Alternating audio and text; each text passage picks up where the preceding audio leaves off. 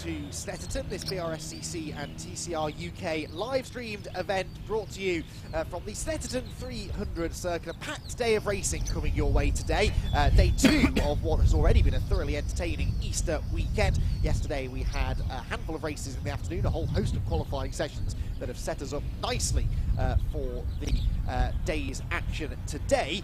We've got in total 6 races coming your way this morning before we get into some of the headline acts, if you like, with the 2 opening rounds of the TCR UK Championship later on today. We have got you covered on your Easter Sunday and plenty of good racing expected, certainly based on the action that we saw from all of the championships that raced yesterday. Quick note, if you're tuning in today because you want to watch TCR UK and Miltech Sports Civic Cup action, which I hope you are, when those races are about to start, you need to make your way over to the TCR UK and Civic Cup YouTube pages, but we will have all of the other Brscc content for you live throughout the course of the day. Kicking things off with the 3rd race of the weekend for the Brscc Fiesta ST240 and ST150 championships. They had 2 races yesterday, both of them within the ST240 class, won by Zach Lucas. The ST150 class also saw a double victory for Ethan Rogers, but for neither of those drivers was it even close to being a walk in the park. Zach Lucas had a lot of pressure put on him in race 1 by Simon Horriban and Alistair Kellett in particular. Alistair Kellett, arguably the fastest driver in the 240 class this weekend, but didn't have a very good qualifying section, so starting mid-mid, by the time he got towards the field of race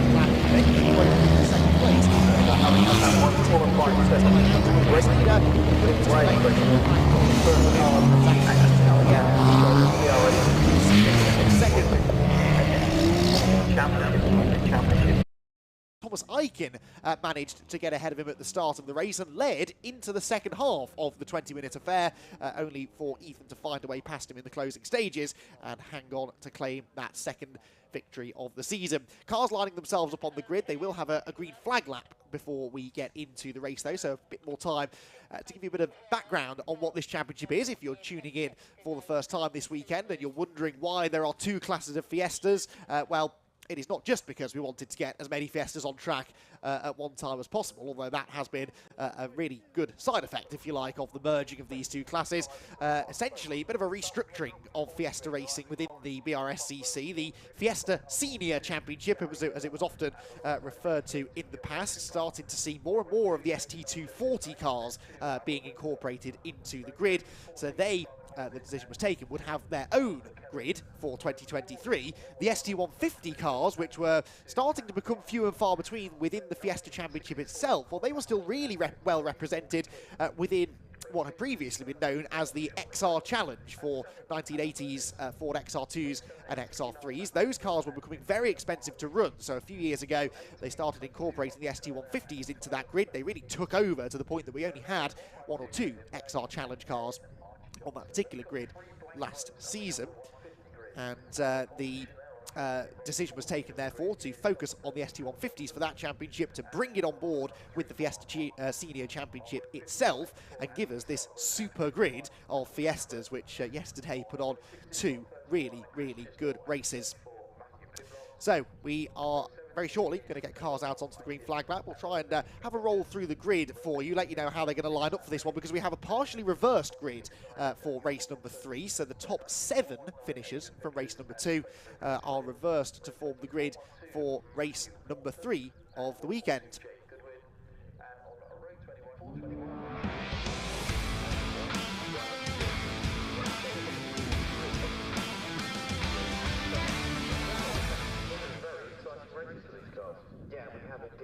So, the 3rd race of the weekend for the Fiesta ST240 and ST150 Championship imminently about to get underway. Cars lining up in the brilliant Snetterton sunshine, about to begin their green flag lap. This is how they will line up then. As I said, we've got this partially reversed grid, so Gary Miller, who was 7th yesterday in race 2, will start from the pole position alongside John Cooper, who had some contact with Albert Webster in that 2nd race yesterday. Joseph Knight and Albert Webster will start together on row number 2 with Simon Horriban and Alistair Kellett, sparring partners for much of yesterday's second race, sharing the third row.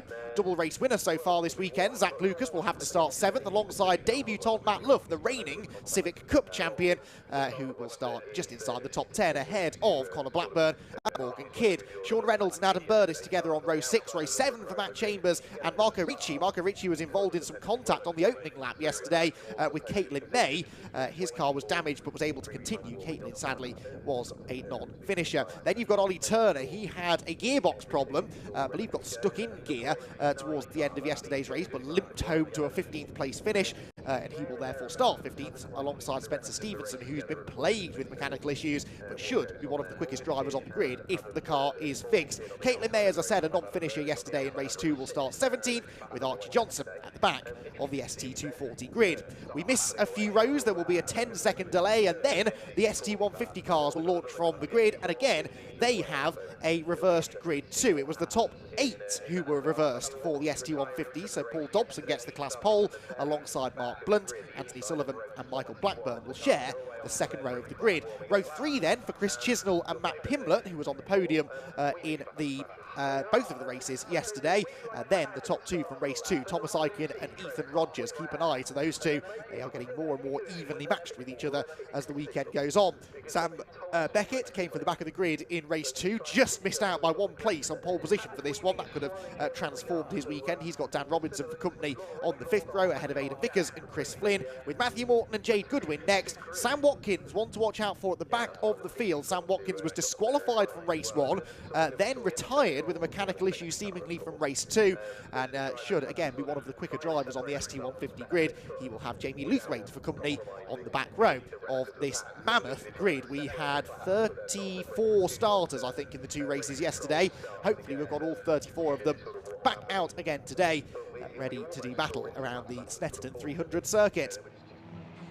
As you can see, cars are now making their way around on what is a bright but still very chilly morning here at Snetterton, and that always will have an effect on these cars because the ST240s run on slick tyres, and so getting the heat into those tyres, as you can see, is a matter of some urgency. They've only got this 1 green flag lap to do that, and they don't have the luxury, as the TCR cars will later on, of having an extra warm-up lap so that they can rotate the tyres and make sure they've got an even balance of grip from front to back. The Fiestas can get very, very leery on cold tyres. The back of the car has a tendency to snap out on corner entry. It caught out Simon Horrobin, actually, in yesterday's first race. He seized the lead from Zach Lucas going into the first corner. Zach qualified on pole, Simon alongside him in that first race, and Simon Horrobin managed to beat him into turn 1, only to get a snap of that cold tyre oversteer through the left-hand kink at Hamilton's halfway round the lap. That handed the lead back to Zach Lucas, and Zach, well, I would say, never looked back from there. He probably spent most of the race looking back because he had Horrobin and Kellett crawling all over him for the entire duration of the race, but ultimately was able to keep them behind. Great looking cars, these ST240s, 240 brake horsepower, turbocharged engines, of course.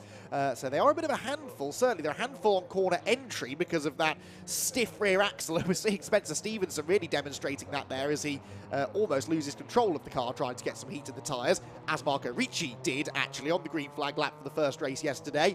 Yes, on corner entry they're very snappy, but also on the power, because they're turbocharged, you get a lot of torque steer as you hit the throttle. Very, very easy to spin up the front axle and understeer straight off the road. So that's another thing that drivers who are new to the championship are having to wrap their head around. But they always have produced really good racing, and we are hoping that we'll see more of the same again here today. I have to say, the fact that Zach Lucas has won both races possibly shouldn't come as much as of a surprise, but in a way it sort of has, because this has all the hallmarks, really, of being the most competitive season to date in the Airtech Motorsport Fiesta ST240 Championship, and everyone's been saying that they can't pick a winner, and yet Zach Lucas has gone and made everyone look a bit silly by winning those first 2 races. Zach was 3rd in the championship last year and did manage to pick up, I think I said in total it was 5 race wins, all of them coming in the second half of the season. Had 2 race wins at Cadwell Park, then won all 3 of the races at the Brands Hatch finale at the Formula 4 Festival last year. So technically speaking, has won the 5 most recent Fiesta ST240 races that have taken place. And we'll be looking to make that 6 wins from 6 here at Snetterton. Keep an eye to that car, the black number 22 car coming from the back of the ST240 grid, and the red number 12 Spencer Stevenson. Ollie Turner, the black 22, just ahead of him. They are 2 of the fastest drivers on the grid, but they both had their mechanical problems this weekend, and hopefully they've got Spencer Stevenson's car sorted out. I've no doubt that Jam Sport have got the Ollie Turner car fixed, and Ollie was really starting to get a lot quicker on what is his debut weekend in the Fiesta Seniors. Former star of the Junior Championship. We'll see the Juniors out later on today as well. Lots of blue oval action today from Snetterton. We've got this race for the 240s and the 150s. The modified Ford series are out as well immediately after this, and then the Fiesta Juniors. So the first 3 races of the day, if you're fans of Fords, well, stick around because we've got 3 Ford races to kick off the action. There's another Fiesta Junior race due to start at 4:45 later on this afternoon in between the TCR races as well. So kind of fitting, really, that we've got the Fiesta Championships here on the TCR package. Of course, Fiesta Juniors are a full-time support series for TCR UK. They'll be following them around the country at every one of their 7 rounds, and we'll be seeing more of the Fiesta Seniors throughout the season as well, which is good because they are mini touring cars. It's a natural little touring car racing ladder now, really. You can either come through the Fiestas or come through the Miltech Sports Civic Cup, which has been running alongside TCR for a few years now. So if you're interested in getting into touring car racing, there are plenty of options now for you to learn your craft at club level, albeit in a hugely professionally run championship, as is always the case with the Brscc, and then move on up into the big leagues. There is Sam Watkins, the red number 421 car, another quick driver starting from a lot further back on the grid than he should be. Again, hopefully they've sorted the issues out that he's had. He hasn't actually scored a point yet this weekend and was likely going to be one of the championship contenders in the ST150s. May still be able to achieve that, but a bit of an uphill struggle from here unless he can score some good points in race 3. So, back of the grid, I think, is almost in position. The 5-second ball will be held aloft on the starting gantry before too much longer. And indeed, that is happening now. So, race number 3 of the weekend for the Airtech Motorsport Fiesta ST240 and ST150 Championships about to burst into life. Gary Miller and John Cooper, the 2 red cars on the front row of the grid. And as the lights go out, it's a really good start by John Cooper. And look at Alistair Kellett, the blue-fronted car, bursting through the middle of everyone. There's a bit of door banging. Simon Horriban, I think, loses a wing mirror. But look at Kellett. He is into 2nd place already. John Cooper leads them into riches for the first time. But Alistair Kellett from 6th on the grid with his best start of the weekend could now be one of the favourites for the race victory. One car is sideways and out into the dirt further back, and up the inside is diving, I think that's Marco Ricci, into the corner where his race very nearly ended at the beginning of yesterday's second encounter. Ollie Turner, the black number 22 car, going around the outside of somebody as well as they make their way out of Wilson and up towards the left-hander at Palmer's. Now, the 150s are equally as lively as they descend upon the hairpin. That looks as though it is Anthony Sullivan, number 84, who has the lead, but Thomas Aiken, I can see, is making some good progress already. Better, I think, than double race winner so far, Ethan Rogers. So advantage Aiken maybe, as Horriban again is sideways on cold tyres, this time into Agostini, and the man, oh, and there's further contact as well coming off the corner, and that might have been Morgan Kidd, I think, who got into him. Simon Horriban really struggling with the rear end of that car on the opening lap of the races, and this time I think he may have some damage. He's slowing down, he was sideways again into Hamilton, and that could be Simon Horriban's weekend over. After 2 podium finishes, a strong start to the season, it's all started to unravel. Now Gary Miller is slow as well. That looked a bit like a missed gear. So Albert Webster dives at the inside into the right-hander at Williams. And we are only halfway around the lap. That's Horriban round again. I'm pretty sure that car has some suspension damage or steering damage because it's had contact on both sides now. And again, we're only halfway around the opening lap of the race. The trouble is that if he stays at that part of the track, that may require a safety car intervention because that's very much a dangerous position. So down at Brundle and Nelson, John Cooper leads, Alistair Kellett second. That is Matt Luff.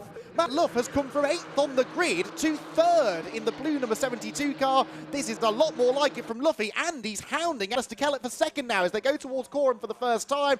Round the never-ending right-hander they will go, and this battle is playing beautifully into the hand of John Cooper, who tries to make his escape out front. Joseph Knight now goes up the inside of Luff for 3rd as they head into Murray's corner for the first time, and there's a big dive further back. That might well have been Gary Miller trying to recover from his early dramas. Side by side for third across the line. They will go then Joseph Knight to the outside of Matt Love. One driver I haven't mentioned yet is double race winner Zach Lucas, who comes through there in 7th place. He has gained no position so far and is already losing touch with the lead group. Luff then on the inside of Joseph Knight. Oh, and Albert Webster goes grass tracking, coming out of Rich's corner. Bounces his way back onto the track. Luff trying to defend here from the 89 machine. Joseph Knight has to settle in behind him, but this is much better stuff from Matt Love. On cold tyres, his first weekend racing a slick shod car, and he's definitely grown in confidence, hasn't he, in those cold tyres. The other car, by the way, that I told you to watch from the back of the grid was Spencer Stevenson. Spencer Stevenson started 16th. He is now 6th. Spencer Stevenson gained 10 positions on the opening lap. He is the red car running in 6th position, just behind Albert Webster, and he is on a mission to try and salvage something from what has been a very disappointing weekend so far. He's got the double race winner Zach Lucas right behind him, and Ollie Turner, number 22, you can see, has made similar progress, picking 6 spots up to run 9th at the end of lap 1, having started down in 15th place. Through Oggies goes the fight between Albert Webster and Spencer Stevenson for 5th position. Albert Webster spending more time on the grass than the tarmac on this second lap of the race so far. Kicked up the dirt again there going out of Oggies. Uses plenty of the runoff area at Williams to try and maximise his speed down the back straight. It's game on though for the race lead. Alistair Kellett, having shaken off the advances of Matt Luff on that opening lap, has caught right up to John Cooper, the race leader. He looks to the outside going into Brundle and Nelson. That might give him the inside for the right-hander, but not worth the risk just yet, thinks Alistair. Meanwhile, Spencer Stevenson up the inside of Albert Webster, and there is contact. Webster's on the grass again. Now, was that because there's damage, or was it just a tiny touch in the wrong place that unsettled the car? I'm not so sure. He will lose several positions as a result, though, because Zach Lucas, Gary Miller, Ollie Turner, they were all queuing up behind him as they come through to the end of lap number 2. Reversed grid tin top racing. It never fails to deliver action, does it? And I think there's more action to come because that lead group is getting closer and closer together by the moment. It was Matt Pimlett who led the opening lap in the ST150s, by the way. Is it still Matt in front? I'm not so sure. We'll check in with those afterwards because the ST240s are recreating a double file rolling start here. Look at that. That's Matt Luff to the outside of Alistair Kellett. John Cooper trying to fend them all off into Rich's corner. Who will come out of this on top? It could be Matt Luff. Matt Luff around the outside of everybody from 3rd to 2nd and might yet get the lead as they go into the Wilson hairpin. No, John Cooper fends him off, but immediately pulls to the inside line to defend. Luff on the outside will actually end up losing 2nd place again to Alistair Kellett, and they all come out the corner in more or less the same order they were a few moments ago. The exception being that Joseph Knight has been shuffled out in the yellow machine, and so through has gone Spencer Stevenson. Zach Lucas pulling to the outside of him as well as they turn their way through the left-hander at Palmer's and down towards Agostini. John Cooper, who has been racing in the Fiesta Championship for a number of years now, hasn't had that many podium finishes. He is going to hold on to this for as long as he can, but he's got the fastest man here at Snetterton and possibly the hungriest man in Alistair Kellett right on his tail. Up towards Hamilton they head, the left-hand king leaning on that right rear tyre, hoping you've got enough tyre temperature for the car to grip up by this stage, and then hard on the brakes. Into Oggies, Joseph Knight launching up the inside of Spencer Stevenson. That was a bold move. Is it going to be a successful move, though, to try and reclaim that 4th position? He's still on the inside into Williams, and Spencer will run right out wide onto the dirty side of the road, and that's going to scupper his exit speed as well. Zach Lucas, the 111, gets alongside. Gary Miller is there trying to fend off Albert Webster, who's got the run on the lot of them. Albert Webster, one of several drivers moving up from the Fiesta Junior Championship this year, trying to regain some of the ground. He lost a lap or so ago. He's up the inside of Gary Miller. They're 3 wide into the braking zone. The leaders concertinaing together as well. This is all too busy for words. Joseph Knight, all the leaning on each other from Stevenson and Lucas, but I think Zach Lucas will manage to get ahead of the number 12 machine, whilst Gary Miller is determined not to allow Albert Webster to get past him. Ollie Turner joining in the fun too, and Morgan Kidd in the Dayglow pink car, the number 53, and that's Ethan Rogers, double race winner in the ST150 category. His car, has he gone off or pulled off? There is steam coming from the front of the car. I think that might be a mechanical issue rather than an accident, but the double race winner from the ST150 class is going to score no points from race number 3 this weekend.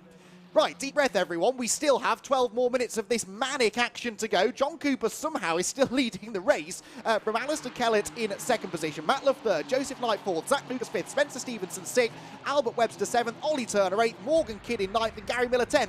That is the lead group, the top 10 quicker than you can say it, flashing past the start-finish line and now making their way through the hairpin at Wilson, where Alistair Kellett drifts out a little bit wide, and Matt Love, who really is now getting the hang of this Fiesta racing business, is all over the back of him, heading through Palmer's, the left-hander.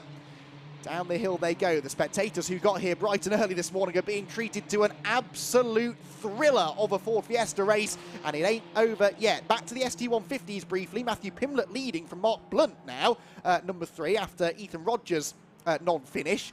What has happened, I wonder, to Thomas Eichen then? Because if it wasn't Rogers who won this race, you would have put some money on it being the Thomas Eichen machine. Eichen has not actually got to the line yet. He's a lot further back than he should be. Now he goes through, but he's only 9th in class, so I wonder whether Eichen's had some issues in this race as well. The ST150's out of the Wilson hairpin. Well, some of them out of the Wilson hairpin. It takes Anthony Sullivan a bit longer than it should have done to get through that corner because he was out on the grass. In the background, you could see the squabbling ST240s making their way towards the back straight, with, I think it was still John Cooper at the head of the group.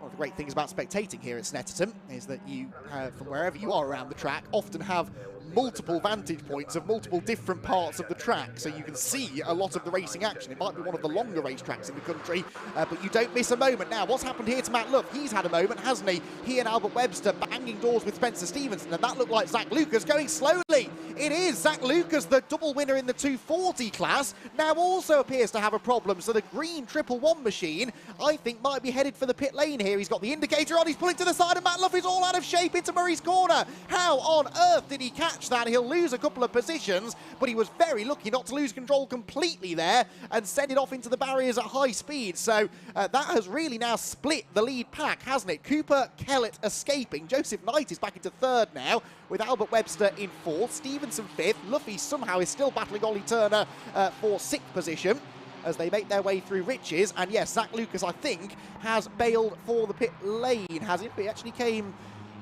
through that time, did Lucas? Yes, he's still there, so I'm not quite sure what's going on with the 111 car. Maybe a little intermittent gearbox issue for him too. We've seen a couple of those this weekend from the 240s, and that would explain why perhaps the pace is there sometimes and isn't there at other times.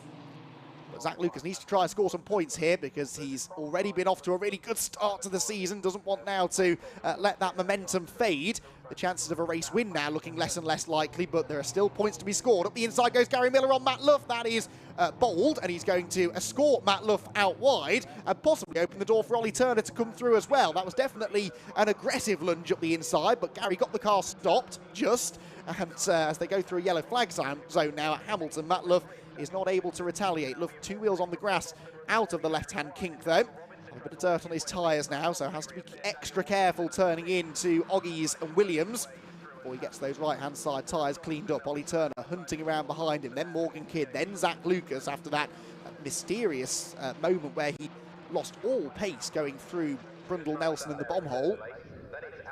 Back at the front then, still John Cooper leading, Kellett 2nd, and Joseph Knight, I would venture, is gaining on them. Yes, he is in the 1st sector on this lap. Joseph Knight 3/10 quicker than the race leader. Ollie Turner around the outside of Matt Luff through Brundle, gives him the inside line for Nelson, and leans on Matt Luff. That was fairly predictable, and opens the door for Morgan Kidd, and maybe the recovering Zach Lucas to come through as well. So a race that promised much for Matt in the early stages is now starting to unravel slightly.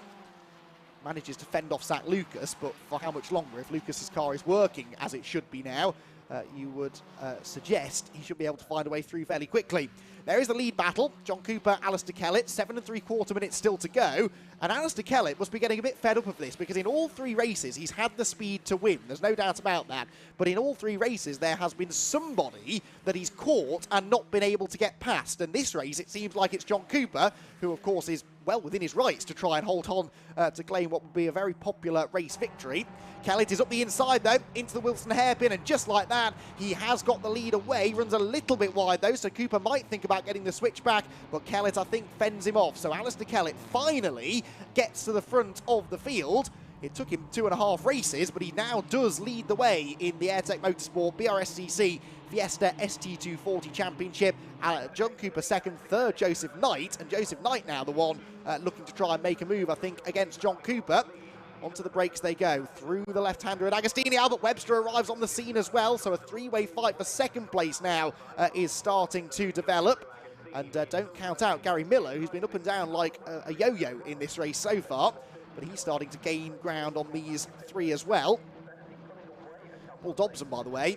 Sorry, no, not Paul Dobson. It is still Matthew Pimblett who leads in the ST150 class from Blunt and Dobson third. That's how it was at the start of the last lap anyway. And I think will be the order that they're in now. Yes, no, Robinson has got through into third place in that class. In fact, that is the move for... no, that's Pimblett, excuse me, under pressure from Mark Blunt. So this is actually the fight for the lead in the ST150s. The 169 car is Robinson third. And now here comes... Sam Watkins, I was right the first time, up the inside of Paul Dobson. So Watkins trying to claim fourth place now. Then the number 55 of Mike Blackburn runs sixth in class. Thomas Aiken is still only seventh, despite the really promising pace that he'd shown earlier in the weekend. There he goes, flashing through shot. Sam Beckett there, the number 96 coming through as well. But pretty interesting battle for the class lead then developing now, as Matt Pimblett has got Mark Blunt breathing down his neck. Big lunge up the inside, that's Thomas Aiken going for a move, and, well, he might not make that stick because he missed the apex by a country mile, and I suspect will lose the place again on the run to the next corner. Sam Watkins, meanwhile, is now up the inside of Paul Dobson.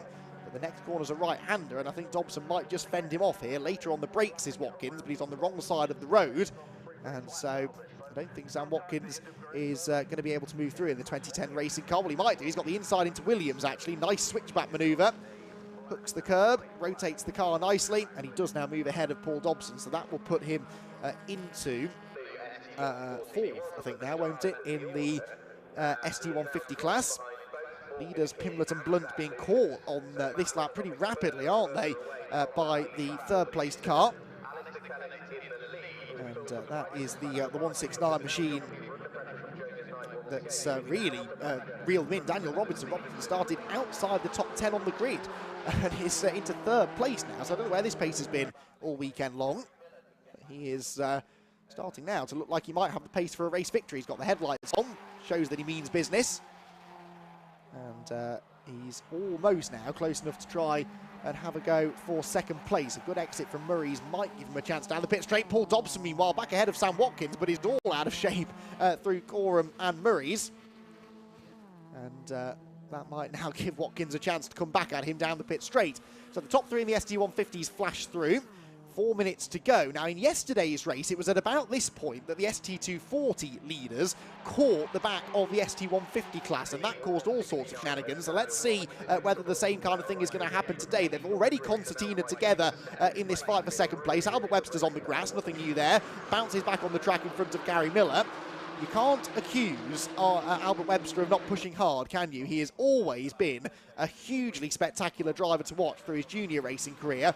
And these ST240s, they're a bit more of a handful. He's more than capable of handling them. But that spectacular driving style, if anything, is only being exaggerated by these slightly more powerful, more lively cars.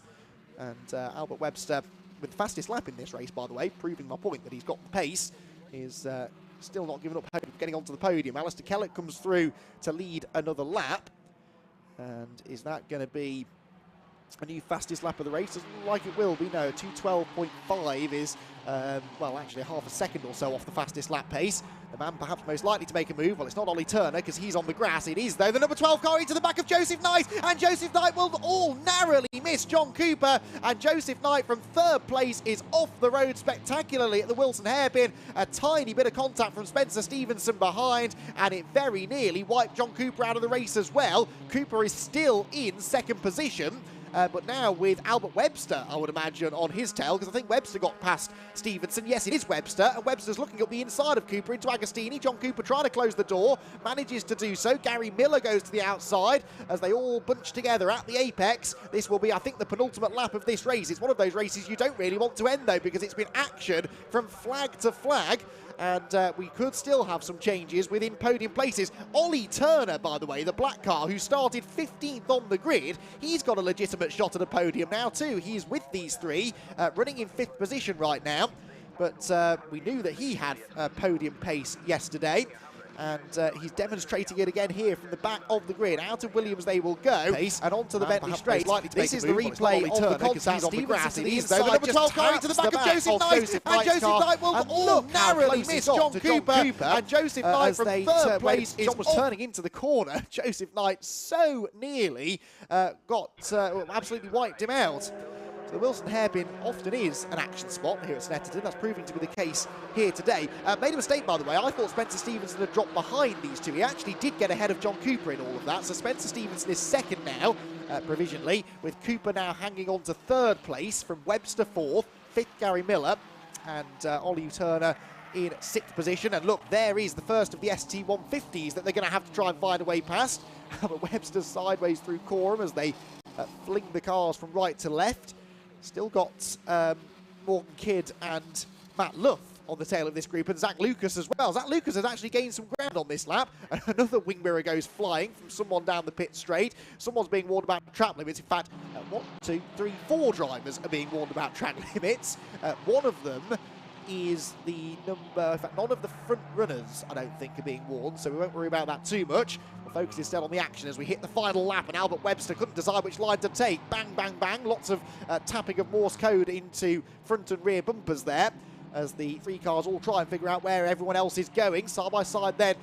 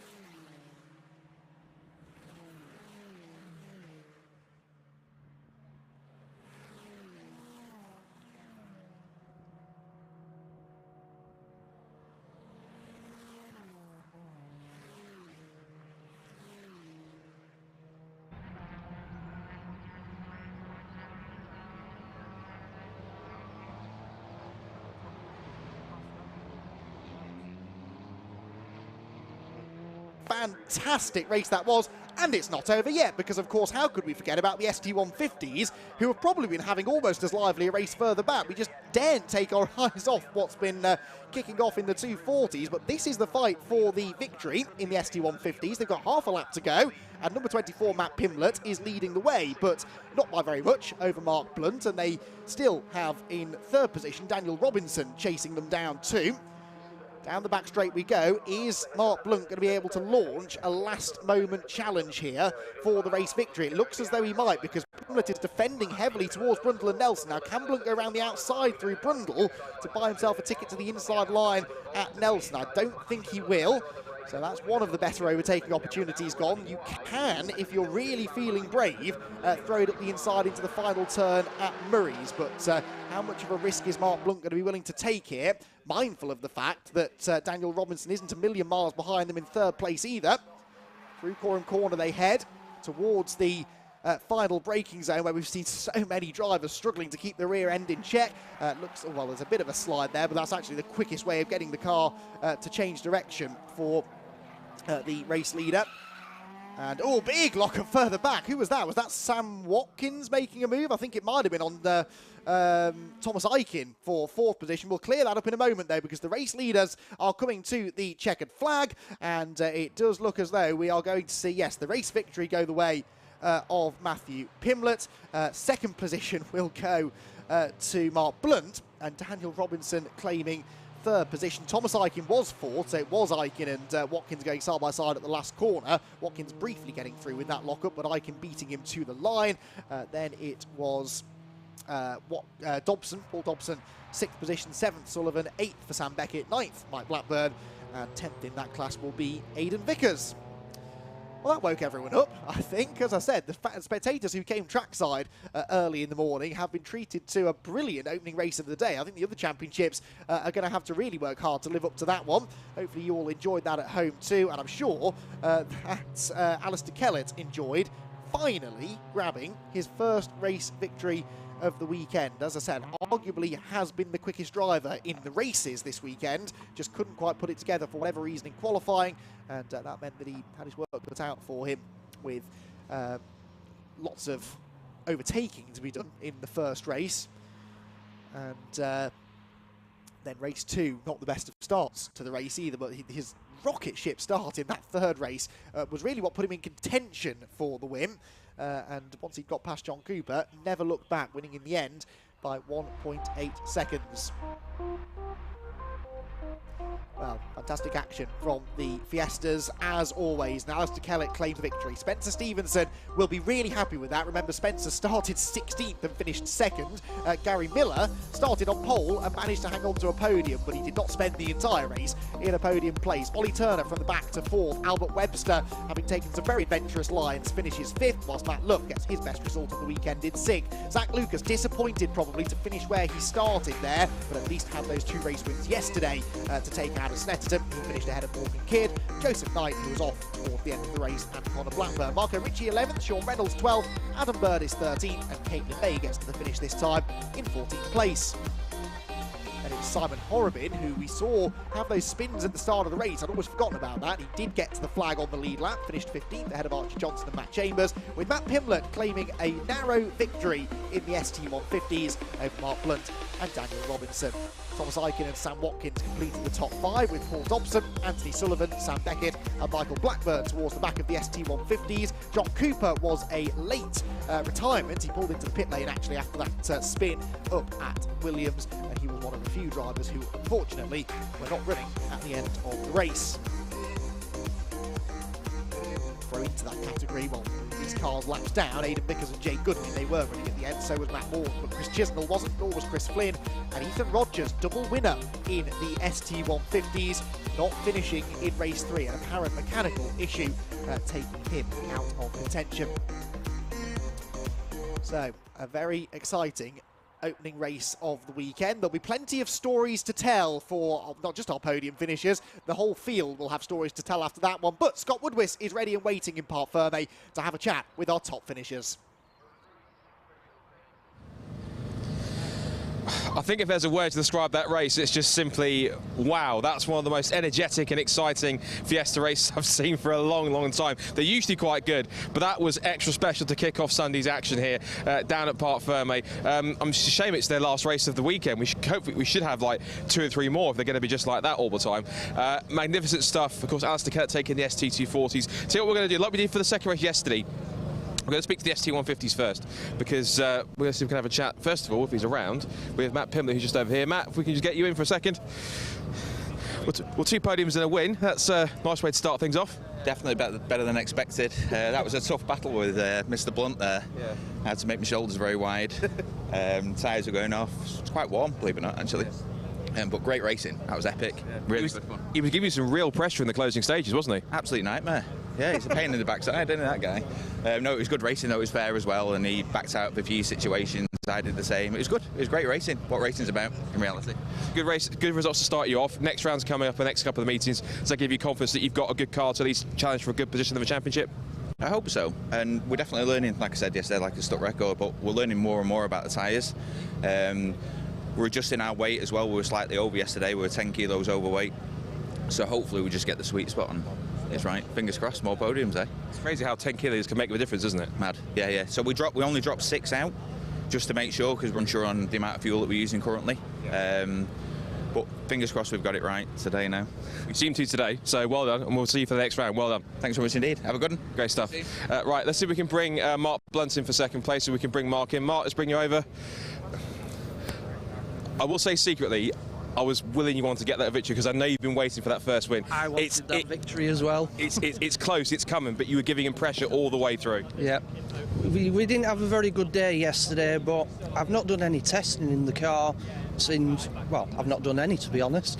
So yesterday was just learning the tyres, and today it was full send. Yeah.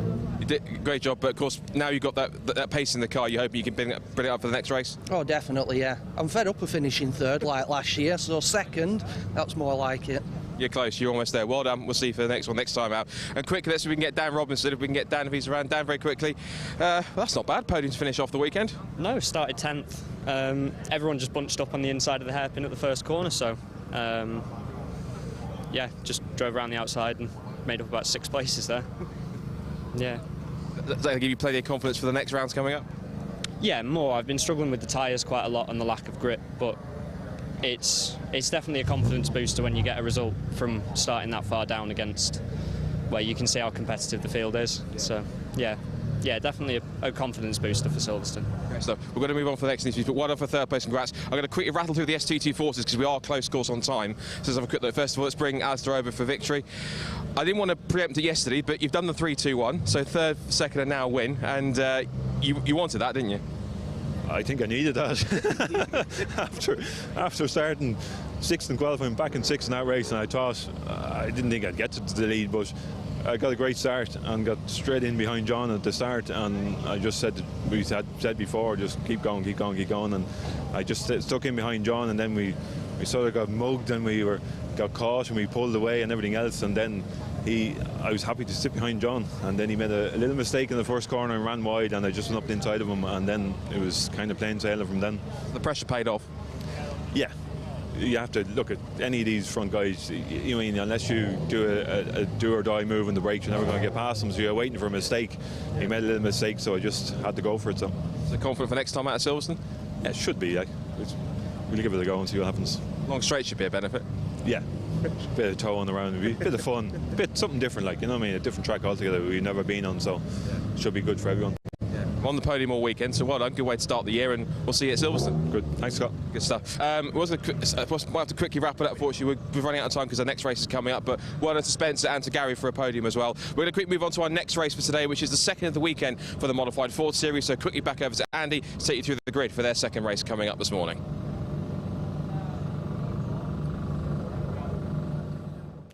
Yeah, thank you very much, Scott. It'll take us a while to get through the grid. It always does with modified Ford Series racing, because once again, we've got a big grid of cars, hoping for 37. There were more entered this weekend, but those of you who tuned into yesterday's first race of the weekend will remember that we lost a couple of cars in the early stages. A shunt at the first corner, which saw James Allen, who'd started on pole position in his Ford Focus RS, have a spin on cold tyres at turn 1. He was then collected by Paul Neville and Piers Grange, no, Mike Thurley it was, excuse me, and those two with contact were off the track and a red flag was thrown. But hopefully a much cleaner start coming up in today's second race of the weekend.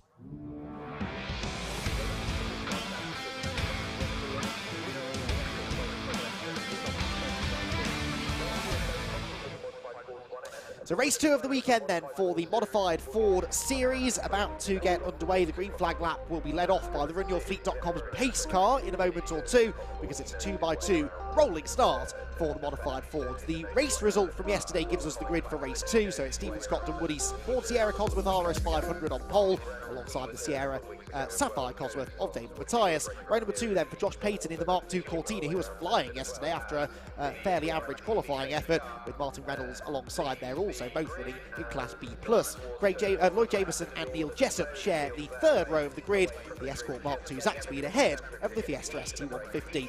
Then it is David Guthrie's Fiesta alongside Harry Hardy in the Ford Puma. Then you've got Ralph Higson, who will line up 9th alongside Mike Watson in the Ford Sierra Cosworth. Row 6 then for Oliver Bullion, and alongside him is going to be Daniel Cowan.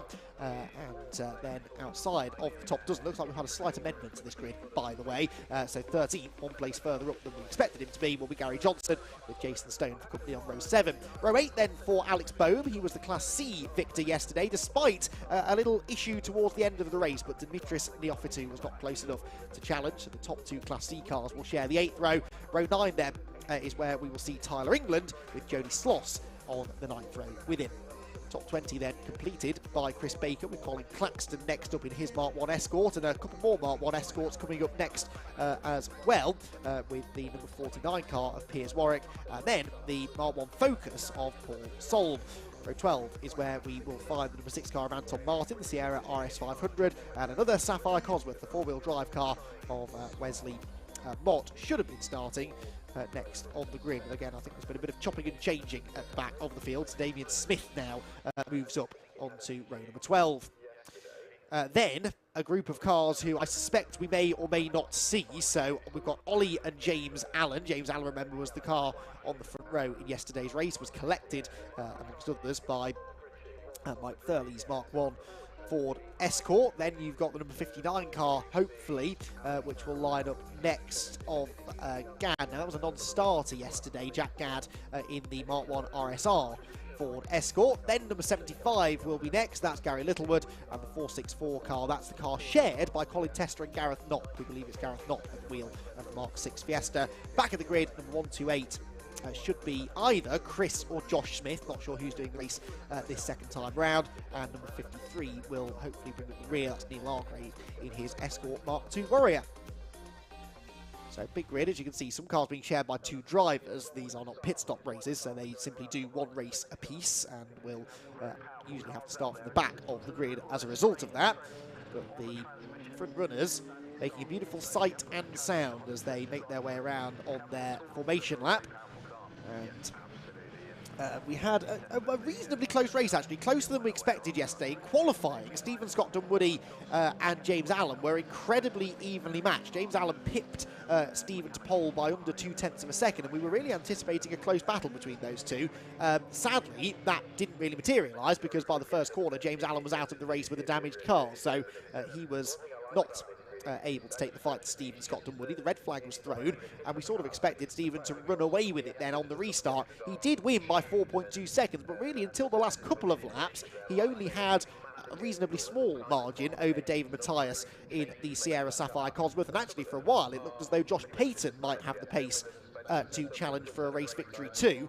Ultimately didn't quite have the speed through the second half of the race to do so, and faded away ultimately even from David Matthias in second place. But there was definitely the prospect, I think, of some more good racing in this this second race of the weekend. And though we don't have the Ford Focus at the front of the grid, we do have it at the back. So I've just spotted it, actually. Car number 77 is out on the grid. It's just about to come into the shot now, into the bomb hole, but that is James Allen in the Ford Focus RS Mark II. Qualified on pole yesterday, and the car with the Miltech Sport stickers on the back of it. One of several cars that have had some repair jobs done by the looks of it overnight. So that's good news. Piers Grange, I think, is out there as well. Got the 53 car at the back of Neil Argrave that I mentioned was a questionable starter. And also looks as though Mike Thurley's car was there. I didn't spot Paul Neville's car. I think I did see that car being put on the back of the trailer last night as I was leaving the circuit, as if it wasn't going to be racing today.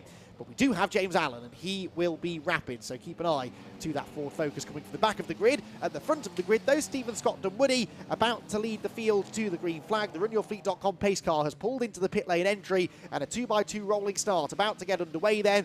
Will it be the Sierra Cosworth or the Sierra Sapphire Cosworth that leads into Riches for the first time? The speed starts to build further back. The leaders are approaching the start-finish line, and the red lights go out. We're away in racing for the second time this weekend in the modified Ford Series, and it is the pole sitter Stephen Scott Dunwoody who converts pole into the race lead at Riches Corner, and a pretty safe and sensible start this time around from the top 4 or 5 or so. There is James Allen in the big Focus. He's got the 59 car going up the inside of him into turn number 1. That is Jack Gadd. who did not make the start yesterday, I seem to recall. But James Allen just understandably running a bit tentatively on cold tyres at the start of what is a very short race as well, just the 15 minutes to be going with today, so he doesn't have a huge amount of time to get to the front of the field. AJ Howe, I'm hearing, is also a non-starter, thanks to Rob Lewis for letting us know about that, and that's a big, big puff of smoke from the 87 of David Matthias as he tries to defend that second place from Josh Payton. As the side-by-side battling in the midfield erupts already, 125 and 444 together. That's Dan Cowan on the outside, Oliver Bullion on the inside line in their pair of Fiestas. Top 4 or 5 staying pretty close together. It's kind of what we saw in the early stages of yesterday's race, really, with not huge margins between the leading group. I think it took Stephen Scotland-Woody a few laps just to warm himself and the car up yesterday. He really started to pull away. The sideways antics of Neil Jessup was definitely something that we enjoyed in yesterday's race, but Neil seemed to fade a bit towards the end of the shortened 12-minute race as it was on that occasion. And he unfortunately finished a fairly lowly 6th place. He's running, I think, inside the top 5 for now, but that car looks like it's back on top form, and so is Jack Gadd's car. Look at that, diving up the inside, number 59, making some incredible progress from the very back of the grid. So he is already well inside the top 10, and looks as though he might have one of the fastest cars on the track. Through come the Fiestas, trying to pick out James Allen's Ford Focus, which has, there it is, just in the back of shot, coming through Brundle and Nelson. As the 44 car was losing a place too. That was Mike Watson, who had a grassy moment just before the red flag was thrown in the first race yesterday. So through Coram they go, and there is James Allen, number 77, going through. 29 as well. You can see the slightly patched up right front corner on the Mike Thurley Escort, after those two came together in the first corner carnage in race 1. Scotland-Woody then leads by 1 second at the end of the opening lap. David Matthias in second, Josh Payton third, another second and a bit further back. I'm interested to see what sort of lap times we're getting out of the likes of Jack Gadd in particular, who is into 7th place, like I said, after an astonishingly good opening lap of the race. And has he got the pace to get up there and challenge for a podium? Perhaps James Allen coming up the inside of Jason Stone's red and gold Ford Fiesta. Jack Gadd, by the way, that opening lap of the race, bear in mind this from the start, and at the very back of the grid was a 2:19.4, 9 seconds off the race leader, but he passed 21 cars while setting that lap time, did Jack Gadd, and he's just done a purple first sector 2 seconds faster than race leader Stephen Scotland-Woody. So Jack Gadd is the fastest car on the track right now, and he's only 8.5 seconds off the race lead. So this is definitely a potential race-winning car, I think. The Escort of Jack Gadd, the Ford Focus of James Allen, incidentally, that we're following. That was 17th after lap 1, gained 9 positions, but was not quite the biggest mover, let's say. Jack Gadd definitely taking that crown and has likely already found a way past Neil Jessup and Lloyd Jameson. Side by side there through Williams, just in front of James Allen, who might now pick up another place. I think he will. As this big train of cars is being led really by David Guthrie, who runs in Class B+. Class leaders at the moment, Scotland-Woody leads in Class A, Payton leads Class B+, Super A being led by Lloyd Jameson, Super B by Jack Gadd, unsurprisingly, and Class C, which was run by Alex Bohm yesterday, still being led by Alex Bohm in the black and yellow for one of the few, a couple of black and yellow Ford Fiesta ST150s. Out onto the main straight with possibly a problem there, maybe just a bad exit from the corner goes Lloyd Jameson, leading in that Super A class. And Jameson has fallen behind Jack Gadd. In fact, Jack Gadd is now third and just set a lap time that was 4 seconds quicker than the race leader. He's 4.5 seconds behind the race leader right now. So I think Jack Gadd could be in the lead by the end of this lap. Neil Jessup, meanwhile, is up the inside of Martin Reynolds. And this is a battle between Martin Reynolds in his Zaxpeed Ford Escort and Neil Jessup in his Zaxpeed Ford Escort. Slightly different aero kits on the car, but they are both running very evenly matched at the moment. There is Jack Gadd, though, by far and away the fastest driver on the track right now, and he's caught David Matthias for second place. The rear-wheel drive Escort slewing around coming out of Agostini, but he makes that look incredibly easy, gets the inside line and has completed the manoeuvre long before he gets to the kink at Hamilton. and I suspect he'll be in the lead, possibly even by the end of the Bentley Straight here, because he was within 2 seconds, I think, of Scott Dunwoody as he made that move. And you can see the way he's romping away from Matthias and reeling in the race leader already. So Jack Gadd in the Escort Mark 1 RSR. Well, maybe at the end of the Bentley Straight was a little bit optimistic, but I think he'll be on the tail of Stephen Scott Dunwoody even by the end of this, the 3rd lap of racing. Sideways he goes out of the right-hander at Nelson. It's a lovely noise, this car as well. It was really looking rapid in the qualifying session yesterday. It was Jack Gadd's car. He qualified 7th, but caught up, perhaps was he in that turn 1 incident? I'm forgetting now why he retired from race 1, but he did retire. And car looks fine, doesn't it? Which is why I'm suspecting it was more of a mechanical issue that took him out that I've just forgotten. But anyway, whatever it is, he is absolutely flying now. And he is only 0.7 of a second off the race lead. That was a 2:02.0, which, for reference, was 3.9 seconds quicker than the race leader, and he's off! Jack Gadd is off! He's thrown it away in the first corner, and, well, all of that now comes to absolutely nothing. Jack Gadd pushing a little bit too hard, maybe. Didn't need to be going 3.5 seconds quicker than the race leader. There's been a moment as well for David Matthias, perhaps shocked by what happened ahead of him. And the Sapphire Cosworth now falling back into the clutches a little bit of Josh Payton, who still leads in his class. But what on earth happened there to Jack Gadd? I wonder if we can get another look at that at some point, because that was a spectacular spin, and he has rejoined. Look, there he is in the background. I mean, as daft as this sounds, he could probably still win the race, because you know he's got a massive pace advantage over the others, but he needs to keep it on the track, doesn't he? That will have caught his attention. Thankfully, lots of runoff area there at Rich's corner, and he never made contact with anything solid. Let's take another look then. Down towards the first corner he was going, closing in on Stephen Scott Dunwoody. And a very bumpy braking zone it is at Rich's corner. Does that unsettle the car? No, I think just carried a bit too much speed in. Oh, it almost went over, didn't it? Right up onto 2 wheels as the weight shifted from one side to the other. And then he goes and does some very spectacular donuts in the possibly slightly damp grass at the first turn. But that was a big, big moment for Jack Gadd. We'll see where he falls back in line by the end of the lap. He's just coming up alongside Lloyd Jameson, I think, isn't he? So Lloyd Jameson started this lap 16.3 seconds off the race lead. So safe to assume that maybe Jack Gadd is about 16, 17 seconds off the lead right now. There goes James Allen, by the way, coming towards us, number 77. So he's not made the sort of electric progress through the field that Jack Gadd has, but progress has been made nonetheless, and he's inside the top 10 now, 8th position for the pole sitter from yesterday's race.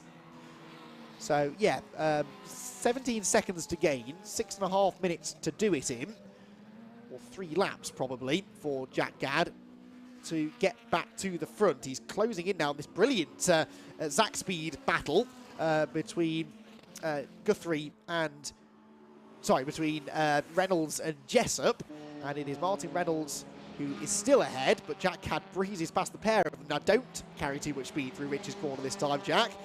Much more like it.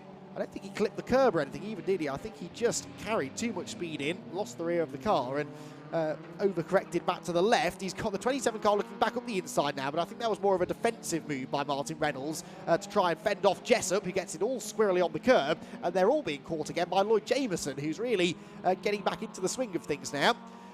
Forget what I said about Jack Gadd being 17 seconds off the lead, by the way. He was only 9.9 off the lead because it was a slow lap, that one, for Stephen Scott Dunwoody. In fact, everyone going quite slowly on that last lap. Stephen Scott Dunwoody did a 2:14.6, which was 9 seconds slower than his previous best lap. So we saw him have a moment at Rich's.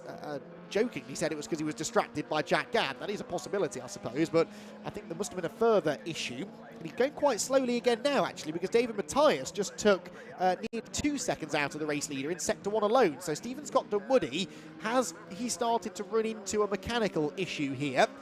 Always a concern with these cars that are not fresh off the production line. There you can see the 2 Sierras getting themselves closer together now at the front of the field. Scott Dunwoody still ahead in the RS500 Cosworth, but the Sapphire Cosworth and indeed the Mark II Cortina starting to reel him in. Jack Gadd is back into 4th position now, remarkably, whilst Martin Reynolds and Neil Jessup were continuing their race-long ding-dong battle behind, but they've both been overtaken by Lloyd Jameson now, and I think Jessup is ahead of Reynolds, so Reynolds has lost 2 positions on this lap, 3 positions technically, with Jack Gadd getting past them as well. But I still think that if Jack Gadd can keep that car on the island, he is the favourite to win the race. He's wrestling it through Coram Corner, onto the brakes for Murray's. Fling it back to the left, out onto the pit straight again. And let's see what the gap is. So remember, at the start of the lap, he was 6th and 9.6 seconds off the race lead. At the end of lap number 5, he is 4th and 5.2 seconds off the race lead. So he's continuing to take about 4 seconds a lap out of the leader. But Jack Gadd is capable of lapping in the 2-minute 2s, whereas Scott Dunwoody just did a 2:11.9. So Scott Dunwoody is really off the pace for some reason, nursing an issue you have to suspect. But David Matthias not really taking full advantage of that. Look at the tyre smoke off the back of the Mark 1 Escort of Jack Gadd as he lights the rears up coming out of the Wilson hairpin. There's a lot to be said for modern motorsport and modern racing cars and one-make racing, and you know, we've seen how good the racing can be in those sort of categories in the Fiesta Championship just now. But there is nothing quite like, oh dear, well that's another smoky car, 444 of Oliver Bullion having a spin at Murray's, but there's nothing like seeing these proper old school 70s, 80s cars with rear wheel drive, no ABS, no traction control, drivers having to manhandle the cars around the tracks to get a good lap time out of them. And it is a spectacle like no other. There's still some smoke coming out of Oliver Bullion's car, which suggests to me, rather worryingly, that he might have spun on his own fluid. And that worries me because it means he might still be dropping fluid on the track. Can't see anything on the road from that camera perspective at least. But, oh, that's not ideal either. That is Jody Sloss, who's got left rear damage, the left rear wheel pointing at not the angle it's supposed to be. And that's going into Williams, I think, out onto the back straight. So thankfully that car's well, it's out of the way enough probably. Oh, another one off now, number 147. Damien Smith, they're all throwing themselves at the scenery. Is this because there's fluid down, though, as I say, from the Oliver Bullion car? Or is it just a coincidence? Well, I suspect maybe there is some fluid down because that was a brilliant bit of car control from Josh Payton, and Lloyd Jameson is sideways as well. There must be something on the track. Up at that final sector, and Jack Gadd is slow. Jack Gadd is slow. Has he got a puncture? The left rear tyre has been smoking quite heavily, hasn't it, for a couple of laps. And I did wonder whether it looked like it was going soft. I think it is. I think Jack Gadd's got a left rear puncture, and he's making his way down into the pit lane. It's hard to tell, but I think that left rear is a bit soft. And Jack Gadd, perhaps as a result of the spin, maybe that's what caused the spin, actually. Give him some credit, because it was a bit odd the way the car swapped ends on him. And he's into the pit lane and out of the race. That's a shame then, but we're still not done with the fight for the race win, because Stephen Scott Dunwoody, he's improved his lap time slightly now, but he was only a 10th quicker than David Matthias that time. And Payton matching them as well. So the top 3, in fact top 4, all lapping within a 10th of each other there, because Lloyd Jameson suddenly has emerged as a potential podium finisher, and that is Stephen Scott Dunwoody. That's the race leader. The engine has expired spectacularly on the RS500 Cosworth, and there definitely was fluid coming from the front of that car, and others are spinning on that fluid down into Agostini. So there's a smoke screen, there's fluid on the track at Agostini, there's fluid on the track in the final sector as well. And I wonder whether race control may have their hand forced here, because if the track conditions are this bad, then they may be forced to curtail the race a little early. We're on the final lap anyway, though, so they may just be able to let this run. Hopefully, though, we don't get any further issues. So, out of nowhere, David Matthias leads, and Josh Payton in the Mark II Cortina is in second position. Now, has Payton got anything left for David Matthias? These two have been lapping very equally throughout this race, but on the last lap, Payton was fractionally, well, actually, he was fractionally slower than Matthias, but we're talking a couple of hundredths of a second. And on this lap, I think he's gaining a little bit of time. Yes, well, they're, again, pretty even within a hundredth or so of each other through the sectors. Just looked like the gap was coming down, but maybe that's a slight optical illusion, because as they come through Coram for the last time, David Matthias looks to have this all under control, but we've seen other cars getting sideways through this sequence of corners, and Payton is throwing everything at it into the final turn.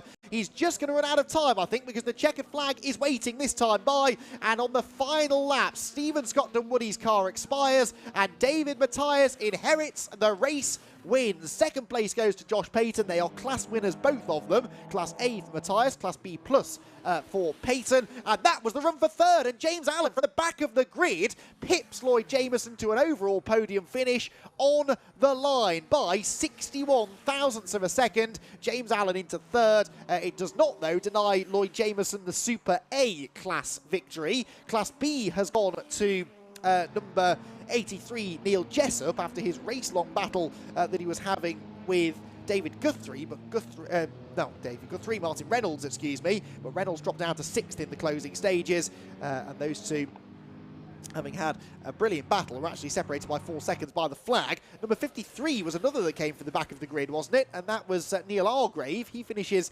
7th in his Escort Mark II Warrior. Then Guthrie in 8th position, 9th place for number 17, Ollie Allen.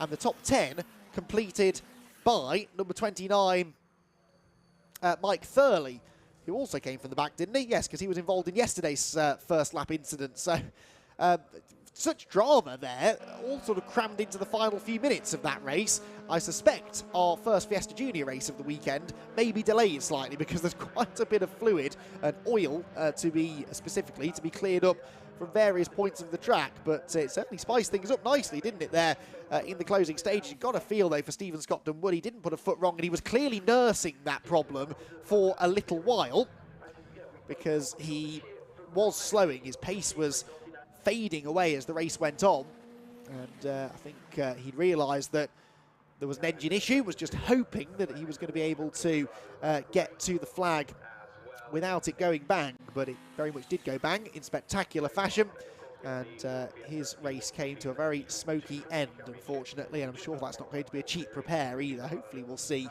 him back out again, though, at the next round of the Modified Ford Championship.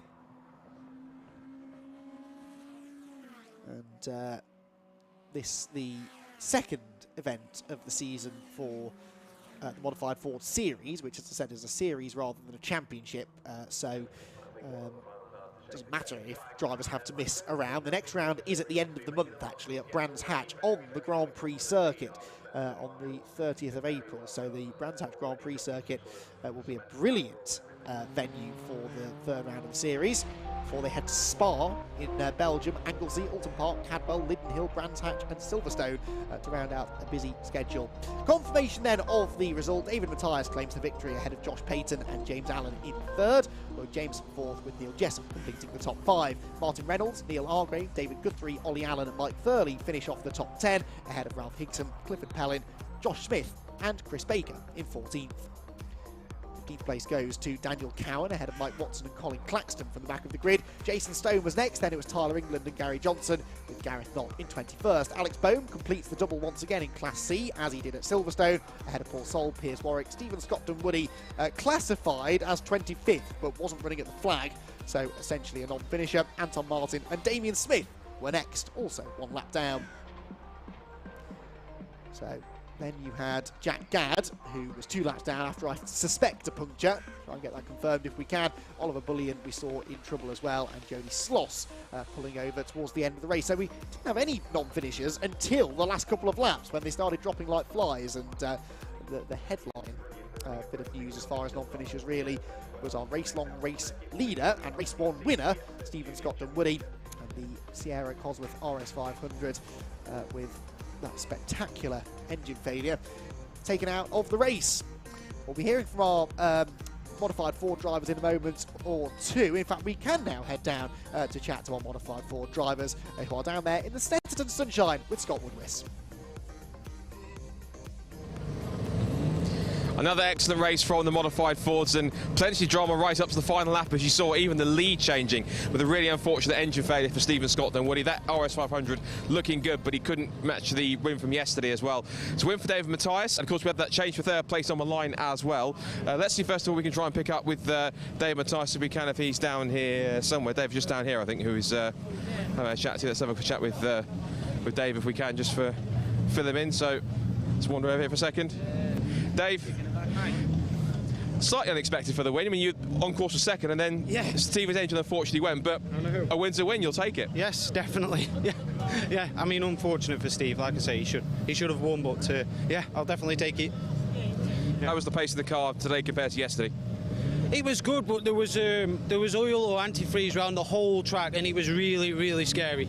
I went off in the first corner. Jack spun, I went off, and just managed to keep second somehow. And then you were just tootling, trying to find where it wasn't on the track. It was awful, really. But yeah. Looking forward to the next outing? Yes, yeah. We've got a little break now until autumn because I'm not going Spa and Brands GP, so but yeah, should be good. Yeah. Rest the car up when you get out for next time. Yeah, definitely. So well done the win. We'll see you for next time. Well done. Let's have a chat with Josh second. Third yesterday, second today. It's been quite a good run of podiums for you. Yeah, very good. Yeah, I was enjoying that. It was a bit sketchy in places where some had been dropped on the corners and that, sliding around, but yeah, really enjoyed that. Shame about the three-door Sierra, but yeah, really enjoyed it. Nice trying to keep up with this old Sierra Sapphire. Enjoyed that. And the car was good in today's conditions? Yeah, I got a bit of a vibration in it, so got something to look at, but yeah, apart from that, it seemed to be driving nicely, driving well. So looking forward to next time out? Yeah, looking forward to it. You have to get that podium run up. Yeah, that's it. Sounds good, doesn't it? Yeah, good stuff. Yeah, we'll try and keep up. Great stuff. Well, well done for this weekend. Great results, and we'll see you next time. Thank you very much. Great stuff. Right, I want to see if I can try and find James Allen, because he has walked off a little bit here, and I can't exactly remember where he's got to. Whereabouts has James got to? There's James. He's walking across here. James, we can get him across just to have a quick chat. Well, I must admit, James, I was preparing to talk to Lloyd, and then all of a sudden you pipped him up the line. Yeah, that was good. Especially from the back. Yeah, I weren't quite at the back, but that was a good drive. I enjoyed that. Yeah. There's loads of oil, so much oil. It's just, yeah, that was interesting. I just knew that I had to be on Lloyd's back end coming out of there. Yeah, that was good. Yeah. Looking forward to the next one? Yeah, it's Brands now. Brands. Yeah, we're James Allen Interiors is sponsoring that one, so yeah, we need to be there. You reckon the car's got good pace around the GP circuit? We've never done it. You never done it? No, but I reckon it'll suit it. Yeah? Yeah. So it's got plenty of power though. As now.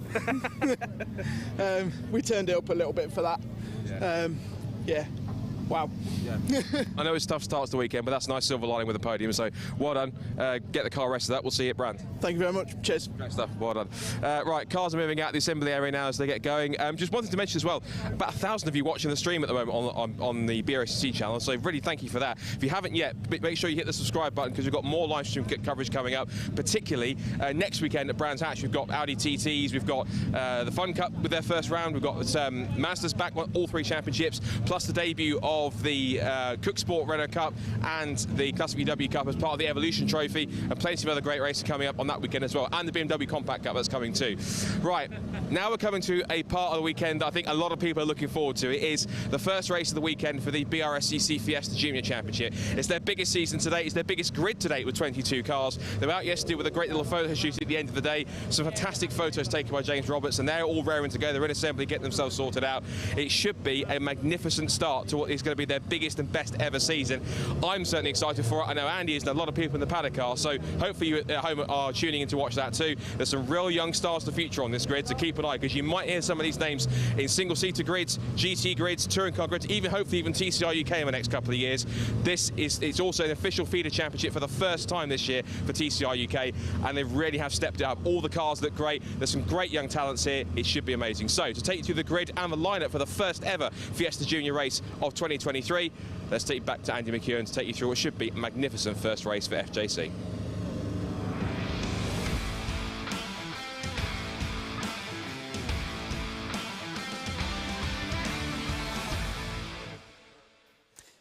Here we go then, the Brscc Fiesta Junior Championship about to burst into life for 2023, and as Scott said, this is a hugely exciting year for a championship that's always generated a lot of interest here in the United Kingdom. We love a good junior series in the UK, and there are a few of them around, but Fiesta Juniors, for a couple of years, not that long ago, looked as though they were not going to be around for much longer. The grid sizes were dwindling, a lot, and interest in the championship seemed to be ebbing away, but that really wasn't the case. I think a lot of work, well, I know a lot of hard work has been done by those at the Brscc, those involved in running this championship, to really bring about this resurgence in Fiesta Junior interest, and the grid sizes have been steadily increasing year on year. We were sort of regularly in the mid-teens as far as entrants in 2022, a championship that was won by Sid Smith in the end, but for this year we are exceeding even that. As Scott said, 22 cars out for the first round of the championship, a record grid size for Fiesta Juniors, something that was quite frankly unthinkable as recently as 2 or 3 years ago. So once again, top job to everyone at Brscc for the hard work that they have done. A lot of this renewed interest in the championship has come about because of the fact that, as Scott said, it's now a full-time support series for the TCR UK Championship. So if you're a junior racer, you want to race a front-wheel drive car, learn the craft of touring car racing, and do it on the same package as one of the UK's top touring car championships, then Fiesta Juniors are very much the place to be. We've also got the new car now, which has been developed by Cook Sport. Josh Cook's company. He knows a thing or two about touring car racing and building front-wheel drive tin tops, and he has developed these newer shaped Fiestas, the same shape as the ST240 cars that we saw racing in the Fiesta Senior Championship earlier on, but as you can see, they're racing alongside the older shaped Mark 6 Ford Fiestas. So the Mark 6 cars are the older shaped cars, the Mark 7s, the newer shaped cars. We've got 1, 2, 3, 4, 5, 6, 7, 8 of the Mark 7s out this weekend. We only had 1 or 2 at any point in 2022. Fastest of those Mark 7s is Ben Ryan, but he will not be starting on the front row. As you can see, it's a front row lockout for the Mark 6s, and it is the number 32 car of Luke Hilton, run out of LH Performance, a privately run car, alongside Sam Nesser in the number 43, run by Race Car Consultants, one of the top teams in Fiesta racing over recent years. So those two cars will share the front row of the grid, with Maximilian Solarski of Jamsport third. So 3 different teams represented in the top 3 positions. Ben Ryan is then also a Race Car Consultants driver, running in one of the newer Mark 7s. So back in the grid is formed. They've got a green flag lap to be completed here. We have these 2 different generations of cars, but as far as I'm aware, they do still score points towards the same championship. So we don't have 2 separate classes as such. Certainly last year, Harry England was the highest scoring of the Mark 7s, and he finished 12th in the championship overall, but was the only Mark 7 to do the full season. Aaron Walker and Connor Duncan also tested the cars by doing a round or 2 towards the end of the season as guest entrants. But Harry England, the only one that really fully committed to it all season long. But great to see now. Not quite a 50-50 split, but over the next year or so, I'm sure we will start to see the Mark 7s outnumber the older Mark 6s in much the same way as we saw with the Fiesta Senior Championship. As I mentioned earlier on, the ST240s having their own dedicated championship this year in the seniors because of that car becoming so much more popular. So green flag lap then gets underway, and the cars will make their way around the Snetterton circuit for the last time before they hit full race speed. You get plenty of track time with Fiesta Junior racing as well. That's always something that's been a big selling point of Fiesta Juniors. You get a free practice session on the Saturday, you then get your qualifying session on the Saturday afternoon, and then the 2 races here on the main race day of 15 minutes in duration. This is on top of any pre-event testing that you want to do on the Friday, which I know many of the teams were involved in as well. And so the drivers should be pretty familiar now with the Snetterton 300 circuit. Let's wait and see though who comes out on top in this first race of the weekend. So let's run you through the grid then for our opening race of the 2023 Brscc Fiesta Junior Championship. Pole position for Luke Hilton with Sam Nesser alongside Maximilian Solarski is third, ahead of the first of those Mark 7 cars in the hands of Ben Ryan. Ryan Micallef is next. He has got Ronnie Smith for company on the 3rd row of the grid, both of them at the wheel of Mark 6s. So too is George Foxlow 7th, but Daniel Lewis 8th on the grid is the 2nd of the Mark 7s. Row 5 then for Jensen Bell with Jensen Mason. The 2 Jensens getting themselves together on the 5th row of the grid. Row 6 then, completing the top dozen, is Hadley Simpson ahead of Rashan Tyler Chingarimbu. Then we have got row 7 for Marcel Lachicki and and Lucas Hayden for company. James Pope and Harry England the next. So Harry England, the third of the Mark 7s, but the driver with the most experience by far in those new-shaped cars. So he is one to watch for sure. 9th row shared then by the number 94 car of Jacob Hodgkiss and 28 Benjamin Doughty. Then Jasmine Shaw will line up towards the back end of the top 20 with Wesley Swain for company. All of these cars Mark 7s, incidentally, towards the back of the grid. Flame Auricola is next, Penty Auricola's daughter, and Flame, with one of the best names in motorsport, is going to be coming through from 21st on the grid with Billy Blockley in a Mark 6 at the tail end of the grid. So, the cars weaving around from side to side, try and generate some heat on what is, as I said, a bright but still pretty chilly day here at Snetterton, as the Brscc Fiesta Junior Championship prepares to begin their action for the season. Their first of 2 races, the second one will be later on at 4:45. So don't miss that one, because I think it's going to be a pretty exciting pair of races, as always is the case with junior racing, really. You give a bunch of teenagers cars, any car, to race around a proper racetrack and you're guaranteed some action, but these Fiestas, whichever generation of car we're talking about, have always produced lively racing. Fiesta racing is a bit of a hidden gem still, I think, in UK motorsport.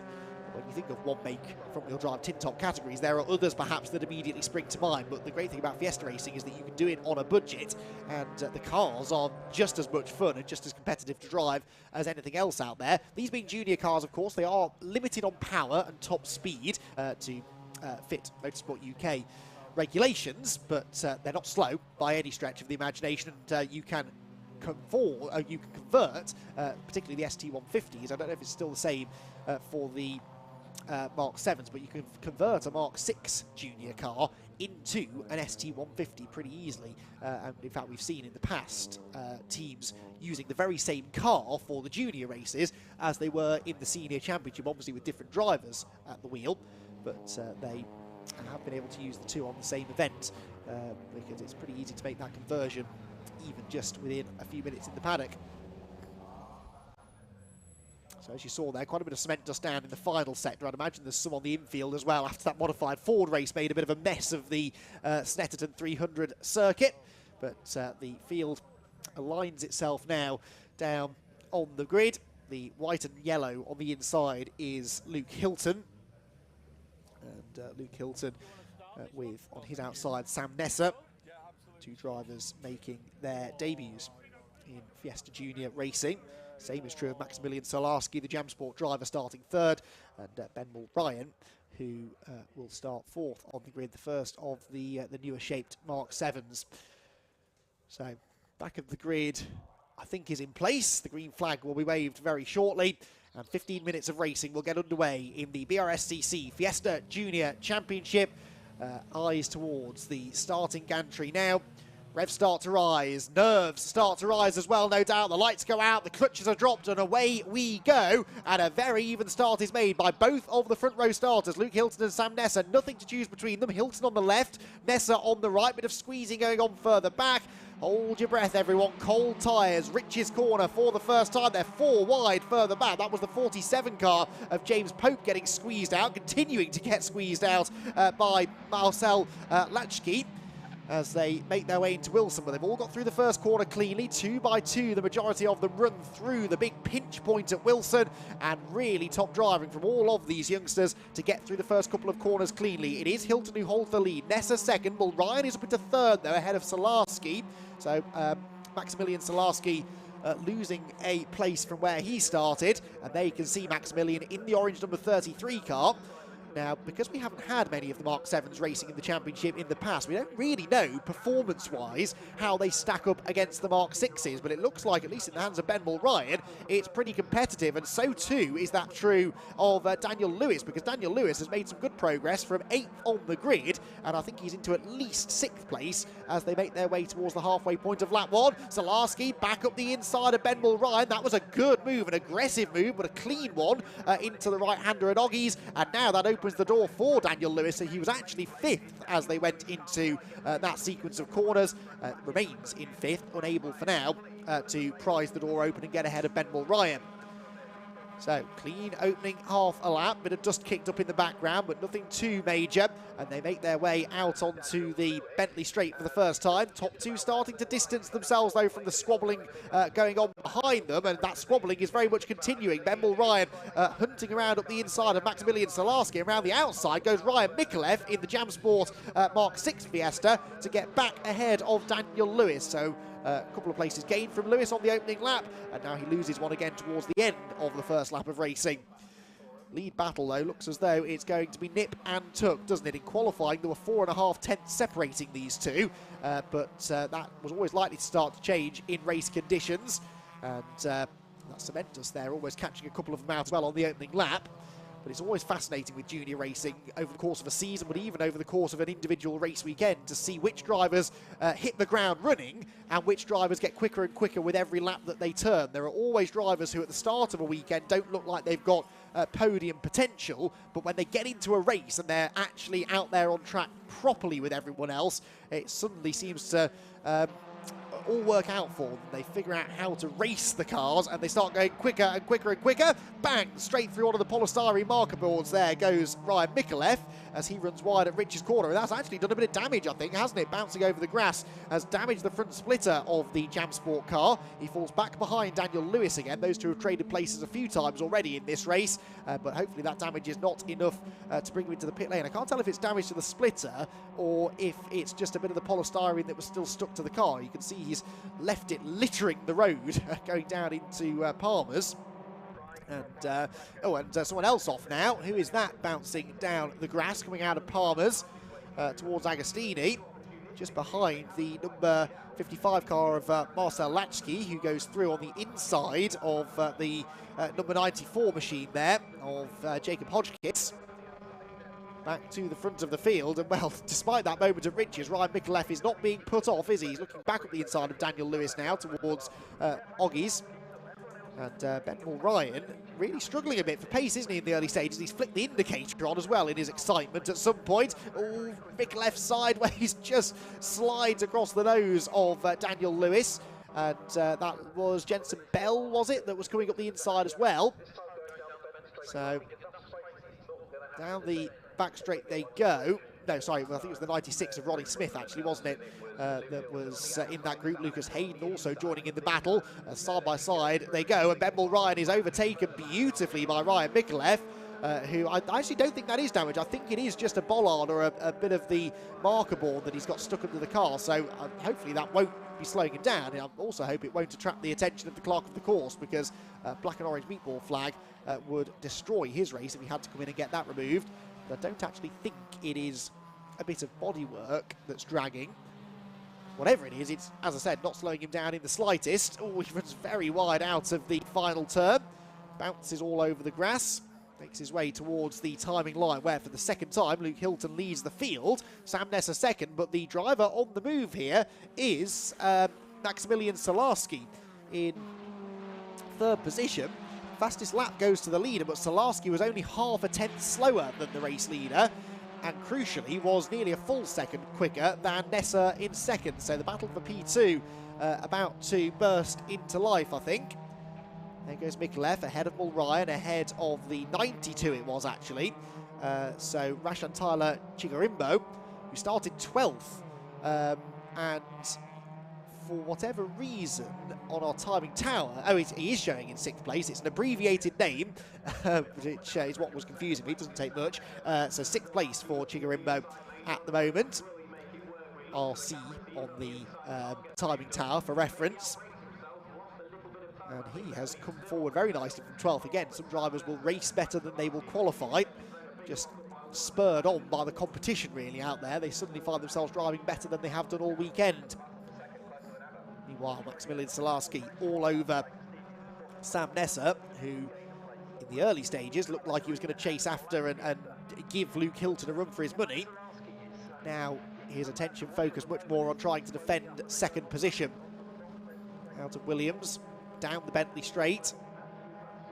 And is the move going to happen here into the braking zone at Brundle and Nelson? Well, Nessa is convinced that it might, tries to defend, then merges back over to the racing line and leaves the door wide open for Maximilian Salarski, who used the slipstream nicely. They almost banged wing mirrors. They almost certainly did there as they went through Brundle. Oh, Nessa can't get the car stopped though. Carried too much speed into the corner, bounces over the grass, keeps his foot planted, but still drops behind Salarski. So good racing that between the two of them. Spirited stuff, neither one wanting to give way. But in the end, Nessa was the one who just slightly outbraked himself. And Maximilian Salarski goes through, and now Nessa is very wide, going into Coram Corner, possibly on some of that cement dust that you can see. Now I'm intrigued to see what Salarski can do about Hilton now, because in the first sector on this lap, Salarski went purple, which means faster than anybody else in Sector 1, a tenth and a bit quicker than the race leader. Sector 2, he was half a tenth quicker than the race leader, even with that little side-by-side exchange. And overall on that lap, Maximilian Salarski dropped half a second to Hilton, which was all in the final sector, because he was going side-by-side with Sam Nessa. But now he's in clean air. I wonder if Salarski's got an answer for the race leader. Bits of polystyrene still littering the road down on the run into the Wilson hairpin. It's there further back. Up the inside line goes Daniel Lewis, trying to find a way past Lucas Hayden, the race car consultant's driver. And just ahead, actually, that was Ben Mulryan back up the inside of Rashan Tyler Chigarimbo. So lots of good battling going on here outside of the top four. Looks like Chigarimbo fended off Mulryan. Lucas Hayden, though, I think did the same with Dan Lewis. There is that fight for fifth position. So yes, it is the Mark 6 car of Chigarimbo ahead of the Mark 7 of Ben Mulryan. Sector times, by the way, on this lap, Maximilian Salarski is starting to close in on Luke Hilton, 2 tenths quicker in Sector 1, but the starting point was 2.7 seconds, so it's going to take a little while at that rate for Maximilian to reel in the race leader, but he's got nearly half the race still to go, 6.5 minutes remaining, so in a way he doesn't need to push too hard and rush into this. Fastest actually through Sector 1 was Ryan Mikulev in 4th position, personal best Sector 1, and he was 3 tenths quicker than the leader through that first section of the track, which runs from the timing line until, I believe, the entry to Agostini. Sector 2 then, I think, carries you from that point to the end of the Bentley Straight, possibly actually the exit of the complex here at Brundle and Nelson, and then back from there to the line is Sector 3. So Sector 2 times coming in, it's a purple Sector 2 for Luke Hilton. So he gains 3 tenths back, having lost 2 in Sector 1, so a net gain so far. That is Chigarimbo with a bit of a scrappy exit from the complex, and Ben Mulryan was trying to get to the inside line into the bomb hole. And I don't think he did manage to make that move stick, so Chigarimbo hanging on to 5th place. Right, let's see what the lap times are like then. Pretty nip and tuck at the moment on this lap between Hilton and Salarski, but Salarski needs to start taking some time out of the race leader. Black and white warning flag going out, by the way. Cars 32 and 71 being warned about track limits. Well, 71 is Ryan Mikulev, that's no shock. 32, did I say 32? Yes, 32 is Luke Hilton, the race leader. So Luke Hilton being warned about track limits as well. Ryan Mikulev's just set the fastest lap in protest of the black and white warning flag as Mulryan slips back up the inside of Chigarimbo. Hayden and Lewis were side by side behind as well, and that is still Lewis ahead of Hayden. And they've now got Jensen Bell with them as well. Up the inside goes Hayden, though. That's a lovely move into the Wilson hairpin if he gets the car stopped, which he does. Cocks the right rear wheel in the air, and he will run a bit wide on the exit, but that still gives him the inside for Palmer's, so as long as he doesn't get a bad exit from this corner, he should be able to make that 7th place his own. Down into Agostini they go, and that is Ryan Mikulev, isn't it? Yes, Ryan Mikulev. So an engine blows on the Jamsport car, and well, I wonder whether that's been caused, this is pure speculation, but I wonder whether that's been caused by some dirt and debris getting into the radiator, because he went through the grass. He may have picked up a bit of rubbish in the front of the car. We can see the bit of plastic or polystyrene, whatever it was that was stuck to the front splitter. Maybe there was something blocking an air duct, and it's led to the car overheating. I don't know. But whatever it is, Ryan Mikulev, unfortunately, having just set the fastest lap, Well, all of a sudden, that black and white warning flag, the least of his problems. That now promotes Rashan Tyler Chigarimbo into 4th position. Except it doesn't, because Benball Ryan is ahead of him now, isn't he? Yes, so Benball Ryan 4th, Chigarimbo 5th. Lucas Hayden has managed to keep Dan Lewis at bay for what is now 6th position. So down into the braking zone. That is Dan Lewis up the inside of Lucas Hayden again. These two have been latched together pretty much since the start of the race. Out wide goes the number 19 car, but gets decent traction on the dirt, actually. Keeps an overlap into the bomb hole, but it's the outside line, and Hayden positions the car really cleverly there to prevent the switchback. And actually, oh, is there a gap there? There is a small gap on the inside into Coram. And so now Dan Lewis, I think, is going to make this move stick. He's got the inside through Coram, but that's the outside for Murray's, and it doesn't look like Lucas Hayden wants to give in. Slides back through on the inside line. Behind, there's a bit of dicing as well. That was George Foxlow getting briefly ahead of Jensen Bell, but running wide. Jensen gets the run on him and now gets a double slipstream from the 2 cars ahead. They could be 3 wide by the time they get down to Rich's corner. Well, no, because Dan Lewis manages to assert himself ahead of Lucas Hayden, who now does have to turn to defence from Jensen Bell. George Foxlow's now got the 37 of Hadley Simpson trying up the inside of him as well, as these 5 cars all continue to battle, and that is someone way, way wide. Is that Jensen Bell? No, it's Foxlow, George Foxlow, out onto the grass. There is Jensen Bell, very much still going in the very brightly liveried car. That's a proper short oval livery, isn't it? You can tell that he comes from a short oval racing family. Not just because of the livery, but also because he's running the triple-digit number, which is often a giveaway. 144 for George Foxlow. Sorry, Jensen Bell I'm talking about. 871. George Foxlow is another triple-figured number. Jensen Bell just getting properly engaged in this battle now with Hayden and Simpson. We've lost to the pit lane as well, I've just noticed. The 85 car of Jensen Mason, who started 10th on the grid. He's pulled into retire. We know Mikulev is out of the race, but everybody else still going. And the battle's continuing to rage on. The lead gap, by the way, for Luke Hilton is up to 4 seconds now, and he's continuing to pump in personal best sectors and lap times. So in the end, Maximilian Solarski not able to chase him, but there is a 5-second penalty for, guess who? Luke Hilton, the race leader. Now he's 4 seconds clear of Solarski with 1 lap to go at the end of this one, so he might just be able to break out of that 5-second range. But right now, Solarski is the net race leader. So we mentioned that warning for track limits that went to Luke Hilton earlier on, and well, all of a sudden this man is in the pound seat, perhaps, but now the pressure is on for Solarski, who won't know about this penalty for Luke Hilton, of course. They might be able to get a message out over the pit wall. Of course, the officials are there showing the 5-second penalty board, so Luke Hilton will now see the penalty. And will Maximilian Solarski see the penalty board as well? He will. He's 4.8, call that 4.9 seconds back, so they'll know that they'll both know the situation now. Hilton will know he's got a penalty. Solarski will know that Hilton's got a penalty. But what neither of them will know is what the gap is between the 2 of them.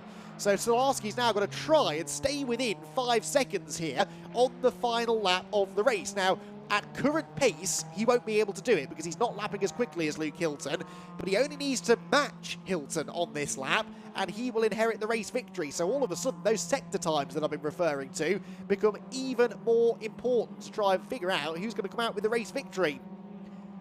Black and white warning flag also going out to car number 19, by the way. That's Daniel Lewis running in 6th place, but that is only a warning for now.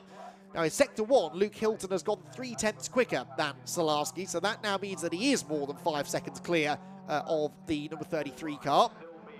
Can Solarski dig deep on this final lap to get back within range to steal the win? So out through Oggies at the top end of the track they go. Had some chopping and changing further back, by the way, on that lap, but that's because George Foxlow went off, of course. So into the 9th position now goes number 37, Hadley Simpson, and into the top 10 goes the number 28 of Benjamin Doughty. So the moment at Riches for Hodgkiss has cost him potentially a top 10 finish because he's 2.5 seconds behind even 11th position, which is number 96. which is Ronnie Smith. Leaders then down into Brundle Nelson. There you can see now that timing tyre reflecting the 5-second penalty for Hilton. But in the middle sector, well, in the middle sector, Salarski was a 10th quicker. This is going to be extremely close. I reckon Salarski needs to pick up another couple of tenths in the final sector, and he might just do enough here. It's been a really, really good lap, this, from Maximilian Salarski. In the middle sector in particular, he is pushing hard through Coram Corner, slides the car through the right, through the left, scrubs off a bit of speed at the apex, maybe. Is this going to be enough? A 5-second penalty, remember, awaits the on-the-road race leader, Luke Hilton. Hilton crosses the line, and now we await the timing screen. Is it going to be a win for Hilton? Is it going to be Salarski? I think it's going to be Hilton, isn't it? It is by under a 10.5. So Maximilian Salarski, who was about half a tenth slower than Hilton in the final sector, just misses out on a race victory. It is Luke Hilton, despite the 5-second track limits penalty then, who hangs on to the win. Salarski second, Sam Nesser in third position ahead of Ben Mulryan, the first of the Mark 7s home, and Rashan Tyler Chigarimbo in 5th position. Will be pretty happy with that, actually, having started down in 12th position, but a very, very nervy final lap or so there for Luke Hilton, who must have thought he had that race in hand. His final lap, by the way, was not particularly quick. He was about half a second off his previous best, but then in fairness, Salarski was 6/10 off his previous best. Fastest lap of the race, of course, went to Ryan Mikulev, who in the end was a non-finisher. One of, now by the looks of it, 3 non-finishers, because we lost Marcel Latchke to the pit lane as well on the beginning of the final lap. So Marcel Latchke not able to make it home. But Luke Hilton, by the skin of his teeth, gets away with that one and manages to claim the race win in the opening round of the Brscc Fiesta Junior Championship. Really, really good performance that from Luke, but needs to rein himself in with the track limits for race number 2 later on, because it very nearly cost him the race win here this morning. So, opening race of the weekend and indeed the season for the Brscc Fiesta Junior Championship. Let's have a look at the provisional results then after what was certainly a fairly eventful 15 minutes of racing. Hilton managing to come home with the win by 1.13 of a second after that 5-second track limits penalty was applied. Maximilian Salarski in 2nd position, and 3rd place going the way of Sam Nesser. Nesser, of course, dropped behind towards the end of the, well, it's about the halfway point of the race, wasn't it, really? Salarski managed to get through. And Mulryan, the first of the Mark 7s home in that one as well. And that was a decent run from him. The Mark 7s looking competitive, aren't they? Now we've got a few more of them out there, and I'm sure they'll get quicker and quicker as the season goes on. So, lots to talk about after what was a very exciting opening race of the season for the Brscc Fiesta Junior Championship. Let's catch up with our podium finishers now, who are down in Parc Ferme with Scott Woodwiss.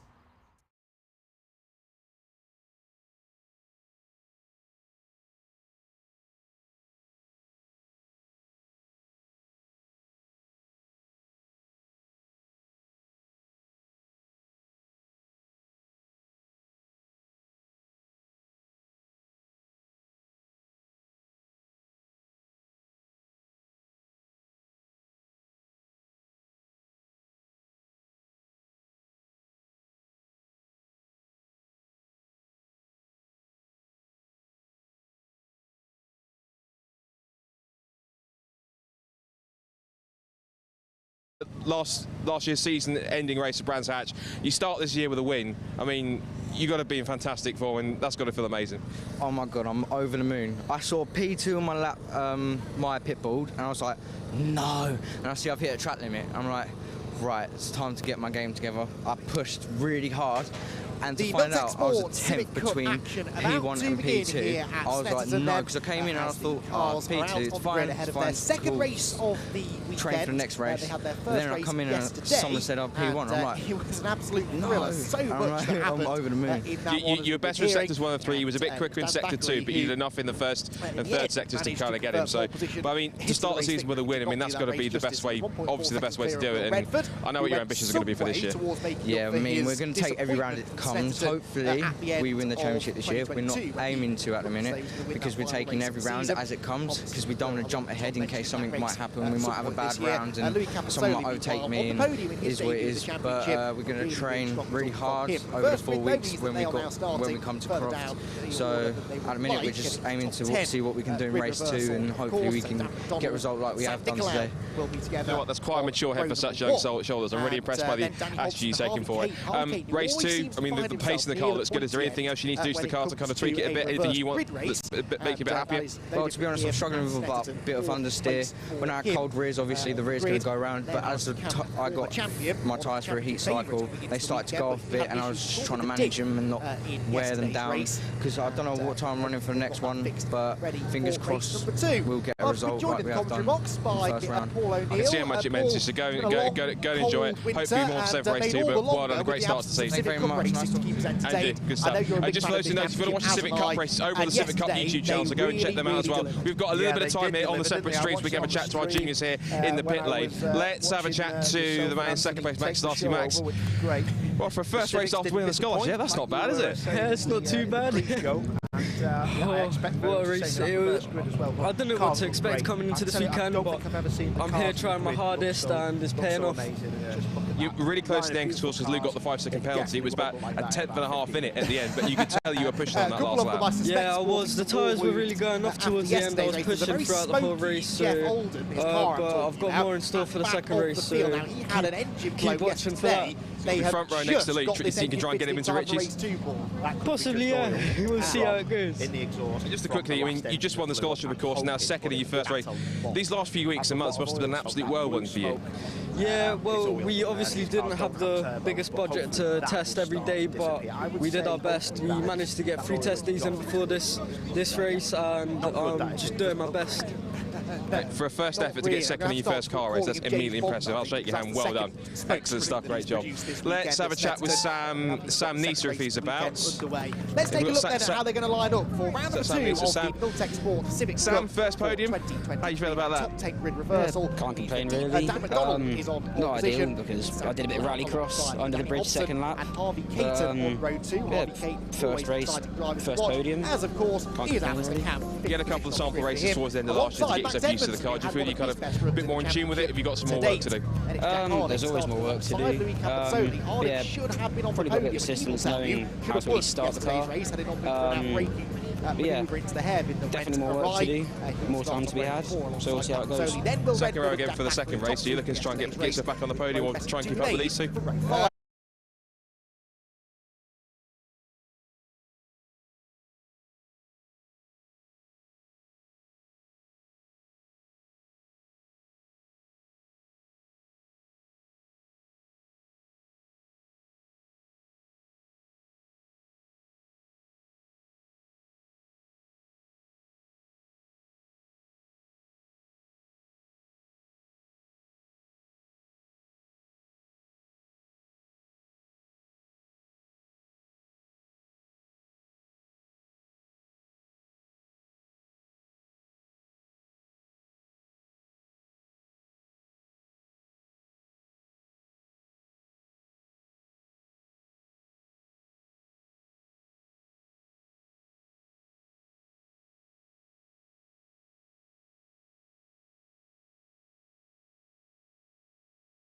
There are a lot of development left in this car. Of course, you and Dan were up there in the top 6. Dan was up there about 6th place or so. So in the right hands, like yourself and Dan, it's up there and just as quick on some circuits as the Mark 6. Yeah, I mean, Snetterton's a track where there's lots of straights and these things are quite quick in the straights, but it's mainly the slow speed corners where these things struggle due to the longer wheelbase. But I mean, to be honest, we're quite happy with this result, getting top in class, and hopefully we can carry it on to the next race. Fingers crossed. Well done to get best mark 7 and 4th overall. Great drive, and we'll see you later on. Thank you very much. Excellent stuff. So that is it for the Fiesta Juniors. Again, if you want to watch the Civic Cup race that's about to get underway, head over to the Civic Cup YouTube channel and come back here for the second Nankang Thai City Car Cup race after that. In the meantime, we're going to have some interviews which we took out yesterday, which we're going to be able to run you through just for some of the drivers that are here competing this weekend to let you know kind of what they're feeling and their expectations. So enjoy those. Whilst that's happening, head over to Civic Cup as well. If you want to stick around and watch those, watching Civic Cup, head to the YouTube channel and we'll see you in a little while after that. We've got Julian McBride with us here. He's one of our Supersport endurance drivers for this weekend and this season. Julian, great to see you. Great to see you giving Supersport a go for the first time. First of all, how much are you looking forward to this new challenge this weekend and this new championship? Oh, massively. I mean, I've been doing club enduro with the 750 club for a few years, and when I saw this was turning into a championship, I thought I've got to give it a go, because it looks like the field's going to be a lot more competitive, a lot more evenly spread. So for me, it's a chance to show my worth. So yeah. Tell us about the car you've got. It's a BMW M3, but I think as we can see, it's far from stock. Yeah, it's not exactly a standard M3. So it's a E46 shell with an M4 competition engine in, with a Drenth sequential gearbox, and because I've got a spinal injury, I actually can't drive manual cars. So I've got full flat shift paddle control, highly modified inside because of my spinal injury. So I've got special adaptations for the pedals and blah blah blah. So yeah, but it's great fun. So bang on power to weight ratio. Actually, it's slightly lower because it's set up for the club enduro rather than this one. But to be honest with you, all much for much is around the same power weight ratio. So so I'm running Class B Pro. I was hoping to run Class A Pro, but we couldn't get the cooling worked properly. So I'll do the whole championship in Class B Pro instead. So yeah. You talk about what attracts you to the championship. Of course, it's a slightly more open class structure in terms of Supersport. There's about 6 classes involved. There's a power cap of 350 brake horsepower per tonne. In terms of the championship going forward, I mean, how much are you looking forward to seeing it develop and being a part of it and being a part of these first few races to see it grow as much as it potentially could do? Oh, massively. I mean, so I started racing in 2016 in the M3 Cup, which was 20-minute sprint races. I realised endurance racing is my thing. I prefer it. I enjoy the racecraft. I enjoy the constant, being on it for 2 hours plus. So yeah, I'm really hoping this does develop because I thoroughly enjoy endurance racing. So yeah. I'm not sure if you've done any testing yet, but I mean, any pre-season stuff that you've done. How last time we drove the car, how is it performing? Is it where you want it to be? Have you still got to do some setup work to get it where you want it in terms of pace? Yeah, so we actually did some testing yesterday. We did some pre-season testing back in February, but it was raining, horrible, yucky, wet at Donington, so didn't really get the feel for the car. We completely changed the rear end over the winter period. So the car last year we were playing around with it. I think we overcooked it. So we completely changed the rear end. Feels a lot more sorted, a lot more drivable. I feel connected with the car now. So yeah, hopefully it'll work out well. But a new field of competitors. I don't know who they are. So just looking forward to a great race, a great championship. So. Of course, everyone wants to try and be first to win their class, but I mean, what would you be satisfied with from this weekend at the very least, just to get off the ground? I'll always say I'll be satisfied if I take the car home in one piece and me home in one piece and having had great fun. Yeah. But of course, when the red mist comes down, you want to do well. So yeah, we'll see. Well, it's great to talk to you, Julian. Great to have you part of the championship. Best of luck for this weekend, and hopefully we'll see you at some point, possibly on the class podium. Great, thank you very much. Great. Well, Matty Pimblet joins us now, one of the returnees from the last couple of seasons of ST150s. Matt, great to see you here. How much are you looking forward to getting things underway this weekend? Yeah, really. It's going to be an interesting one with the 2 merging championships as well and the new tyres, which are interesting, shall we say. We're looking forward to it though. I think it's going to be good. Definitely competition up there at the front. Of course, you've been in the championship the past couple of seasons. You took a couple of wins last year, so you've been up towards the front. So how much more competition are you expecting this year now there's been a bit of a shift and a change in the championship? We're just seeing the results from the qualifying. I think it's going to be very different. Obviously the front runners, Mike Blackburn, etc. are going to be up there with 10 Sport as well.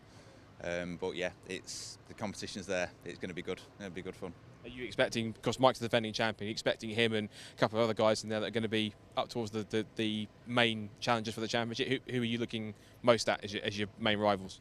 Well, if I'm definitely following on Michael, I think we should be okay. I think that should be good. Obviously trying to get a podium, qualified 3rd, I think. So yeah, it could be interesting. So you've been in the paddock for a couple of seasons. What is it about this championship and this particular paddock that you've really enjoyed being a part of and racing amongst? Because it really is a wonderful, friendly atmosphere within this in this Fiesta Championship. So it must be one that you really enjoy being a part of and socialising with. It is. It's miles better than previous championships we've been in. It's the family type vibe, the fact that they all muck in and help each other when something goes wrong, as it always does. But especially Ten Sport and Chris, he's just been a big help, and that's why we've joined Ten Sport this season. So. Yeah. Of course, you've had, I mean, a change of teams over the winter. How much of a difference does that make into your pace, your confidence in the car? If there is any difference, how much of a change have you found in yourself and the ability to set the car up based on with the team you were with previously? I think it's really good. I mean, with the change in tyres as well, and them being so different, like characteristics from last year's tyres being so different, you can get the input from all the drivers. You can work it out together. We're looking at each other's lap times. It's a team. It's good. Yeah. It works. We've been talking to a lot of the drivers and asking about goals for the season, goals for the weekend. Obviously, you want to go to the front, you want to win, you want to do well. From this weekend and then from the season, what goals or what Brscc would you be happy with coming away from this first weekend and then going forwards for the rest of the season? I'd like a podium, and I would just want to stay in the points in reality. So if I'm in the points and I can get a podium, winner. There's also a couple of drivers who've come in from the other side of the Fiestas that come in to join you. Of course, drivers like Ethan Rogers and Sam Watkins have been champions in those classes before. How much does that ramp up the competition, knowing the calibre of driver they are and what they've achieved in the past as well? Massively. I also think it'd be interesting just to see the difference between the cars. There's a few differences. Whether it makes them quicker or not, I don't know. And I think it will be good after this weekend just to get some data from them, definitely. Stuff. Well, you look ready to go, so we'll let you go and continue to get prepped for the first race. But thanks for chatting to us. Best of luck for this weekend and for the season, and hopefully we'll see you on the podium at some point. Thanks for chatting. Thank you very much indeed. Cheers. One of the newcomers also in the ST150 challenges, Thomas Eichen, who makes his debut this weekend. Thomas, great to see you. New challenge for you, a new championship and a new car for you that's based on what you've raced before. How are you finding it so far? Really fun. Yesterday was my first day in the car and I got to grips with it pretty quick. In the morning, in the afternoon I was pretty much there or thereabouts. So I just refining that today really. In terms of your prior experience, you've done a little bit of single-seater racing. Is this your first foray into any kind of like saloon car racing in your career so far? Yes, previously I've only done go-karting and then half season in British F4, and then since then, yeah, I haven't driven any sort of car with doors or anything. That must be quite a leap to go from British F4s to a car like this. How much of, obviously there's a difference between a single-seater and this, but how much of a difference are you finding between those two different disciplines? The principles of driving around this track are quite similar with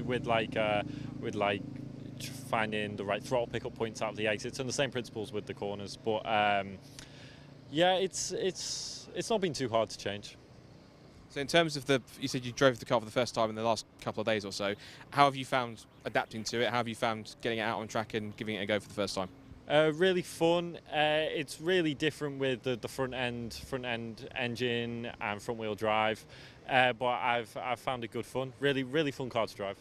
Has it met any expectations that you had of the car, or has it surpassed them, or did you have any expectations of a car like this going into it to drive it for the first time? I think when you look at them, they don't allow you to realise how quick they are, especially in a straight line, and how fun they are to drive as well. So it definitely surprised me. So in terms of your goal first for this weekend, and of course then for the season, obviously everyone wants to try and get to the front and win and do well, but what would you be happy with from this first weekend? I'd be happy if I can take a podium from this first weekend, considering it was only my first day yesterday, and then I've just qualified P5 with a decent mistake in that lap as well. I think that I can definitely come away with a podium. Well, fingers crossed you do well. It's great to have a chat with you, and fingers crossed for this weekend and for the season as well. Thomas, thanks for chatting to us. Thank you very much. Another one of our Modified 4 drivers here this weekend is AJ Howe. AJ, great to see you here this weekend and on the grid.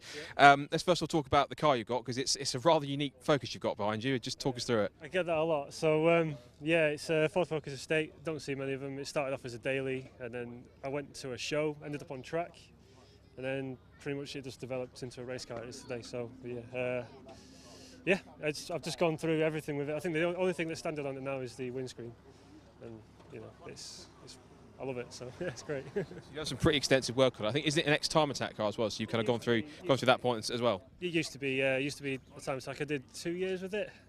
Came third in the first year, and I didn't do so well in this. No, came 4th in the first year and 3rd in the second year of doing it, because that's when I put the new engine in. So yeah. Was there a particular reason why you chose the estate? Was it just because it was just a different car, or was there logic behind it?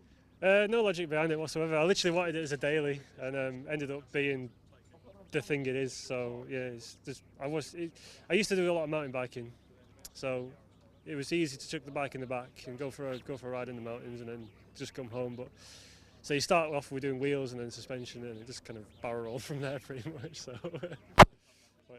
In terms of obviously the competition that you've got in this series within your class, I mean, who do you think your main rivals are going to be this weekend and going throughout this season? Main rival, definitely the Bone Boys. David Guith, is it, or something like that? He's running a ST180 in his Fiesta ST150, so definitely if I can keep up with him, I think I'll be doing well this weekend, definitely. So. Just in general, what was it that attracted you to Modify 4? Was it just because of the variety of cars? Was it the paddock atmosphere? Was it a combination of that? What was it that brought you to this series in the first place? Definitely all of the above, yeah, 100%. It was just, everyone's friendly. I got invited by Rob and a mate called Phil one day, and kind of the first initial bit was I wasn't allowed to race because they weren't allowing estates. But then I think Paul saw the car, he loved it, and he said, yeah, we'll allow yours in, so this is where it is, and that's where it's ended up, so yeah. In terms of ambitions for this season, and this weekend and this season, obviously everyone wants to do well and get up towards the front. What would you be realistically happy with first in this weekend and then throughout the season at some of the circuits coming up? 3rd position. If I can get 3rd position or above, then if I can get a trophy, I'll be well happy. If the car finishes over the checkered flag, I'll be fucking ecstatic. So yeah, I just really want to do that. So. Yeah. Okay, well, great to talk to you, AJ. It's excellent stuff. Good to see the car back out once again, and hopefully we'll see it at some point on the podium. Yeah, you too. Cheers, guys. Thank you very much. We'll talk more about Fiesta Juniors and about the championship and the new cars that we have for this season going forwards. Is David Elsley, team boss of Race Car Consultants. David, great to see you. New season for Fiesta Juniors, biggest that we've ever had. As a team boss and as someone who's been part of the championship for so long, how pleasing is it to see all the progress that we've had since we were kind of 3-4 years ago? Well, it's fantastic, isn't it, really? I mean, to see the grid grow to the size that it's at today with the potential for high 20s towards the end of the season is wonderful. Just shows that all the hard work that you guys at the Brscc have put in and the faith that the teams have had within the series, you know, to come back from low numbers 4 or 5 years ago it's wonderful. Yeah. You're one of the teams that have jumped onto these brand new Mark 7s that we have, of course, and you've been one of the biggest advocates of them, of course, going forwards and how they've run. Obviously, this is a new direction the championship's taken. The first time we've ever had them as multi-class since last year. How much of a step up in the development of the championship are these new cars? Because they really do look as though they're a really great evolution for what we've had over the last several years. Yeah, well, exactly. That's exactly what they are. You know, an evolution of the championship and the series. So we were involved from Fiesta Juniors day one, Mark 6. So to be involved with the latest generation of Mark 7 is fantastic. New platform, new challenges, new tricks of the trade for me as a team to find, and new driving style in some respects for the drivers to master. So I really do think mid-season these are going to be the car at the top of the timesheets for the majority of the races. You mentioned in terms of working on these cars, I mean, in terms of difference compared to the Mark 6s, are there any similarities? Are there any major differences on working on one of these Mark 7s compared to how you've been accustomed to working with the Mark 6? There are. So, I mean, they are both made by the same manufacturer, Ford, obviously, and the Mark 7 is an evolution of the Mark 6. So certain bits carry across, which is great from a team point of view. You know, you can see certain similarities and things that you know to look for and keep an eye out for. The bit that I do like, if I'm honest, is the fresh bit, the challenge of finding the speed, because there are so many differences as well. So from a team's point of view, it's great to have a fresh challenge, not only with the car, but getting the drivers to get the most out of them as well. That's been the unique thing, is that because it is a new car, everyone's kind of who's running it is kind of starting from scratch. They're going to have to try and find these little nuances and the tricks and the setup to get the pace out of them that you're most accustomed with, having worked with the Mark 6s for so long. You've got it. I mean, let's be honest, probably 95% of the grid who run a Mark 6 are on a very similar setup. You know, we're all smart operators here, and we've all honed into those little nuances over the years. Mark 7, as you say, complete refresh really.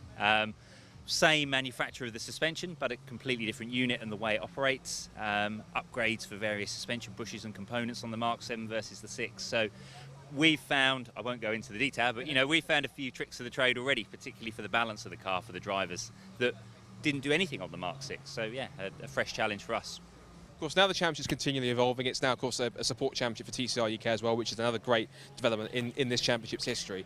going forward, if there is anyone that's watching who is considering Fiesta Junior, who's considering the position it is in the market with the other stuff that's out there, as a team boss, someone who's done it and won the championship previously, if anyone's watching and maybe needs a bit of convincing as to getting involved in this championship, how would you sell them this championship and sell them getting involved in one of these new Mark 7s? I think the big thing is, for me, come along to a race meeting. You know, it's one day a weekend, and whatever the entry fee is for you and your son or daughter, come along and you know, and see it in action. You get to see the teams, the cars up front, smell of the fuel, you know, all the other activity that goes on around the paddock. That would be my one piece of advice. You know, come and see the cars. They sell themselves once you're here. You said that going forward we've got some potential for some more new drivers coming in. I think I know one or two that already passed our test and looking to come and join in, whether it be a Mark 6 or a Mark 7, it's based on who they run with. But how exciting is that we start with 22 and there's the real prospect, a genuine prospect. We're going to see the Grizz even go even further up by the time we get to the end of the season. There's a genuine possibility of that. Yeah, I think there is. So if you look at the grid result from qualifying today, a large proportion of those are rookies. So they're going to be doing 2, if not 3 years. We've had more inquiries across the course of the winter than we've ever had, just in general about the championship. People wanting to know, is it Mark 6, is it Mark 7 to have? You know, we're brand new, we've not really done karting, what do we do? And I think a lot of those will eventually join the series. So there's a real possibility that, you know, mid to late season, high 20s, I think. Fantastic. Well, obviously you're a busy guy running six cars this weekend, so we won't keep you too much. But David, great to chat with you. Great to be such a fantastic advocate for the championship and the new cars we've got here. And best of luck for yourself, obviously for everyone, but for yourself and all your guys and girls that are racing. And who knows, your guys might be speaking to a couple of your guys on the podium later on. Thank you, Scott. Much appreciated. Welcome back to a very sunny Snetterton here for this TCR UK race weekend. Hopefully you enjoyed some of the interviews there. Just whilst the Civic Cup race is finishing up, we've got our next race in the assembly area already set to go, and that's our second Nankang Tyre City Car Cup Championship race after we had their first one yesterday. We'll take a bit of a wander because of course there's a few cars around here we can have a look with. You can probably hear in the background it's getting pretty crazy with the Civic Cup race if you're sticking on this stream.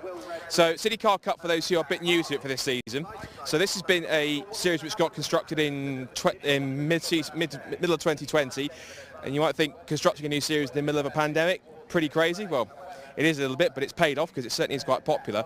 As you can see for some of these cars that we've got here, you've got 3 different cars. They're all the same mechanic underneath. You've got the Citroen C1, the Peugeot 107 and the Toyota Aygo. They're all done to a same specific spec of mechanicals and different parts. They all run gas shocks, Powerflex bushes. They run a hybrid tune map. They've got Nankang tyres on them as well. It is all these cars are mechanically all exactly the same. They're all built in the same factory, I think the Czech Republic. And so that's what makes them so equal, is that the only difference really is slightly the body shell and the badges and some of the other body parts. All the mechanical underpinnings for all 3 of these cars is exactly the same. So regardless if you've got a Citroen, a Toyota or a Peugeot, it's all identical in terms of that. And I guess the differences are how you prepare the car and the driver behind the wheel. Look at yesterday's result. We had a win for Elliot Lettis. He's one of the main championship contenders for this year. He was very strong last year. 2 drivers who are trying to give him a bit of a headache this year, Stuart Bliss and Andrew Dyer. Now Andrew's, from what I understand, is not doing a full season. He's sort of dovetailing a bit of city car with his commitments in the new Audi TT Cup, which he gets underway next weekend at Brands Hatch. But Andrew's here just to kind of give City Car a bit of a go, keep himself fresh. And I think he's also in the car which did belong to the champion last year, Richard Bliss, because the car's currently got number 1 on the door. So usually it's only reserved for the champion, but it's the champion's car with number 1 on the side and Andrew Dyer driving it. Impressive result also, if you want to turn the camera this way, is for the man that finished in 4th place yesterday. That's the winner of our Student Motorsport Challenge, and that's Richard Jepp. He's with the team which is now, I think, called Northbrook College rather than Met Motorsport. They were the champions last year. Richard, of course, in good form. And the driver next to him has switched teams. So you've got Ben Craner, who you might remember last year if you've been keeping tabs with the City Car Cup. He was racing with what's now known as Barrack Sport, but they were known as Oxford Brooks. Now, he drove for them for most of last season, and at Croft he managed to pick up a 3rd place overall, then a 2nd place, and then the first ever win for a Student Motorsport Challenge team outright in the City Car Cup. So that was incredible. And Ben, of course, is quite a formidable driver in his own right. He's done a few things, including Euro NASCAR, which is quite interesting. But you can see the preparation of some of these cars have been put together. Really fantastic to see lots of effort put in from all these different cars. And they might be quite diminutive, they might be quite small, only about 1,000cc engines, but they pack a little bit of a punch, and they are proper little pocket rockets. And it really has inspired so many different drivers, so many different teams to get involved. And one of the main premises about this championship is that it was meant for rookies, it was meant for novice drivers. And to give you an idea of just how much it was for that, Cast your minds back to the first ever championship race for City Car Cup. We had 38 cars on the grid at Donington back in May 2021. Over half of that grid were rookies and had like a rookie plate on the back of their car. So it's formidable. It's incredible how that's now grown to the point where there's more and more drivers, not just rookies, but experienced drivers coming through and doing it. One driver to bear in mind with that is Nick Grindrod. He won the first City Car Cup Championship. Vastly experienced drivers, done all sorts of races, particularly in pickups. He's now in MX-5 Super Cup, all sorts going on, and he's done pretty well. Just given the call to fire engines, so it looks like race 2 is about to get underway very, very shortly. As that gets fired up and underway, we're going to see if we can hand you back in a moment to Andy McEwen to give you through the grid. This should be quite an exciting race. It was pretty decent yesterday, so let's see if Elliot Lettis can get a second win in as many races here at Snetterton. But let's see if either Stuart Bliss, Andrew Dyer or anyone else can hold him. And can Richard Jett also give Northbrook College their second City Car Cup win in a row? Let's try and find out. Let's hand you over to Andy McEwen with the grid for our second Nankang Tyre City Car Cup and Student Motorsport Challenge race here at Snetterton. Andy, all yours.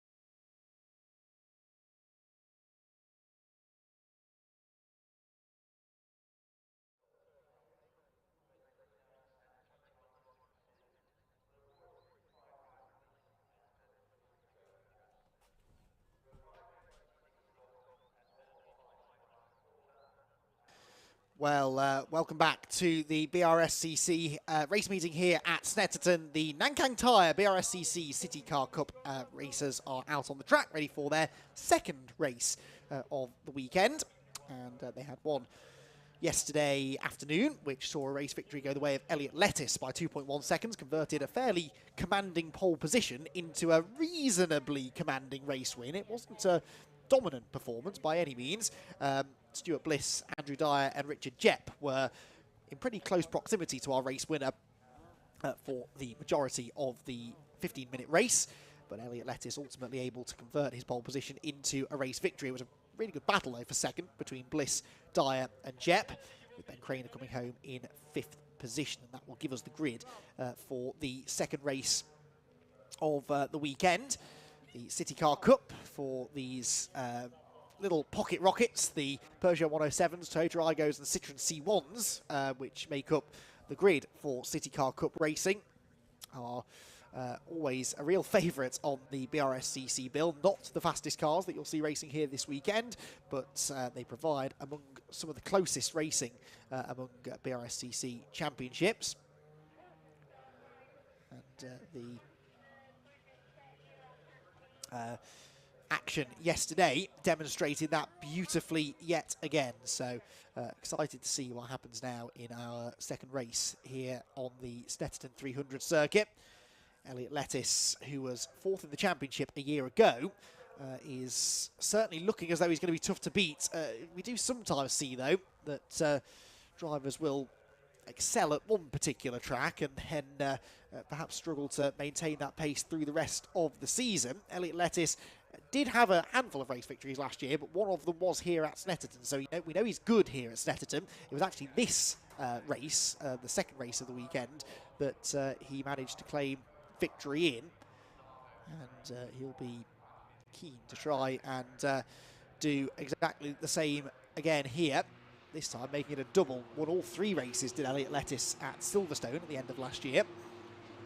And therefore, we know when he's on pace, we know that he's got potential to utterly dominate a race weekend, and that would be the perfect start to his season. So let's take a look then at how they line up for this second City Car Cup race here at Snetterton. Elliot Lettuce on pole, alongside him Stuart Bliss. As I said, that is the way in which they finished yesterday's race. It gives them the grid for race number 2. Andrew Dyer and Richard Jett together on row 2. Row 3 for Ben Craner and Christopher McKenzie, whilst the 4th row is shared by Alex Blease and Joe Moss. Nicholas Goff and Bradley Porter complete the top 10 ahead of Josh Jackson and Richard Snuggs together on row number 6. 7th row for Adam Reynolds and Duncan Haller, with Jack Wheeler and Craig Flynn sharing row number 8. Richard Bastow is next, with Dominic Fletcher on 9th row with him. Top 20 completed by Duncan Stone and Bob Bannister. Luis Torres and Prem Gind are next on the 11th row of the grid, and then back we've got James Smith, Jason Dean and Andrew Payne all alone on row number 13. So 25 cars set to take the start. Andrew Payne, by the way, was the only non-finisher in yesterday's race, retired with a lap or so to go, and hopefully he'll get out there for this second 15-minute encounter. And he is out there because he is the red number 73 Peugeot that starts from the very rear of the field. So City Car Cup entering into its 3rd season of racing now, and was another one of those crazy ideas that the Brscc occasionally come up with, which they just happen to strike gold with, and it's a championship that was sort of born out of the idea almost of the Citroen C1 Endurance Series, which these days runs as a Brscc championship, but the Citroen C1 series only for Citroen C1s. They look a lot like the C1s that you see on this grid, but they do run to slightly different technical regulations. The idea was that we could bring that sort of racing, but to a sprint race format, and that's kind of what the City Car Cup was designed to do. It's exactly what it provides as well, and 2 15-minute races plus a 15-minute qualifying session. You get a reasonable amount of track time, but all at a relatively low cost, which really is the greater appeal of this championship. It has proven to be exceptionally popular, and I'm sure we'll get a few more cars out later on in the season as well. Known for big grids and really close racing. Of course, because the cars aren't super powerful, super fast, the racing tends to be extremely close. It does sort of tempt them into racing as close to each other as they physically can. And that's not to say that we ever have much of an issue with driving standards, really, though. Driving standards are very good in this championship, but they do just generate this really, really close nose-to-tail, door-to-door racing. You get a hold of one of these cars for around about £5,000, which I realise is not pocket money for many people, but by motor racing terms, very good value indeed.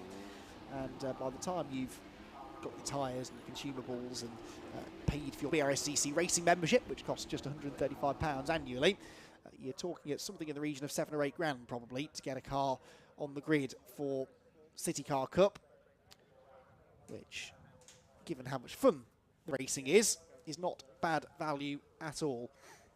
And that's why, again, we've got more and more drivers queuing up to come and have a go in one of the more unique racing series here in the UK. So, got a yellow flag waving further down the grid again, but hopefully that's nothing too much to worry about. No, the yellow flag gets withdrawn pretty quickly, and we get ready then to go racing. 15 minutes on the clock for the Brscc Nankang Tyre City Car Cup. 5-second board is shown, and watch for Elliot Lettuce to try and make another really good start from the inside of row number 1.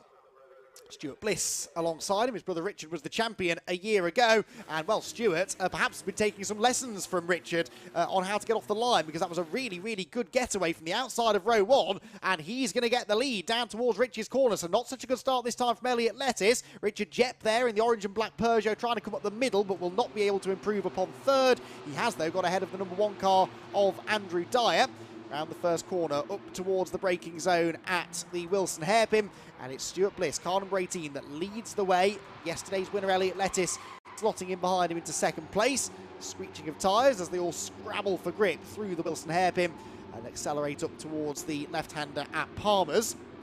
So Bliss getting the advantage. That immediately changes the dynamic of the race because look, Elliot Lettis is having to defend already from Richard Jepp, his second position. So Jepp gaining a place at the start and Elliot Lettis losing one, and they now are meeting in the middle in this very entertaining battle for second place. That's Christopher McKenzie, the black Citroen, coming up the inside into the braking zone. It looks as though that's Alex Blease that he's battling with. Alex has had a good start in the blue number 55 car. He does lose out there to the Citroen and McKenzie into the braking zone. Toyota of Andrew Dyer losing another spot, I think, on the run towards Hamilton.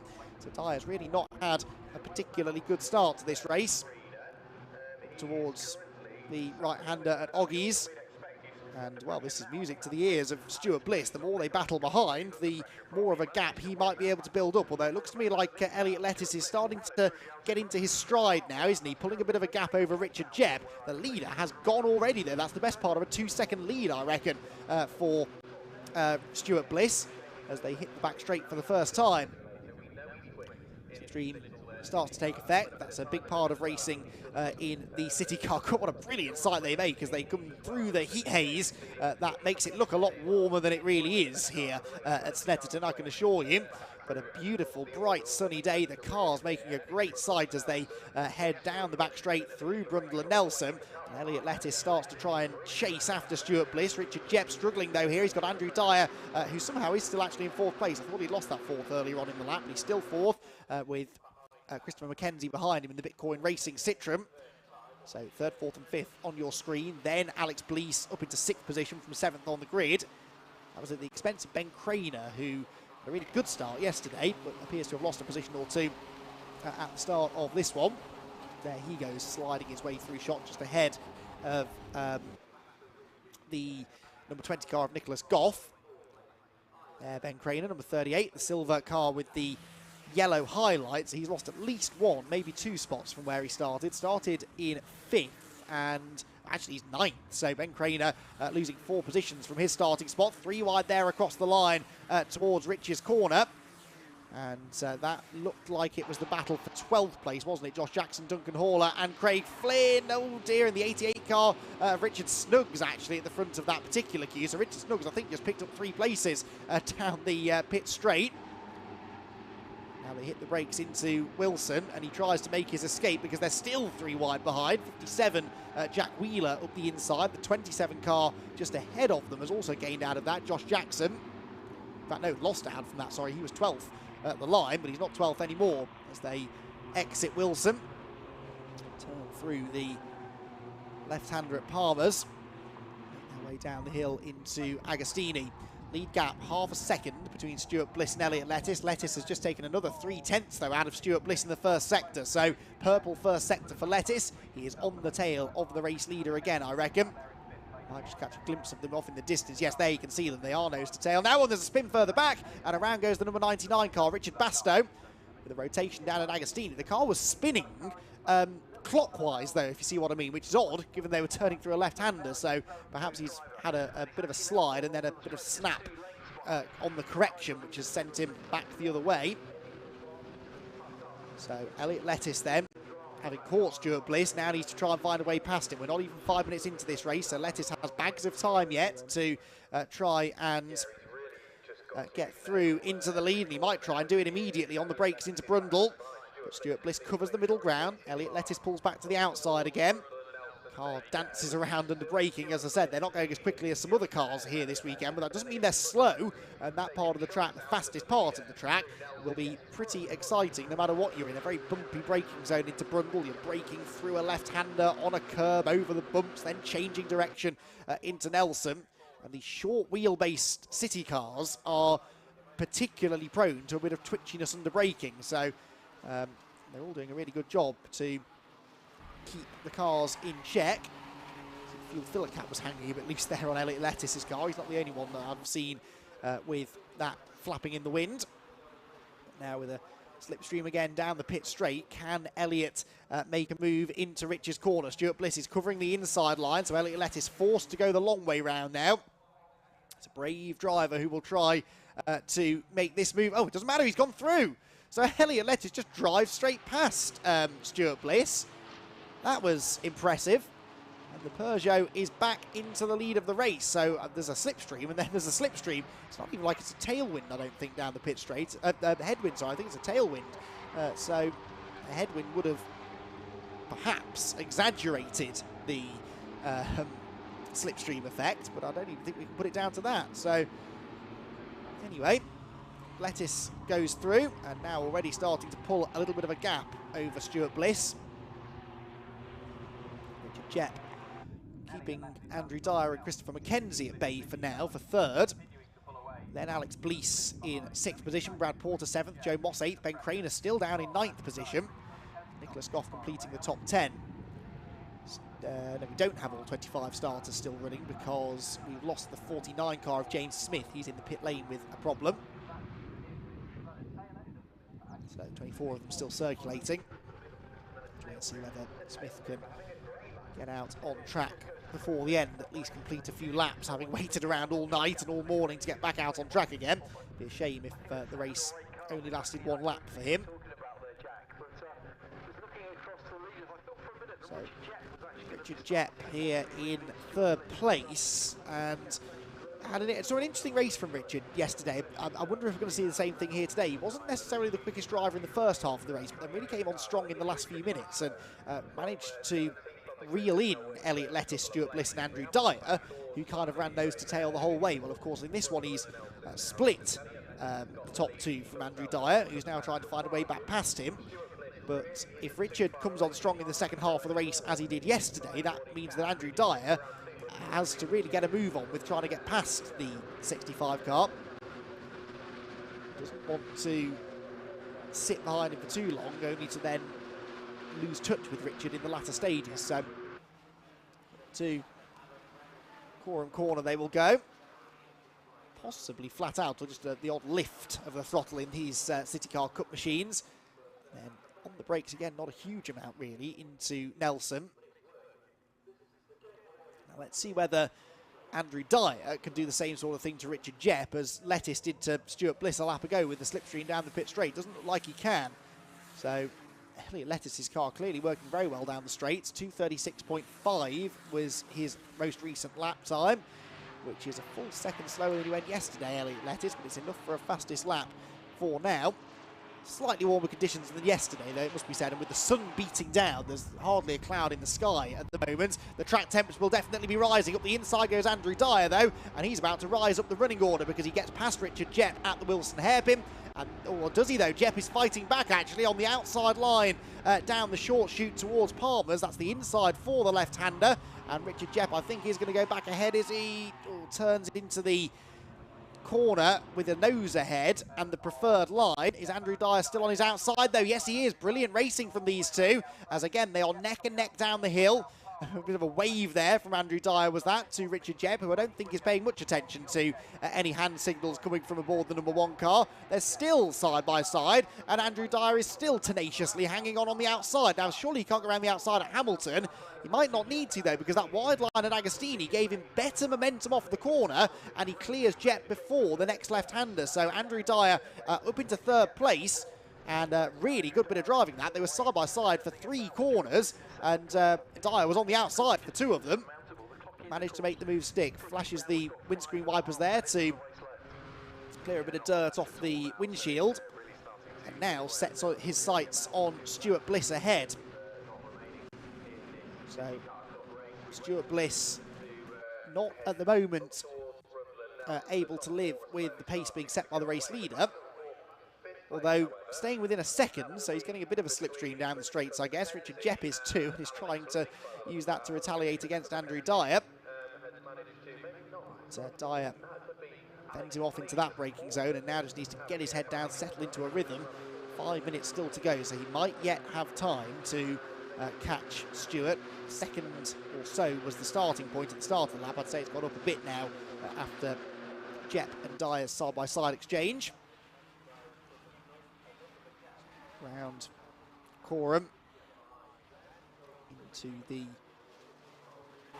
final left-hander at Maurice Corner, hammering the curb. Oh, bit of side-by-side action behind. That's Nick Goff up the inside of Ben Craner. And Ben Craner had to sidestep there, otherwise he was going to get side-swiped, I think, off the track altogether. So that was lively stuff. Did Goff go through? I think they're 3 wide, actually, in the background, because there's another car now. That will be Joe Moss coming around the outside, and Moss might get past both of them, number 23 car.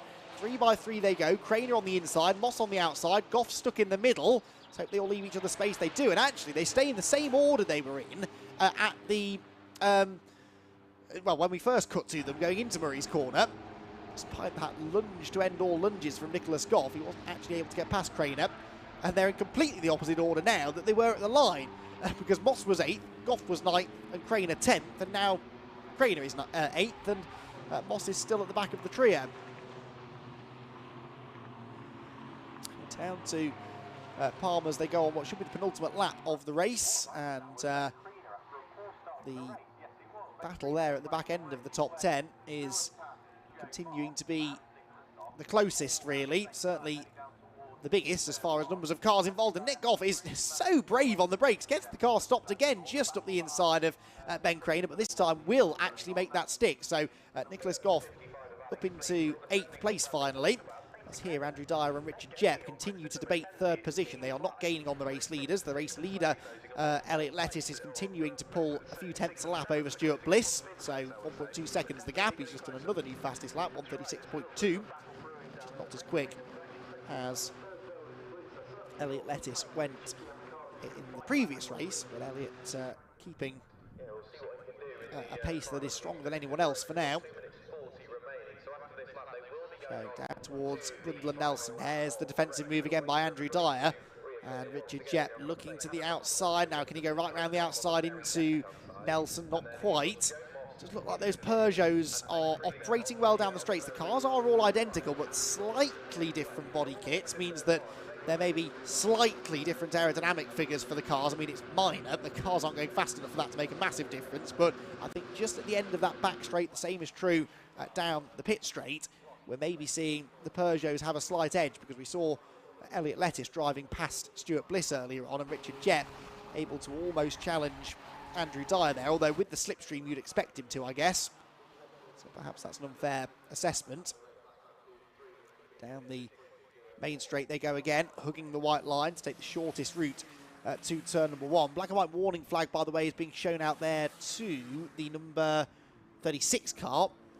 Prem Ginn, the Bitcoin Racing Team driver, one of the Bitcoin Racing Team drivers, running some way down the order though, in 21st place, but being warned about exceeding track limits. The only driver I've seen actually in this race getting the black and white warning flag. Richard Jepp again hunting around behind Andrew Dyer.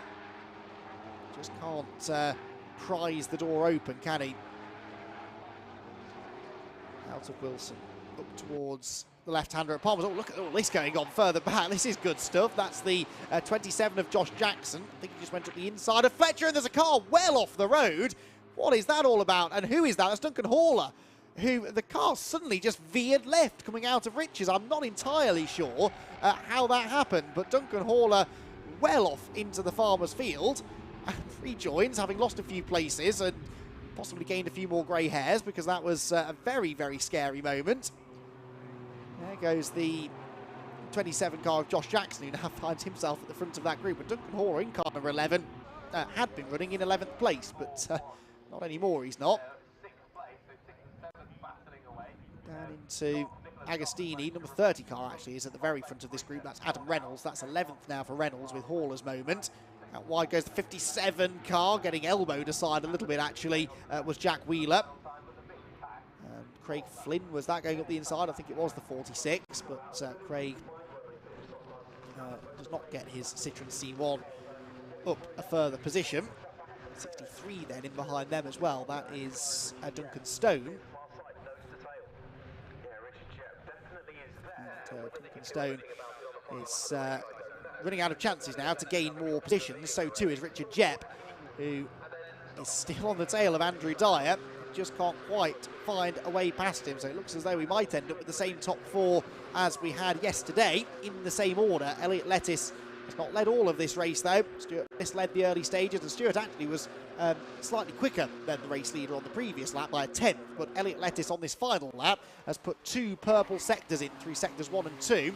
And I reckon he's going to set a new fastest lap, which is worth a bonus point. He's already got the bonus point, but he's just going to solidify that now. Richard Jepp hammering the curb there through Murray's corner, but they head out of the final turn down to the timing line, where the checkered flag will be waved for the second time this weekend for Elliot Lettis. Stuart Bliss comes home in second, Andrew Dyer third, Richard Jepp in fourth position. It is the same top 4 as yesterday, and it was a new fastest lap for Elliot Lettis, a 35.9, the only driver to get into the 35s today, and one of only 3 or 4 to manage it yesterday as well. But as I said, the slightly warmer conditions today, meaning that the track is not quite as quick. The rest of them will file through. There goes Andrew Payne, the red machine, who started at the back of the grid. Looks like he's going to get a top 20 finish out of that, so good reward there for the team to get the car out on track today. And is he going to hold on to that 19th place? He's got Bob Bannister right behind him, but Bob will not quite beat him to the line. Last few coming through. Richard Bastow there, Jason Dean, Luis Torres should be the last couple. You see them in the background having a pretty entertaining battle. I think we saw this yesterday, didn't we? Yeah, James Smith and Jason Dean side by side at the line almost in the fight not to be last. They're not quite side by side for that position today, but still pretty close. The 210 car of Luis Torres will finish in 23rd place, Jason Dean 24th, and the one non-finisher that we had was the 49 of James Smith, which is why he wasn't part of that battle on this occasion. So, City Car Cup action complete for the weekend. And the championship will roll on now into its next round. A provisional result, meanwhile, sees Elliot Lettis claim the victory. Stuart Bliss in second, Andrew Dyer in third, ahead of Richard Jepp and Christopher McKenzie. Alex Blease was sixth, ahead of Brad Porter, Nicholas Goff, Ben Craner, and Joe Moss completing the top 10. Then it was Adam Reynolds and Dominic Fletcher, Josh Jackson 13th, and Richard Snuggs completing the top 14. Then 15th position went the way of Jack Wheeler, 16th for Duncan Stone. Then Craig Flint, Duncan Paula, Andy Payne, Bob Bannister, Fred Gind, Richard Bastow, Luis Torres, and Jason Dean to complete the 24 finishers. 24 cars get to the end of our second and final City Car Cup race of the weekend. They will next be racing at Croft again on the TCR UK package at the beginning of May. So podium interviews incoming. Then Scott Woodward is basking in the sunshine down in Parc Ferme. So let's hand down to him now. Well, that's another exciting City Car Cup race in the books. It looks like it's the same winner as it was from yesterday. This time we are actually able to give you the interviews this time. Apologies we couldn't do it yesterday. Let's have a quick wander through here, so have a quick check-in with our top 3. They're just top 3 are going to get possibly weighed, I think, and looked over by the scrutineer. So we'll see if we can try and get a few of them. We've got Andrew Dyer actually over here. We'll see if we can probably get him first of all. See if we can bring him across and have a chat. See if we can grab Andrew if we can, just to bring him up to have a chat for third place. Angie, well, that's not by way for you to come back to City Car Cup, is it? Yeah, no, it's unexpectedly to be here, so pretty pleased to get on the podium twice now. Just playing goose to my Maverick today, so maintained the position. Had to be warned of multi-21 a couple of times yesterday, so just made sure I'd stay far enough away from the boss man. You've been taking over the Champions car, so how does that feel? Yeah, it's a good car. I reckon if I'd had that car last year, I'd definitely beat him. Nah, in all seriousness, it's good of him to actually lend it to me, so big thanks to Richard Bliss for looking after the car as well this weekend, so can't fault him. So. If I'm right in saying the plan for you is not do as many of the rounds as you can, because I know your main commitment's TT Cup this year, so, yeah, so are you looking to pop in and out and do as many rounds of City Car Cup as you can as time allows? Yeah, so doing the Audi TT next weekend as well. Hopefully going to do Croft in this, because I got to miss the Snetterton round, the Audi TTs, so probably just going to be a mix and match of both this season, and see how we go. Unless we start getting further up the order in these, all the Audis, one's going to have to take priority. They get addictive, these cars, don't they? Yeah, like I say that to people all the time. I know they look slow, but when you're actually door-to-door racing, especially when it's door-to-door with Jepp around it's just so much fun and just cheap and cheerful, and they're just just mega. I don't know why more people don't buy them. Well, fingers crossed, hope that's a good endorsement. But well done, Andrew. Great just off for third place, and we'll see you for race 3 later on. I was going to chat to first and second, but they're starting to run away now. So right, what I have to do is actually they have just come down here. We'll have to just take us through the.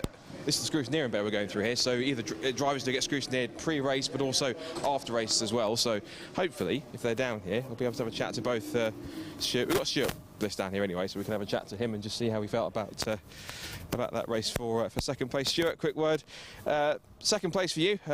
Toyota's still looking in good form. Yeah, it's brilliant. I mean, good start to the season, 2 seconds. Just need to find a little bit of pace to keep up with Elliott. He's just got that extra little bit that I need to find. So that's all to play for in the next race, I suppose. And I've got Andy doing a good job, so just keeping them behind. So that's right. Also, Bliss car still looking good form. Have you done much fettling over the winter, or is it just as you left them from the last round? To be honest, after the engines were all removed after Silverstone at the end of the championship scrutineering, about 2 weeks ago we put the engines back in and we've turned up here. They're brilliant cars, you know, great fun to drive, and I really enjoy the championship. That's why I'm back. I think it just shows how competitive it is that you've been able to keep it all that time over the winter, and then how simple these cars are to put together. Just put the engine back in, as you say, 2 weeks before the first round of the season, and it's back to where it was at the front. Yeah, it's great. I mean, I think the car's where it is. I think I just need to up my game a little bit rusty. No tips from Richard then? I think he keeps them close to his chest, to be honest. Probably why he's the champion. Yeah, that's it. I think he's just worried about his car this weekend. Make sure that Andy doesn't scratch it. Right. Okay. Otherwise, you'll probably be paying for it. Andy will. Great stuff. Well, it's great to see you back on the podium, so well done, and we'll see you for race 3 later on. Right, Elliott has now turned up next to his car now, so we'll have a quick chat with him. Let's see if we can have a chat. Elliott, I think the smile on your face says it all. Is that 2 wins and 2 races? I think we tipped you a bit of a pre-season favourite, and you're living up to it. Yeah, there was a bit of pressure, but no, the car's performing really well, to be fair. Yeah, qualifying, I was 0.8 ahead, so I was going into it confident, and then had a terrible start, but we managed to bring it back, so all good. It's quite a margin in qualifying, 0.8 per second. How do you find that much time in cars that are so close like this? I was just driver skill and car setup, that's all it is. No, we must have a good gem, so yeah. No, it's going really well. We were up as well on the last lap, but had a little incident, but yeah, it was good. Good result. Yeah. It's nice for you to keep your form up from last year, because of course you're up there as part of that leading four with both the Blisses and Andrew and yourself. You were the leading quartet for pretty much all of that season. It's nice that you kept that form up and that you're still in the same form as you were. Yeah, exactly. It's good to set the standard, set the speed, but no, we just try and get some more speed out of the car, and it'd be good. It'd be good fun. You know what your next task is? You've got to go for the hat-trick now. Yeah, I know. I'm 5 race wins in a row, so we'll see if we can get the 6. You never know. If you can go for 5, I think you'll be very impressed. Yeah, thank you. Great stuff. Well, well done. Excellent job. We'll see you for race 3 later on. Thank you very much. Right, tell you what, now that he's also here as well, let's have a chat to our race Stuart Challenge winner and defending champion, of course, Richard Jep. Oh, yeah. That's a nice way to start as you meant to go on. Yeah, it's been a strong start, much better than last season. Obviously, it's good to pay the team back and actually finish the races at the start. So yeah, two good wins for the Student Motorsport Challenge. Trying to keep on the back of these boys. I mean, Elliott's just on another level at the moment. A couple of little things I need to change on the car, I think, from that race compared to yesterday. It's a bit hotter today, but yeah, all went well. Yeah. It looks as though the team looks in pretty good shape. I don't know how much work you've done over the winter, but how much prep have you guys done to get this car refreshed for the new season? Yeah, so obviously it is the same car, but it looks completely different. We have done quite a bit of work on it, quite a few new bits on it. Obviously it's very strongly sort of scrutinised, and we can't do too much to it, but we can put new bits on it. But yeah, it's running well. I can't complain. So. I guess if you're on good form, car's in good form, that's all you need to know, really. Yeah. If I'm taking the wins, I'll take it all day, whether the car's good or not. Benning can't too far away, though. No. Great stuff. Well, it's great to see you back in Victory Circle. Well done. We'll see you for race 3 later on, which is excellent stuff. I think that's right. Actually, have a chat with our man in. You second or third place in Stuart as well? Third place. And forgive me, your name is Jack Wheeler. Jack Wheeler. I think it's your first time in the championship, isn't it? It is, yes. My first race this weekend. So. You're with East Surrey College. Yes. So how have you found getting used to the Student Motorsport Challenge and getting involved with the team? It's been good. It's different, but it's good fun. Really good fun. Cars handle well. Not as much power as what I'm used to, but you know, it's not all about the power, is it? So what sort of prior experience have you had to racing? Was this your first kind of time racing anything? My first season of racing was last year. Raced with MSV, the Track Day Championship Series. So I only done 1 year of racing. Still doing that again this year as well, as long as along with the C1, sorry. So yeah, plenty of racing, but yeah. So excellent stuff for a podium, of course, for the Student Motorsport Challenge. Are you going to keep on progressing to try and keep up with these guys towards the front? Yeah, I'm hoping to. That's the plan. Yeah, I'm happy to third place today. Got quite lucky with it, I think. Obviously, there was an incident ahead of me, which, yeah, kept it together. Great stuff. Well, congratulations on third. Well done. We'll see you for race 3 later on in this. I think we've got just about enough time as well, because we're going into the TCR UK lunch break, where there'll be a grid walk and then the first race of the season for them. If he comes through, probably have to have a chat with Ben Craner, I think. He's just in the West Suffolk College car, I think. So see if he brings that through. We'll have a chat to him. So Ben brings number 38 car through. No stranger to city cars or Student Motorsport Challenge courses, Ben. So just getting a bit of instruction to back the car up a little bit. But it's good to see the Student Motorsport Challenge continuing on its strong form. With some of the interviews that you'll see during the break, we spoke to John Paul Latham in terms of how the Student Motorsport Challenge works, for those who still need to know, and it's looking pretty good in terms of that side. He's just been told possibly to back the car up a little bit, so what we might do actually is, rather than that, we might possibly actually just go to our interviews in a second, just because Ben's been to push the car back a little bit, so I think we're just getting him out of the way on that side. Actually, tell you what, I think he might actually be available for a chat to, so let's see if we can actually quickly grab Ben quickly for second place in here, that one. Ben, good to see you back in City Car Cup. I know it wasn't exactly the plans you had pre-season, but great to see you back on the grid. Yeah, it's good. I like being back. I like the City Cars. I like the Student Challenge. Different team, new challenges, new, hopefully some excitement, but we got a bit of work to do yet, especially after that one. Our car's feeling a bit sorry for itself after that. We got absolutely annihilated at turn 3. So I was in the same position as Andy off the start. We just got boxed in when Elliot I think he spun his wheels or something. And me and Andy were just sitting there going, oh, what can we do? Everyone's coming flying past, and then I had another car 90 degrees into the side of our car. So I'm quite surprised, honestly. It's a strong thing, this. I'm amazed it made it to the end, because I'm sitting there like that for the whole race thinking, oh no, it's going to cut out. But credit to this car, it's good, it's nice and strong. It held up, and we've got a bit of a job to do before race 3 now. So, but hopefully, all being well, we should be fine. You mentioned new team, of course. You were with Brscc last year. You were with West Suffolk College this year. Any sort of reasons for the switch, or any particular differences in how the two teams work, or was he just just looking for a new challenge for this season? There's a big difference in how the teams operate. The Brscc students being a bit older, they're a bit more clued up isn't the right terminology, because the West Suffolk guys are, they all know what they're doing, but they're a bit wiser to it. They're a wee bit older, they know what they're doing. And we're still a part of Brscc, because the whole idea was that we were going to run TTs this year, but unfortunately that's fallen through. And actually it's Harry, the team principal at Brscc, who I need to thank for actually driving this car, because on Monday last week he was on the phone with JP from Student Motorsport saying, right, we need to get you in a car this weekend, we'll find one, and this is the one that they had. So it was all very last minute, but Leon's a nice guy. We got on well last year. This car has a lot of potential in it. We've just got to try and unlock it now and work out the few niggles that we've got. You got some great potential. You were obviously, we can talk back to Cross Croft last year was a weekend to remember, of course, with the 2 podiums, then the win overall, of course. I mean, are you still kind of buzzing off of that, or is that as the more the reality of you need to keep that momentum up now? Is that sank in a bit more? It's an interesting one, because obviously when you change teams you kind of have to forget everything up to that point, because you're starting afresh. Obviously when we go to Croft, if I'm fortunate enough to be in this car again, obviously I've got that confidence knowing that I go really well around Croft. Snetterton's not a good track for me. In terms of that, in terms of the confidence in myself at Croft, yes, absolutely. Whether or not the car is going to be quite there, we don't know. Because it's running well, but it's not quite where the Brscc car was last year. But it's in different ways. We've got a lot more top end in this car, but it's not quite there in the corners yet. So hopefully at Croft, with the high-speed nature of the circuit, we can benefit from that. But if I'm on the grid in Croft, which I hope to be, the expectations will be high, because it's a good track for me, straight line speed, and we're coming leaps and bounds. These guys had never finished higher than 22nd before yesterday, and they did 5th yesterday. So it's credit to them where it's due, and hopefully we can keep that up going forward. Good data. Yeah, absolutely. It's good, and they're all we get out of the car and they're all swarming over it, saying, "Oh, what can you tell us? What about this? What about that?" And that's what you want to see. You want to see the students getting stuck in and offering as much of their help as they can do. And sometimes they don't get it quite right, but that's where you sit and tell them. And everyone, they're all here because they love this stuff, so it's nice to have that sort of energy around you.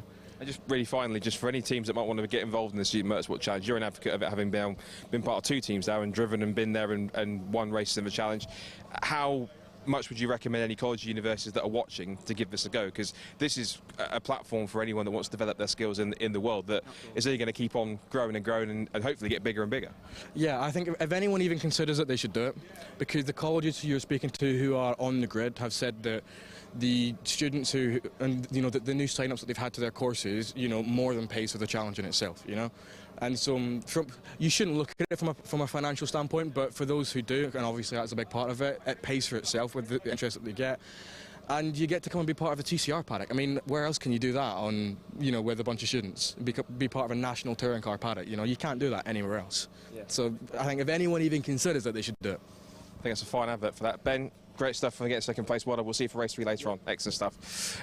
Right, so that's pretty much racing done for the morning session. As I say, we're getting set up for the TCR UK grid walk and then the first race of the TCR UK for 2023. Very exciting atmosphere around here. Reminder, if you want to watch any of that coverage from the TCR race 1 and possibly any grid walk footage, you need to head over to the TCR UK YouTube channel. Please also make sure you subscribe to them, to TCR and to the Civic Cup YouTube channels, of course, because we want to help grow their audiences as much as ours here as well. During the break here, we're going to be going through the interviews that we had, we were recording yesterday, so we'll be playing going through during the break. Once we come back, I think we'll have some more action from the City Car Cup, because we've still got more races to come as well from the Brscc Fiesta Junior Championship and also the 2-hour race for the Brscc Supersport Endurance Cup. Brand new championship for this one. We've had a couple of pilot races over the last couple of years. Brilliant entry for this weekend. Over 30, some 35+ cars, some wonderful machines, some really big BMWs. There's some very fast Seats, there's Hondas, there's even an ex-British GT Vauxhall VX220. I was surprised to hear in that one, so that's pretty fascinating. But for that side of things, it's looking pretty good, so be sure to tune in back then before then, and we're back on there after the TCR race 1. So stay tuned if you want to watch some of the interviews and keep track of that as we go along. Let's talk more about Fiesta Juniors and about the championship and the new cars that we have for this season going forwards. Is David Elsley, team boss of Race Car Consultants. David, great to see you. New season for Fiesta Juniors. Biggest that we've ever had. As a team boss and as someone who's been part of the championship for so long, how pleasing is it to see all the progress that we've had since we were kind of 3-4 years ago? Well, it's fantastic, isn't it, really? I mean, to see the grid grow to the size that it's at today with the potential for high 20s towards the end of the season is wonderful. Just shows that all the hard work that you guys at the Brscc have put in and the faith that the teams have had within the series, you know, to come back from low numbers 4 or 5 years ago it's wonderful. You're one of the teams that have jumped onto these brand new Mark 7s that we have, of course, and you've been one of the biggest advocates of them, of course, going forwards and how they've run. Obviously, this is a new direction the championship's taken. The first time we've ever had them as multi-class since last year. How much of a step up in the development of the championship are these new cars? Because they really do look as though they're a really great evolution for what we've had over the last several years. Yeah, well, exactly. That's exactly what they are. You know, an evolution of the championship and the series. So we were involved from Fiesta Juniors day 1, Mark 6. So to be involved with the latest generation of Mark 7 is fantastic. New platform, new challenges, new tricks of the trade for me as a team to find, and new driving style in some respects for the drivers to master. So I really do think mid-season these are going to be the car at the top of the timesheets for the majority of the races. You mentioned in terms of working on these cars, I mean, in terms of difference compared to the Mark 6s, are there any similarities? Are there any major differences on working on one of these Mark 7s compared to how you've been accustomed to working with a Mark 6? There are. So, I mean, they are both made by the same manufacturer, Ford, obviously, and the Mark 7 is an evolution of the Mark 6. So certain bits carry across, which is great from a team point of view. You know, you can see certain similarities and things that you know to look for and keep an eye out for. The bit that I do like, if I'm honest, is the fresh bit, the challenge of finding the speed, because there are so many differences as well. So from a team's point of view, it's great to have a fresh challenge, not only with the car, but getting the drivers to get the most out of them as well. That's been the unique thing, is because it is a new car, everyone's kind of, who's running it, is kind of starting from scratch. They're going to have to try and find these little nuances and the tricks and the setup to get the pace out of them that you're most accustomed with, having worked with the Mark 6s for so long. You've got it. I mean, let's be honest, probably 95% of the grid who run a Mark 6 are on a very similar setup. You know, we're all smart operators here, and we've all honed into those little nuances over the years. Mark 7, as you say, complete refresh really. Same manufacturer of the suspension, but a completely different unit and the way it operates. Upgrades for various suspension bushes and components on the Mark 7 versus the 6. So we've found, I won't go into the detail, but we've found a few tricks of the trade already, particularly for the balance of the car for the drivers, that didn't do anything on the Mark 6. So yeah, a fresh challenge for us. course, now the championship's continually evolving. It's now, of course, a support championship for TCR UK as well, which is another great development in this championship's history.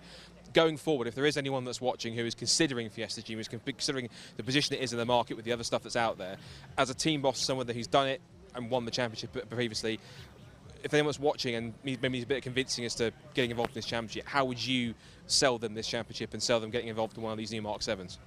I think the big thing is, for me, come along to a race meeting. You know, it's one day a weekend, and whatever the entry fee is for you and your son or daughter, come along and you know, and see it in action. You get to see the teams, the cars up front, smell of the fuel, you know, all the other activity that goes on around the paddock. That would be my one piece of advice. You know, come and see the cars. They sell themselves once you're here. You said that going forward we've got some potential for some more new drivers coming in. I think I know one or two that already passed our test and looking to come and join in, whether it be a Mark 6 or Mark 7, it's based on who they run with. But how exciting is that we start with 22 and there's the real prospect, a genuine prospect. We're going to see the Grizz even go even further up by the time we get to the end of the season. There's a genuine possibility of that. Yeah, I think there is. So if you look at the grid result from qualifying today, a large proportion of those are rookies. So they're going to be doing 2, if not 3 years. We've had more inquiries across the course of the winter than we've ever had, just in general about the championship. People wanting to know, is it Mark 6, is it Mark 7 to have? You know, we're brand new, we've not really done karting, what do we do? And I think a lot of those will eventually join the series. So there's a real possibility that, you know, mid to late season, high 20s, I think. Fantastic. Well, obviously you're a busy guy running six cars this weekend, so we won't keep you too much. But David, great to chat with you. Great to be such a fantastic advocate for the championship and the new cars we've got here. And best of luck for yourself, obviously for everyone, but for yourself and all your guys and girls that are racing. And who knows, your guys might be speaking to a couple of your guys on the podium later on. Thank you, Scott. Much appreciated. So we've got quite a few new Fiesta Junior drivers here this weekend at Snetterton, one of which is here with me now, Flame Auricola. Flame, great to have you in the championship. First off, let's get the elephant out of the room, out of the way. Some people who know motorsport will be familiar with the surname, so just for those who do or don't know, just give us a bit of your family history in the sport and how significant that name is. Yeah, so my granddad was a world famous rally driver, Pentti Auricola, and my mum and my dad my mum actually used to race Fiestas as well, but my dad never really did it, but my granddad doing it is definitely a big inspiration to me. That's obviously something which obviously probably brings a little bit of expectation given the certain people who know it. Is that something that you feel any pressure on, or are you just focused on kind of blazing your own trail and making your own legacy out there? No, I'm definitely focused on my own career in racing and not really, not forgetting the pressure really, because I need to focus on myself and my own achievements in the sport. What sort of experience have you had prior to coming to Fiesta Juniors? Have you done any kind of karting at all or anything to do with short ovals? What have you done prior to jumping into the Fiesta?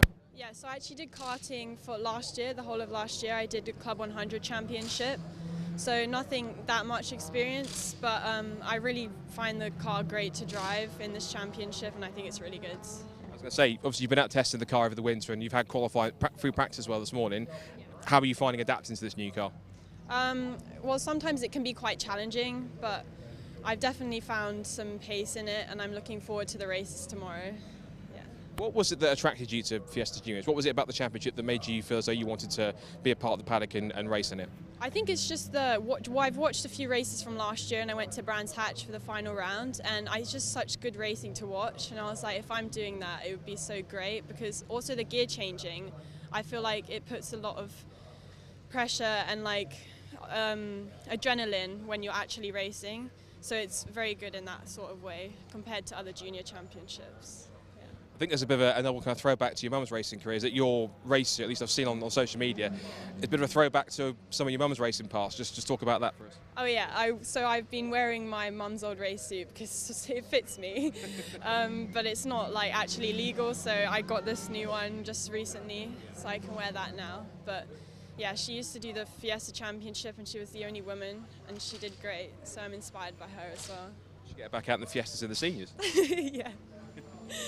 That would actually be quite cool to see, kind of like mother and daughter on the same race weekend. That would be amazing. I think we need to make that happen, don't we? I'm not sure she's up for that, but I'll have to ask her. Yeah. In terms of this weekend and this season, obviously everyone wants to do as well as possible and try and win and do well, but what, at least for this weekend, what would you be satisfied with from this first weekend at Snetterton? As long as I try my best and to do my own ability, I'm not expecting like P1 or anything, but it's my first race, so I'm just going to try my hardest.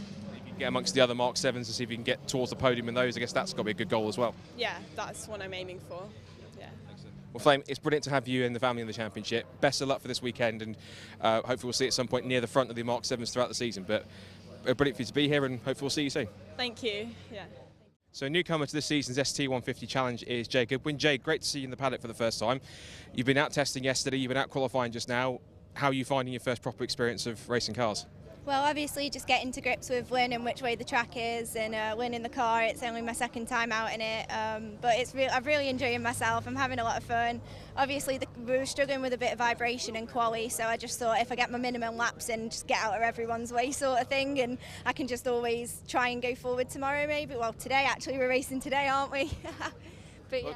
In terms of your experience previously, you've done quite a lot of senior level karting, kind of the old school kind of 90s F100 stuff. So how much has that prepared you for your first time in cars, or is there any similarities between this and a car like the ST150? Well, obviously the basic racing lines are like kind of embedded in you at this point, but it's just I feel completely out. I'm a novice again, but I'm really enjoying it. It's getting, making sure you get the right gears. It's just all new to me. Drove on slicks for the first time, which was pretty cool in a road car. So I've been enjoying it. How much of a difference has that been going on to slicks? That must be, obviously you have some kind of slicks in karting, but much bigger slips, more grip. How much different has that been? Oh, totally. The first time I tried slicks was at Brands Hatch, obviously, so down Paddock Hill I had to take a couple of bravery pills the first couple of laps, but I'm really enjoying it. It's really fun. It's great.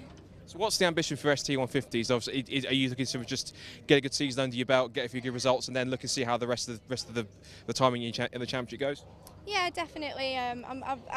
My daily is I like the ST turbos. Hopefully I can move up into those, but it's just learning, getting off your novice plates, doing my first standing start, which, all sorts, my first quali. It's the first time in the assembly area today, and it's just getting to grips with it. It's all new to me. It's a huge learning curve. A lot of first times this weekend. Yeah, you never forget your first.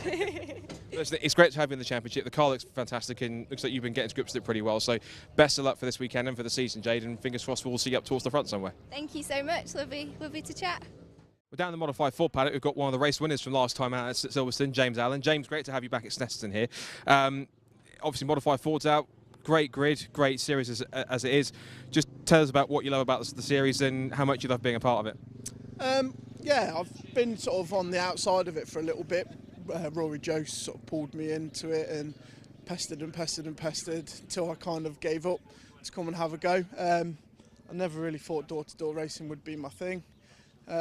Now, yeah, I couldn't not be here, so it's good. I like it here. The whole paddock is brilliant. There's such an array of cars, and they're all just, well, you can see them. They're just brilliant, all of them. Yeah. So in terms of, let's talk about the car you've got, of course, because it's quite a machine that you've got. It's a Mark II Focus RS, ex-time attack car, if I'm correct. So just talk us through the build and some of the key bits about it.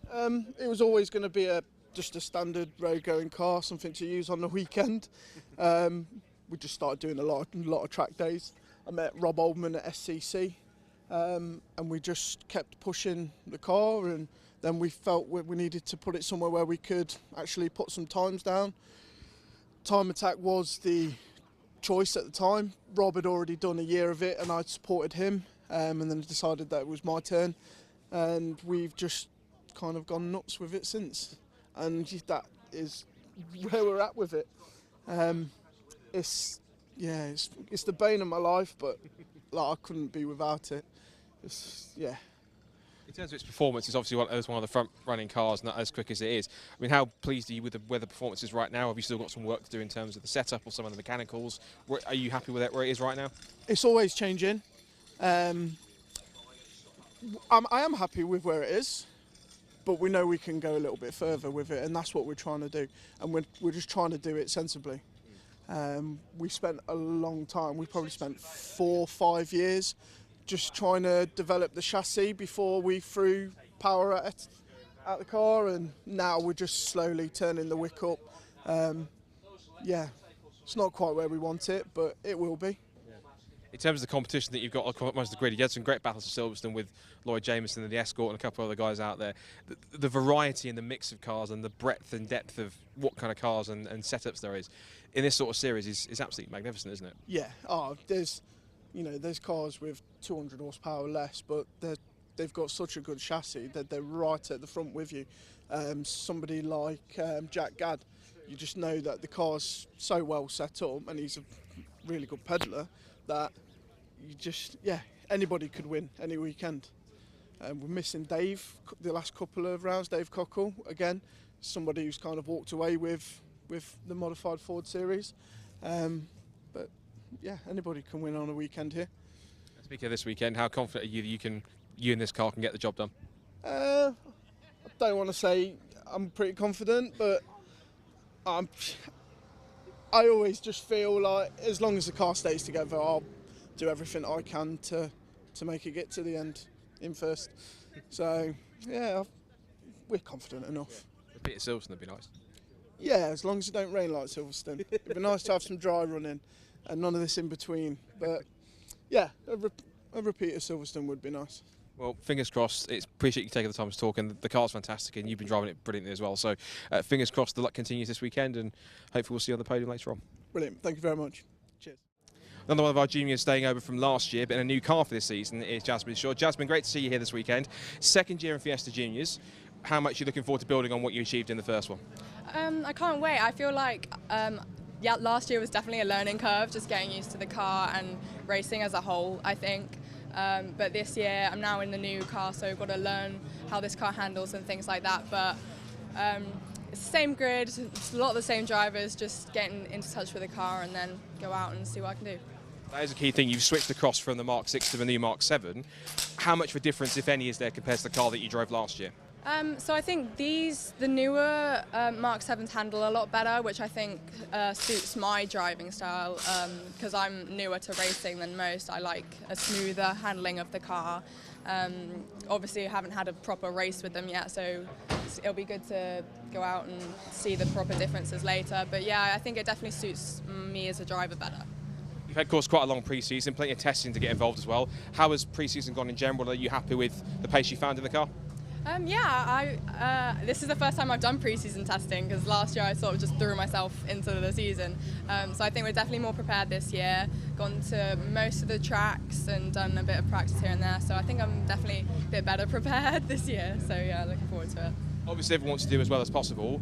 What from first on this weekend, then from the season, what would you be happy with from this weekend and then going forwards for the rest of the year? Is it just simply improving on last year, or have you got a target that you're aiming for? I think improving my racecraft in general, and obviously because this car is new to the majority of the whole grid, I think the playing field's a bit more levelled. I think aiming to get a couple podiums here and there is a good target for me, I think.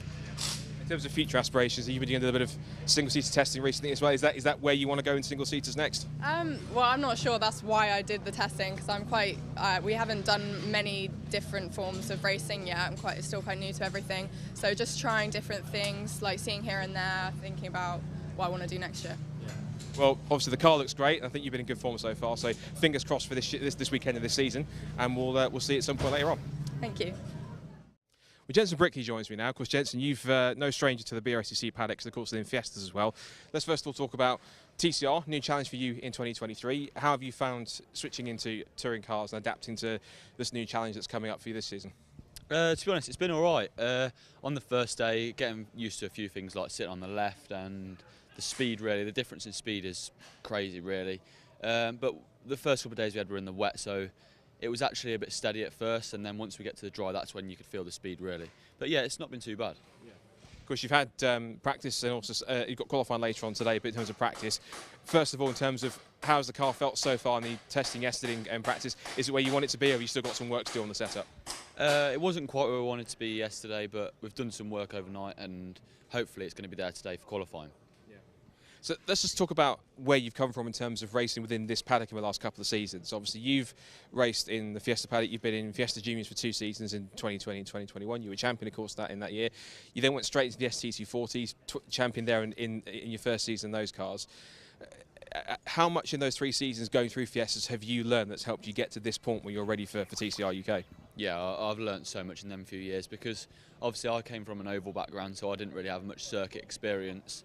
And my first year in 2020 was where I learnt the most, and then obviously going for the championship in 2021 and won that, and then again the same last year. We didn't expect to win the championship last year, but yeah, it was really good. But we're hoping to be up there again this year. In terms of proving ground, like for you as someone who's like an ambassador or someone who's come through and won the championship, how key or how good is Fiesta Juniors as a proving ground for young drivers to come through? Because of course you've been there and done it and won the championship. So from personal experience, how much value have you found from racing at a championship like the juniors? Yeah, it's really good, because like you look back from when just I've been racing. Joseph Loke, he's now gone into GB3, so he's moved up straight up the ranks. And then you've got me and Deegan from the 21 season. Deegan's in F4 now. I'm in TCR, and then last year Sid, he's already in GB4. So everyone moves up straight away. It shows that it's a good proving ground.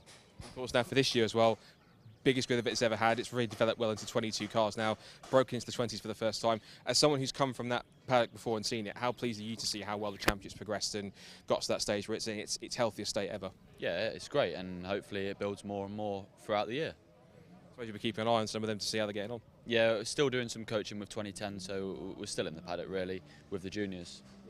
In terms of the drivers that you've got within 2010 that you've seen, are there one or two drivers that we should be looking out for? Obviously the drivers that you're coaching, but are you seeing some really good drivers that are coming through, perhaps some new drivers who are really showing some really good potential? Yeah, obviously Hadley Simpson, who had my old car, he's really good. And then you've got Jensen Bell, I've done some days with him and he's good as well. So yeah, you want to look out for those two really. And then obviously the other ones working their way up from, most of them with not much experience. So it's all a learning curve really, isn't it?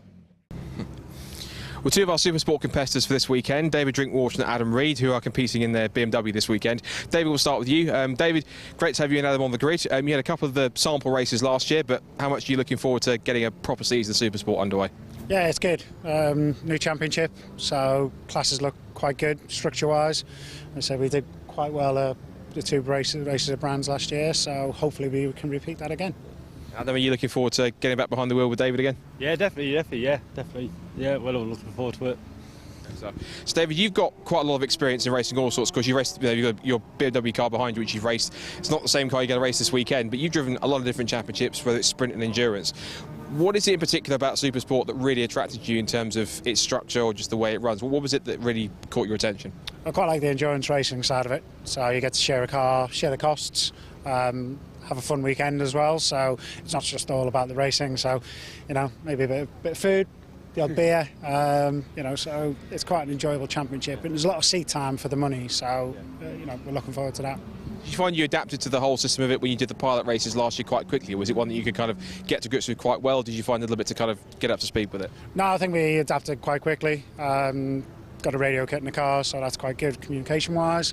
Done a lot of endurance stuff over the years, so I think that helped us quite well. We had some good pit stops at the right times, so yeah, good strategy, so it's great. So Adam, how good has it been to kind of be alongside someone as experienced as David to kind of learn from him and to get quicker? Must have been beneficial for you to kind of find a bit more speed working alongside him? Oh, definitely, yeah. I've learned a lot, just throughout safety car procedures, just, yeah, fueling, that sort of stuff, really. You're quite active on social media as well, so you seem you're really up for this new championship. Yeah, definitely, yeah, looking forward to that. Yeah, every little helps. How has testing gone for you guys? I'm not sure how much you've done throughout this past couple of days, but has the car been strong? Are you comfortable with how you're looking so far?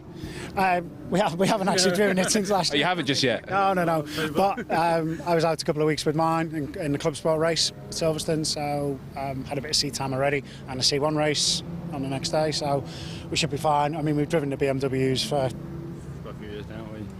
quite a lot of years now. I've driven mine for quite a lot of years, so we should be able to get in.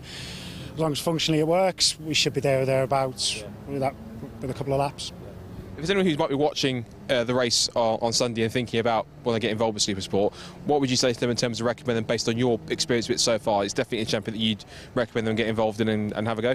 Yeah, it's a good way to start the endurance side of it, so maybe a little step up from the Club Sport part. Think about your fueling, got to have a couple of people to help to push the car back, some communication, radio kit help.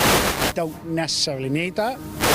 You know, you can do it as a single person or two, or obviously as three. We've done it in the past. We did one of the races as three. So, you know, you can split the costs, makes it nice. You know, split tyre costs, fuel costs, and actual seat time. So when you do that, it works out not to be that expensive. So it should appeal to a lot of people. In terms of obviously this weekend, obviously everyone's trying to go for a good result. Is the class win the only thing you're aiming for, or is there any kind of result that you'd be happy with regardless of how you do tomorrow? Well, class win is obviously is always what you want, so hopefully 2-hour race, long, few safety cars, I would imagine. Snetterton's always good for the so if we can sort that out, keep at the top of the club in Class C, that should be good. And just quickly as well, obviously you've been doing quite a bit of club sport previously as well, adapting to super sport with the longer races. Is there a bit of adjustment period to kind of get used to longer races, or is all that club sport experience, does it kind of give you the easiest sort of transition into this new championship? Makes it easier to go up for a bit longer race sort of sense. So, but no, it's I've adapted fairly well, I think. I've left him out there many times. When he wants to pit, I just leave him out. Leave him out there and do laps. Yeah, I'm fine, I'm busy. Got a cup of tea and a biscuit. So.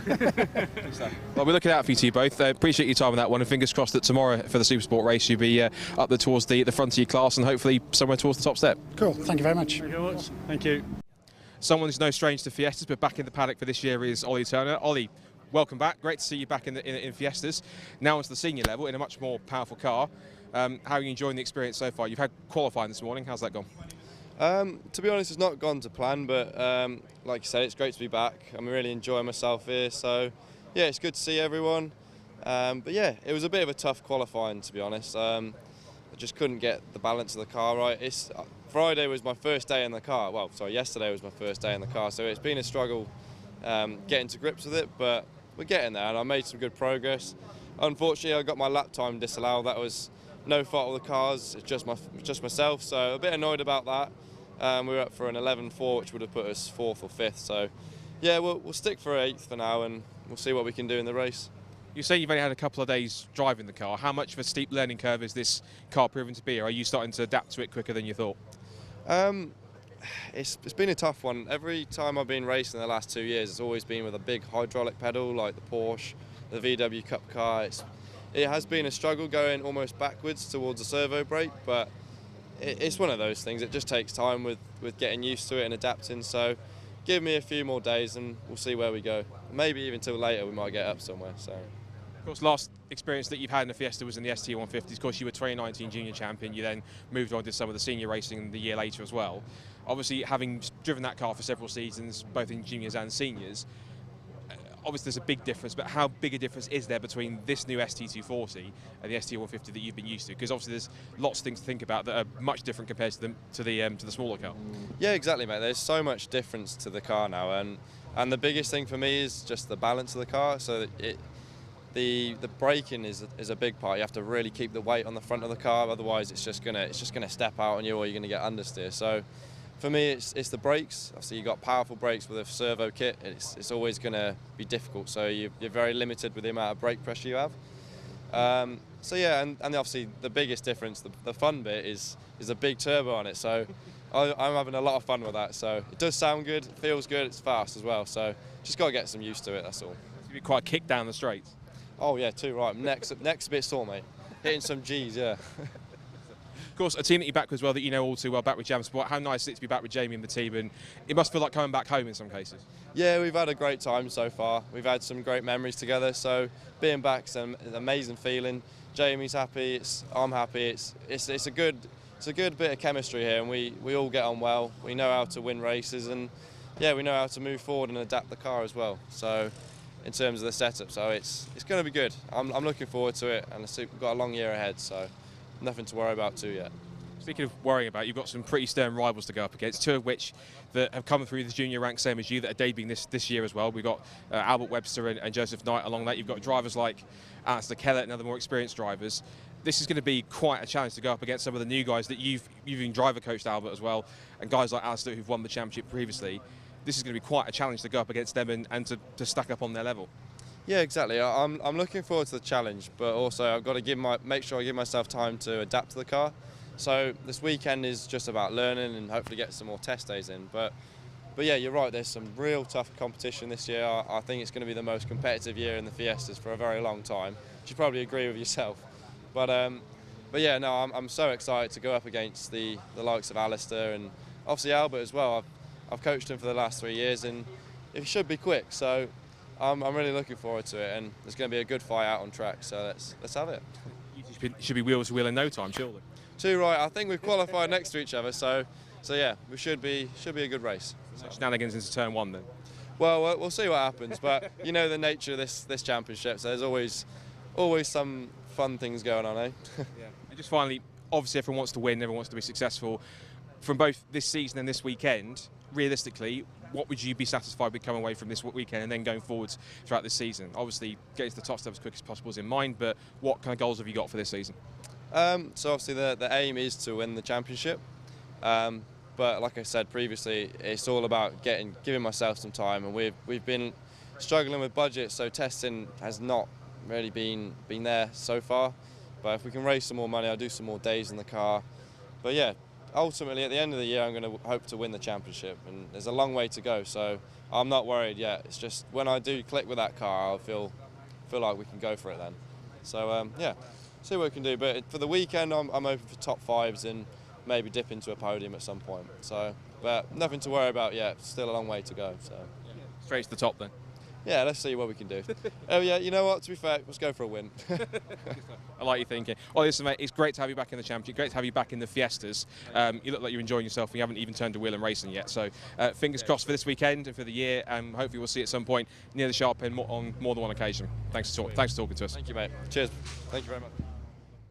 Well, Albert Webster joins us now. He's one of our graduates from Fiesta Juniors now into the ST240s. Albert, great to have you back in the Fiesta paddock once again. Quite a different machine to what you've been used to the past 3 years. Yeah, it's a different beast. The car's brilliant to drive. I love them. I've got used to them.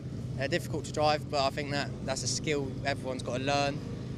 The cars are so much faster, more grip, and new tyres to get used to. It's a good experience. In terms of the difference, obviously, because you've been racing ST150 in juniors for 3 years, that's been on a junior tyre, different engine, non-turbo. You now come to a car that's the polar opposite of that now. More power, slicks, turbocharged as well now. How much of a difference is that? Obviously substantial, but how much of a difference really is it compared to what you've driven previously? Oh, it's completely different. You can't really bring any like skills over, because you've got to learn about the turbo and how to spool it up to make sure you get the power at the right time. And the brakes are different because they're so much stronger, and then warming up the slicks is a completely different skill I've had to learn because they're so much bigger and they take more time to warm up. So in terms of the choice to go into ST240s, was that the natural decision, or had you been looking at other options before you decided to stay in the Fiesta paddock but move into the senior ranks? What have been the plans over the winter? We were looking at a couple of things, so the minis, but this is just the best value for money, the fastest cars, they're the best team, the best paddock. Everyone here is really nice, everyone gets on, all the teams are good, and the cars are just brilliant for what they are. In terms of the championship that you've come from, Fiesta Juniors, they're now at their biggest grid ever that you've left, of course. How, as someone who's just left the championship and as an alumni and ambassador for that championship, how pleased are you to see that the championship is in its healthiest state ever right now? Oh, I'm really happy. It's just to see it grow, and from when I started back in 2020 to see it grow every year, a couple more cars, and now get up to the 22, I think it is, the real big grid. It's going to bring a lot of people in, see how good it is, and really show off the skills the kids have and the championship, really. You're not the only one that's graduating into Fiesta Juniors, from Fiesta Juniors that are in this championship. You've got Ollie, of course, who's been your driver coach for a while. Of course, you've got Joseph Knight, who's coming after he did a year in ST150s at senior level. How good is it that you've got all three of you being Fiesta Junior graduates and now on the grid at the same time together? Oh, it's brilliant. So me and Ollie, he was my driver coach for the last 3 years, so me and him are good friends. We can talk about things. Joe Knight, brilliant to see him jump up from the ST150. He's obviously put it on third on the grid, so that's really good for him, positive for the team. Yeah, 1, 2, 3 on the team, and just I was going to make it 4, but track limits, obviously. I made a mistake, what ruined my qualifying, but we'll see how it goes.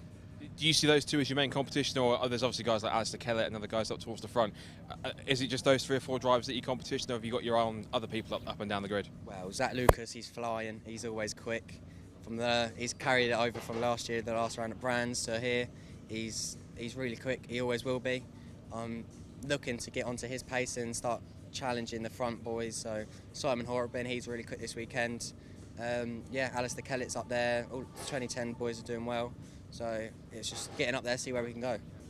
I know you don't need me to remind you, but particularly last year, particularly here, you've come agonisingly close to a first win. I was actually disappointed myself that you didn't actually get your first junior win. How close do you think you are? Do you think there's a real possibility that now you're in seniors, you can achieve a victory now? Oh yeah, 100%. I've got the pace in the qualifying was good. I just got a little bit of traffic, and then the track limits. Obviously, my ideal was a lot faster than what I did, and it was right up the front. So it's just getting through the first lap, and then starting to go forward and make progress.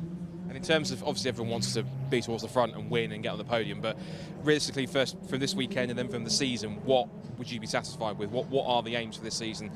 Obviously you want to go for the championship, you want to go and get race wins and get that off your belt as well, but what sort of goals have you set yourself for this season?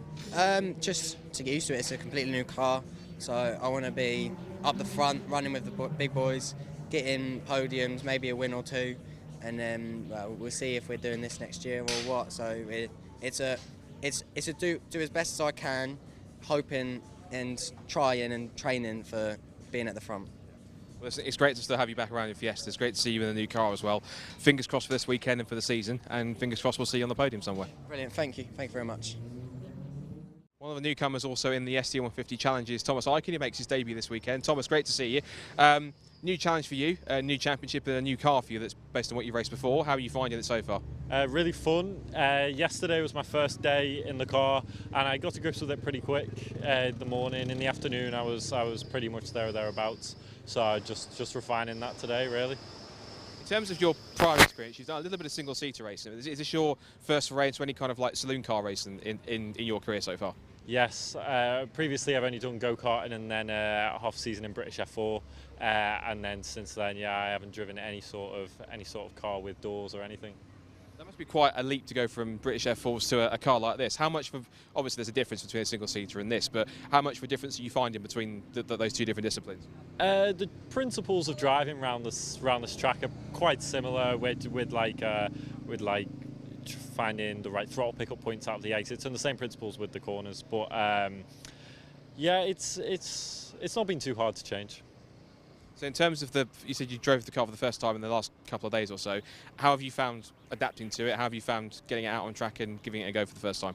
Really fun. It's really different with the front end engine and front wheel drive, but I've found it good fun. Really fun car to drive. Has it met any expectations that you had of the car, or has it surpassed them, or did you have any expectations of a car like this going into it to drive it for the first time? I think when you look at them, they don't allow you to realise how quick they are, especially in a straight line, and how fun they are to drive as well. So it definitely surprised me. So in terms of your goal first for this weekend, and of course then for the season, obviously everyone wants to try and get to the front and win and do well, but what would you be happy with from this first weekend? I'd be happy if I can take a podium from this first weekend, considering it was only my first day yesterday, and then I've just qualified P5 with a decent mistake in that lap as well. I think that I can definitely come away with a podium. Well, fingers crossed you do well. It's great to have a chat with you, and fingers crossed for this weekend and for the season as well. Thomas, thanks for chatting to us. Thank you very much. Well, Matty Pimblett joins us now, one of the returnees from the last couple of seasons of ST150s. Matt, great to see you here. How much are you looking forward to getting things underway this weekend? Yeah, really. It's going to be an interesting one with the two merging championships as well, and the new tyres, which are interesting, shall we say. We're looking forward to it though. I think it's going to be good. Definitely competition up there at the front. Of course, you've been in the championship the past couple of seasons. You took a couple of wins last year, so you've been up towards the front. So how much more competition are you expecting this year now there's been a bit of a shift and a change in the championship? We're just seeing the results from the qualifying. I think it's going to be very different. Obviously the front runners, Mike Blackburn, etc., are going to be up there with 10 Sport as well. But yeah, the competition's there. It's going to be good. It'll be good fun. Are you expecting, because Mike's the defending champion, are you expecting him and a couple of other guys in there that are going to be up towards the main challengers for the championship? Who are you looking most at as your main rivals? Well, if I'm definitely following on Michael, I think we should be okay. I think that should be good. Obviously trying to get a podium. Qualified third, I think. So yeah, it could be interesting. So you've been in the paddock for a couple of seasons. What is it about this championship and this particular paddock that you've really enjoyed being a part of and racing amongst? Because it really is a wonderful, friendly atmosphere within this Fiesta Championship. So it must be one that you really enjoy being a part of and socialising with. It is. It's miles better than previous championships I've been in. It's the family type vibe, the fact that they all muck in and help each other when something goes wrong. as it always does. But especially 10 Sport and Chris, he's just been a big help, and that's why we've joined 10 Sport this season. So. Yeah. Of course, you've had a change of teams over the winter. How much of a difference is that making to your pace, to your confidence in the car? If there is any difference, how much of a change have you found in yourself and the ability to set the car up based on with the team you were with previously? I think it's really good. I mean, with the change in tyres as well, and them being so different, like characteristics from last year's tyres being so different, you can get the input from all the drivers. You can work it out together. We're looking at each other's lap times. It's a team. It's good. Yeah. It works. We've been talking to a lot of the drivers and asking about goals for the season, goals for the weekend. Obviously, you want to go to the front, you want to win, you want to do well. From this weekend and then from the season, what goals or what risk would you be happy with coming away from this first weekend and then going forwards for the rest of the season? I'd like a podium, and I would just want to stay in the points in reality. So if I'm in the points and I can get a podium, winner. There's also a couple of drivers who've come in from the other side of the Fiestas that come in to join you. Of course, drivers like Ethan Rogers and Sam Watkins have been champions in those classes before. How much does that ramp up the competition, knowing the calibre of driver they are and what they've achieved in the past as well? Massively. I also think it'd be interesting just to see the difference between the cars. There's a few differences. Whether it makes them quicker or not, I don't know. And I think it will be good after this weekend just to get some data from them, definitely. Well, you look ready to go, so we'll let you go and continue to get prepped for the first race. But thanks for chatting to us. Best of luck for this weekend and for the season, and hopefully we'll see you on the podium at some point. Thanks for chatting. Thank you very much indeed. Cheers. We've got Julian McBride with us here. He's one of our Supersport endurance drivers for this weekend and this season. Julian, great to see you. Great to see you giving Supersport a go for the first time. First of all, how much are you looking forward to this new challenge this weekend and this new championship? Oh, massively. I mean, I've been doing club enduro with the 750 club for a few years, and when I saw this was turning into a championship, I thought I've got to give it a go, because it looks like the field's going to be a lot more competitive, a lot more evenly spread. So for me, it's a chance to show my worth. So yeah. Tell us about the car you've got. It's a BMW M3, but I think as we can see, it's far from stock. Yeah, it's not exactly a standard M3. So it's a E46 shell with an M4 competition engine in, with a Drenth sequential gearbox, and because I've got a spinal injury, I actually can't drive manual cars. So I've got full flat shift paddle control, highly modified inside because of my spinal injury. So I've got special adaptations for the pedals and blah blah blah. So yeah, but it's great fun. So bang on power to weight ratio. Actually, it's slightly lower because it's set up for the club enduro rather than this one. But to be honest with you, all much just around the same power weight ratio. So I'm running Class B Pro. I was hoping to run Class A Pro, but we couldn't get the cooling worked properly. So I'll do the whole championship in Class B Pro instead. So yeah. You talk about what attracts you to the championship. Of course, it's a slightly more open class structure in terms of Supersport. There's about 6 classes involved. There's a power cap of 350 brake horsepower per tonne. In terms of the championship going forward, I mean, how much are you looking forward to seeing it develop and being a part of it and being a part of these first few races to see it grow as much as it potentially could do? Oh, massively. I mean, so I started racing in 2016 in the M3 Cup, which was 20-minute sprint races.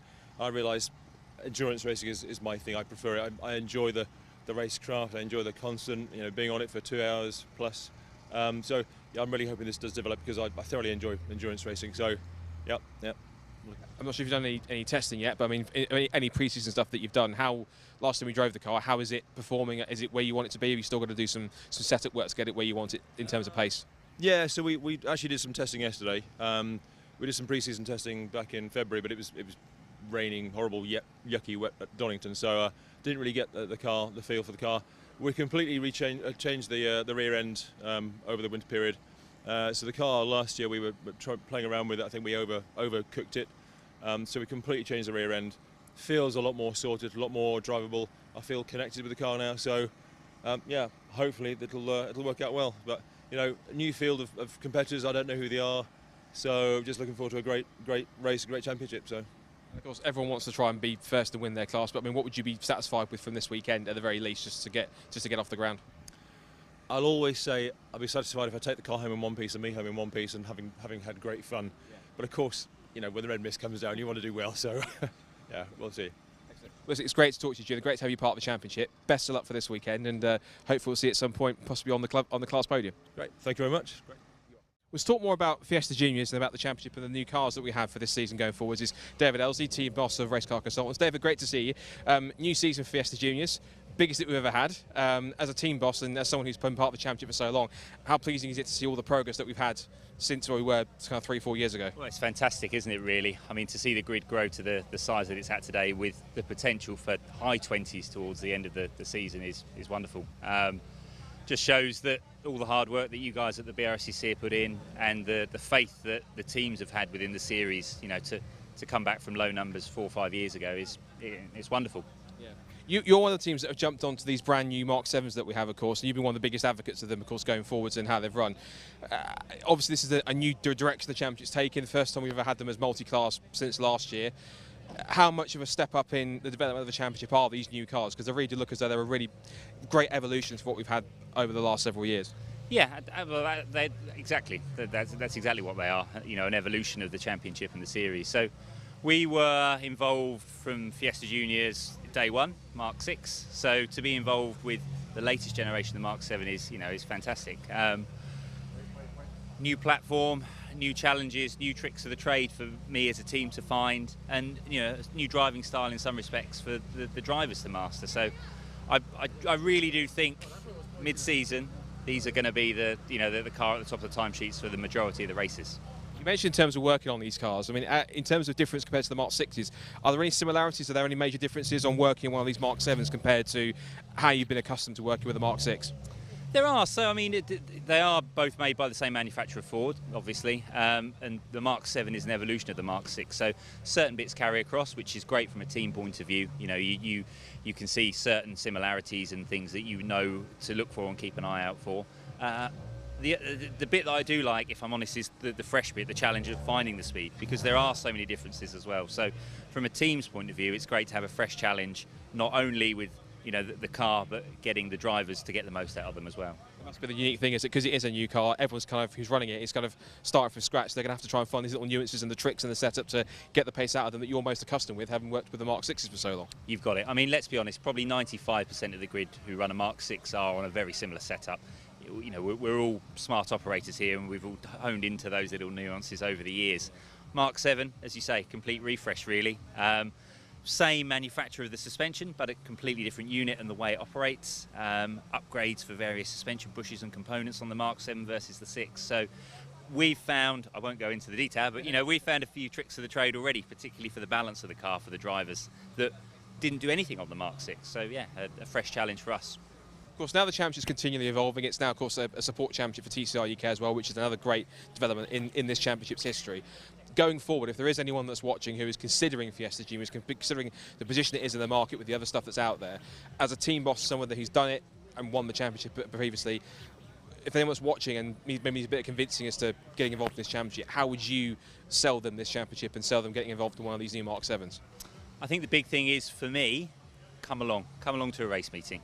You know, it's one day a weekend, and whatever the entry fee is for you and your son or daughter, come along and see it in action. You get to see the teams, the cars up front, smell of the fuel, all the other activity that goes on around the paddock. That would be my one piece of advice. Come and see the cars. They sell themselves once you're here. You said that going forward we've got some potential for some more new drivers coming in. I think I know one or two that already passed our test and looking to come and join in. Whether it be a Mark 6 or a Mark 7, it's based on who they run with. But how exciting is that we start with 22 and there's the real prospect, a genuine prospect. We're going to see the grids even go even further up by the time we get to the end of the season. There's a genuine possibility of that. Yeah, I think there is. So if you look at the grid result from qualifying today, a large proportion of those are rookies. So they're going to be doing 2, if not 3 years. We've had more inquiries across the course of the winter than we've ever had, just in general about the championship. People wanting to know, is it Mark 6, is it Mark 7 to have? We're brand new, we've not really done karting, what do we do? And I think a lot of those will eventually join the series. So there's a real possibility that, mid to late season, high 20s, I think. Fantastic. Well, obviously you're a busy guy running six cars this weekend, so we won't keep you too much. But David, great to chat with you. Great to being such a fantastic advocate for the championship and the new cars we've got here. And best of luck for yourself, obviously for everyone, but for yourself and all your guys and girls that are racing. And who knows, your guys might be speaking to a couple of your guys on the podium later on. Thank you, Scott. Much appreciated. So we've got quite a few new Fiesta Junior drivers here this weekend at Snetterton, one of which is here with me now, Flame Auricola. Flame, great to have you in the championship. First off, let's get the elephant out of the room, out of the way. Some people who know motorsport will be familiar with the surname, so just for those who do or don't know, just give us a bit of your family history in the sport and how significant that name is. Yeah, so my granddad was a world famous rally driver, Pentti Ricola. And my mum and my dad my mum actually used to race Fiestas as well, but my dad never really did it. But my granddad doing it is definitely a big inspiration to me. That's obviously something which obviously probably brings a little bit of expectation given the certain people who know it. Is that something that you feel any pressure on, or are you just focused on kind of blazing your own trail and making your own legacy out there? No, I'm definitely focused on my own career in racing and not forgetting the pressure really, because I need to focus on myself and my own achievements in the sport. Yeah. What sort of experience have you had prior to coming to Fiesta Juniors? Have you done any kind of karting at all or anything to do with short ovals? What have you done prior to jumping into the Fiesta? Yeah, so I actually did karting for last year, the whole of last year. I did the Club 100 Championship. So nothing that much experience, but I really find the car great to drive in this championship, and I think it's really good. I was going to say, obviously you've been out testing the car over the winter and you've had qualifying through practice as well this morning. How are you finding adapting to this new car? Well, sometimes it can be quite challenging, but I've definitely found some pace in it, and I'm looking forward to the races tomorrow. Yeah. What was it that attracted you to Fiesta Juniors? What was it about the championship that made you feel as though you wanted to be a part of the paddock and race in it? I think it's just I've watched a few races from last year, and I went to Brands Hatch for the final round, and it's just such good racing to watch, and I was like, if I'm doing that, it would be so great, because also the gear changing, I feel like it puts a lot of pressure and adrenaline when you're actually racing, so it's very good in that sort of way compared to other junior championships. I think there's a bit of another kind of throwback to your mum's racing career, is that your race, at least I've seen on social media, it's a bit of a throwback to some of your mum's racing past. Just talk about that for us. Oh yeah, so I've been wearing my mum's old race suit because it fits me, but it's not actually legal, so I got this new one just recently, so I can wear that now. But yeah, she used to do the Fiesta Championship and she was the only woman and she did great, so I'm inspired by her as well. You should get back out in the Fiestas in the seniors. Yeah. That would actually be quite cool to see, kind of like mother and daughter on the same race weekend. That would be amazing. I think we need to make that happen, don't we? I'm not sure she's up for that, but I'll have to ask her. Yeah. In terms of this weekend and this season, obviously everyone wants to do as well as possible and try and win and do well, but what, at least for this weekend, what would you be satisfied with from this first weekend at Snetterton? As long as I try my best and to do my own ability, I'm not expecting P1 or anything, but it's my first race, so I'm just going to try my hardest. Get amongst the other Mark 7s and see if you can get towards the podium in those. I guess that's got to be a good goal as well. Yeah, that's what I'm aiming for. Yeah. Well, Flame, it's brilliant to have you and the family in the championship. Best of luck for this weekend, and hopefully we'll see at some point near the front of the Mark 7s throughout the season. But brilliant for you to be here, and hopefully we'll see you soon. Thank you. Yeah. So newcomer to this season's ST150 Challenge is Jay Goodwin. Jay, great to see you in the paddock for the first time. You've been out testing yesterday, you've been out qualifying just now. How are you finding your first proper experience of racing cars? Well, obviously just getting to grips with learning which way the track is and learning the car. It's only my second time out in it, but I'm really enjoying myself. I'm having a lot of fun. Obviously we were struggling with a bit of vibration and quali, so I just thought if I get my minimum laps in, just get out of everyone's way sort of thing, and I can just always try and go forward tomorrow maybe. Well, today actually, we're racing today, aren't we? But yeah. In terms of your experience previously, you've done quite a lot of senior level karting, kind of the old school kind of 90s F100 stuff. So how much has that prepared you for your first time in cars, or is there any similarities between this and a car like the ST150? Well, obviously the basic racing lines are kind of embedded in you at this point, but it's just I feel completely out. I'm a novice again, but I'm really enjoying it. It's getting, making sure you get the right gears. It's just all new to me. Drove on slicks for the first time, which was pretty cool in a road car. So I've been enjoying it. How much of a difference has that been going on to slicks? That must be, obviously you have some kind of slicks in karting, but much bigger slips, more grip. How much different has that been? Oh, totally. The first time I tried slicks was at Brands Hatch, obviously, so down Paddock Hill I had to take a couple of bravery pills the first couple of laps, but I'm really enjoying it. It's really fun. It's great. So what's the ambition for ST150s? Obviously, are you looking to just get a good season under your belt, get a few good results, and then look and see how the rest of the timing in the championship goes? Yeah, definitely. My daily is I like the ST turbos. Hopefully I can move up into those, but it's just learning, getting off your novice plates, doing my first standing start, which, all sorts, my first quali. It's the first time in the assembly area today, and it's just getting to grips with it. It's all new to me. It's a huge learning curve. A lot of first times this weekend. Yeah, you never forget your first. It's great to have you in the championship. The car looks fantastic and looks like you've been getting to grips with it pretty well. So best of luck for this weekend and for the season, Jade, and fingers crossed we'll see you up towards the front somewhere. Thank you so much. Lovely to chat. We're down the Modified Ford paddock. We've got one of the race winners from last time out at Silverstone, James Allen. James, great to have you back at Snetterton here. Obviously, Modified Ford's out. Great grid, great series as it is. Just tell us about what you love about the series and how much you love being a part of it. Yeah, I've been sort of on the outside of it for a little bit.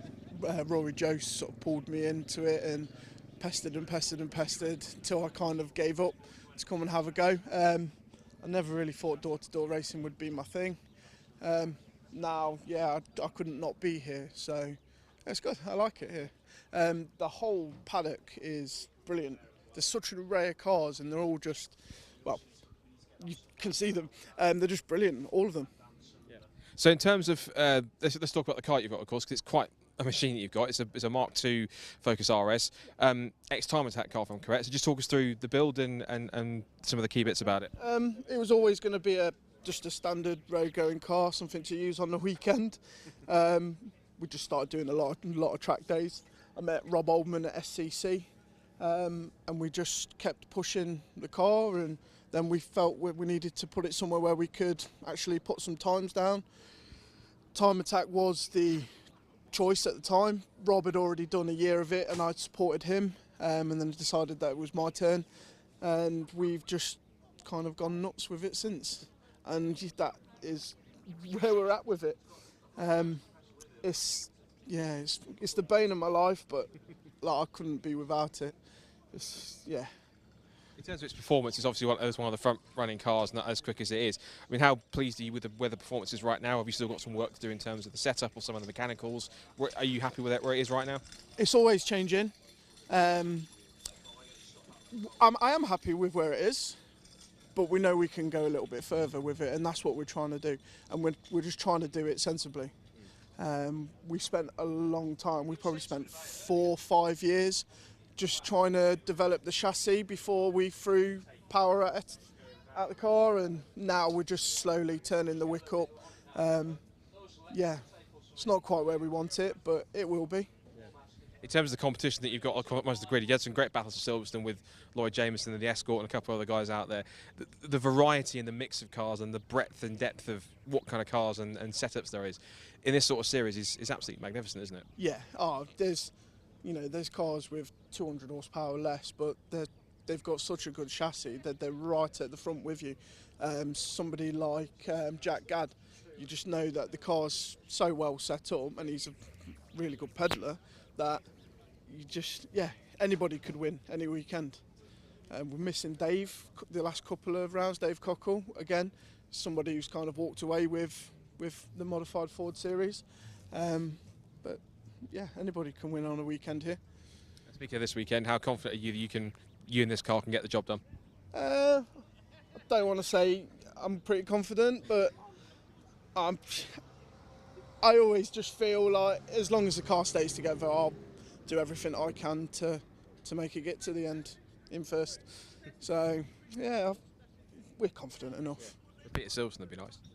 Yeah, as long as it don't rain like Silverstone. It'd be nice to have some dry running and none of this in between. But yeah, a repeat of Silverstone would be nice. Well, fingers crossed. Appreciate you taking the time to talk, and the car's fantastic, and you've been driving it brilliantly as well. So, fingers crossed, the luck continues this weekend, and hopefully we'll see you on the podium later on. Brilliant. Thank you very much. Cheers. Another one of our juniors staying over from last year, but in a new car for this season is Jasmine Shaw. Jasmine, great to see you here this weekend. Second year in Fiesta Juniors. How much are you looking forward to building on what you achieved in the first one? I can't wait. I feel like last year was definitely a learning curve, just getting used to the car and racing as a whole, I think. But this year I'm now in the new car, so I've got to learn how this car handles and things like that. But it's the same grid, it's a lot of the same drivers, just getting into touch with the car and then go out and see what I can do. That is a key thing. You've switched across from the Mark 6 to the new Mark 7. How much of a difference, if any, is there compared to the car that you drove last year? So I think the newer Mark 7s handle a lot better, which I think suits my driving style, because I'm newer to racing than most. I like a smoother handling of the car. Obviously I haven't had a proper race with them yet, so it'll be good to go out and see the proper differences later. But yeah, I think it definitely suits me as a driver better. You've had, of course, quite a long pre-season, plenty of testing to get involved as well. How has pre-season gone in general? Are you happy with the pace you found in the car? This is the first time I've done pre-season testing, because last year I sort of just threw myself into the season. So I think we're definitely more prepared this year, gone to most of the tracks and done a bit of practice here and there. So I think I'm definitely a bit better prepared this year. So yeah, looking forward to it. Obviously everyone wants to do as well as possible.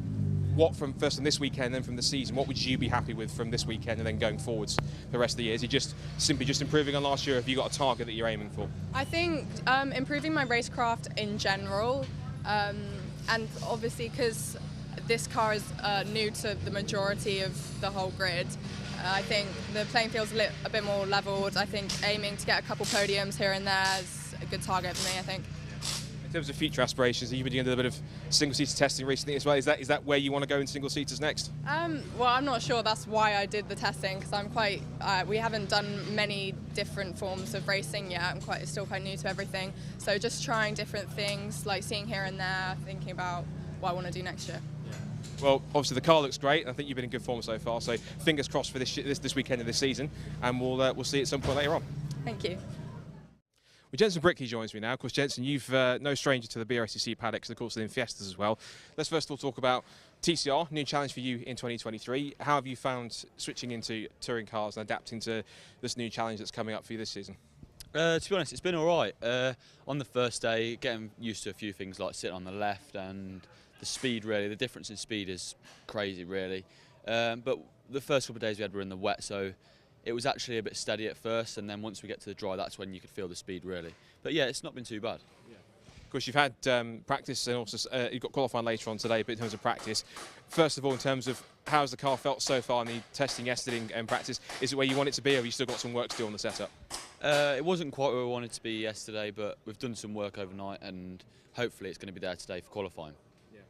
So let's just talk about where you've come from in terms of racing within this paddock in the last couple of seasons. Obviously, you've raced in the Fiesta paddock. You've been in Fiesta Juniors for 2 seasons in 2020 and 2021. You were champion, of course, in that year. You then went straight into the STC40s, champion there in your first season in those cars. How much in those 3 seasons going through Fiestas have you learned that's helped you get to this point where you're ready for TCR UK?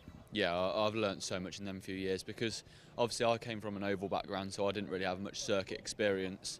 And my first year in 2020 was where I learnt the most, and then obviously going for the championship in 2021 and won that, and then again the same last year. We didn't expect to win the championship last year, but yeah, it was really good. But we're hoping to be up there again this year.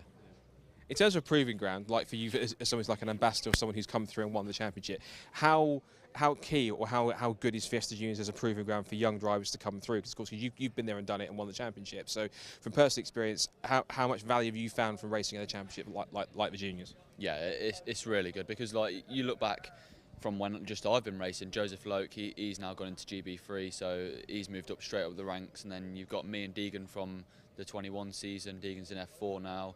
I'm in TCR, and then last year Sid, he's already in GB4, so everyone moves up straight away. It shows that it's a good proving ground. Of course, now for this year as well, biggest grid that it's ever had. It's really developed well into 22 cars now, broken into the 20s for the first time. As someone who's come from that paddock before and seen it, how pleased are you to see how well the championship's progressed and got to that stage where it's in its healthiest state ever? Yeah, it's great, and hopefully it builds more and more throughout the year. I suppose you'll be keeping an eye on some of them to see how they're getting on. Yeah, still doing some coaching with 2010, so we're still in the paddock really with the juniors.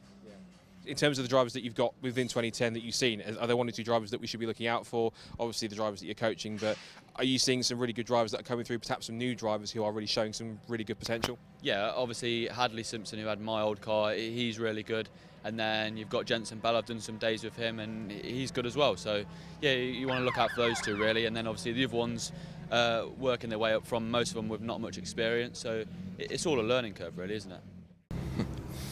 Well, two of our Supersport competitors for this weekend, David Drinkwater and Adam Reed, who are competing in their BMW this weekend. David, we'll start with you. David, great to have you and Adam on the grid. You had a couple of the sample races last year, but how much are you looking forward to getting a proper season of Supersport underway?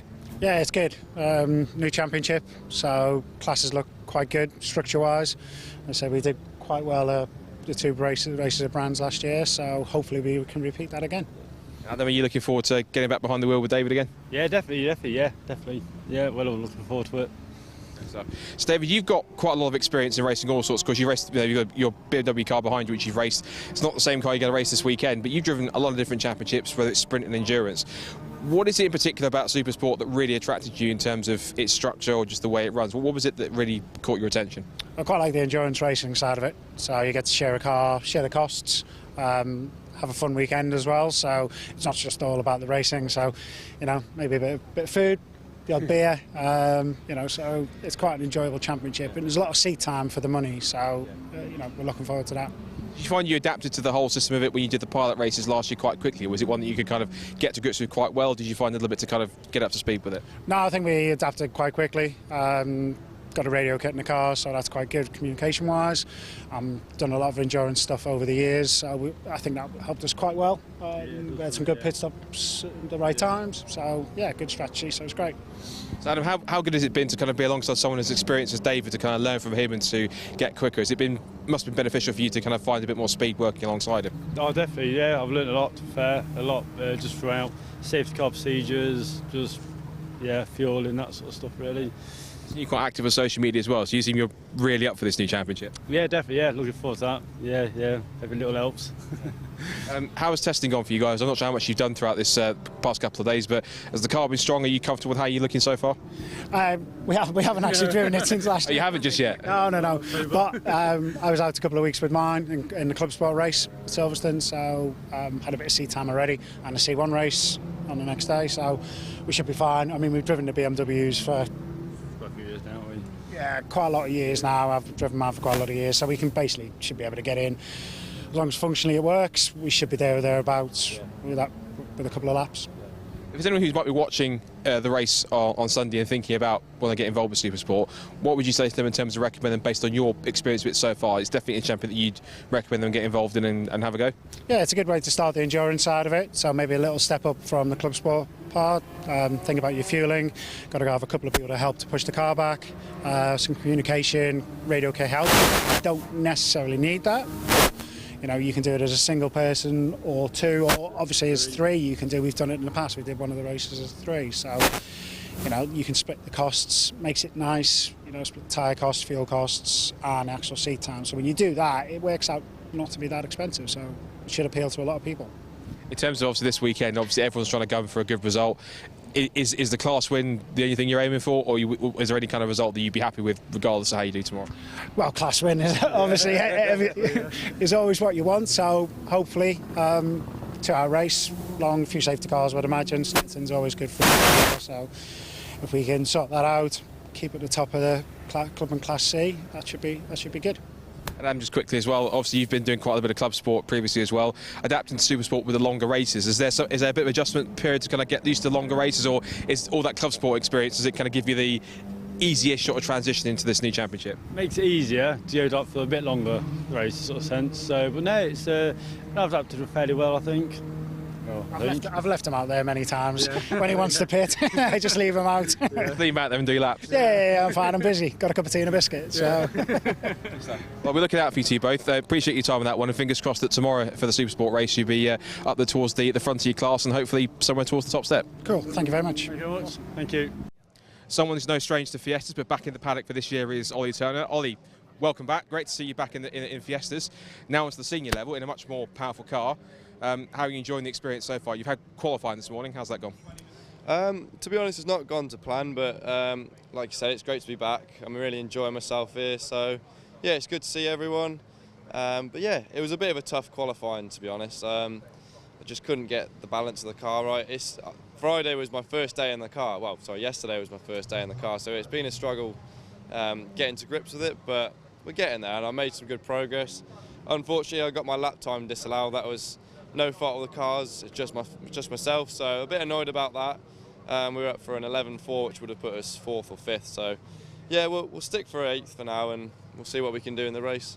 You say you've only had a couple of days driving the car. How much of a steep learning curve is this car proven to be, or are you starting to adapt to it quicker than you thought? It's been a tough one. Every time I've been racing in the last 2 years, it's always been with a big hydraulic pedal like the Porsche, the VW Cup car. It has been a struggle going almost backwards towards a servo brake, but it's one of those things. It just takes time with getting used to it and adapting. So give me a few more days and we'll see where we go. Maybe even till later we might get up somewhere. So. Of course, last experience that you've had in the Fiesta was in the ST150s. Of course, you were 2019 junior champion. You then moved on to some of the senior racing the year later as well. Obviously, having driven that car for several seasons, both in juniors and seniors, obviously there's a big difference, but how big a difference is there between this new ST240 and the ST150 that you've been used to? Because obviously there's lots of things to think about that are much different compared to the smaller car. Yeah, exactly, mate. There's so much difference to the car now, and the biggest thing for me is just the balance of the car. So that the braking is a big part. You have to really keep the weight on the front of the car, otherwise it's just gonna step out on you, or you're gonna get understeer. So for me, it's the brakes. Obviously, you've got powerful brakes with a servo kit. It's always going to be difficult. So you're very limited with the amount of brake pressure you have. So yeah, and obviously the biggest difference, the fun bit, is a big turbo on it. So I'm having a lot of fun with that. So it does sound good, it feels good, it's fast as well. So just got to get some used to it. That's all. You'd be quite a kick down the straights. Oh yeah, too right. Next a bit sore, mate. Hitting some G's, yeah. Of course, a team that you're back with as well, that you know all too well, back with Jam Sport. How nice is it to be back with Jamie and the team, and it must feel like coming back home in some cases. Yeah, we've had a great time so far. We've had some great memories together, so being back's an amazing feeling. Jamie's happy, I'm happy. It's a good bit of chemistry here, and we all get on well. We know how to win races, and yeah, we know how to move forward and adapt the car as well. So in terms of the setup, so it's going to be good. I'm looking forward to it, and we've got a long year ahead, so nothing to worry about too yet. Speaking of worrying about, you've got some pretty stern rivals to go up against, two of which that have come through the junior ranks, same as you, that are debuting this year as well. We've got Albert Webster and Joseph Knight along that. You've got drivers like Alistair Kellett and other more experienced drivers. This is going to be quite a challenge to go up against some of the new guys that you've even driver coached, Albert, as well, and guys like Alistair who've won the championship previously.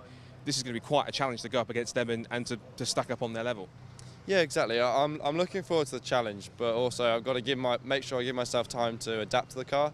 So this weekend is just about learning and hopefully get some more test days in. But yeah, you're right. There's some real tough competition this year. I think it's going to be the most competitive year in the Fiestas for a very long time. You probably agree with yourself. But yeah, no, I'm so excited to go up against the likes of Alistair and obviously Albert as well. I've coached him for the last 3 years, and it should be quick. So I'm really looking forward to it, and there's going to be a good fight out on track, so let's have it. You should be wheel to wheel in no time, surely.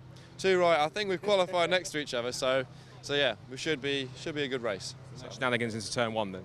Well, we'll see what happens, but you know the nature of this championship, so there's always some fun things going on, eh? Yeah. And just finally, obviously everyone wants to win, everyone wants to be successful.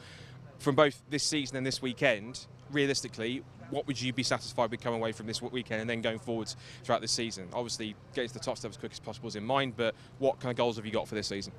So obviously the aim is to win the championship, but like I said previously, it's all about giving myself some time, and we've been struggling with budget, so testing has not really been there so far.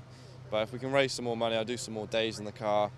But yeah, ultimately at the end of the year, I'm going to hope to win the championship, and there's a long way to go, so I'm not worried yet. It's just when I do click with that car, I'll feel like we can go for it then.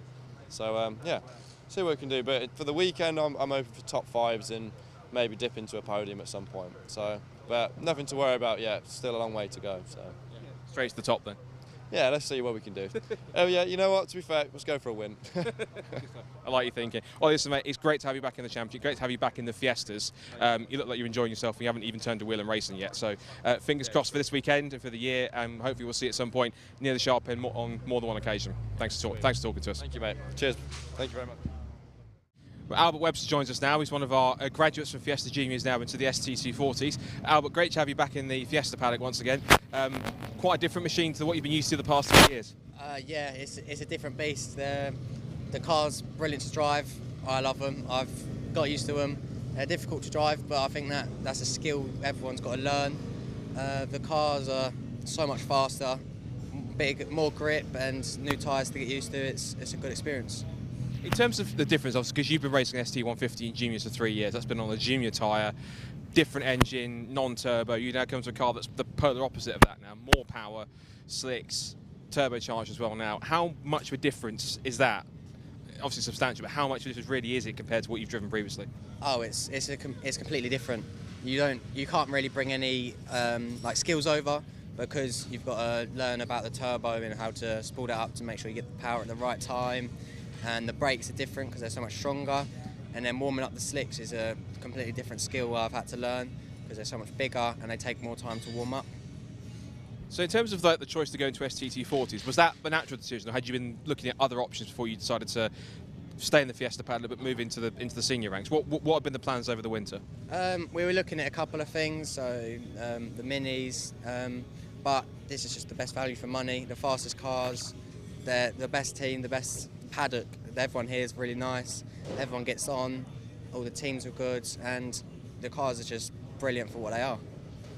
In terms of the championship that you've come from, Fiesta Juniors, they're now at their biggest grid ever that you've left, of course. How, as someone who's just left the championship and as an alumni and ambassador for that championship, how pleased are you to see that the championship is in its healthiest state ever right now? Oh, I'm really happy.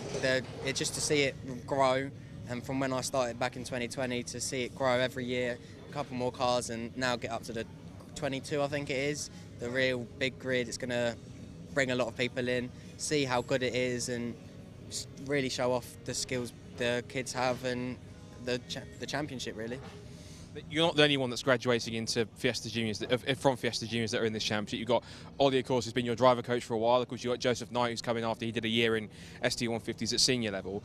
How good is it that you've got all three of you being Fiesta Junior graduates and now on the grid at the same time together? Oh, it's brilliant. So me and Ollie, he was my driver coach for the last 3 years, so me and him are good friends. We can talk about things. Joe Knight, brilliant to see him jump up from the ST150. He's obviously put it on third on the grid, so that's really good for him. Positive for the team. Yeah, 1, 2, 3 on the team, and just I was going to make it 4, but track limits. Obviously, I made a mistake, what ruined my qualifying, but we'll see how it goes. Do you see those two as your main competition, or there's obviously guys like Alistair Kellett and other guys up towards the front? Is it just those 3 or 4 drivers that you competition, or have you got your own other people up and down the grid? Well, Zach Lucas, he's flying. He's always quick. He's carried it over from last year, the last round at Brands, to here. He's really quick. He always will be. I'm looking to get onto his pace and start challenging the front boys. So Simon Horrobin, he's really quick this weekend. Yeah, Alistair Kellett's up there. All 2010 boys are doing well. So it's just getting up there, see where we can go. I know you don't need me to remind you, but particularly last year, particularly here, you've come agonisingly close to a first win. I was actually disappointed myself that you didn't actually get your first junior win. How close do you think you are? Do you think there's a real possibility that now you're in seniors, you can achieve a victory now? Oh yeah, 100%. I've got the pace in the qualifying was good. I just got a little bit of traffic, and then the track limits. Obviously, my ideal was a lot faster than what I did, and it was right up the front. So it's just getting through the first lap, and then starting to go forwards and make progress. And in terms of, obviously everyone wants to be towards the front and win and get on the podium, but realistically, first from this weekend and then from the season, what would you be satisfied with? What are the aims for this season? Obviously you want to go for the championship, you want to go and get race wins and get that off your belt as well, but what sort of goals have you set yourself for this season? Just to get used to it. It's a completely new car, so I want to be up the front, running with the big boys, getting podiums, maybe a win or 2, and then we'll see if we're doing this next year or what. So it's a do as best as I can, hoping and trying and training for being at the front. Well, it's great to still have you back around in Fiesta. It's great to see you in the new car as well. Fingers crossed for this weekend and for the season, and fingers crossed we'll see you on the podium somewhere. Brilliant, thank you very much. One of the newcomers also in the ST150 Challenges, Thomas Eichen, makes his debut this weekend. Thomas, great to see you. New challenge for you, a new championship and a new car for you that's based on what you've raced before. How are you finding it so far? Really fun. Yesterday was my first day in the car, and I got to grips with it pretty quick. The morning, in the afternoon, I was pretty much there or thereabouts. So just refining that today, really. In terms of your prior experience, you've done a little bit of single-seater racing. Is this your first foray into any kind of like saloon car racing in your career so far?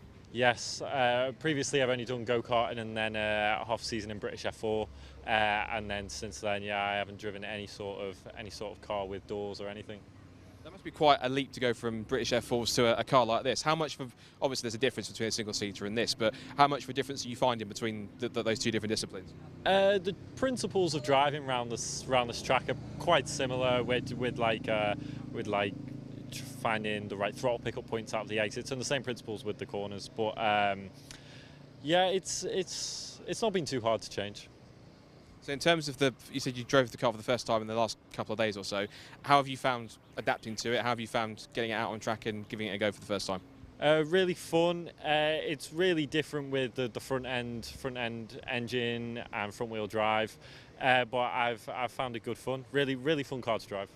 Has it met any expectations that you had of the car, or has it surpassed them, or did you have any expectations of a car like this going into it to drive it for the first time? I think when you look at them, they don't allow you to realise how quick they are, especially in a straight line, and how fun they are to drive as well. So it definitely surprised me. So in terms of your goal first for this weekend, and of course then for the season, obviously everyone wants to try and get to the front and win and do well, but what would you be happy with from this first weekend? I'd be happy if I can take a podium from this first weekend, considering it was only my first day yesterday, and then I've just qualified P5 with a decent mistake in that lap as well. I think that I can definitely come away with a podium. Well, fingers crossed you do well. It's great to have a chat with you, and fingers crossed for this weekend and for the season as well. Thomas, thanks for chatting to us. Thank you very much. Well, Matty Pimblett joins us now, one of the returnees from the last couple of seasons of ST150s. Matt, great to see you here. How much are you looking forward to getting things underway this weekend? Yeah, really. It's going to be an interesting one with the two merging championships as well, and the new tyres, which are interesting, shall we say. We're looking forward to it though. I think it's going to be good. Definitely competition up there at the front. Of course, you've been in the championship the past couple of seasons. You took a couple of wins last year, so you've been up towards the front. So how much more competition are you expecting this year now there's been a bit of a shift and a change in the championship? We're just seeing the results from the qualifying. I think it's going to be very different. Obviously the front runners, Mike Blackburn, etc., are going to be up there with 10 Sport as well. But yeah, the competition's there. It's going to be good. It'll be good fun. Are you expecting, because Mike's the defending champion, are you expecting him and a couple of other guys in there that are going to be up towards the main challengers for the championship? Who are you looking most at as your main rivals? Well, if I'm definitely following on Michael, I think we should be okay. I think that should be good. Obviously trying to get a podium, qualified third, I think. So yeah, it could be interesting. So you've been in the paddock for a couple of seasons. What is it about this championship and this particular paddock that you've really enjoyed being a part of and racing amongst? Because it really is a wonderful, friendly atmosphere within this in this Fiesta Championship. So it must be one that you really enjoy being a part of and socialising with. It is. It's miles better than previous championships I've been in. It's the family type vibe, the fact that they all muck in and help each other when something goes wrong, as it always does. But especially 10 Sport and Chris, he's just been a big help, and that's why we've joined 10 Sport this season. So. Yeah. Of course, you've had I mean, a change of teams over the winter. How much of a difference does that make into your pace, your confidence in the car? If there is any difference, how much of a change have you found in yourself and the ability to set the car up based on with the team you're with previously? I think it's really good. I mean, with the change in tyres as well, and them being so different, like characteristics from last year's tyres being so different, you can get the input from all the drivers. You can work it out together. We're looking at each other's lap times. It's a team. It's good. Yeah. It works. We've been talking to a lot of the drivers and asking about goals for the season, goals for the weekend. Obviously, you want to go to the front, you want to win, you want to do well. From this weekend and then from the season, what goals or what Brscc would you be happy with coming away from this first weekend and then going forwards for the rest of the season? I'd like a podium, and I would just want to stay in the points in reality.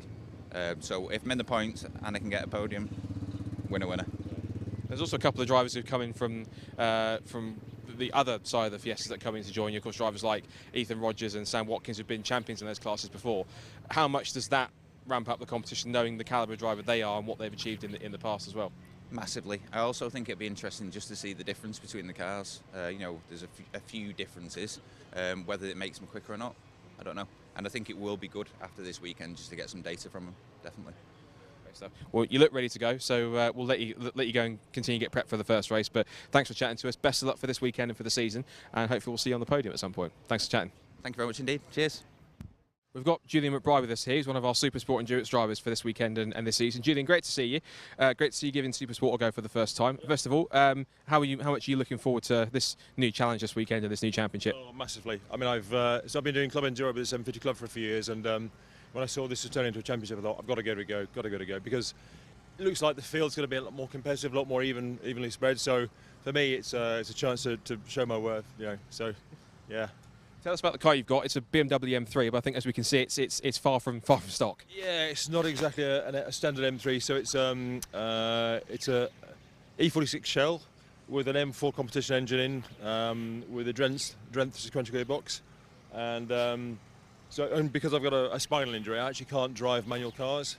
So I've got full flat shift paddle control, highly modified inside because of my spinal injury. So I've got special adaptations for the pedals and blah blah blah. So yeah, but it's great fun. So bang on power to weight ratio. Actually, it's slightly lower because it's set up for the club enduro rather than this one. But to be honest with you, all much for much, just around the same power weight ratio. So I'm running Class B Pro. I was hoping to run Class A Pro, but we couldn't get the cooling worked properly. So I'll do the whole championship in Class B Pro instead. So yeah. You talk about what attracts you to the championship. Of course, it's a slightly more open class structure in terms of Supersport. There's about 6 classes involved. There's a power cap of 350 brake horsepower per tonne. In terms of the championship going forward, I mean, how much are you looking forward to seeing it develop and being a part of it and being a part of these first few races to see it grow as much as it potentially could do? Oh, massively. I mean, so I started racing in 2016 in the M3 Cup, which was 20-minute sprint races. I realised endurance racing is my thing. I prefer it. I enjoy the racecraft. I enjoy the constant, being on it for 2 hours plus. So yeah, I'm really hoping this does develop because I thoroughly enjoy endurance racing. So yeah. I'm not sure if you've done any testing yet, but I mean, any pre-season stuff that you've done. Last time we drove the car, how is it performing? Is it where you want it to be? Have you still got to do some setup work to get it where you want it in terms of pace? Yeah, so we actually did some testing yesterday. We did some pre-season testing back in February, but it was raining, horrible, yucky, wet at Donington, so didn't really get the feel for the car. We completely changed the rear end over the winter period. So the car last year we were playing around with it. I think we overcooked it. So we completely changed the rear end. Feels a lot more sorted, a lot more drivable. I feel connected with the car now. So yeah, hopefully it'll work out well. But a new field of competitors. I don't know who they are. So just looking forward to a great race, a great championship. So. Of course, everyone wants to try and be first to win their class, but I mean, what would you be satisfied with from this weekend at the very least, just to get off the ground? I'll always say I'll be satisfied if I take the car home in one piece and me home in one piece and having had great fun. Yeah. But of course, when the red mist comes down, you want to do well. So yeah, we'll see. Listen, it's great to talk to you, Julian. Great to have you part of the championship. Best of luck for this weekend, and hopefully we'll see you at some point, possibly on the club.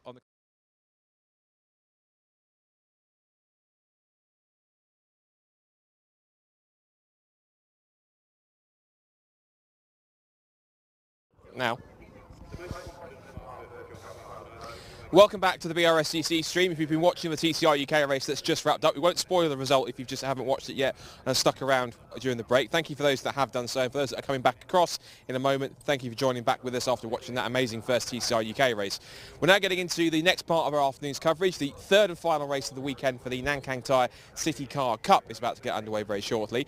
You might have a bit of a delay because there are 1 or 2 cars to recover from the TCR UK race, having parked up with some problems on the circuit, so you might get a chance to possibly have a chat to some of the drivers. It's a partially reversed grid with the City Car Cup for this third race. Let's see if we can possibly have a look around and have a look through some of the drivers. So, pole position on this reverse grid is Christopher McKenzie. He's one of the 4 cars running with Bitcoin Racing. Probably in the background just the TCR UK cars coming into pit lane after their race. So Christopher McKenzie then starts on pole position. We've got then Stuart Bliss alongside, and then we've got the third place car number 23 in the mix as well. I might see if we could actually possibly have a chat with Chris McKenzie, see if he wants to have a word, see how he's feeling about that for a second. Chris, pole position for race number 3 on the reverse grid. How are you feeling about it? Very nervous, but very excited too. I know I've got a lot of fast people behind me, so I'm going to have to be defending hard. Last time I started on pole, it didn't end too well, so I'm hoping for a better result today. This is your second season with Bitcoin, racing it after last year. How much do you feel you've developed, and how much do you think the car's developed since you started? Oh, I can't even explain. Tenfold. Yeah.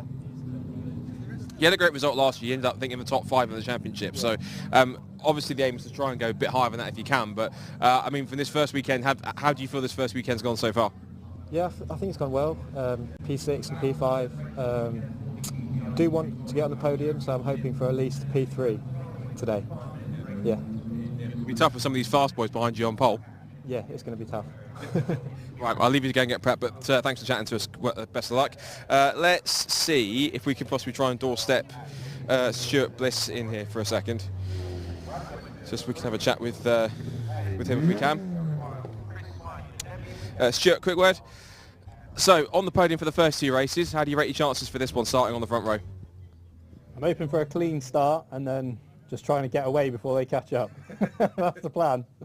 You'll have some likes of Andrew, of course, and others behind you. Of course, Chris is going to be quite formidable on the front row, isn't he? Yeah, he's going to be quick. I mean, it's just about having a good start. I mean, I've had 2 good starts today, so make it 3 out of 3 and hopefully get away. Yeah. So, are you going to be looking for more behind you or looking more kind of alongside where Chris is? Or is the plan, if you can, to get out in front and just keep eyes forward? Yeah, just get out in front and just try and gap the rest. And then, like I say, hopefully, even if he's in front, just go and then we'll battle it out later. Let's get a gap. Fingers crossed. Best of luck for race number 3 and see how you get on. Cheers, thank you very much. Excellent. Right, let's see if we can find somebody else to have a chat to. Let's have a chat with our guy in 3rd place here, who's I think one of the newcomers to the championship. We'll see if we can have a quick word with him. So there you go. Mr. Moss, forgive me, first name? Joe Moss. Debut in the championship, and for your 3rd race you find yourself 3rd on the grid. How about that?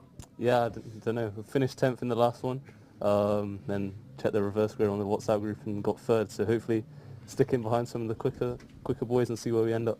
How are you enjoying City Car so far? Yeah, I'm really enjoying it. Obviously it's first race weekend, a lot going on, so don't know, just going with it and see what happens. What made you choose the championship? Well, originally we were looking at minis because my dad's mate who's helping us out races in with the Mini 7 Racing Club, but it was way out of our budget, so the City Car Cup is obviously a more budget friendly type option, and yeah, it's a great race and nice and close as well. Enjoying the atmosphere, enjoying the paddock? Yeah, it's really nice atmosphere and everyone's been welcoming, so yeah, looking forward to it. It's going to be a little bit tough for some of the guys around you, but you hope you can try and keep around and keep up with them? Yeah, obviously try and tag on the back of Bliss here and see where we end up. He's definitely one of the men you want to, if you want to find pace, he's definitely one of the guys to try and catch. That's it. I mean, on testing on Friday, we stuck in behind Dyer and learned a lot, so hopefully see him again. A bit of slipstreaming and testing, I see. Yeah. Getting the two. Good stuff. Well, best of luck for the 3rd race. I'm 3rd on the grid, so fingers crossed it goes well. Thank you very much. Cheers. Great stuff. Let's have a chat with, we have a couple of drivers who we haven't actually spoken to just yet. One driver, if you want to follow me this way, that we haven't actually spoken to yet is Nick Goff, because he has got experience in these kind of cars, but in a different series. So let's see if we can possibly have a chat with Nick. I think he did say we'd tee him up for an interview at some point, so see if we can just quickly come in here for a second. Nick, good to see you. How's your first weekend in City Car going? Yeah, pretty good actually. Yeah, I'm pretty happy with where we are. We were pushing forward, and then we had a bad grid draw, so we've gone back a place to 9th. But yeah, that's all good. We're saying you got experience in these cars, but in a different series. Of course, it's the same cars, but a slightly different spec. How are you finding the difference? Yeah, they're a lot more lively. Yeah, definitely. They feel a lot more like race cars, and the guys around us as well. For me, getting used to sprint racing as well is a massive change. So yeah, it's a lot to get used to this weekend. What sort of things do you have to kind of adjust to when it comes to change between a different spec of car, different type of racing? How much adjustment do you have to make? It's a lot. It's trying to be on it straight away from lap 1, whereas in the endurance racing, you're trying to survive lap 1. Here, it's not losing places and trying to go forwards, get heat into the rears, and yeah, you know that you've got 5 laps after that to try and make up places. So rather than sort of sit back and find your pace in the first few minutes, it's a case of you're just going to be on it from lap 1? All out, yeah, straight away. Is that a bit of a wake-up call? Yeah, massively. Do you know what? It's been a big adjustment, and I feel like I'm happy that we've done it at Snetterton. It's a track I know well, and then it's only upwards from here, isn't it, for the rest of the season? What would you be happy with from this race, apart from the obvious? Just a top 10 would be nice. I wanted 1 top 10. We've got 2 so far, so yeah, top 10 would be great for the 3rd race. Fingers crossed on the top 10. Thanks very much. Good stuff. Good to hear from Nick. Let's have a chat to, if we've got some more time to have a chat to a few more drivers. Let's have a chat with Adam Reynolds, I think, actually, just over here in car number 30. Bit of a championship for a couple of seasons. This is 3rd season of a championship, so we'll quickly doorstep here and have a word. Adam, good to see you. 3rd season of a championship. How are you finding it so far? Excellent. Disappointed with yesterday. I was 5th on the grid and managed to spin and drop down to 13th. But getting back up there now, and I'm behind Elliot, so let's follow him and see what happens. Bit of a drafting partner then. Say again? Bit of a drafting partner. Let's do that. I think there'll be about 10 cars behind him trying to follow him. What, so at the back of that, trying to get the massive toe of everyone else? That's it, yeah. You do get a drafting with these cars. You've got to stay with the car in front of you, otherwise you get dropped. You've been with the championship basically since it started as a championship in 2021, so you've been around for quite a long time. You're one of the longest standing people. What is it that's attracted you to it, and what's kept you coming back? Cheap and close and good camaraderie. That's the main thing. I think I have to leave you to it. I think you're about to go out, but best of luck. Thank you very much. Good stuff. Right, so these cars are about to head out, so we're going to have to see if we have to possibly just see if we can get these going for a little bit. So Elliot Lettuce has got a task now with a slightly partially reverse grid to try and pick his way through the pack. This is not kind of like you have to stand in the gap in between the cars as they come back out, so they're going to come past a little bit here. But the tricky thing is there with this partially reverse grid, this slightly jumbled up reverse grid, it's going to be quite tricky to see if he can pick his way through. Let's see if he can though. Remember, it is going to be an interesting pole position for Christopher McKenzie. Let's see if he can hold on to it. Can Stuart Bliss take a win? Can Elliot Lettuce pick his way through the pack? To find out all of that and more, let's head back to Andy for our third and final Nankang Tyre City Car Cup and Student Motorsport Challenge race of the weekend here at Snetterton. Back to you, Andy.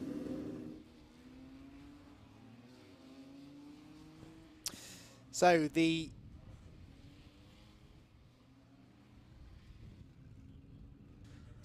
Brscc City Car Cup about to burst into action here at the Snetterton 300 circuit, and cars about to make their way towards the grid for their third and final race of the weekend. Then, two exciting races so far have yielded race victories for Elliot Lettuce, but he had a real fight on his hands, particularly in the most recent of the races, race number 2 earlier on today, where Stuart Bliss actually got ahead of him at the very start and managed to lead for the first sort of half of the race or so before Elliot made what looked like a fairly easy pass down the pit straight and managed to disappear then. Well, I say disappear, by 1.4 seconds. Not a huge amount, especially in these cars, but it was nonetheless a second victory of the weekend for him. We now move into the third race of the weekend, for which we have a slightly different grid by the looks of it, because Elliot Lettuce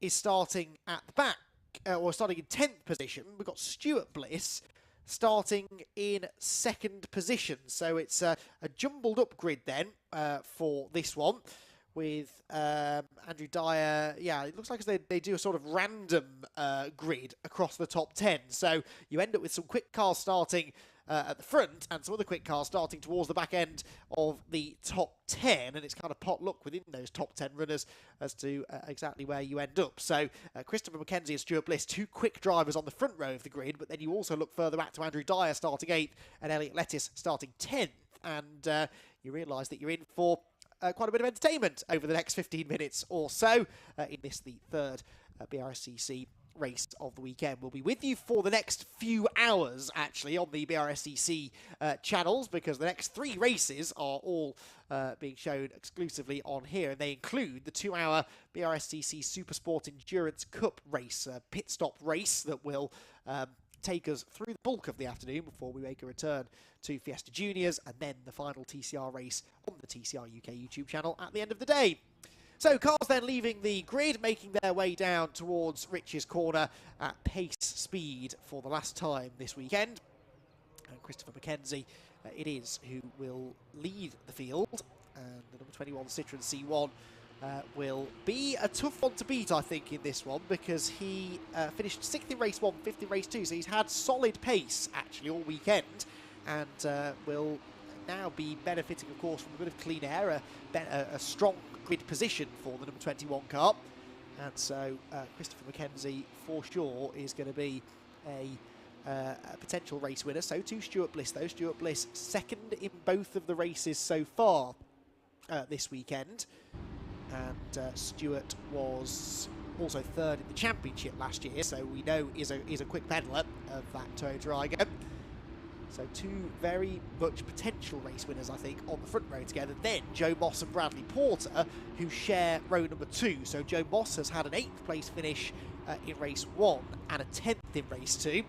Bradley Porter 10th and a 7th. So they're two drivers who have been towards the back half of the top 10 all weekend, and now find themselves very much in the front half of the top 10 for the third and final race of the weekend. Row 3 then for Richard Jepp and Ben Craner. Now Richard Jepp has had 2 4th place finishes. Ben Craner had good 5th place in race 1, faded a bit in the early stages of race 2 and never really seemed able to recover from 9th position, which is where he eventually did finish that second race. Then row number 4 for Alex Blease and Andrew Dyer. Alex Blease, who's had 7th and 6th place finishes, whilst Andrew Dyer has had a 3rd and a 3rd, 2 third places for in one car, and then completing the top 10, Nicholas Goff and Elliot Lettis, who, as I said, has had these 2 victories so far this weekend. Then row 6 will be Adam Reynolds and Dominic Fletcher. Row 7, Josh Jackson and Richard Snuggs, with Duncan Stone and Craig Flynn together on row 8. Row 9 for Duncan Haller and Andrew Payne.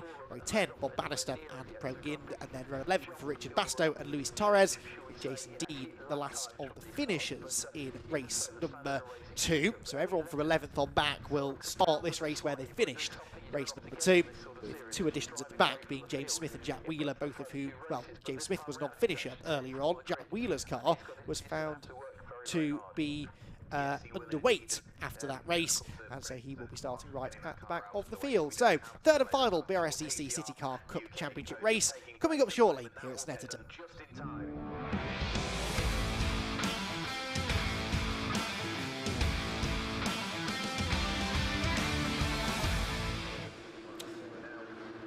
Cars then making their way around to the grid for our third 15-minute race for the Brscc City Car Cup. And this is how they will be lining up then, with Christopher McKenzie on the pole and Stuart Bliss alongside him. And, well, looks like Christopher McKenzie is not hanging around on this warm-up lap, is he? He is some way ahead of the rest of the pack, and they've really strung themselves out. Any heat that he has generated in the tyres, those Nankang tyres, is going to be significantly dissipating whilst they're sat on the grid for the next minute or so, probably, waiting for the rest to get there. So they are grooved tyres. They're not slick tyres for the Nankang Tyre City Car Cup. That's something, I guess, but if it was a slick tyre, he definitely wouldn't want to be sitting there for this long. Hopefully the rest of the pack are pretty close together as they make their way into formation.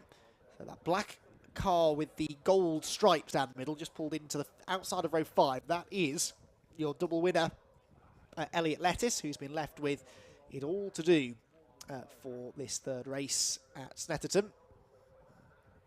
And the big grid of the city cars now preparing themselves for action here in a 15-minute race to complete their weekend. That row of the grid has now been put into place. Watch for the red lights on the starting gantry. They will be illuminated in a moment or two. And Christopher McKenzie and Stuart Bliss will do battle into the first corner then. The reverse or the random shuffled grid race, whatever you want to call it, for the Brscc City Car Cup gets underway now. Both of the front row starters having pretty even starts, actually. McKenzie on our left, Stuart Bliss on the right, the grey and orange car. And they're 3 wide behind as Bradley Porter has got Ben Craner coming round the outside. He's the grey and fluorescent yellow car, trying to move up from 6th on the grid to 3rd. They're 3 wide through the first corner, and let's hope they all came out the other side. Looks as though they might have done. I don't see any dust or smoke or bits of bodywork flying through the air, and they are still there, and they're still 3 wide. On the inside line, Joe Moss. On the outside, Ben Craner. And pinched in the middle is Bradley Porter. Again, they almost lean on each other, but just managed to avoid doing so, and they head out of the Wilson hairpin now towards the left-hander at Palmer's, and the ferocious battling beginning in earnest already. It's Stuart Bliss who did get the better of Christopher McKenzie for the race lead, and so Stuart Bliss moves himself in front of McKenzie down towards Agostini with Porter 3rd, Craner 4th. And is that Lettis going for 5th already? It is. Elliot Lettis around the outside has already passed a number of cars, including, crucially, Richard Jepp, who was one of the quicker drivers that he was going to have to negotiate in the early stages, and he's done that already. So Elliot Lettis absolutely flying again. He's up ahead of Nicholas Goff too, who has also made progress actually from 9th on the grid. Those two shared the 5th row. And so they turn now through Oggies. He's actually trying to go up the inside of Ben Craner now. So Elliot Lettis clearly got that Peugeot working really well this weekend. He's got that inside line into Williams, forces Ben Craner onto the dirty side of the road, and as he runs wide, Andrew Dyer, another quick driver that Elliot Lettuce has already dispatched of, he's going to get up the inside too, bringing with him Richard Jepp, so Craner could find himself getting freight trained a little bit here as they head down Bentley Straight for the first time. Stuart Bliss leads the way, Christopher McKenzie going with him for the time being in second place. And the battle for third, which sees Bradley Porter now facing an attack imminently from Elliot Lettuce. And Dyer 5th, Jepp 6th, Craner 7th, Goff 8th, Blease is there in 9th. The top 10 completed by Joe Moss, who started 3rd. So Joe Moss, the big loser really on this opening lap of the race. 30 there was Adam Reynolds, the grey and green car coming through the bomb hole as Lettuce looks to the inside now of Bradley Porter through Coram Corner.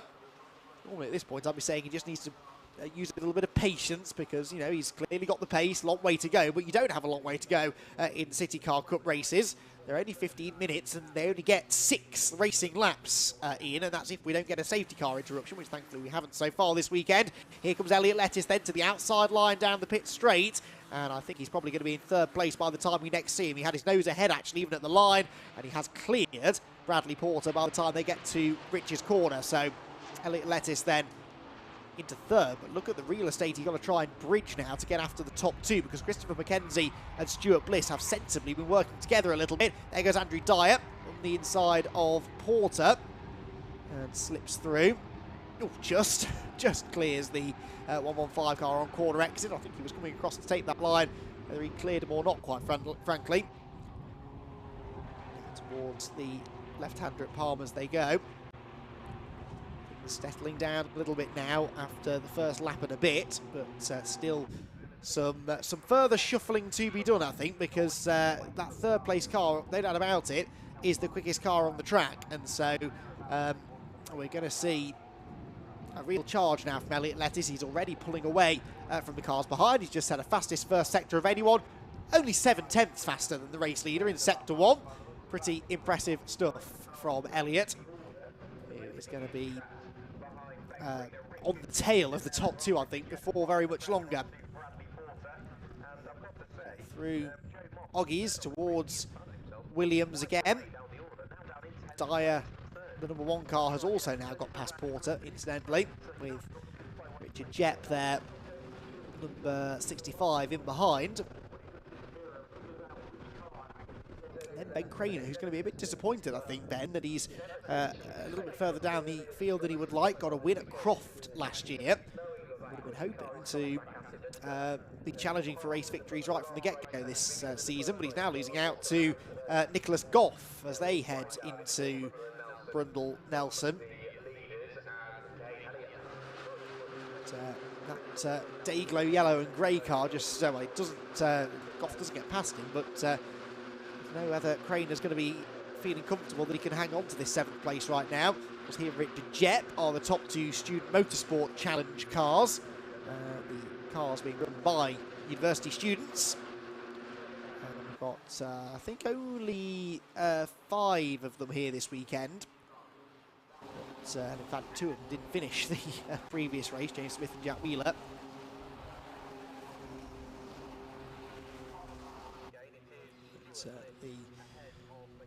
The Richard Jepp car looking likely to stay ahead in that battle, I think, for the time being. Andrew Dyer then down through Rich's Corner, that 4th place battle, sorry, the one to watch really. Elliot Lettuce, by the way, you won't be shocked to hear, has just set the fastest lap, 2 minutes 36.269. That was a second quicker than the race leader, but it was almost 2 seconds quicker than Christopher McKenzie. And in fact, he's up the inside of McKenzie there, coming out of the Wilson hairpin. So 2nd place, wheel to wheel. And Elliot Lettuce on the outside line into Palmer's. Is he going to go right round the outside? I think he might. Peugeot handling well, working well down the straights as well. Elliot Lettuce, no doubt about it, is driving it well too. And he's just moved into 2nd place, having started 10th. We're only 2.5 laps into this race, not even halfway. And McKenzie's into 2nd, but now he's got Stuart Bliss to catch and pass, and Stuart really the only driver this weekend who's properly been able to take the fight to Elliot, having led him for much, or for part of the earlier race today. chased him hard throughout race 1 yesterday as well. So it might take Elliott a moment or two to catch him. He's, what, 1.6 seconds back at the line.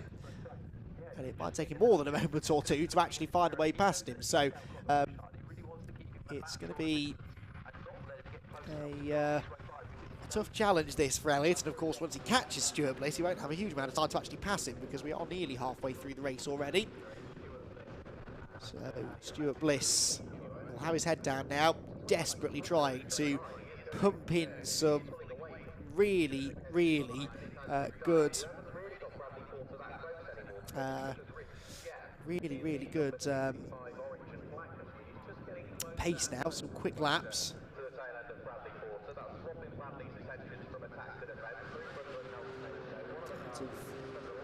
Right-hander at Nelson towards the bomb hole.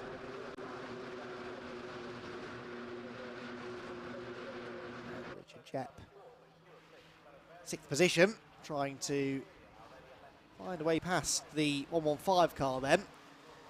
Brad Porter having his best showing of the weekend, really. Yeah, what did I say he'd had? He'd had a 10th and a 7th place finish.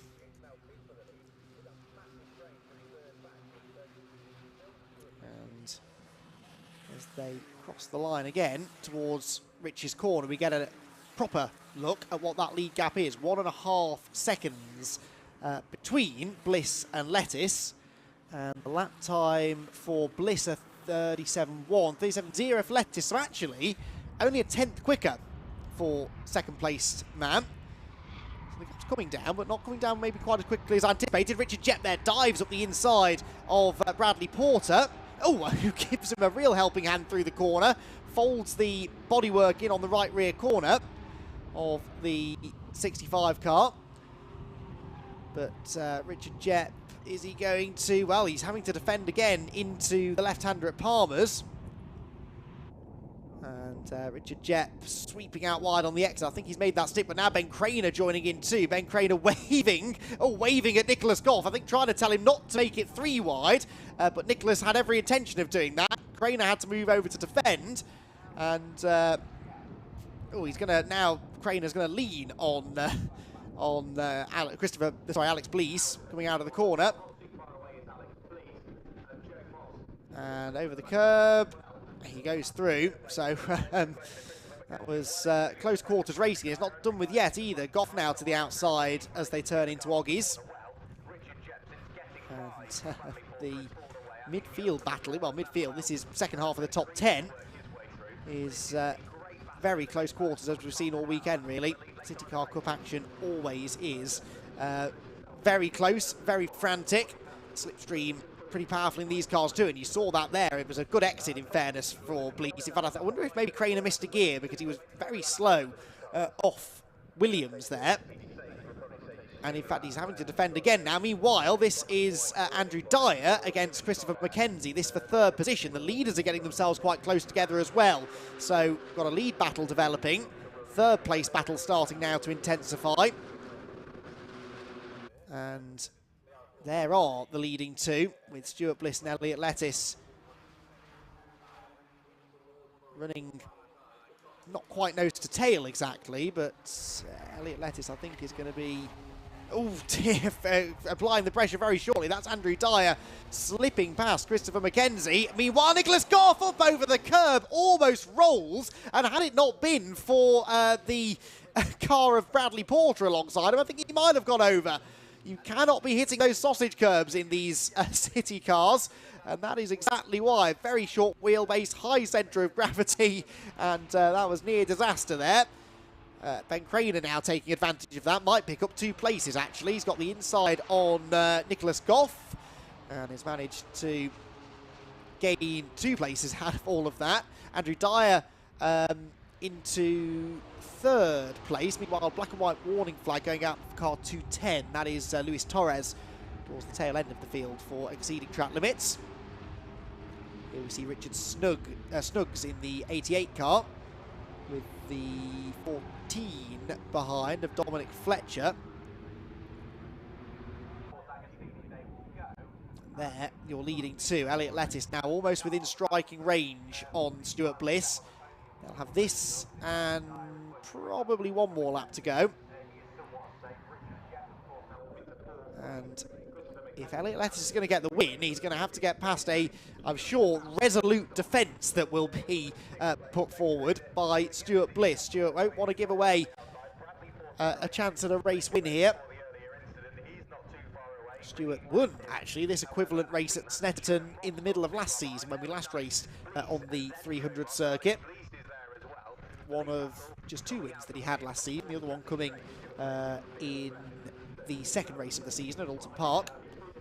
Elliot Lettuce has done all of the winning so far this weekend, and we've seen that that car, particularly when it gets a good slipstream like this, is pretty hard to keep at bay down the straights. Is he going to look to the inside? He's looking. Is he there, though? No, not quite. Looks back in line, so Stuart Bliss has survived that particular attack. And he now can't put a foot wrong anywhere, because Elliot Lettuce is going to be more than happy to take advantage of any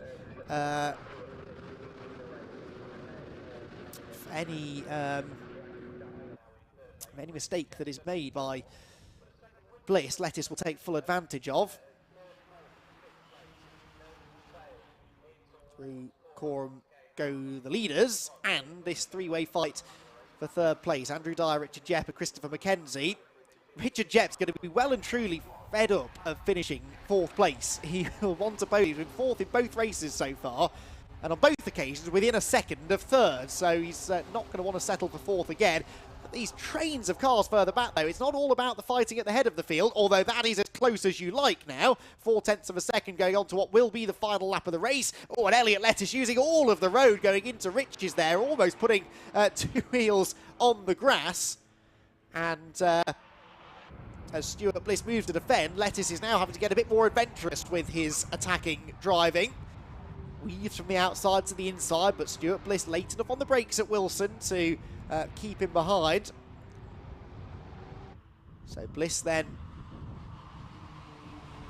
has to know that he has to hit every apex, every braking zone. He has to be willing to defend as well into certain parts of the track. Agostini, the next corner, is definitely a place where some defensive driving might be required of him.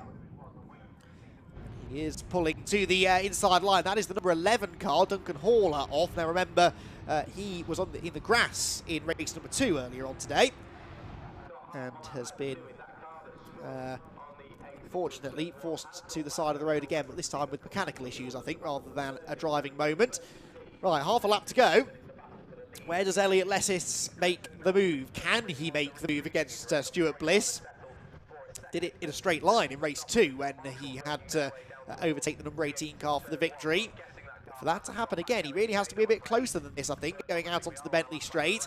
Takes a slightly tighter line maybe through the right-hander, but there's not a lot of difference in exit speed. He will have that slipstream though, and it's a long, long, long drag downhill here into the braking zone at Brundle and Nelson. Stuart Bliss weaving around a bit, trying to pick which line he's going to go for. Surely has to defend the inside line, but Elliot Lettuce is coming. He's poking his nose to the inside. Can't quite get there. Back to the outside. Is he brave enough to send it right round the long way? Well, he might have been brave enough, but he wasn't quite close enough in the end, and Stuart Bliss retains the race lead. Lettuce hops over the curb, skips out wide, and tries now to carry some good speed through the bomb hole.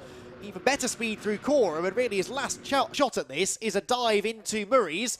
Or is he confident that he can get a good exit from Murray's and beat Stuart Bliss to the line? Now, when he passed Bliss in the earlier race, that's exactly what he did. He got a better exit from the last corner, and he actually had his nose ahead at the line. This could be a bit of a photo finish that we're setting up for here, because the slipstream now will start to bring them closer together. It's been a decent exit from the final quarter from Stuart Bliss, though, and he might just be able to keep Elliot Lettuce at bay. To the checkered flag they go then. Race number 3 of the season will go just to Stuart Bliss, with Elliot Lettuce having to settle for second place, less than 2/10 between them at the flag. Andrew Dyer hangs on to third ahead of, well, Christopher McKenzie. So I said Richard Jett would be frustrated if he finished 4th. He didn't finish 4th in the end, ends up 5th at the flag, having lost that place on the final lap. Then it will be Ben Craner 6th. No, it won't. It is Nicholas Goff 6th. Then Porter, then Moss, and Craner ends up dropping down to 9th again on the last lap. So finishes exactly the same position in which he finished race number 2, whilst number 55 car completes the top 10, that being Alex Blees. So a couple of positional changes further back. And that jumbled up grid gave us absolutely what we were hoping for. So Stuart Bliss can take some comfort from the fact that he's won a race. Now, the points system in City Car Cup, you get 50 for a win, you get 47, I think, for second place. So, but then there is also a bonus point for fastest lap, which has gone to Elliot Lettis in both races. So Elliot Lettis coming into the race, by my reckoning, was 8 points clear of Stuart Bliss. I know it's early days in the championship, but it's never too early to start counting points. So 8 points was the difference. Stuart Bliss won that race, but the fastest lap went the way of... Who got fastest lap? It would have gone to Lettis, I think, with a 36... sorry, a 35.8. Yes, he was only driving to get into the 35. So actually, Stuart Bliss only took 2 points out of him in that one. So I reckon there's probably 6 points in it, leaving Snetterton. But in some ways, that's a lot of hard work for 6 points, isn't it, for Elliot Lettis? 2 pretty comfortable race wins and a second place. You'd like to think you'd have a bigger lead than that. But anyway, he'll be happy with second in the race. At least it's 3 podium finishes. Same true of Stuart Bliss, who finally gets himself a race win. So Bliss the winner, Lettis second, Dyer third, Richard Jep fourth, and Chris McKenzie in fifth position. Ben Craner is being shown as nicely on my timing screen. I've got Ben Craner down in ninth. So I think there are a few timing glitches here at Snetterton today, but according to the results, Ben Craner 6th, Nick Goff 7th, Brad Porter 8th, Alex Blease 9th, and Joe Moss 10th ahead of Richard Snuggs, Dominic Fletcher, Adam Reynolds, and Craig Flynn. Then 15th place goes the way of Duncan Stone, 16th Josh Jackson, 17th Doug Hauler, 18th Andrew Payne, 19th Jack Wheeler, 20th Lewis Torres, then it was Bob Bannister and Richard Bastow, with Premgin and Jason Dean. They weren't all a lap down either, so there's definitely a glitch in the timing somewhere, I think. But if you want to see the full results, head over to TSL Timing, www.tsl-timing.com, and that is where you will find all of the results. You can follow the live timing that we have here in the commentary box as well. You can monitor the sector times, the gaps, the lap times, everything you need to know you can find through TSL Timing, and that will come in handy in particular during our pit stop race for the Supersport Endurance Cup that's coming up next. Before those cars head out onto the track though, we can head back down to Scott Woodwis in Parc Ferme with our podium finishes for the City Car Cup.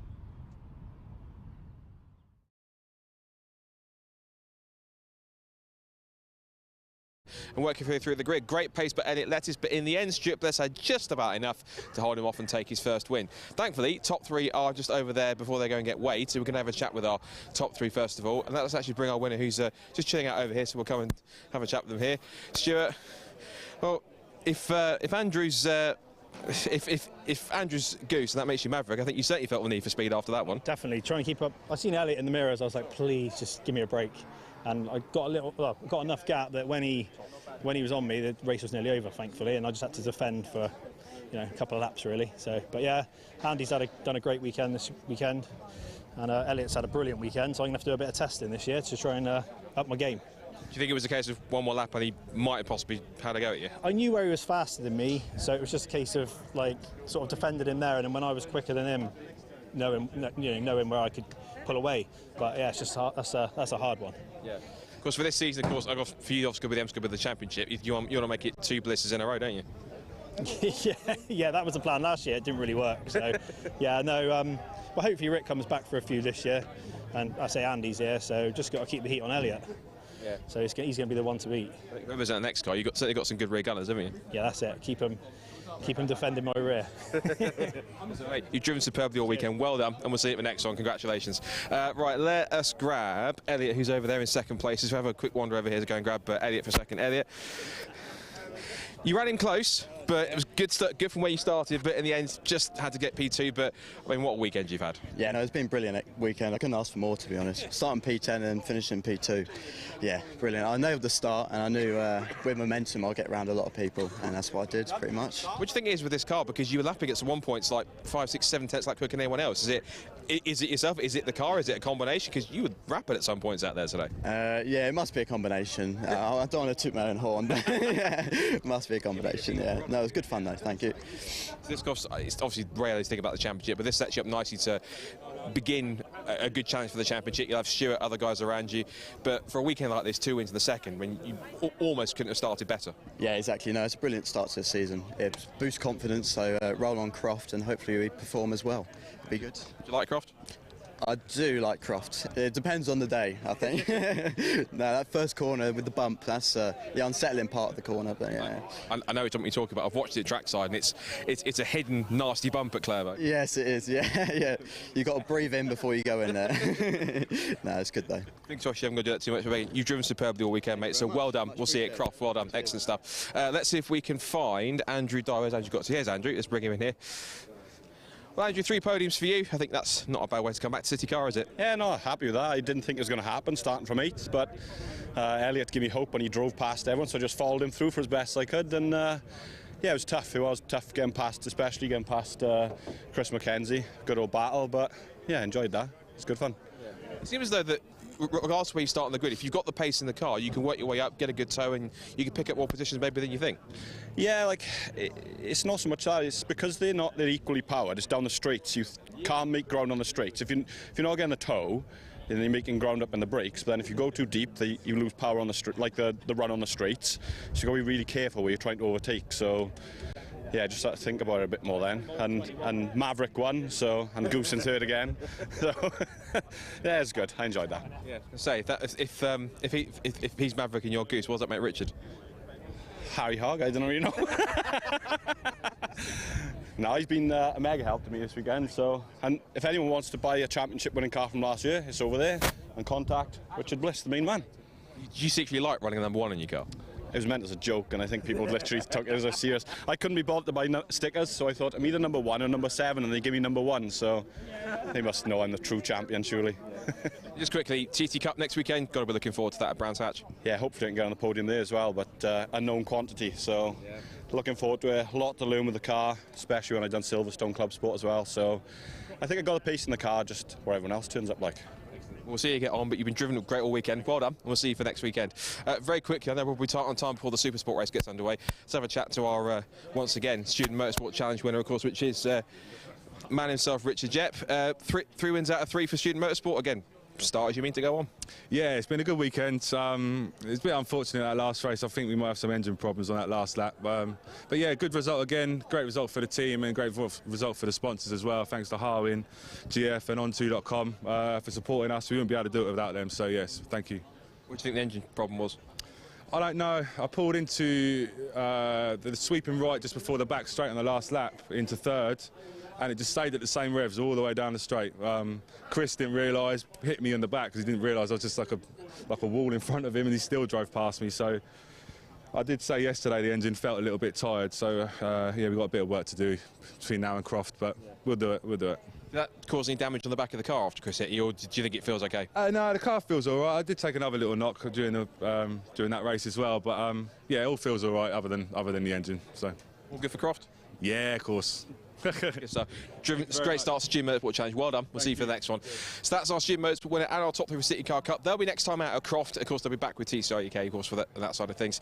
We're now getting into a very special race. It's the first championship race for the new Brscc Supersport Endurance Cup. There's about 30+ cars on the grid here. Wonderful variety of cars. You've got big BMWs, Seats, Lotuses. You've got an ex-British GT Vauxhall VX220. There's Minis in the mix, Hondas, all sorts of cars in this one. 2 hours of racing. Don't let the race length fool you, because endurance races like this can be quite great. Lots of variety, lots of great racing. There's pit stops, driver changes, refueling, everything you could want for club level endurance racing. It's going to be a really great start to this new season for this new championship that's been put together. Had a couple of pilot races. This is where it all started, in fact, back in July 2021 when they had the first pilot Supersport endurance race. There were 20 cars on that grid. There's about 30+ on this for this one. So I reckon we're possibly good enough to go back to Andy for the grid for what should be quite a historic moment. The first ever championship race for the Brscc Supersport Endurance Cup. Andy, this should be a bit good.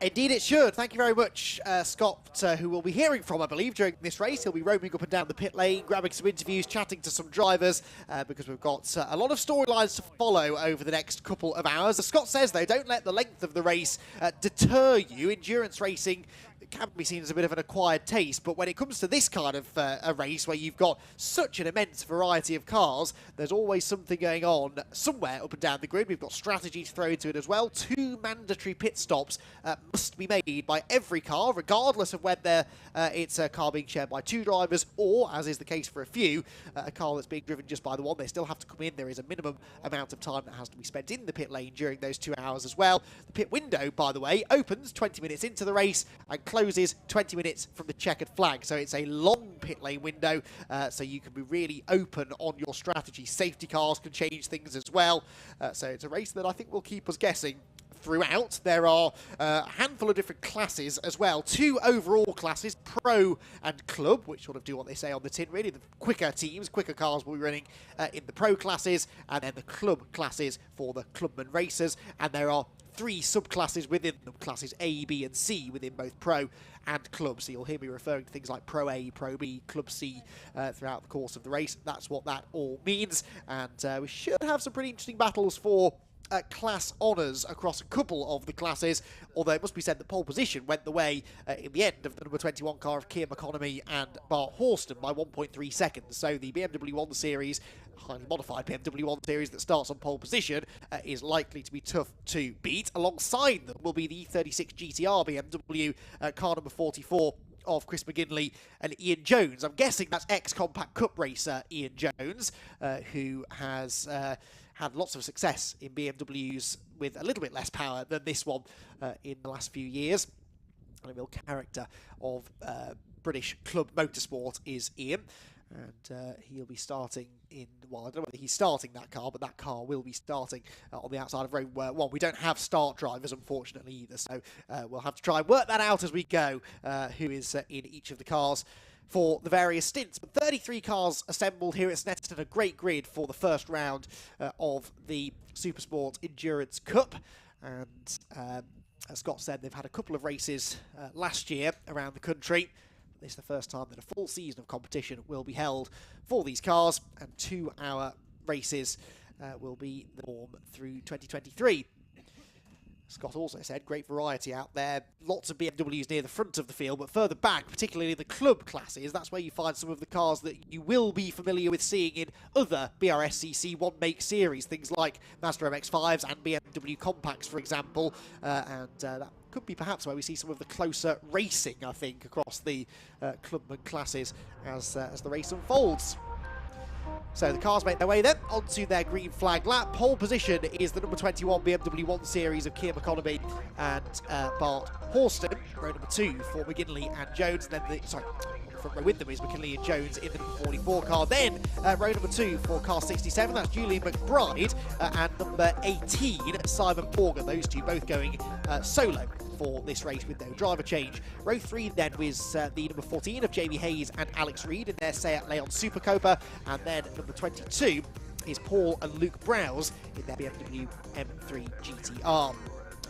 And then the fourth row of the grid will be shared by the 999 car of Ricky Cooper, the Honda Civic, and the 176 car, which is the Lynch's in their BMW M3 E46, the 176 car of William and Fred Lynch. Then Jans Versapra will be sharing the number 40 BMW with Brian Branson from 9th on the grid.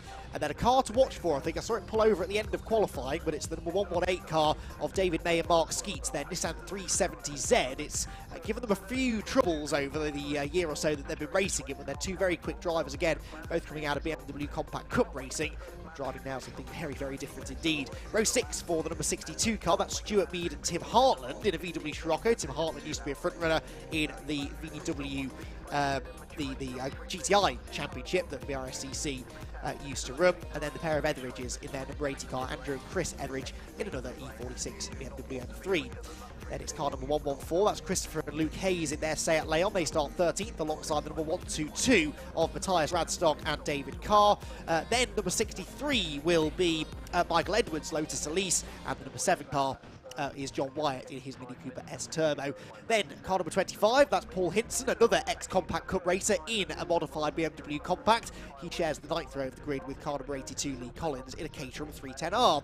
said there was variety on this grid, I really did mean it. Another ex-GTI racer is in the number 5 car. That's James Alford with Mark Lloyd-Jones in their VW Golf. The top 20 completed by Bruce Robinson and Richard Amos, 2 stalwarts of the Mazda MX-5 Championships racing for Paddock Motorsports. Row 11 for car 281. That's Keith Isett and Christopher Williams, and number 33 alongside them will be Bailey Edwards. Row 12 for the Hayes and Subiani BMW. That is car number 66, Jonathan Hayes and Paul Subiani, with the Lundys, a 3-driver entrant, car number 88. Rowan, Paul and Ethan Lundy sharing a Mazda MX-5 Mark III. Towards the back of the grid now, Dennis and Price and Lindsay together on row number 13. Then it's the Groom and Weinberg car, along with Reed and Drinkwater towards the back of the top 30. Ivor Mayers, Formula Ford racer, will start 29th, alongside Phil and Matt Adcock, father and son BMW Compact Cup racing duo, completing the top 30. 3 more cars on the grid then. The number 17 machine is next. That's Pete Smith and James Dennison's Mark 1 Mazda MX-5. And then, starting 32nd, car 12, that is Sylvain Gintoli. Yes, that Sylvain Gintoli, World Superbike racer in a Suzuki Swift, continuing to try and get signatures for his licence. And at the very back of the grid, car number 23, Sarah Dennis and Matt Adams in their Renault Clio RS 197. So, 2 hours of racing, 2 mandatory pit stops for every car. With 6 classes to watch for over the course of the next 2 hours of racing. The weather conditions are getting more and more blustery out there, but it's still bright, it's still pretty mild. Perfect conditions really for racing here around the Snetterton 300 circuit, and it is going to be the McConomy and Horston BMW 1 Series that leads the field to the green flag. Red lights go out, we're away in racing then, and it is the 1 Series that will lead quite comfortably down to the first corner. Not a great start by the McGinley and Jones BMW though. That's the red car that's dropped well down the order, and someone came steaming up the inside of everyone. In Rich's corner, it was the stay out that gets all out of shape. Brilliant car control there from either Jamie Hayes or Alex Reed in the number 14 car, and they are up into, I think, 3rd place already as this massive pack of cars descends upon the Wilson hairpin for the first time. Around the outside there goes the Robinson and Amos MX-5, running with the hard top on the MX-5 as opposed to the roofless cars you'll see racing in the MX-5 Super Cup.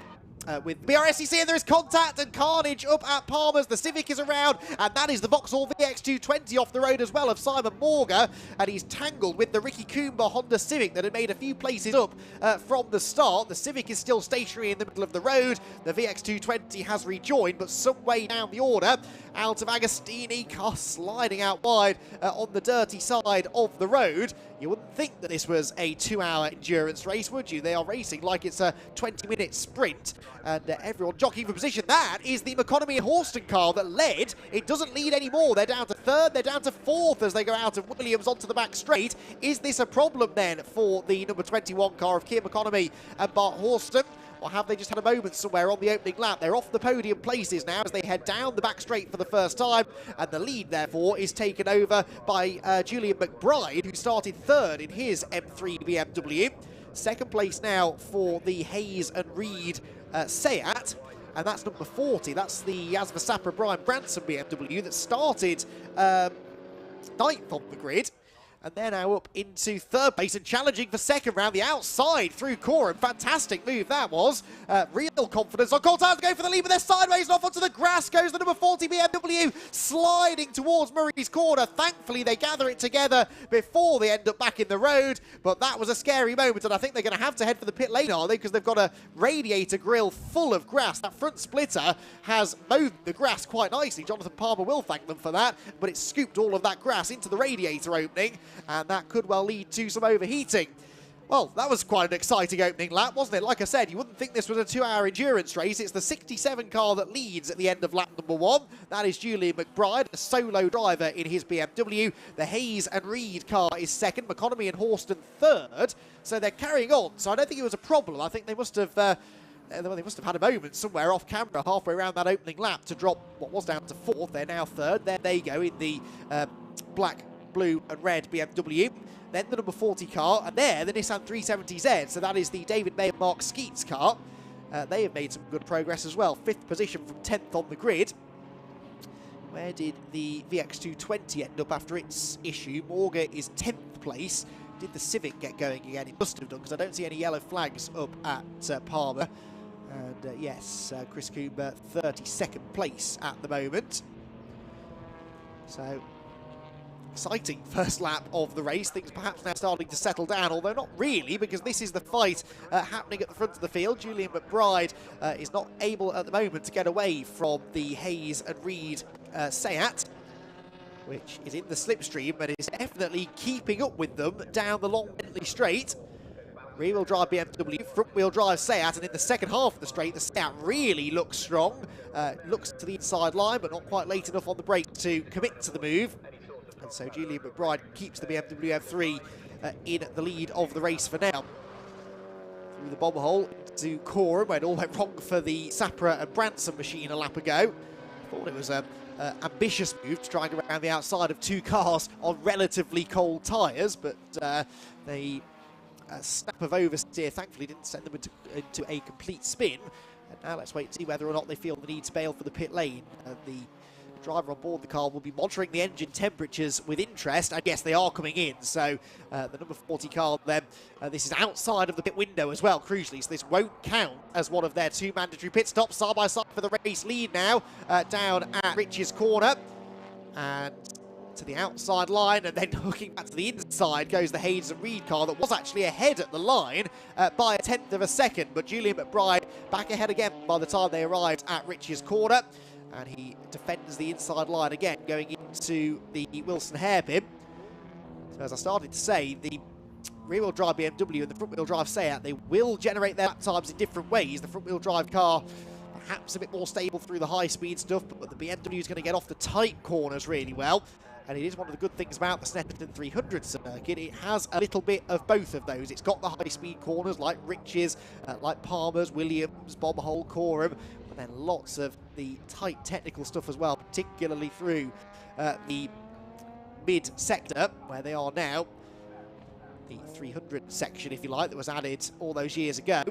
When was it? 2010, I think, that the 300 circuit debuted. Strange to think it's been with us for nearly 15 years. We're only 2 laps in, by the way, and already the McGinley and Jones BMW is being warned about track limits. That's not a great start to the race for Chris McGinley and Ian Jones. Resisting the urge to say that that probably means it's Ian Jones in the car, but it probably does mean it's Ian Jones in the car, because he always likes to use every inch of available racetrack and the green bits around the racetrack as well, does Ian?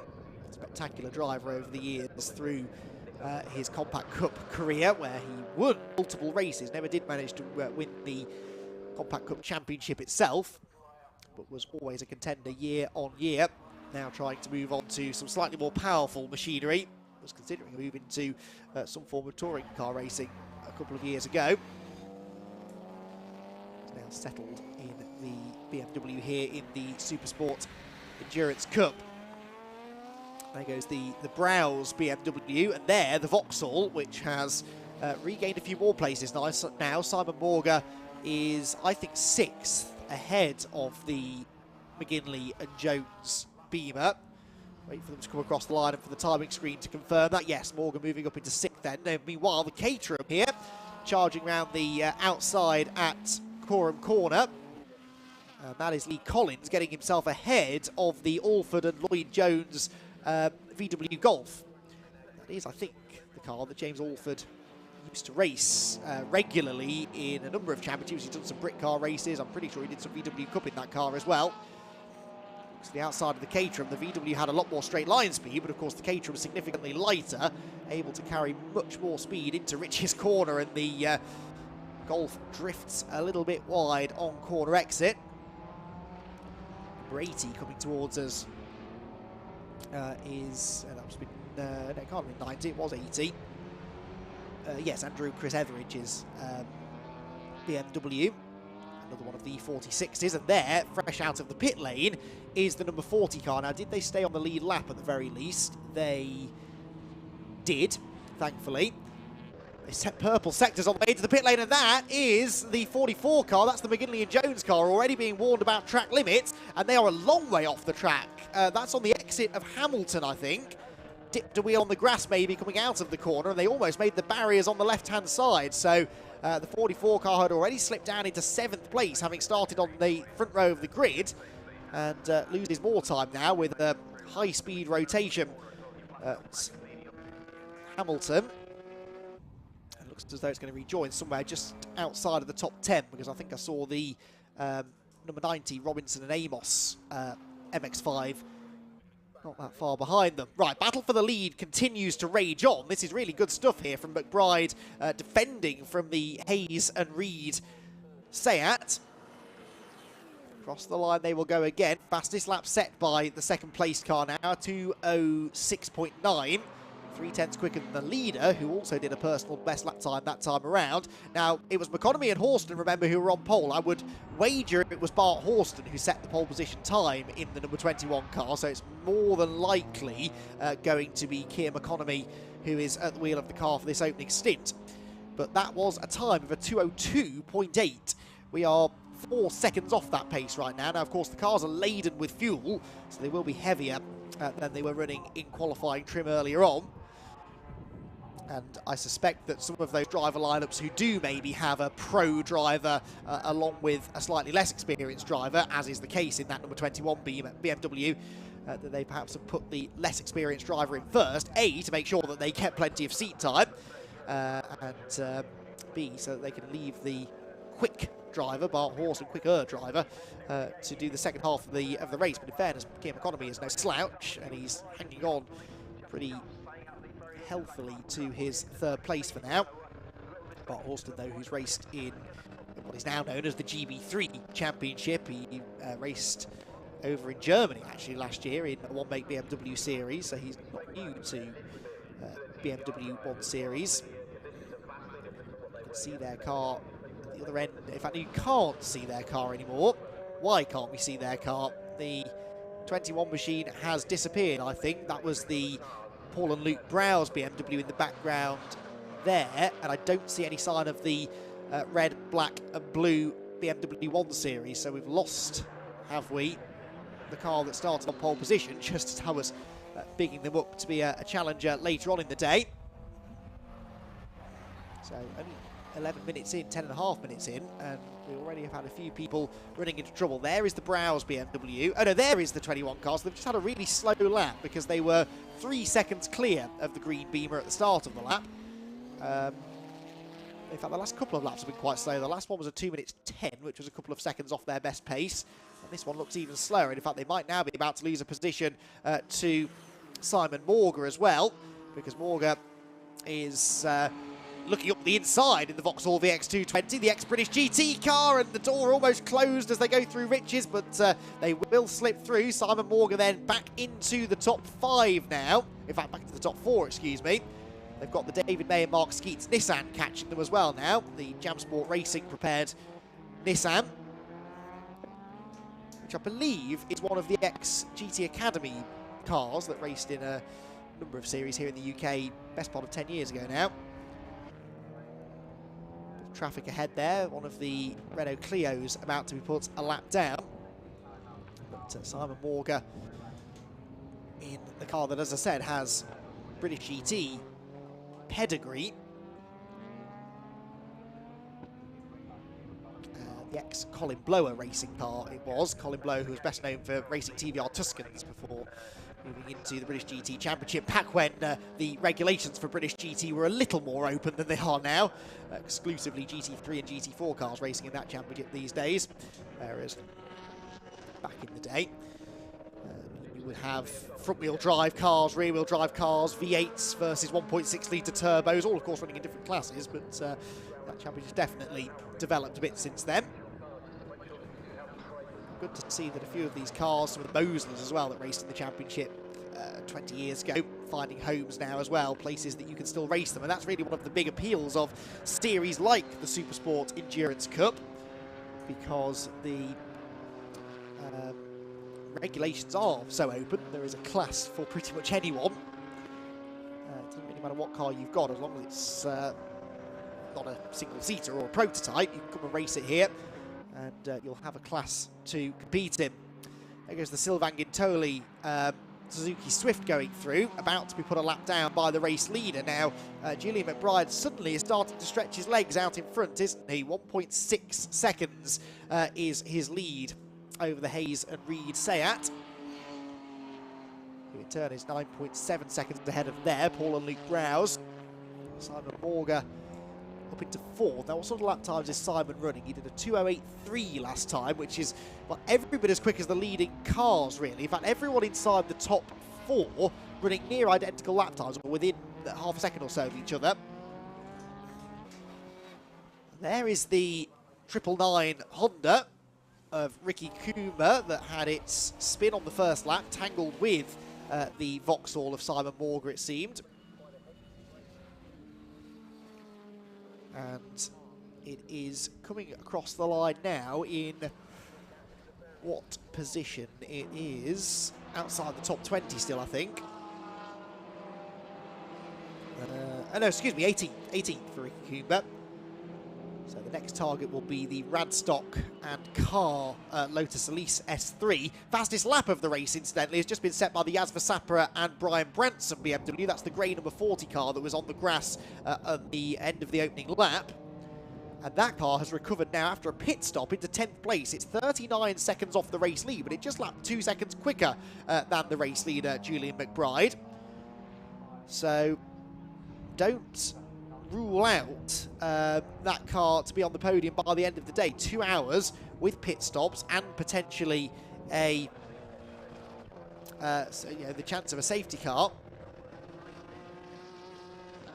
It could well find itself back in in contention for a good result. So things kicking off out on track. A couple of cars have been making their way down into the pit lane in the recent past as well.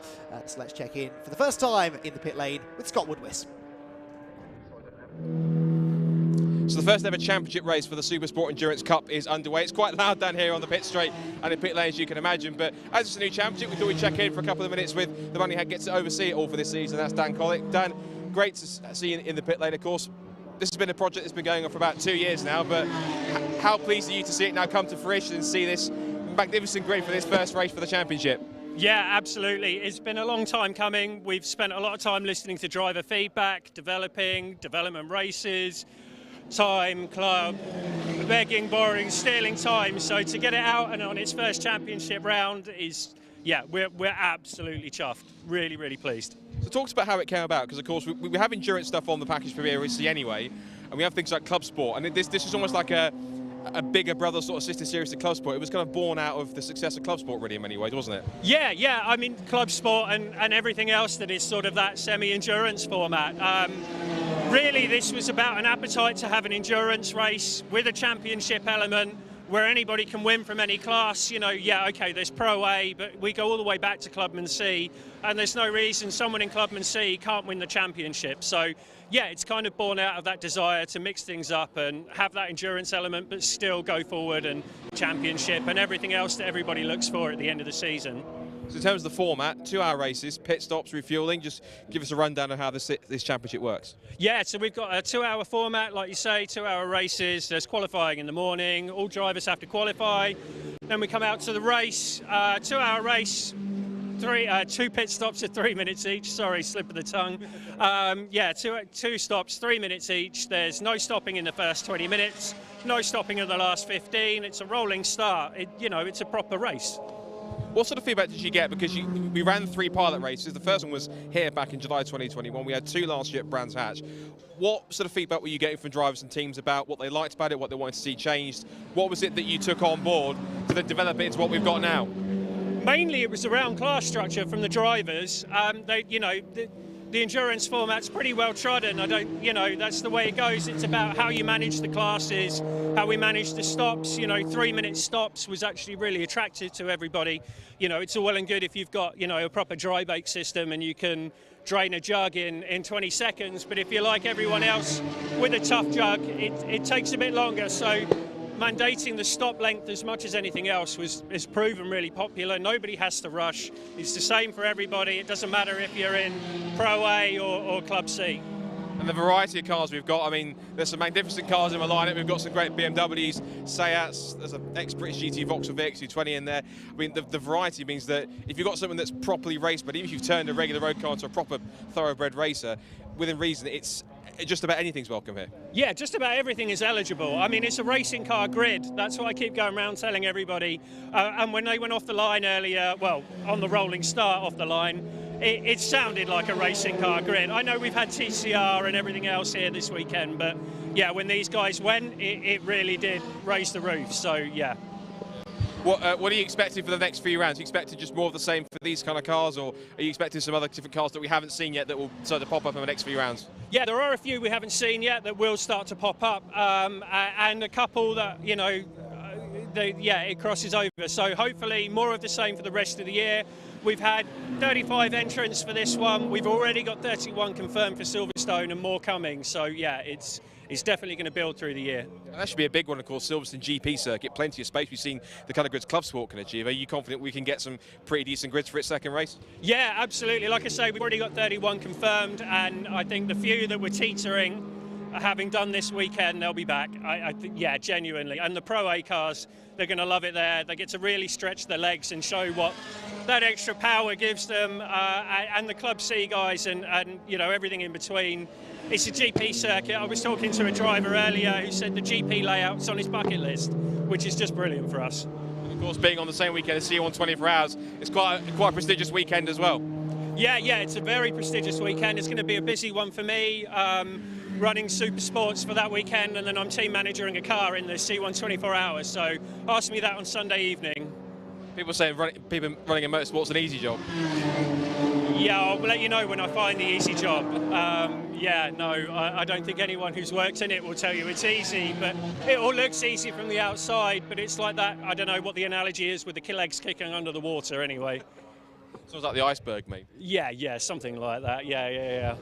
It's great to see how successful Super Sport's been already for this first race. It looks like it's a magnificent race so far. We'll go back to it shortly, but great to talk, and yeah, all success for the future for the rest of the season. Brilliant. No, thanks. And I just want to say thanks to all the drivers for coming down and trusting us with their championship for the year. Great stuff. Well done, Dan. Congratulations. Thanks a lot. So yeah, as Dan was saying, really successful first weekend so far for Supersport Endurance. It's great to see so much interest. We've had drivers coming across from other championships and other series who've been giving some feedback that they wanted to try something a little bit different, a little bit to do for the new championship. The pit stop elements can be quite intriguing because there's no set sort of there are other championships where you have a certain set amount of pit stops you have to make within certain time periods. For here, it's a case if you can't make any pit stops in the first 20 minutes, you have to make all your pit stops before the last 15 minutes of the race. So it stops teams and drivers trying to play the system a little bit and trying to get their pit stops right towards the end. Obviously, within that time period that you've got, you can make your 2 pit stops, at least those, in any sort of time you want. But it's those you leave it right to the last minute, right to the last bit.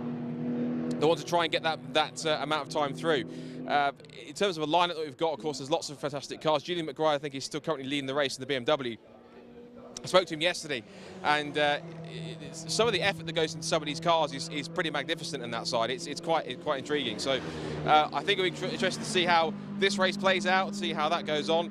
I can see that if you just want to quickly point the camera down the pit lane, all of the teams and drivers are kind of drivers just waiting around for their first few pit stops. We're getting close to that opening of the pit window very shortly. And on that side, it's going to be quite interesting to see how these teams play out their strategies. Some might choose to do them more towards the beginning of the pit window and get them done early.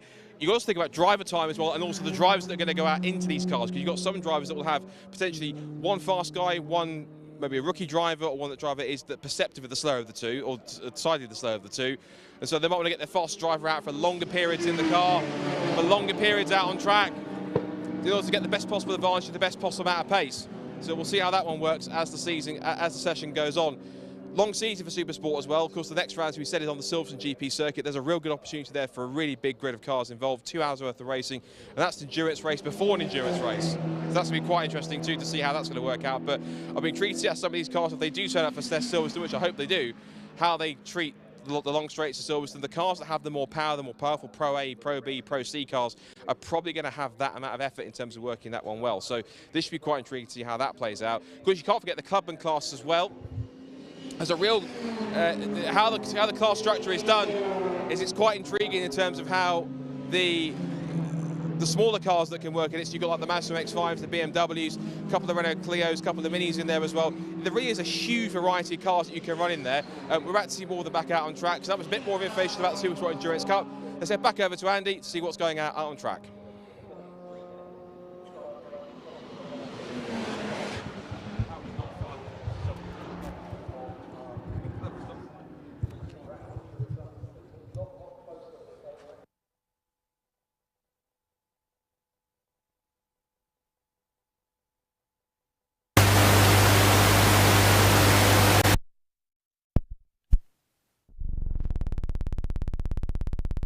Horston BMW, the Lynch's in their BMW, and the Asper Sapper Brian Branson car that is now almost within half a minute of the race lead. That is the group of cars that are heading towards the final few corners now, I think. So the race leaders coming towards us now. That's McBride in the white-yellow BMW.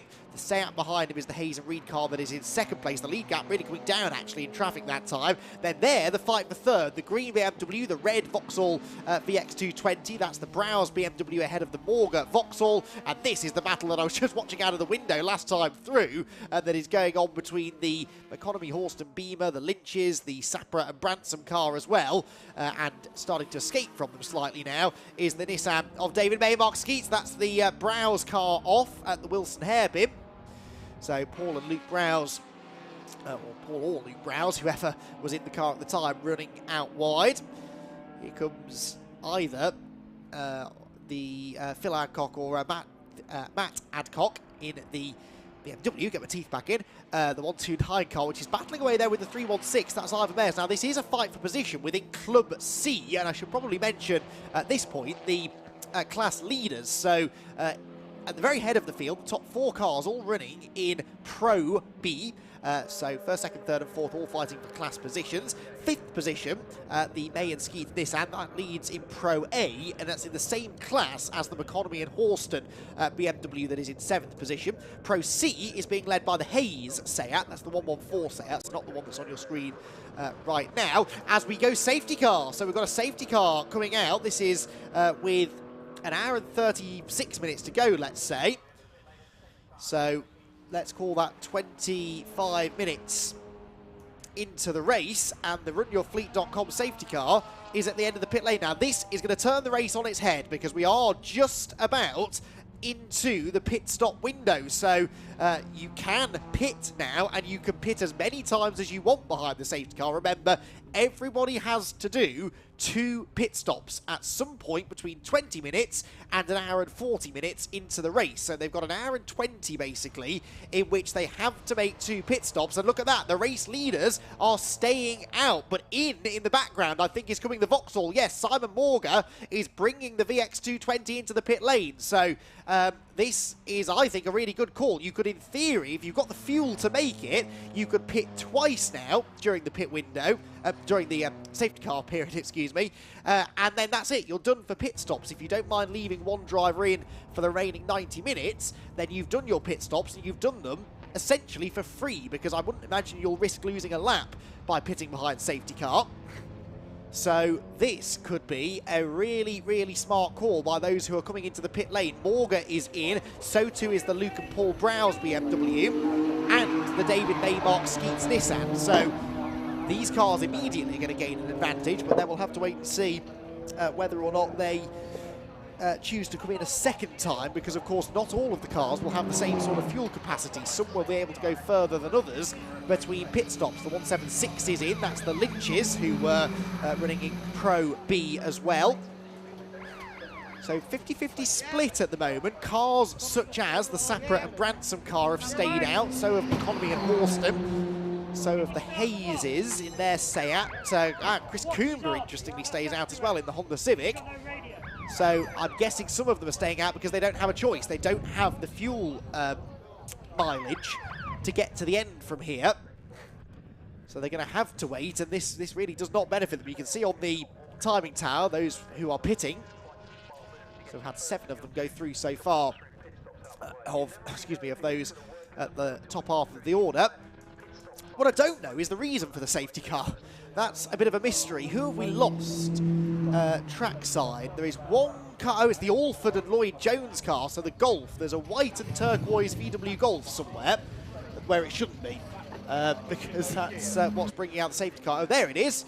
Excellent work by our production team as always. Now, if they could just tell me where that is, that would be greatly appreciated, because unfortunately, from certain angles, all of Snetterton looks the same as the rest of it, because all you can see is the roof of a car and a barrier. I think that's Oggy's. Am I right? I think that is Oggy's, isn't it? Yes, it is. There we go. So that is the tight right-hander just before they go out onto the Bentley Straight, and that car looks like it's pulled over on the inside of the track. So hopefully no damage done. It's already being towed back, and once it's out of the way, we'll be good to go racing again. Probably not at the end of this lap. I'd have thought at the end of the next one. So safety car period already. Split strategy. And this will be the thing that makes or breaks some people's races. Of course, if it is a quick yellow, like this one is likely to be, then you don't necessarily have time to do both of your pit stops into this safety car, even if you wanted to. There is the number 5 car, the James Alford Mark Lloyd-Jones car, which runs within the Clubman A class. There goes, I now think, Paul Browse in that car. That looked like Luke Browse, who was waving him out. I think that's Paul at the wheel of the green BMW. Now, is he going to be the first car out of the pit lane of lead lap cars anyway? I suspect him, well no, the Vauxhall of Simon Morga probably has already gone, hasn't it? We'll try and pick them out when they catch up to the back of the safety car queue, but I suspect Simon Morga has already come out of the pit lane. And here is the interesting, oh no, there is Morga. So Morga has had a slow stop compared to the BMW of the Browse father and son combo. Either that or they had a particularly quick pit stop. Now that is Mark Skeet, so that's Mark Skeet getting into the Nissan. David May has got out of it, so David May was doing the first stint. Mark Skeet's fellow Compact Cup racer will now jump on board for stint 2. And there you can see half of those in the pit lane, or that came into the pit lane, have now gone a lap down. Many of them have managed to get out still on the lead lap. The McConomy Horston car is in this time, so too Chris Coomber and Julian McBride. So the race leader came in, but they've missed a trick there, I think, by pitting a lap later, because those who have managed to beat the safety car out of the pit lane will now come back around at relatively high speed, catch up to the back of the safety car queue, and they will be essentially getting a free pit stop, whereas those who have toured around slowly behind the safety car, that last lap behind the safety car was nearly 2 minutes slower than a green flag lap. So that's the sort of time you lose by traipsing around behind the safety car for that extra lap. Looks like they're struggling to find an opening in the barrier for the James Alford and Mark Lloyd-Jones Golf.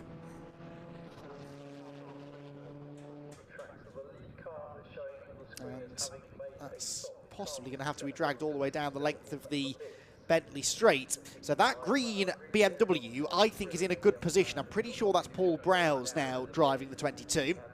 I think they and Simon Morga are probably two of the highest placed cars to have made a pit stop and got back out on the lead lap.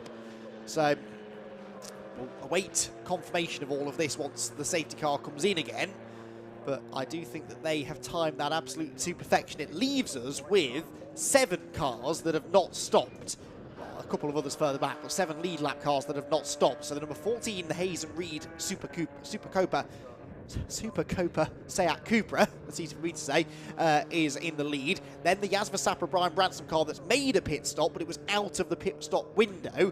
So they're showing as having made a pit stop, but they haven't made one of their mandatory ones. They run the 2nd place. 3rd place then for the Christopher and Luke Hayes Seat Leon. 4th is the Keith Isert-driven Mini Clubman. He has started that car, I've had confirmation, and will share it with Christopher Williams. 5th place then for number 122, which is the Matthias Radstock and David Carr Lotus Elise S3. 6th for Lee Collins in his Caterham.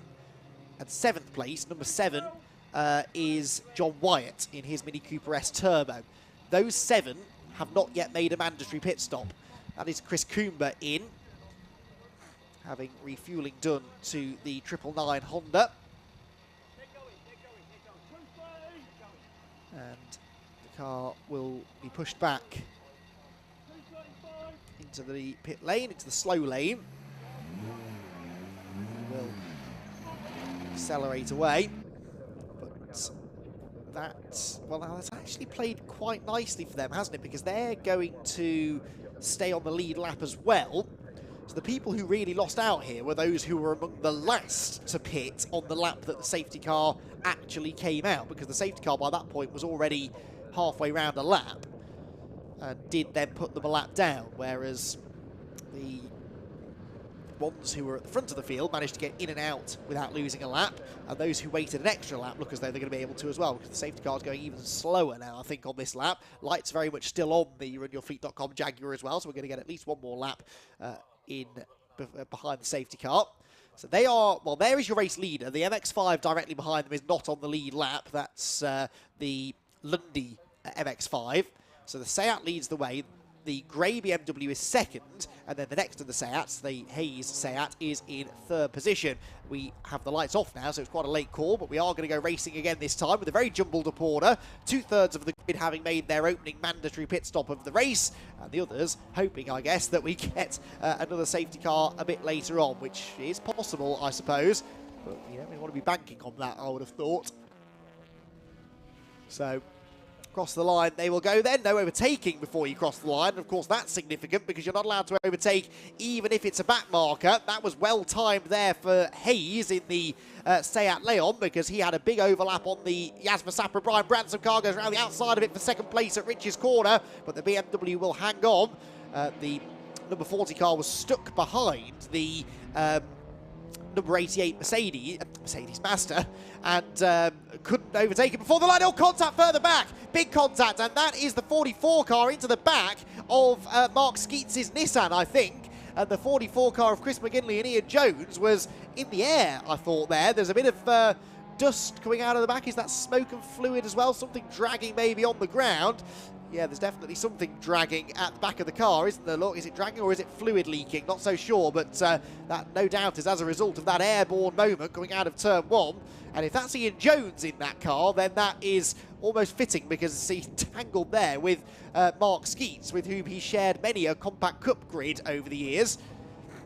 Not entirely sure how they came together, but come together they certainly did. Now there is the battle between the top two who have pitted, and that is Simon Morga up the inside of Paul Browse. Now these two have both made a pit stop. They are on the back end of the lead lap, and they are the top two cars to have made a stop. So that was for 8th overall, but it's the net race lead that they're battling for, because once the others all make a pit stop, you would imagine those two will cycle through to the front. They're buried in traffic at the moment, which is losing them some time, but that is a really important battle to keep an eye out for. And Simon Morga, who qualified 4th on the grid, he did out-qualify the number 22 BMW as well, and he is now starting to assert his authority on the race after that contact on the opening lap with Chris Coomber.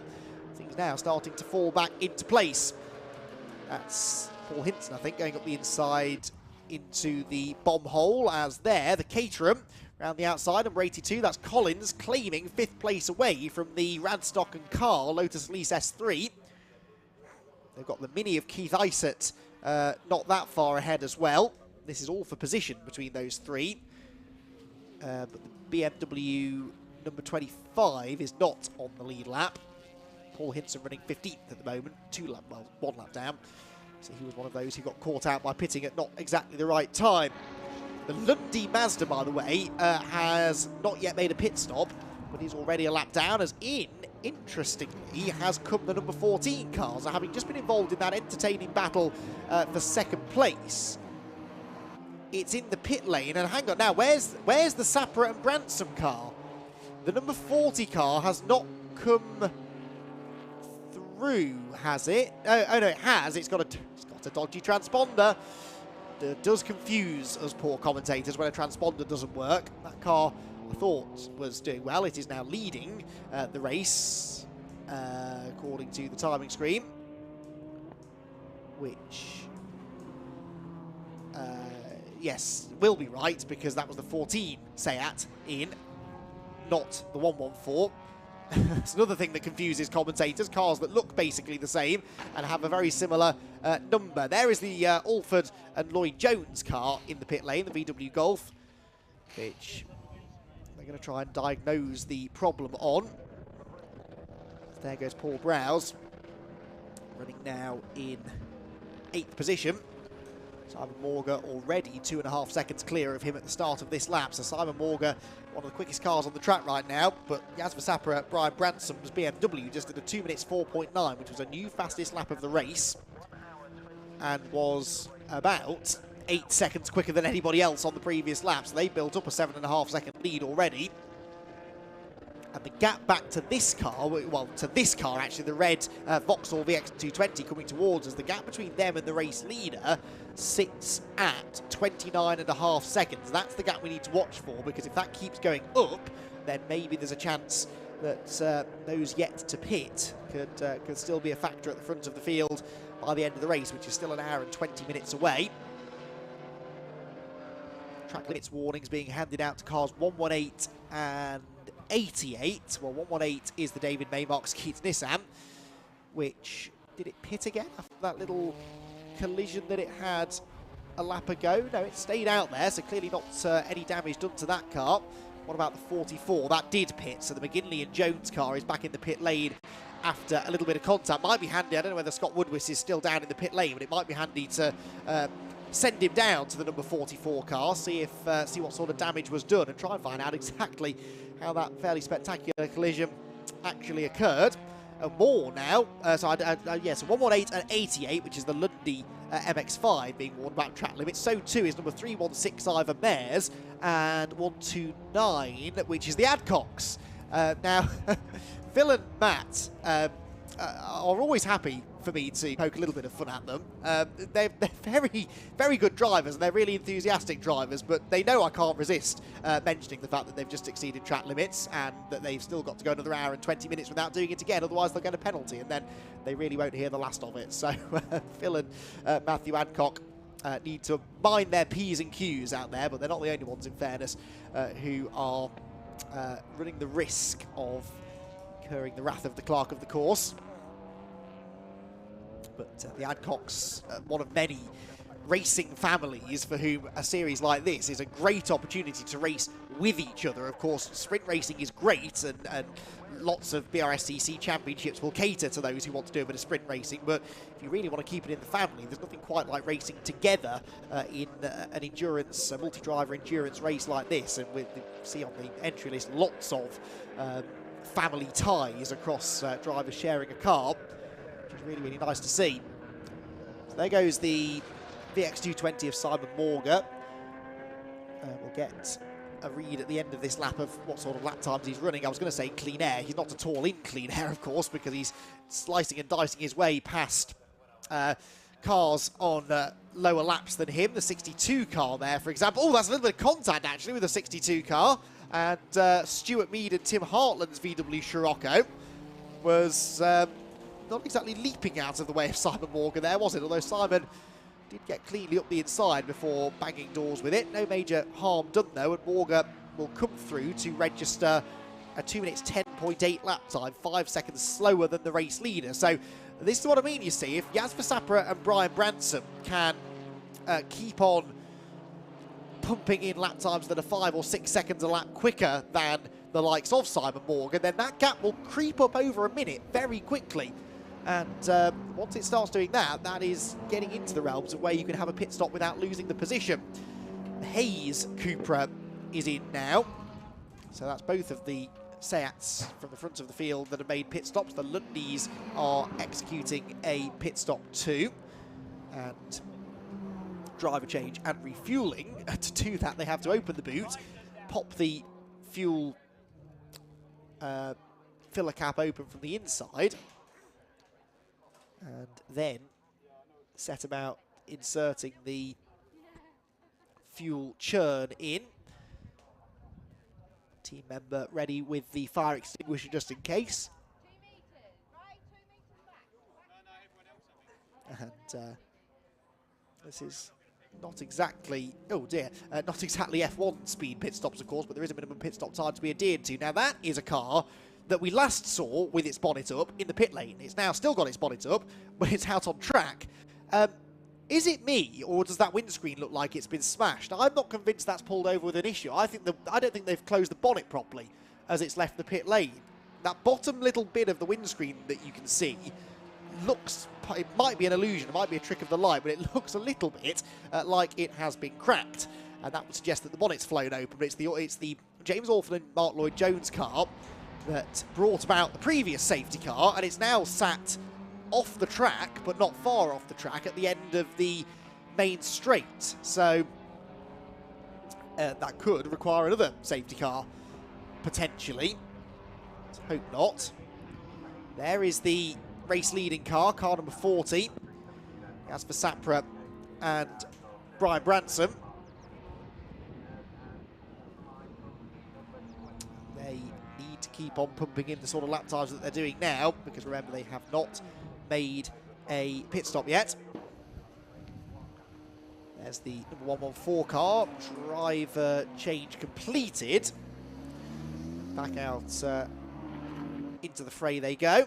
And yes, it was the bonnet that had flown open. The windscreen very much badly damaged, and now what was already a bad day for James and Mark has suddenly become even worse.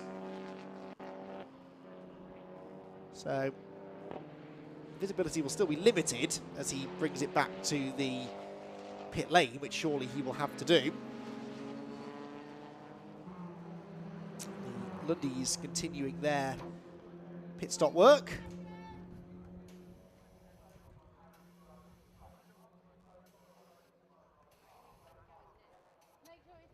The minimum pit stop duration, by the way, is 3 minutes, and that is 3 minutes from pit entry to pit exit, as the Alford and Lloyd Jones car has got going again. So the significance of that 3 minutes is that 3 minutes is shorter than a safety car lap, but it's about a minute longer than a green flag lap. So in other words, if you pit under green flag, you're guaranteed to lose a lap, whereas if you pit behind the safety car, you shouldn't lose a lap.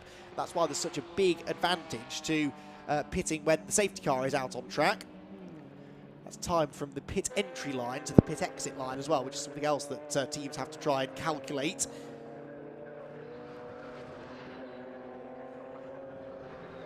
And the pit window, I think I'd said, closes with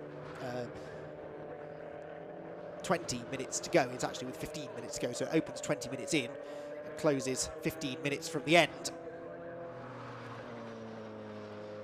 There, the number 67 car. So that's Julian McBride leading the race earlier on, wasn't he? But he had a slower pit stop than most, I think, and has ended up slipping behind a number of cars with whom he was dicing before. The Golf, by the way, has found the rear entrance to the paddock. I think that is going down into Agostini, and so thankfully no need for a safety car for that one.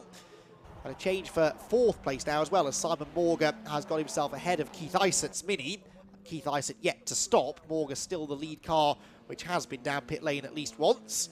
But as we now get towards half-race distance, I suppose some cars will start to be getting into their fuel window to make it to the end, and might now start thinking, even this far from checkered flag, about when they should be making their second and final pit stop, whereas, of course, some others haven't stopped at all yet. At least made a mandatory pit stop. 3 minutes minimum pit stop time means that no matter how quickly the Asver Sapra Brian Branson car is going, it isn't going to build up a 3-minute lead over those who have stopped already. So he may be, or that car may now be 31 seconds up the road from Collins in second. But that's nowhere near enough to be able to have a free pit stop, so they really desperately need the intervention of another safety car. I'm sure their hearts were sinking when they saw the number 5 car parked at the side of the road a moment or two ago. There goes the number 99 car. That is Adam Reed and David Drinkwater, another 2 drivers with BMW Compact Cup racing experience, racing a version of a compact car here this weekend. It's the Paul and Luke Browse car, runs around in 6th position. This fearsome BMW M3 GTR, which they've been racing for a few years now. Luke Browse used to, I don't know whether he still does, but used to have some driver coaching from a good friend of his, Ollie Turner, who was, Ollie Taylor, excuse me, who was runner-up in the TCR UK Championship back in 2018. And Ollie, when he stopped racing in TCR, was giving Luke Browse a bit of coaching advice. Luke and Paul now teaming up to race that very same car in the Supersport Endurance Cup, and they've just moved up into 4th place because they got ahead of Keith Isett on that lap, and the timing screen is telling me they got ahead of Simon Morga as well. But the timing screen is telling me, yes, that Morga hasn't made the line. That is the car that I thought was going to be in the net lead of the race, and it has trundled into the pit lane. So Simon Morga, just when it looked like he'd positioned himself brilliantly to contend for a victory. He is in the pits, and, well, is that day done for the ex-British GT Vauxhall? Again, we'll perhaps be able to send Scott Woodwis down there to do a little bit of investigation work, figure out what the issue is with that car, but that's a real shame if it's something terminal. They've taken the rear engine cover off immediately. And there's nothing obviously wrong, is there? No smoke, nothing hanging off it, no fluid trailing behind it that we could see. Could be something electrical, I suppose. The steering wheel is off and Simon Morg is getting out of the car, so he doesn't expect it to be a quick fix. He is into the engine bay. But that's one of our potential race-winning cars out of the race, it seems. Gloves are coming off. I'm sure the helmet won't be far behind. And, well, that plays into the hands of this car, doesn't it? Jasper Sapper, Brian Branson, because now the car that they are trying to pull clear of by 3 minutes, if they can, is the Paul and Luke Browers BMW. And they're lapping at least 4, sometimes 5 or 6 seconds a lap quicker than them. 3 minutes is still a big ask, isn't it? But that's a big blow for one of, I'm sure, the fan favourite cars on the grid here today. Sapper and Branson 40.5 seconds up the road. There is the Simon Morga car. Can't really tell from there what the issue is, but his helmet's off, hands in the air. He, I think, has accepted defeat. And that could be the last we see of that car. What a shame. More cars trickling into the pit lane there. I noticed the Etheridges were just pulling in, so too Keith Isaac. Keith Isaac making his first pit stop of the day. I'll run you through the class leaders then, because we're ticking towards half race distance, but it doesn't really tell the full story, because obviously we're still waiting for a few pit stops to play out. There are the Etheridges, by the way, who have just pitted. So Sapra and Branson leading the way are in Pro B. So too actually is the number 82 car in second position, but they're 40 odd seconds further back. That's the Lundy, no, hang on, 82. Lee Collins, sorry, Lee Collins in the Caterham, also in Pro B. Pro C is being led by car 122, Matthias Radstock and David Carr. They sit third overall. And Pro A, strangely, the lowest of the class leaders within the Pro class, that is Chris Koeman out in the 999 car that leads in Pro A by only a second, actually, from Blair McConomy and, sorry, from then Keir McConomy and Bart Horston in their BMW. I think they've not long gone across the line, those two. Might be worth trying to pick that battle out, because that is for a class lead, and they both made a pit stop, as in comes the overall race leader. So Jasper Sapra and Brian Branson are in. Meanwhile, 1, 2, 3, 4, 5 team managers are being summoned to race control. I won't bother reading out all of the numbers, but suffice to say, I'm pretty sure they're all numbers I've mentioned already with regards to track limits. So, 3 guesses what that conversation's going to revolve around. In the club classes, Club A being led by Paul Hinson in 12th position overall. He is the highest placed clubman car right now. Club B being led by the Hayes and Subiani BMW, number 66 running in 16th place overall. And Club C by the Adam Reed Dave Drinkwater Beamer in 21st overall. There is the car that was leading the race, and they will now make their first of 2 mandatory pit stops under green, so they're going to lose at least 3 minutes here. And they're taking the bonnet up, though, and refilling with oil, are they? So, oh, well, they were going to, and now they've decided not to. Can't refill that without a high-vis jacket on, can you? It does help if you put the right arm through the right side of the high-vis. Does that count as wearing a high-vis? I'm not sure. I'll have to look up the dictionary definition of that. It's on the body, I suppose, which is close enough. So a full half-litre, 500ml bottle of oil goes back into the number 40 car. And the car hopefully will roll back out without any major problems. Engine fires, that's always a nervy moment as well.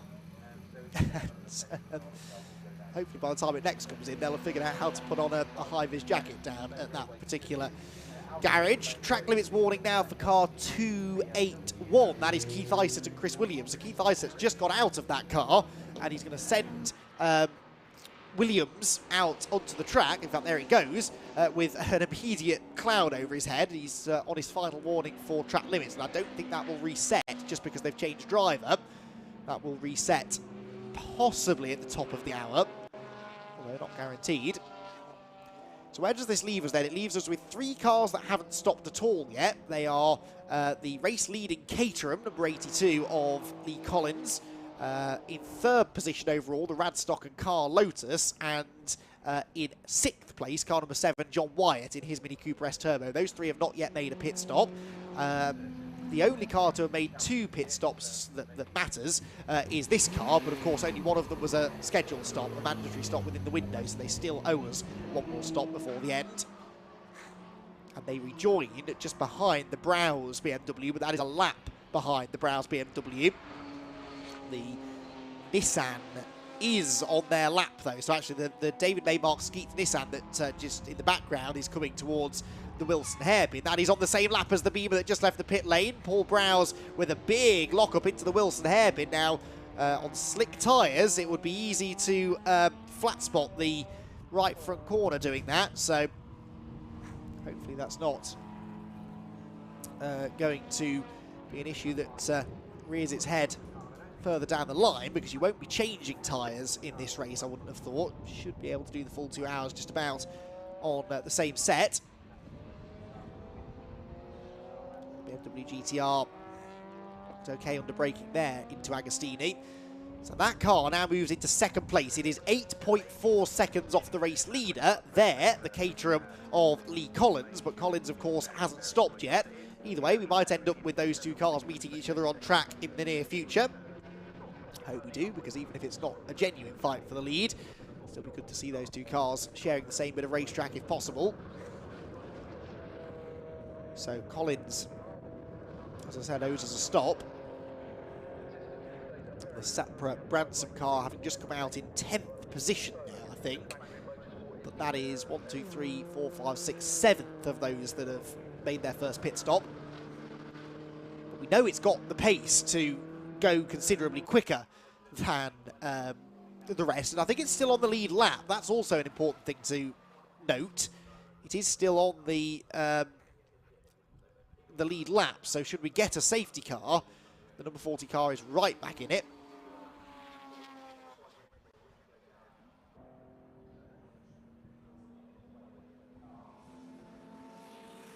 Across the line goes Lee Collins, going to notch up another lap. That is 24 laps completed now.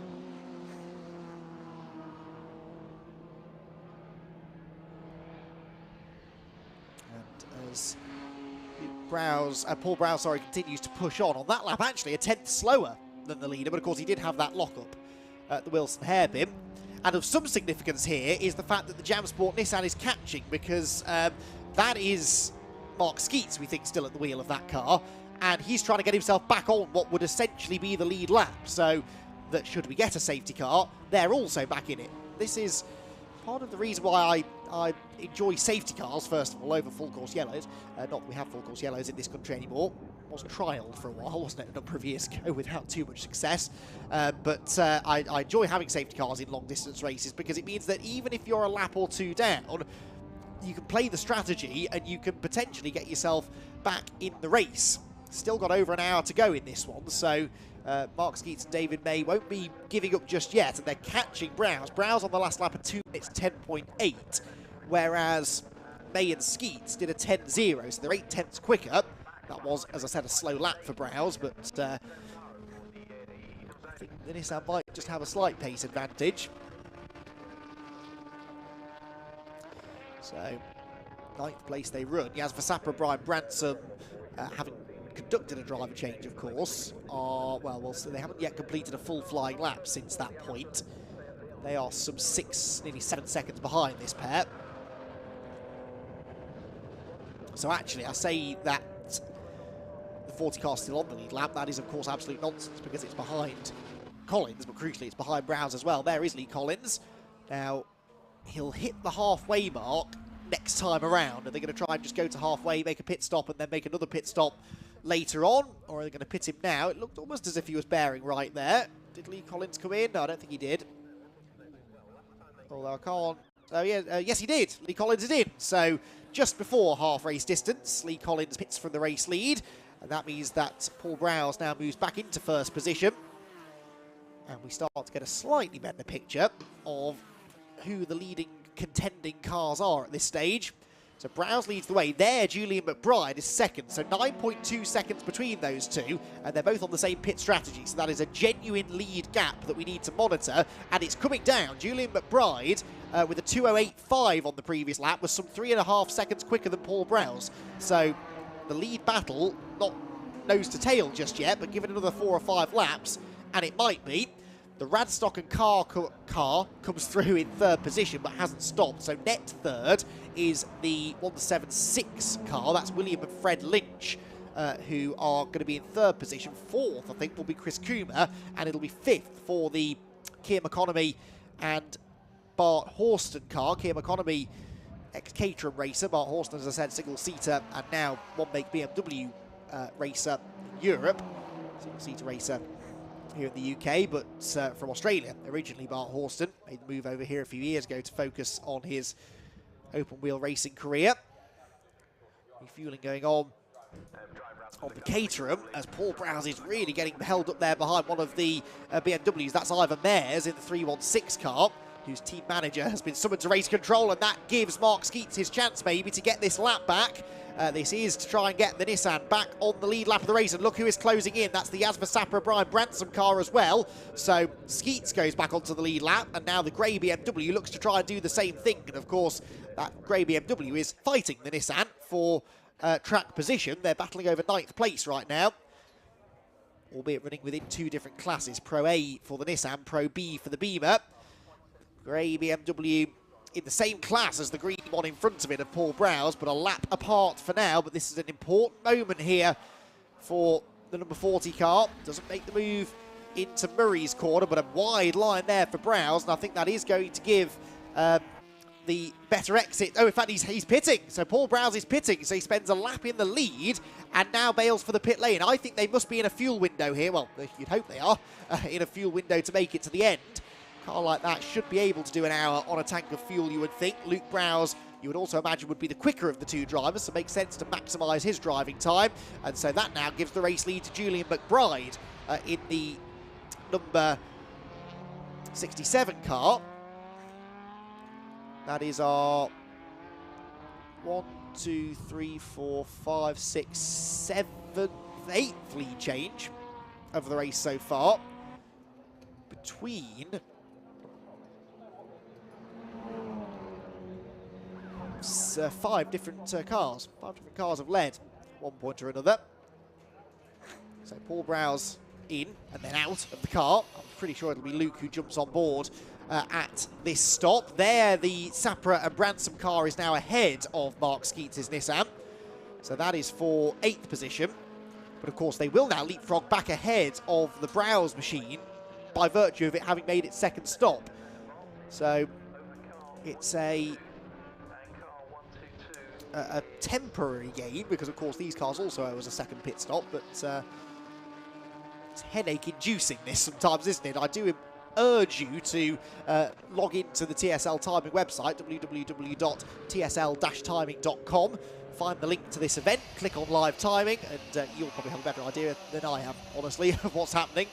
You can follow the live timing from home, see who's made the correct number of pit stops and who hasn't. That is Luke, I think, now jumping back into the number 22 car.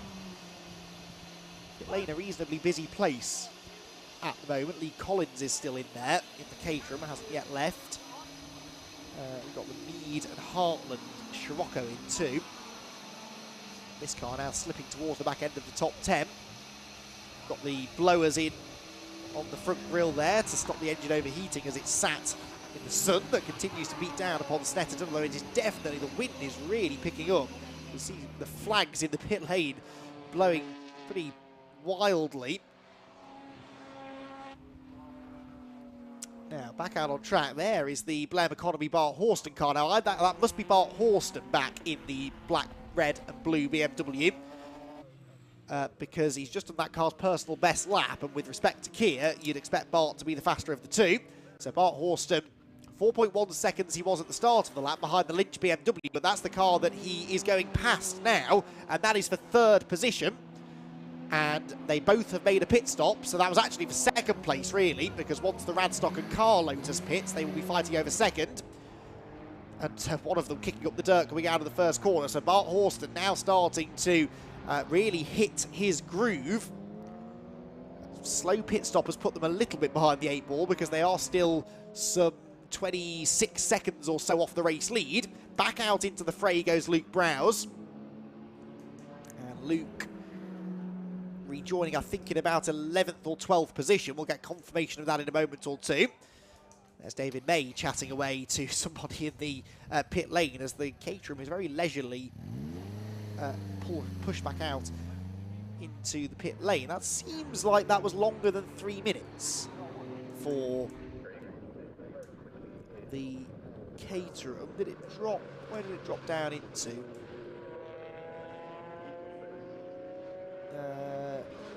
Yeah, it's gone a long way down the order.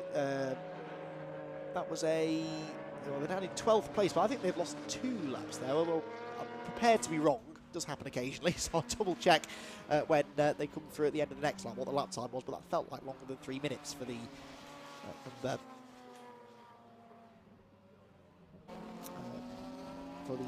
Caterham, who I think keeps disappearing off my timing screen, actually, so I don't think I'm going completely crazy. Anyway, figure that out in a moment or two. Back to what I can tell you, which is that Julian McBride is leading the race. He's completed 28 laps in the hour and 5 minutes that we've been running, and enjoys a very sizable lead over second place. Oh, dear me, that was close. Was there contact? I think there was contact, maybe. Julian McBride runs out very wide, and that was the Renault Clio there, number 23, I think, of Sarah Dennis and Matt Adams, that turned... Oh, no, it's not. It's the 27. It's Matthew Groom and David Weinberg's Renault Clio. Car that I think we see Matthew racing quite often in the Club Sport Trophy, and turned straight into the left rear corner of the race leading BMW. That will not go down terribly well. Julian McBride had been lapping a little bit better, actually, since I last mentioned his lap times. He did a 2:07.8 on the previous occasion. Matt Groom is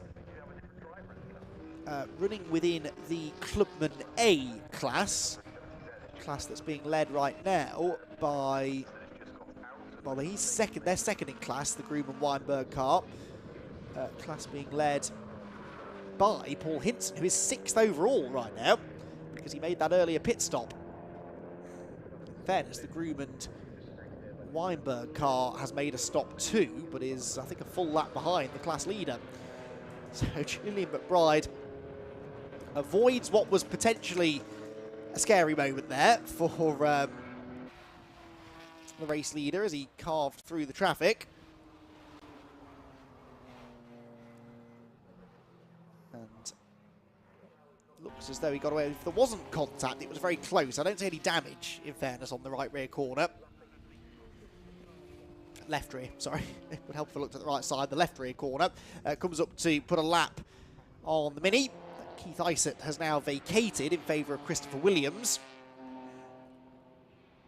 And not even a super slow lap, actually, a 2:09.4 for McBride. Fastest car on the track is, well, last time around was Jasper Sapra and Brian Bransom's Beamer, because Bart Horston didn't have quite such a good lap. But Horston was within 1.5 seconds of the Radstock and Car Lotus. And that would be for second place on the road. But remember, that number 122 car hasn't stopped yet. So it's holding second place for now, but will fall considerably further down the order once a pit stop is made. The inside of John Wyatt's Mini Cooper S Turbo goes the number 40 car, which is still just about on the lead lap, and that is Chris Coomber. That is Chris Coomber in the Honda Civic, and having pulled himself into a class-leading position at one point, he'd actually dropped down into second in Pro A behind the McConomy and Horston car in the recent past, and that is an actual fire coming out of the engine bay now. Now, if that's not a safety car, I don't know what will be. Very good chance that we're going to see the runyourfleet.com safety car. We're well within the window now, surely, to make it to the end. So you would have thought pit lane will become a hive of activity. May even see some people pitting to try and anticipate that, although I'm not convinced actually with the 3-minute minimum pit stop time that benefits you massively. So Marshall's, I'm sure, will head over to attend the stricken Honda, which clawed itself back into a decent position despite the contact it had earlier on. Oh, that was an outlap from the pit lane as well, so the Honda had just been in. So that's why it had lost the class lead. It just made its second and final pit stop, and on the outlap, it has expired. So Chris Coomber gets out of the car. There's still flames coming from the front of the car, and no marshals yet in attendance, so he will now be running off probably to take matters into his own hands if he can. That car burns away, so we'll wait and see whether we get a safety car. In the meantime, the race is continuing with yellow flags down at Brundle and Nelson, so we can head back down to Scott Woodwist to catch up with him in the pit lane. One of our leaders in contention for victory this afternoon is Luca Paul Browse. I've got Paul with me right now. Paul, great race for you so far. Talk us through how it's been. Yeah, we had a good start, kept out of trouble. Had to go across the grass on the second corner. Bit of trouble in front of us, just kept out of trouble. Gradually worked our way through. They kept dropping back, and quite a steady few laps, and kept us in the contention. Gradually crept forward, really. Nothing special. How's Luke looking out in the car right now? I haven't seen the lap times. I've obviously just come in, had a drink, and I'll have a look. So hopefully, we're normally fairly even. We're fairly even, so we should keep it going. Talk about the car a little bit, because it's obviously an M3, but you've obviously done quite a lot of work to it. It's quite a fine-looking machine, that thing. Yeah, it's an M3 GTR, which is the wider body one. Standard S54 engine in it. Nothing really over amazing about it, but a standard engine, but it's just the wider body with the wider wheels on. Bit of a dinosaur in today's market, but we like it. I say dinosaur, but it's up there towards the front. Yeah, it can't compete with the TCRs though in the other classes, so it's but it's all right. This is our local track as well, so we know it quite well. Yeah. How are you finding it in Supersport? I think it's your first go in Supersport. How are you finding it? Yeah, good. It's been pretty, pretty friendly and pretty good at the moment so far. What's the plan? Was it just a one-off, or are you looking to do a few more throughout this year? I think we're going to try and do a few more, but we're at Croft next week with the Enduro. But we're going to try and fit as many as we can in, yeah. It was great to see you and Luke. Great you're doing so well, and we'll see you at some point later on. Thank you. Great stuff. Great job from Luke and Paul Browse. BMW looking fine. Andy, back to you. And not for the first time today, I am proven wrong, because that means that Luke Browse is not in the BMW. It's Paul Browse who is back in the number 22 car for now. There is the Ricky Coomber car. So if we're keeping score, this is now the third thing I've got wrong in recent memory, because I keep calling him Chris Coomber for some reason. Ricky Coomber in the RKC Motorsport Honda Civic. They put the fire out, but the car, for my money, is still in a dangerous position. So I'm a little surprised we're not seeing a safety car for that, but hey-ho. I guess they don't want to throw a safety car unless they absolutely have to, because it clearly can mess up some people's strategy. But if a car's in a dangerous position, it's in a dangerous position. So we'll see what decision is taken on that. For now, though, we stay green with 48 minutes to go, and Julian McBride continuing to lead the way, but owing us a second pit stop. Second place is this number 40 BMW. It's just got ahead of the little Lotus, which has made a pit stop since we last mentioned it. So the Radstock and car machine fresh out of the pit lane. It means that Paul Hinson now moves into third place. He's the highest place of the Clubman cars, and he's doing a fantastic job in an overall podium position, although he's just lost that third place, actually, to the Jamie Hayes and Alex Reed Seat Super Copa car. So they are now third. Fourth place for Paul Hinson. Fifth place for Paul Browse, who we know is in the number 22 car. He comes through 15.5 seconds further back from Hinson. Sixth position should be the Hayes Seat, which just went through. You saw it there. But it has just slipped off the lead lap, I think. So I think we sit now at 5 cars on the lead lap. Some pretty big gaps between a few of them as well, but another lock up there for the Browse Beamer as Ivor Mares chops across the nose of a car that he's not fighting for position with. But that's the David Drinkwater and Adam Reed car trying to get through. It can be tricky though, no ship-to-shore radios of course in these cars. The only messaging system you have is via the pit boards, and it can be difficult for drivers to know exactly who it is they're fighting, because Ivor Mares and the Drinkwater car, I think, are in the same class, aren't they? The 99 is in Clubman C, and Ivor Mares is also in Clubman C. Yes, so you see a car that you know to be in your class, and you kind of have to just assume you're fighting for position. So that's why you sometimes get those situations where a driver is actively defending from someone that actually isn't even on their lap, because the drivers don't know what we know. There is the Matthew Groom number 27 car. I think that might have been Matthew getting into the car, and David Weinberg having just got out of it.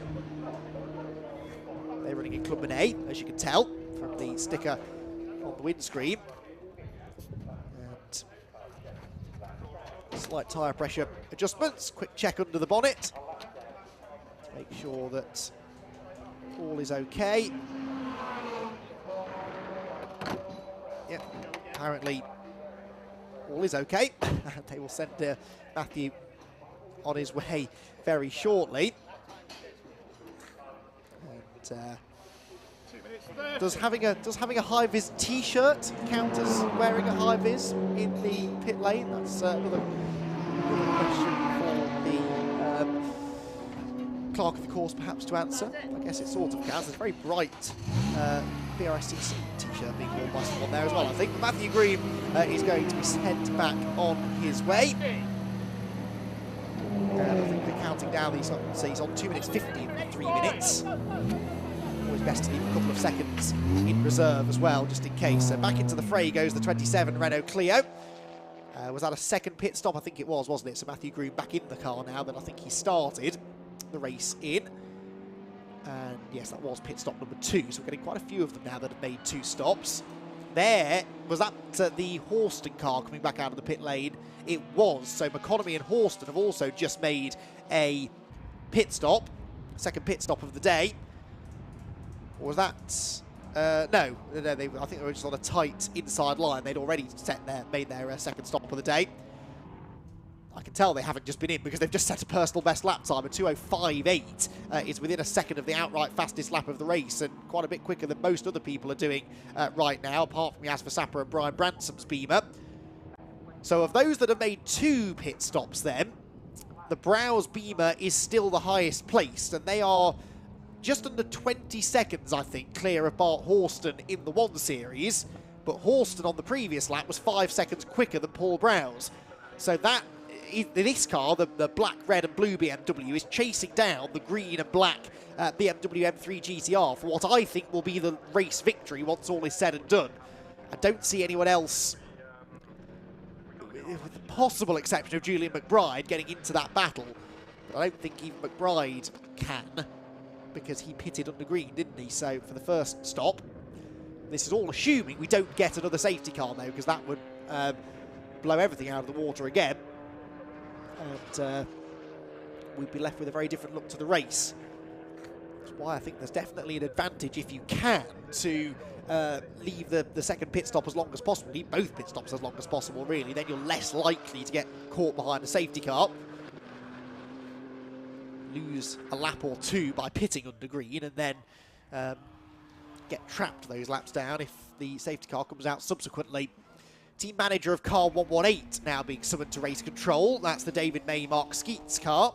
Well, Skeets, I think, is still in the car, so it might be David May who has to make the long, awkward trip up the stairs to race control.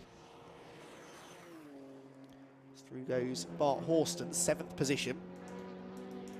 That was a 2:08.3 compared to Paul Browse 2:09.9. So when Browse is in clean air, I think he's as quick, almost as quick as Bart Horston.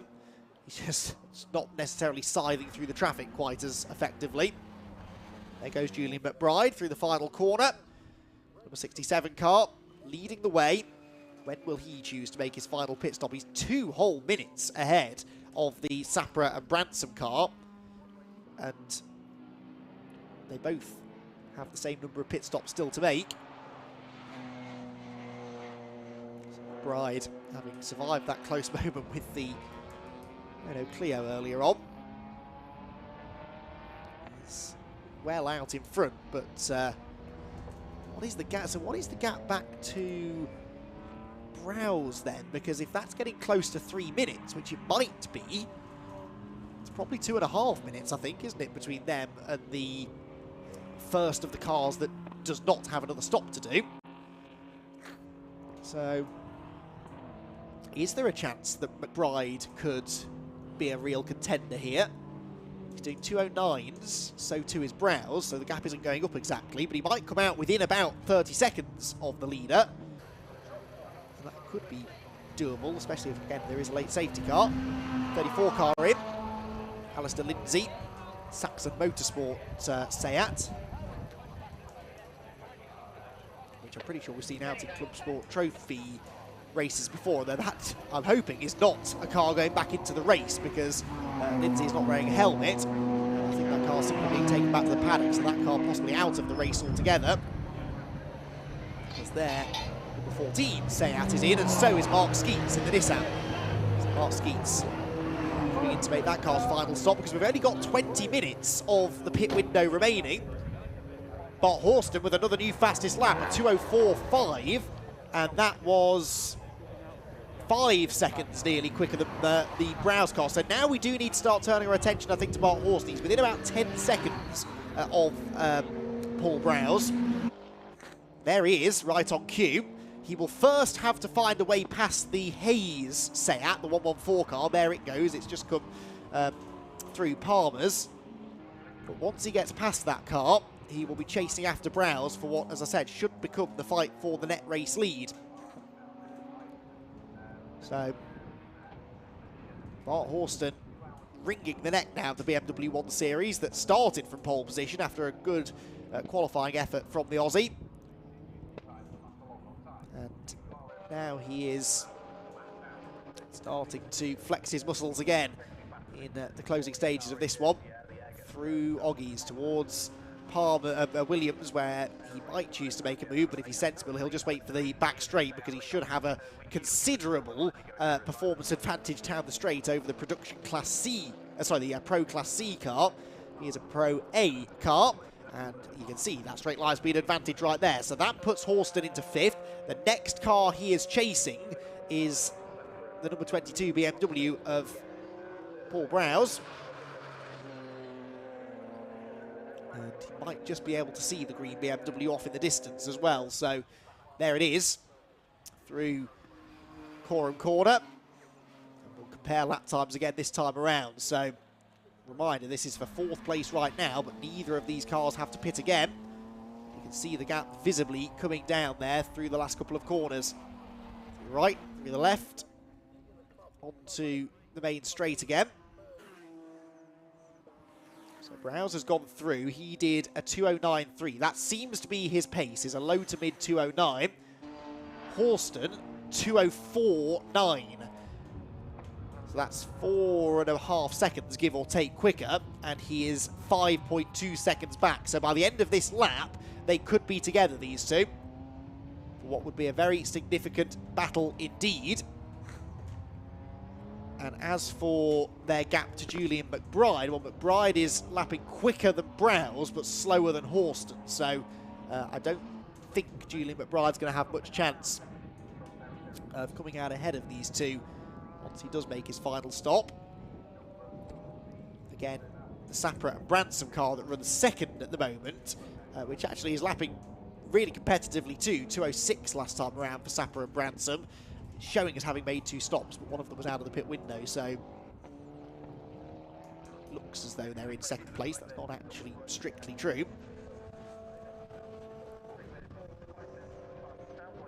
So out of Oggies into Williams. Paul Hinson's BMW Compact that sits in 4th place still is about to be lapped by Bart Horston.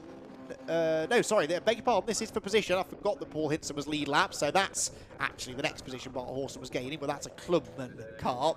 It's very much a different class. Now, the next car he's chasing is Luke Browse, my apologies. Browse has actually passed Hinson on the previous lap as well for 3rd place.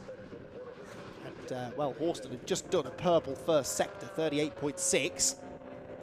Could be about to improve upon that 2:04.5 that he set a lap or two ago, which would have been good enough for third on the grid, by the way. His pole time was a 2:02.8. As the fuel starts to wear off, I wonder how much closer to that he can get. He was on the brakes very early there, and I heard a screech of tyres. I think it might have been the Clio just in front of him that was having a wobble. Still Van Gintoli, meanwhile, heads back out. They continue to gain signatures on his licence, I believe, for whatever future racing plans he has that now appear to be of a four-wheeled variety. There go the third and fourth place cars then, and it wasn't quite a new fastest lap for Bart Horston, but he's got the radar honed in now on Paul Browse ahead. Got the fastest lap in the bag as well, and the 1 Series BMW within the next couple of corners might look to try and move ahead of car number 22 to claim what could be a very important third place down towards Agostini. Is this where the move is made? The 1 Series good down the straight, but actually not a lot of difference in a straight line between these two. I think it is just the fact that the 1 Series is a slightly shorter wheelbase and possibly a little bit lighter as well, that is allowing it to negotiate this middle sector a little bit more quickly. Dab on the brakes there into Hamilton just to make sure he didn't get too close to the back of the Browse Beamer. Now turns into Oggies with the number 21 car well and truly filling its mirrors. 15 minutes before the pit window, no, sorry, 20 minutes before the pit window closes. Closes with 15 minutes to go, doesn't it? So they've got 20 more minutes to make the final stops, those that haven't already made them. Don't expect to see these two cars back in again, though. Here comes Horston in the slipstream, pulls to his left, our right. That's the inside for Brundle. He's late on the brakes, and Bart Horston goes through. That is third place now for the number 21 car, which I think could cycle through to be the race lead when all is said and done. The car that started on pole position looks as though it might win the race, although that massively oversimplifies the way in which it got there. Oh, hello, that is one of the Lotuses off 63, is that? Michael Edwards, yes, the ES Motorsport car that has expired at the end of the pit lane. So, will this require a safety car, I wonder? The last time we had a car stopped here, it didn't, but that car was able to get going again under its own steam, admittedly with a smashed windscreen.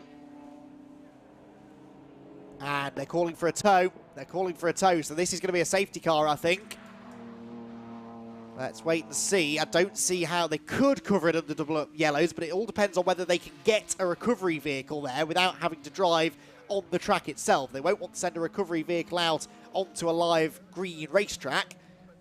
So with 34 minutes to go, are we going to see another twist in the story here? Pit lane was about to get quite busy anyway because we are getting towards the end of the pit window. Hayes Seat here in for its final stop.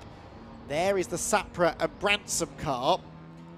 Now, if a safety car comes out, this car is right back in the game because they can get that free pit stop that they so desperately need. The same is true of Julian McBride, who's 2 minutes up the road. I mean, McBride would almost certainly come out with the race lead if he could make that stop under safety car conditions.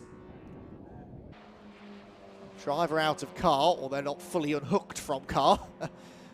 There is a radio system then of some sort. That's interesting. The 63 car in what I would count as a precarious position. As I said, Marshall's calling for a tow. Now, they won't throw the safety car until they've got the recovery vehicle ready, I would have thought.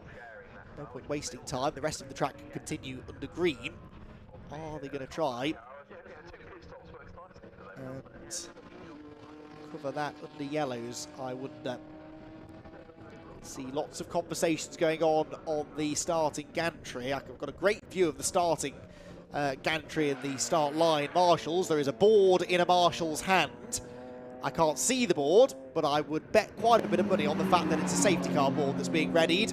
It's not been shown yet. That is end of race by the looks of it, by the way, for David May and Mark Skeets. Helmet on the car signals that the car is going nowhere very quickly. So Car 118, unfortunately, is going to be a non-finisher, a car that looks like it might be a podium contender at one point. Not anymore, though. I'm teasing this safety car that might come, but it's not actually happening yet.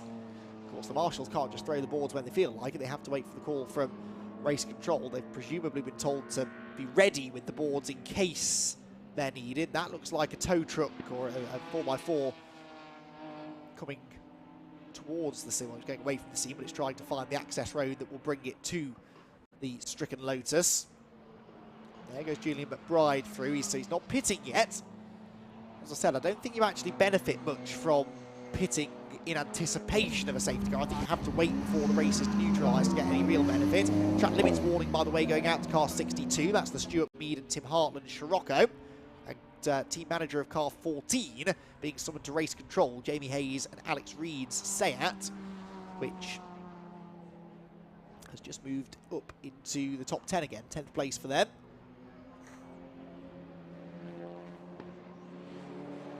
So what is going to happen? Are we going to see the race turned on its head by a late safety car? Half an hour to go. We had one 25 minutes into the race. So we've gone an hour or so since then.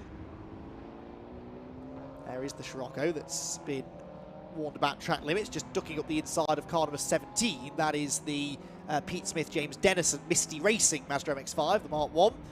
If you're a fan of Mazda MX-5 racing, you'll want to tune into the Brscc in a week's time, because all of the very popular MX-5 championships will be rocking into the Brands Hatch Indy circuit in a week's time as part of the third live-streamed event of the season for the Brscc. You can always guarantee good action for the MX-5s. They'll be joined by the Fun Cup Endurance Championship on the Saturday with their season-opening 4-hour race. We've also got the Nankang Tyre BMW Compact Cup, the MG Metro Cup, and the debut of the new for 2023 Audi TT Cup Racing Series, which is going to be a real highlight of that event. We've also got the Evolution Trophy, which will incorporate a lot of the newer initiatives brought in by the Brscc of late. So be sure to tune in to the Brscc's YouTube page in a week's time for their next live stream event. Something like 17 or 18 events, I think, this year that are being broadcast live from the Brscc. They've massively upped their commitment to live broadcasts so that you at home can see the very best of club racing, whether you're able to get trackside or not. Reminder as well that we've still got more racing to come here from Snetterton today. We're half an hour from the end of this Supersport Endurance Cup race. Then we'll move into a Fiesta Junior race, their second of two. And then the TCR Touring Car Championship will be out again at the end of the day. 5:15 is when that race is due to start, with build-up about 15-20 minutes before that. You'll have to head over to the TCR UK YouTube page to enjoy that race. But don't go anywhere until you've seen everything that's been going on in this race and the Fiesta Juniors to come up next. That's the Jasper Sapper Brian Branson car in. I think they've had no choice but to bring it in.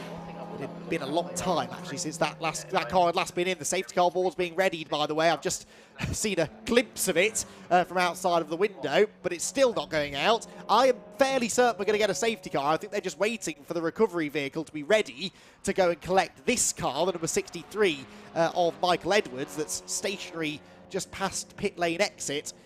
But looked, for all the world, like the marshal was about to put that board over the wall just then.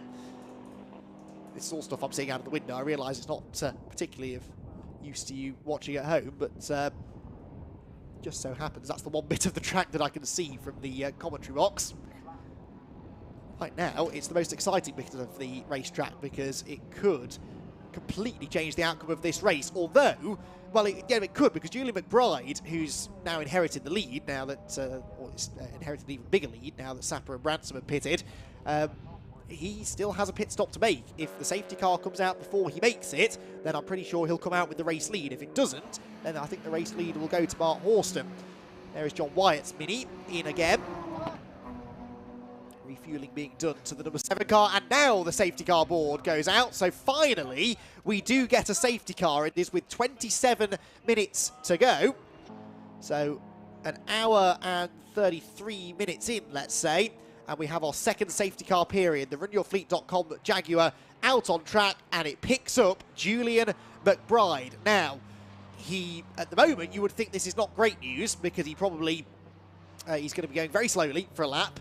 Other people will now dive for the pit lane in anticipation of this, but I still think he's got a chance of coming out with the race lead because he's a full lap and a bit ahead of second place. We know that the minimum pit stop time is 3 minutes. A safety car lap is getting on for 4 minutes. So if he pits at the end of this lap, Horston will stay out, of course, because he doesn't have to pit again. And I think by the time Bart Horston next gets to the timing line, the 67 car will be back out onto the track. But that's assuming that the pit stop goes to plan. Caterham was in again there, you could see. We've also, that was Lee Collins, number 82. That's actually the only car inside the top 20, well, the only two cars, sorry, that inside the top 20 to have pitted. That and the number 7 Mini. Not a lot of people heading in. There are still cars that I think are going to have 2 hours an extra stop. One thing I haven't been able to factor into this is what this means for Brian Bransom and Jasper Sapra. I think they're in a good position. They aren't going to have great track position, but they will stay on the lead lap, I think. Just depending on where McBride comes out. But I think the number 40 BMW is going to be... There it is. And yes, because McBride is going to pit. They won't do a wave around, I don't think. So McBride will pit at some point. And that car will leapfrog back onto the tail end of the lead lap. So they could have done with being ahead of the safety car, really, if possible. So the 40 car, not necessarily a contender for a win, but could be a contender for a podium finish. So that car, Jasper Sapra, Brian Branson, showing us 2 laps down at the moment. So that's because the leader owes us a stop. So that's a very good point, actually. They will they'll still be stuck a lap down, will they? Oh, it's far too late in the day to be doing maths like this. So the leader will pit. It's a 3-minute pit stop, but expected to come out before the safety car next comes around. So yes, they'll gain 1 lap back, but not 2. 4 times I've been wrong now in this race. This number's getting worryingly high. So the 40 car, perhaps not a contender then. The same obviously true of Paul Hintz, although he's one of the Clubman drivers anyway. And Julian McBride is going to be fighting likely Bart Horston and Paul Browse for the race win. So those are the 3 cars that we're going to be talking about, I think, through the final portion of the race. So there, the recovery vehicle trackside at pit exit, picking up the errant Lotus. Relatively low attrition rate in this race. I know we've had a few retire to the pit lane, but this is only the 2nd car that has retired trackside. We've had cars stop trackside and carry on. So that's good to see, really, given the fact that we've got so many cars out there. Lots of them, again, have been in use, shall we say, for a number of years. And I think the attrition rate has been lower than most would have anticipated, shall we say. So the Lotus getting unceremoniously dragged across the grass. It's funny, it looks like the recovery vehicle is crawling along, and yet seeing the race-prepared Lotus bouncing over the grass, it's you wince a little bit for the owner, hoping it's not getting any further damage. Scott is now back on the smooth tarmac. Now there is an access road. I think, well, they'll probably take it round to the back entrance into the paddock again, won't they, actually? Makes more sense. So that's around the hairpin at Wilson, down to the left-hander at Palmer's. Takes a very strange line out of Wilson, not maximising the speed on corner exit there. Now it rightly stays out of the way of the quicker traffic. The Caterham of Lee Collins coming through. Julian McBride is in, by the way, so this is an important moment. Julian McBride, race leader, pitting from behind the safety car. Paul Hinson is in as well. The Radstock and Carl Lotus pitting too from 6th position. But Julian McBride is in. His gap over Bart Horston is 4 minutes 38, based on the lap time that Horston just did behind the safety car. And so that means that Julian McBride should now come out with the race lead. And it really has been the safety car that has saved him here. So McBride brings the number 67 BMW into the pits. And yeah, without the safety car, would have likely come out 2nd, maybe even 3rd. So now Bart Horston's going to have to chase him down, and I've now got to try and work out where they'll be in relation to each other on the track, because I think actually McBride, he'll come out of the pit lane, he'll catch back up to the safety car queue, towards the front of which is Bart Horston. So Horston's going to be nearly a lap behind. This is a massive advantage for McBride, all because of the timing of this safety car. There is Julian's car having the work done to it. They are strapping him back in. You might be wondering why they're strapping him back in. I would imagine that this is because, as part of the regulations for the Supersport Endurance Cup, if you're a solo driver, you still have to get out of the car. You have to mimic a driver change, essentially, so that there's no advantage to drivers who are going it alone. And so they will get the driver out, they'll switch the engine off, they'll put him back in, they'll do belts back up and simulate that driver change. That is what they're doing there with Julian McBride. He'll then have to fire the engine back up, at which point his heart, I'm sure, will skip a beat or two, because you're always panicking that it's not going to fire back up. These hot engines don't enjoy being switched off and on again. McBride not yet ready to go. Of course, hasn't been there anything like 3 minutes for the time being.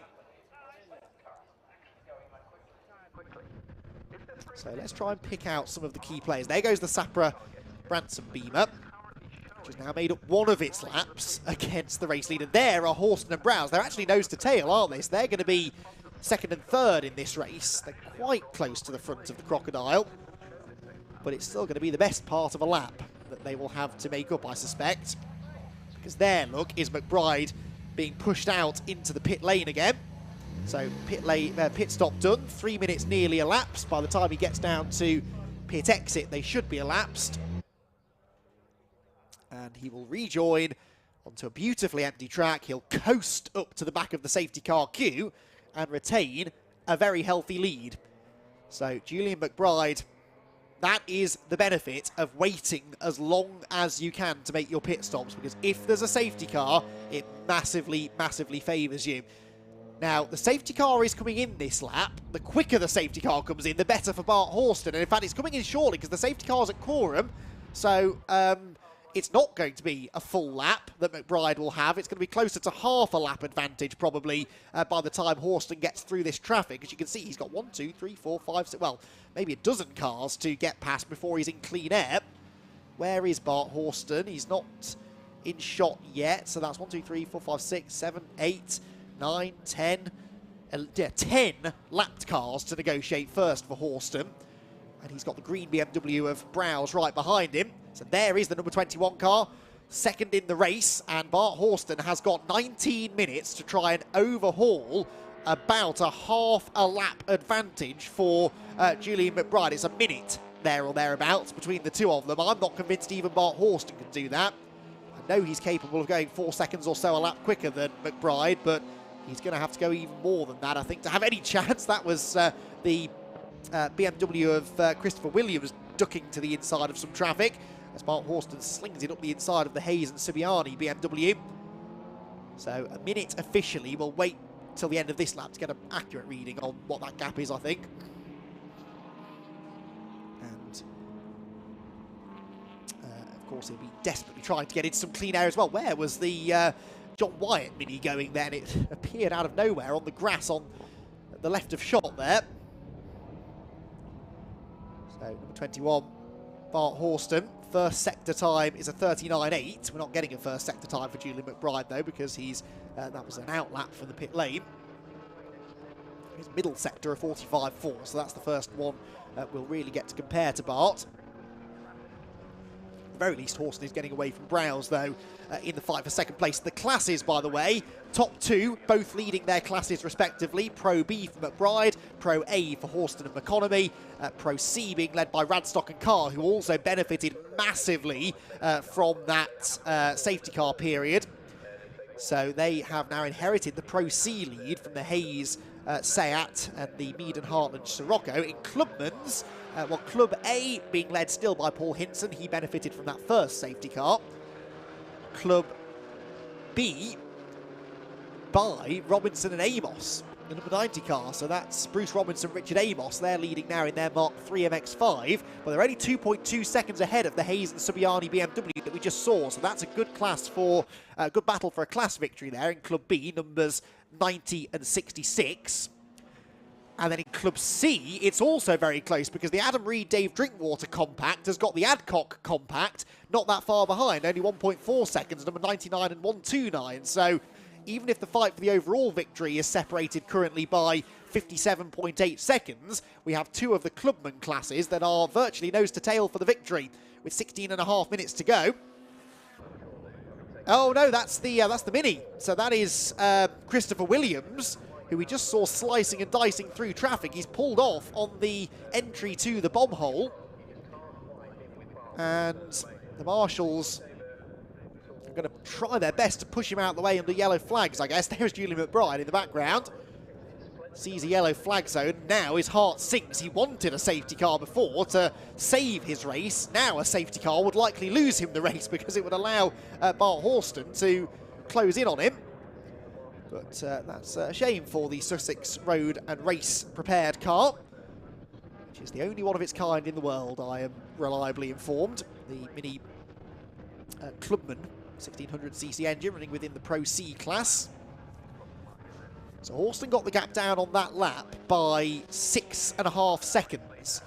But I'm willing to put some of that down to the fact that Julian McBride might not have been exactly sure when the safety car came in, because of course he wasn't in the safety car queue at the time. So his reaction time may not have been quite as rapid as those who were directly behind the RunYourFleet.com safety car.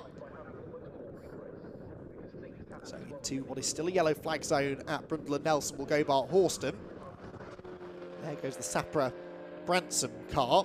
Oh, Bart Horston purple in the middle sector. He's giving this everything. He took a second out of McBride in Sector 1, took a 2.5 seconds out of him in Sector 2. This is very impressive. It's just not enough, is it? He needs to be taking 7 or 8 seconds a lap out of him, and that's just not quite going to happen.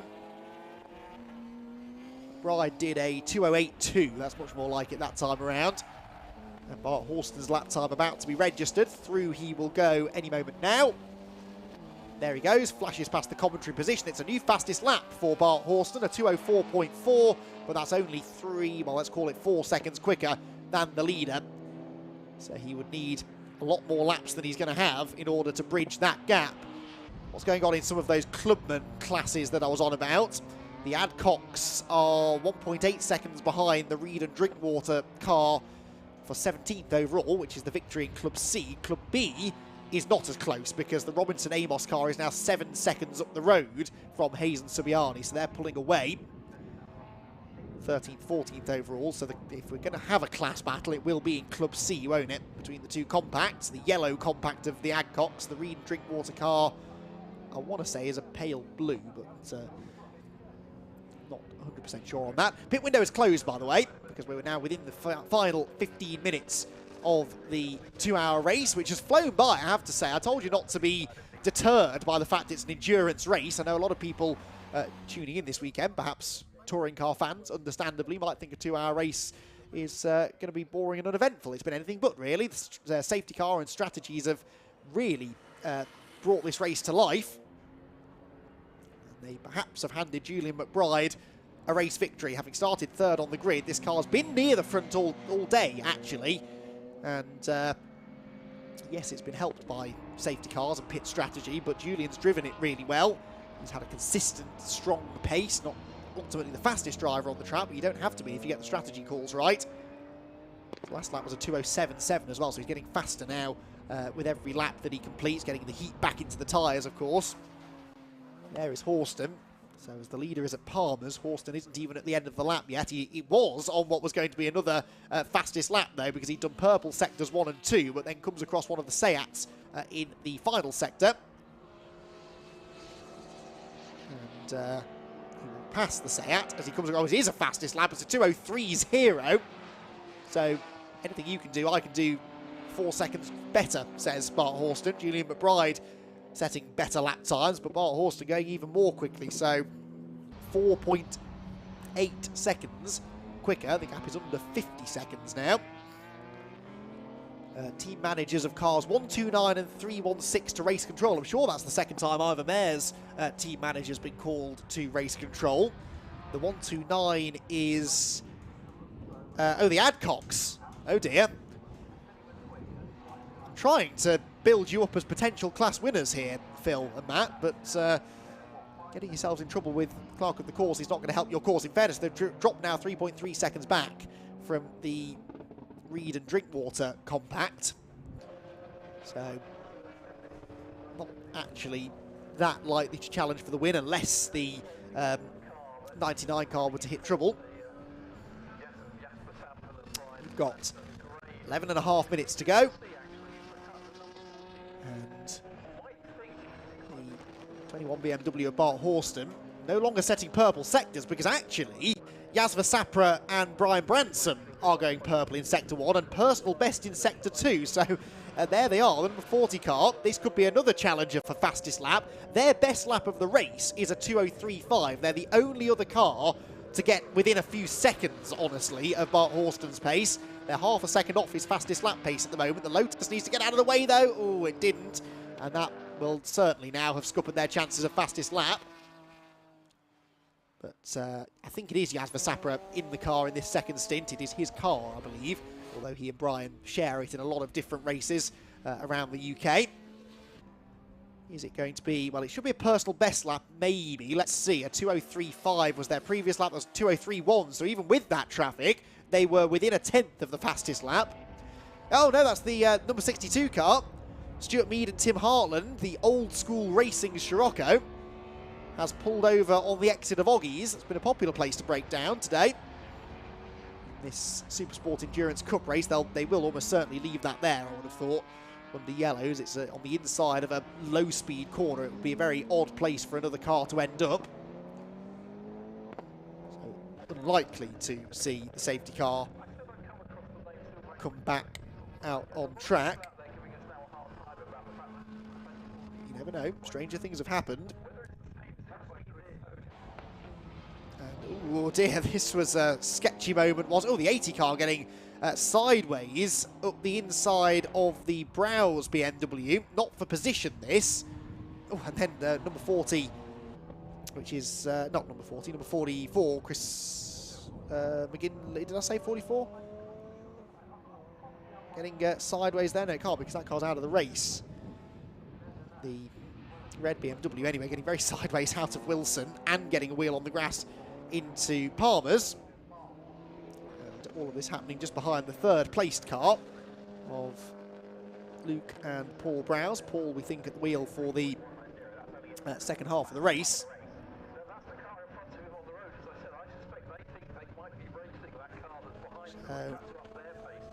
20 seconds they've dropped behind Horston. Remember, these two, this car was right behind the Bart Horston car when the race restarted not that long ago. 10 minutes or so ago. Such is the pace that Bart has been running at. They have been well and truly dropped. What's going on in that Club C battle now? They've really separated now, 5 and a bit seconds between them. Closest battle on the track is not for class position, but it's for 8th overall between the Andrew and Chris Etheridge BMW and the Seat number 114 of the Hazes. Oh, in fact, that is this battle. So it was the 80 BMW that I just saw, the Etheridges, who were getting a bit up close and personal with the Browse car. So that is for 8th place. The BMW is in Class Pro B, and it's Pro C for the Seat, but it's still a fight for a place within the top 10. It's the closest battle on track right now, just 3.5 tenths between them. Into closing stages of the race. It's remarkable, isn't it, through 2 hours of racing, 2 safety cars, 2 pit stops, that we end up with cars still fighting for overall track position into the closing stages. And it is the Seat and the BMW. We were talking about a Seat and a BMW fighting for the lead in the first part of the race. It wasn't these 2 cars. They've found themselves together here in the closing stages. And in fact, we've also had a change for 6th suddenly. A very slow lap that time for the Radstock and Carr Lotus, the Matthias Radstock David Carr Lotus Elise S3, which dropped behind the Hayes and Reed Seat number 14, which I've been confusing for the 114 all afternoon, because they're very similar in livery. But that was a change for 6th place, the Seat moving ahead. Again, they're running in different classes, Pro B for the Seat, Pro C for the Little Lotus. What that lead gap is doing, 207.1 for McBride. Horston's backed things off now into the 205s, realising, I think, that it was too large of a gap even for him to bridge in the time available. As Paul Browse brings the M3 GTR through Brundle Nelson, car that was very successful in international GT endurance racing back in the early noughties, I suppose. Not that many of them still around these days. This one's been racing in the UK for a number of years. Oh, I just said Bart Horston had backed off. He's just beaten his pole position time, 2:02.791. A couple of hundredths quicker than he went in qualifying earlier on. And this is on tyres that have been doing nearly 2 hours of running around the Snetterton 300 circuit. And Bart Horston showing his class really, still 40 seconds off the race lead, but proving the point, I think, that they would have had the pace to win had their strategy gone a bit better. Here's the battle for 8th position, and a lovely switchback manoeuvre made there by the number 80 car. And Andrew and Chris Etheridge move up an extra spot into 8th place. They actually have their nose ahead at the line, and then they get very, very sideways, and the Seat goes back ahead again. So a little bit of excitement there for the Etheridges. And having briefly lost the place, then gained it back, they do now hand it over to the Hayes car at the very next corner. But can Etheridge fight back into Agostini? The BMW, weirdly, doesn't seem to have quite the straight line speed capabilities of the Seat. So, as they round Agostini's head, but look at the understeer on the turbocharged Seat Leon. Gets off the corner reasonably well, and is now starting to pull a bit of a gap on the red BMW behind. 4.5 minutes to go then. And now that battle appears to be going the way of the Hayes car, although say that, the gap comes back down again through the next couple of corners. We see the Adcocks and Ivor Mayers getting out of the way of Bart Horston. That's not a fight for position. Adcock is a lap ahead, I think, of Ivor Mayers. Yes, they are. They're a lap ahead of anybody. They're not likely to lose a position, but they're also now not that likely to inherit the class win. Bart Horston, 38.9 seconds now off the lead of the race. And there goes the Adcock car. Ivor Mayers, I noticed this a while ago actually, the driver's side window popping out. It's not a glass window, it's plastic, but won't be helping the aerodynamics of the car. Might be letting a bit of cool air in though, which would be much appreciated, I'm sure. Not an overly hot day, but when you're inside the car for 2 hours, as Ivor Mayers has been, it will start to feel very toasty. Slips up the inside of, I think, Phil Adcock in the yellow BMW Compact, who at least has avoided spinning into the gravel trap this weekend, as that car did at Silverstone in the Club Sport Trophy a few weeks ago.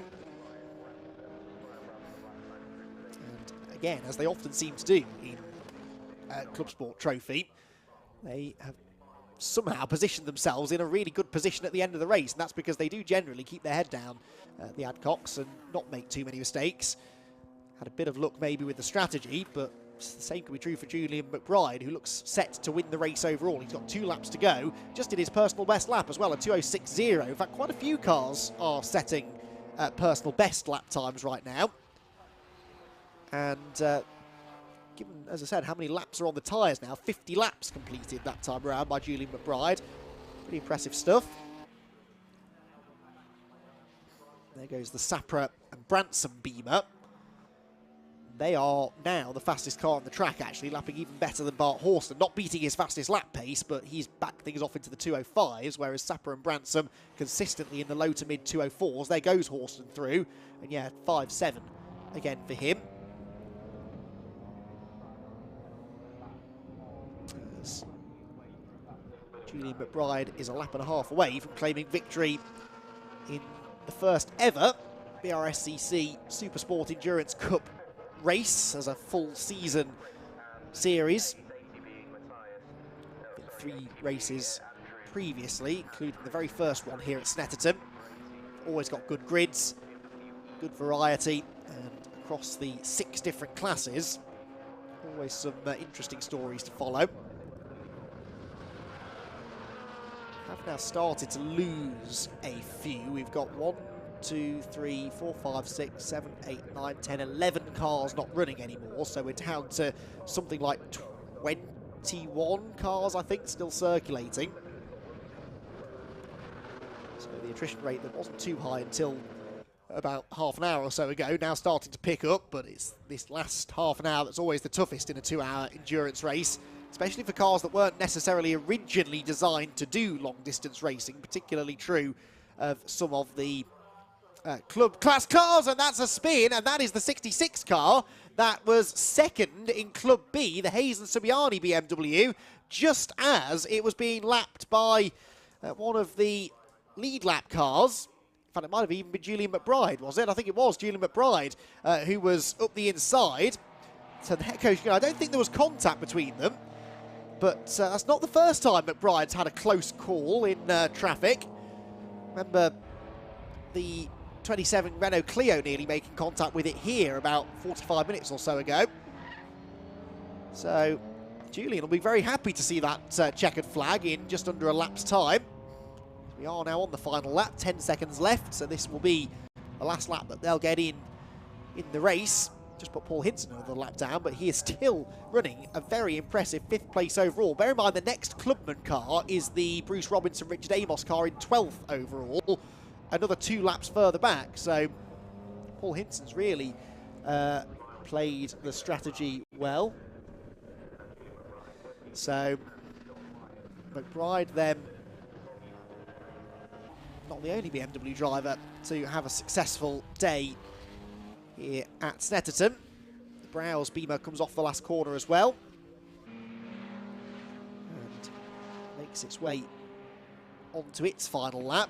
Flash of the headlights as well.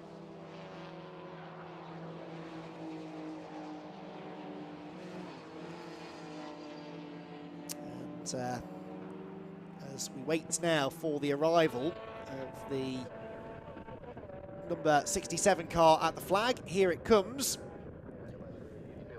And Julian McBride started 3rd on the grid, ran inside the top 3 pretty much all day long, apart from when he was making pit stops. But actually one of the things that's won in this race is that he didn't rush into the pits, particularly that second stop.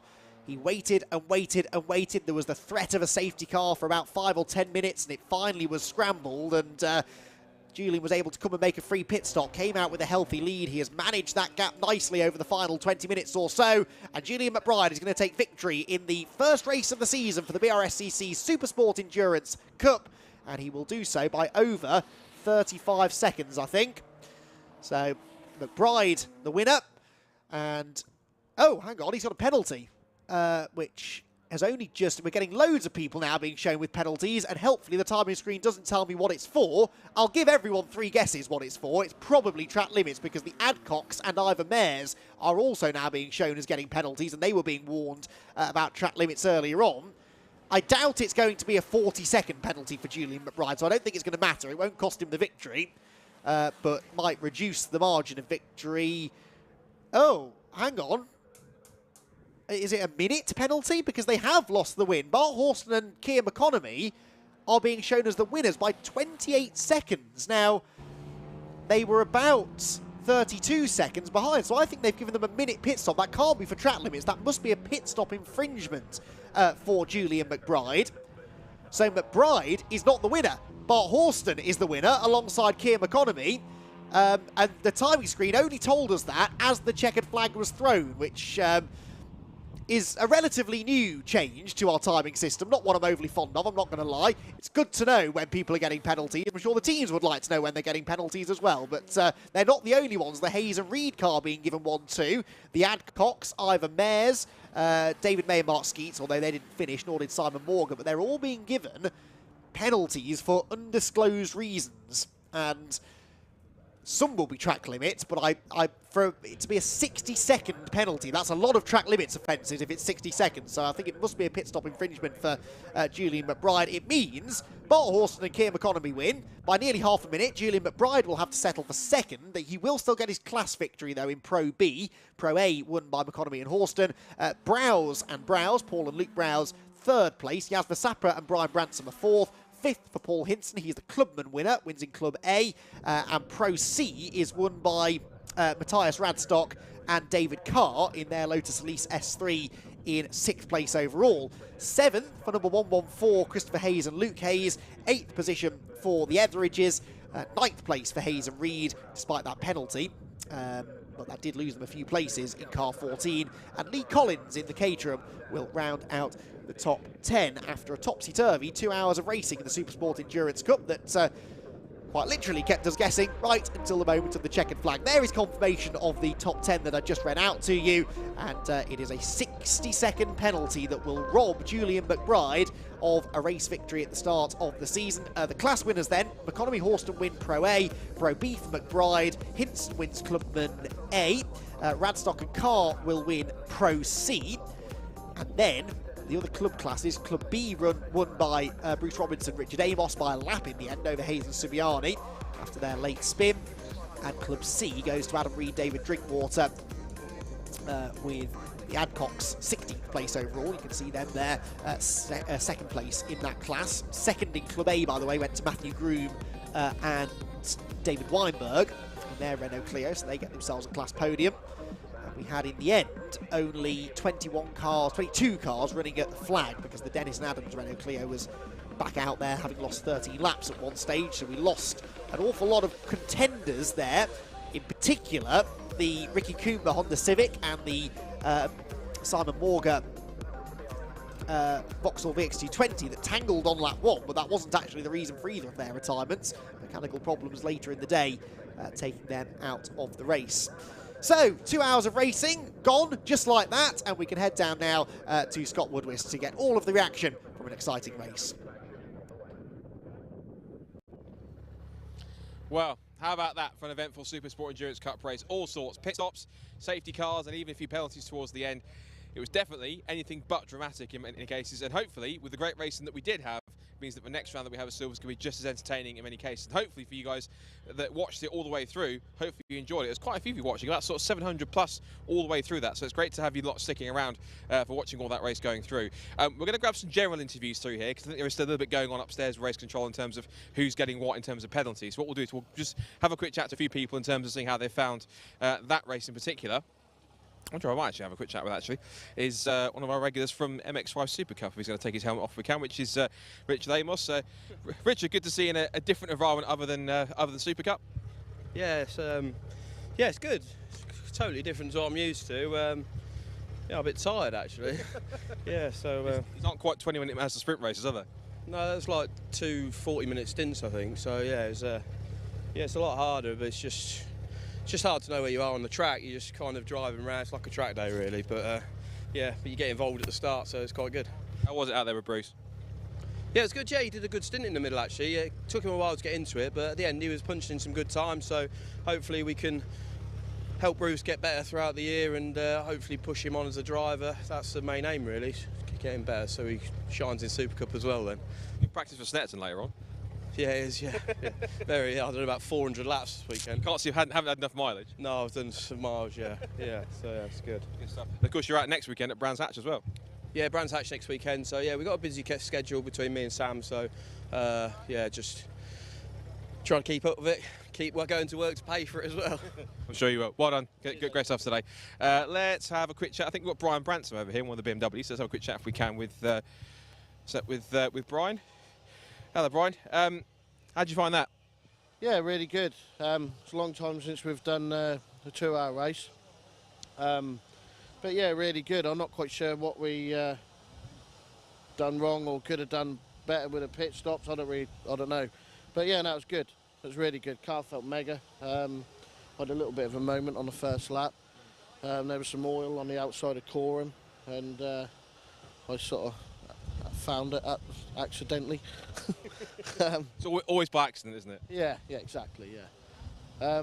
But yeah, and then got it back up to P3, and then yeah, well, I think we should have probably pitted then, but when the pit window first opened. But there we go, live and learn, don't we? But you and Jasper get out in quite a few endurance races and such. How does this sort of series compare to any other ones that you've done? Yeah, it's good. That's the longest. Yeah, it's the longest race. You know, because obviously before we've only done 50-minute races. Is the longest ones. But yeah, it's good. It's really good. We'll definitely do the rest of the championship this year, at least. It's just quite a lot of strategy in a 2-hour race with safety cars and stuff. You know, there's a lot to think about compared to a 50-minute race. You know. The beauty's in the strategy, isn't it? Yeah, exactly. Yeah, totally. Yeah, like anyone can basically win it, can't they? Yeah. You know. Well, listen, you drove superbly, well done, and we'll see you out for the next one at Silverstone, hopefully. Good stuff. Right, let's carry on down here. Another person I do want to have a chat to is one of the guys I spoke to earlier on. That's David Drinkwater. So got David Drinkwater, Paul Hinson. So two lucky lads down here. First of all, David Drinkwater, how was that? Yeah, that was good. Easy for me, really. I just had the little stint at the end. Easy? Yeah.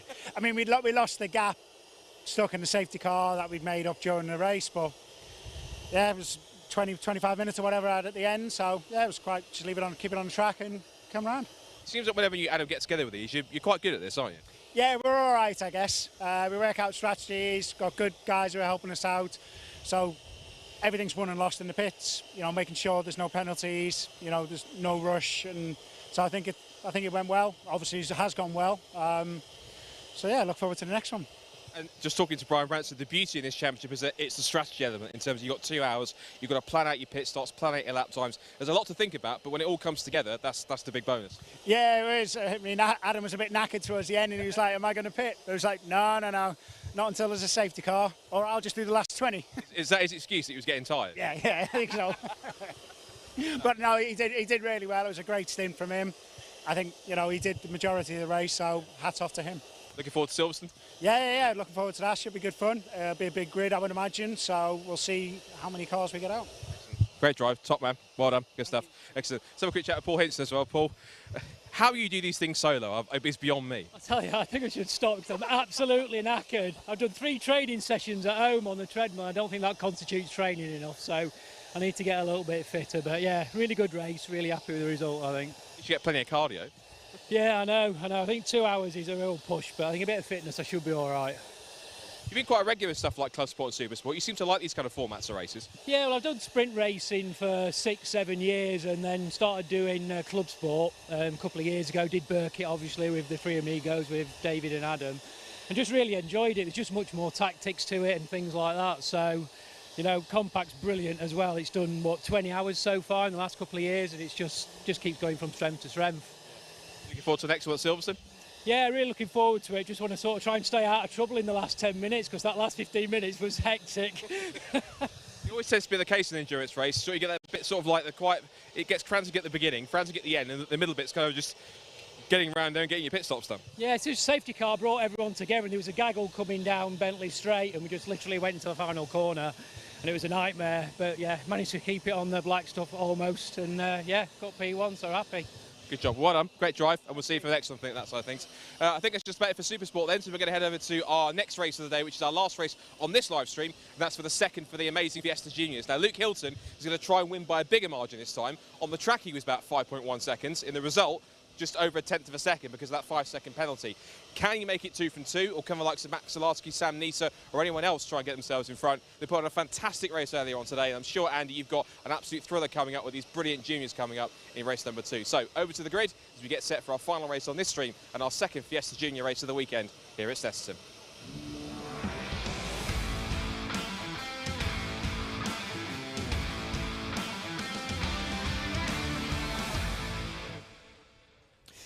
Thank you very much, Scott. Yep, second Fiesta Junior race of the day, penultimate race of the day here from Snetterton. As Scott said, a reminder, if you want to watch TCR UK action immediately after this race, switch over to the TCR UK YouTube page for all of the action from there. Second race of the weekend, but don't go yet, because Fiesta Junior's certainly worth sticking around for. A full season support series to TCR in 2023. So you're watching, in theory, the touring car stars of the future right now. There are some fantastic drivers that have come through Fiesta Junior racing over the years that have gone on to have success at the very highest levels of touring car racing in the UK, and I'm sure the same will be true of a few of the drivers that you're about to see contest a second 15-minute race of the weekend. Luke Hilton winning that first one, as Scott was telling you, despite the 5-second track limits penalty. Hopefully he's learned his lesson from that one.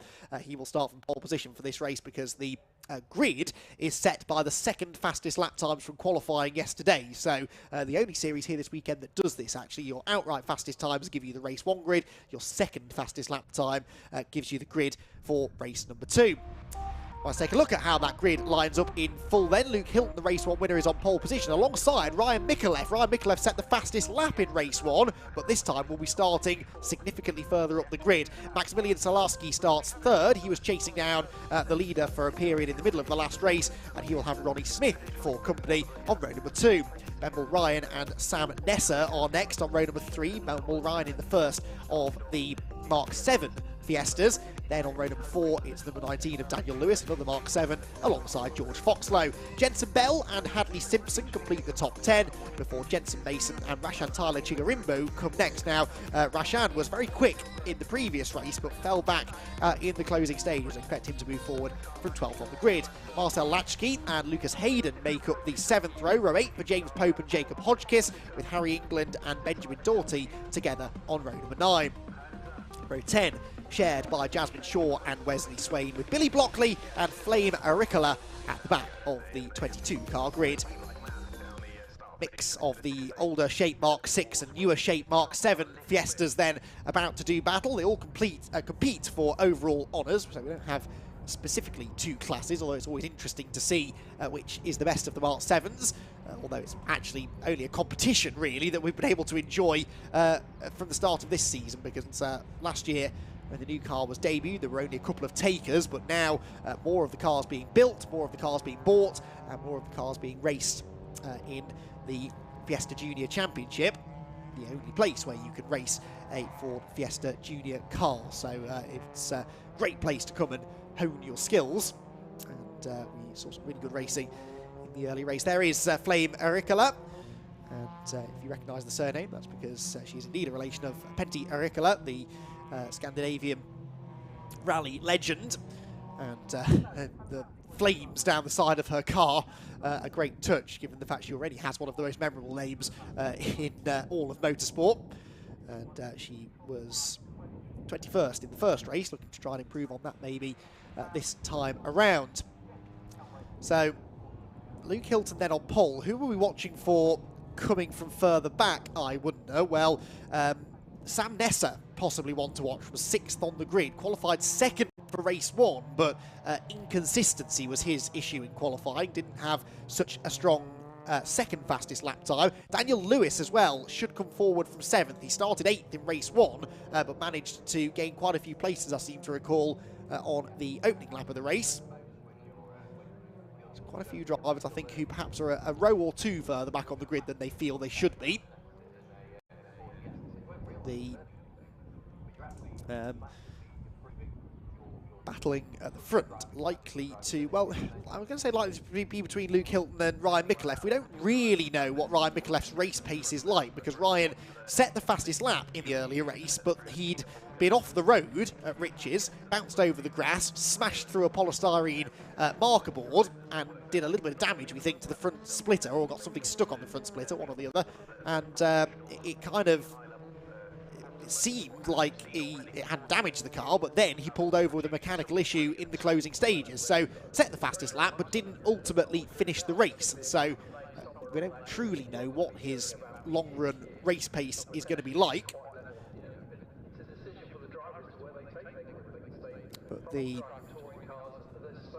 front row starting position that Ryan has picked up for race 2 is certainly going to help his cause. Maximilian Salarski also set some pretty good lap times in the early race, and of course was the one who nearly stole the victory from Luke Hilton after that penalty was applied. And Salarski, having started the last lap about 4.8 seconds behind Luke Hilton, ended up dropping only a couple of tenths on the final lap, but that couple of tenths was what cost him the win, because he had to be within 5 seconds of the race leader in order to inherit the first position. So cars making their way out of Murray's corner towards the grid, where we'll look forward to 15 minutes of Brscc Fiesta Junior action.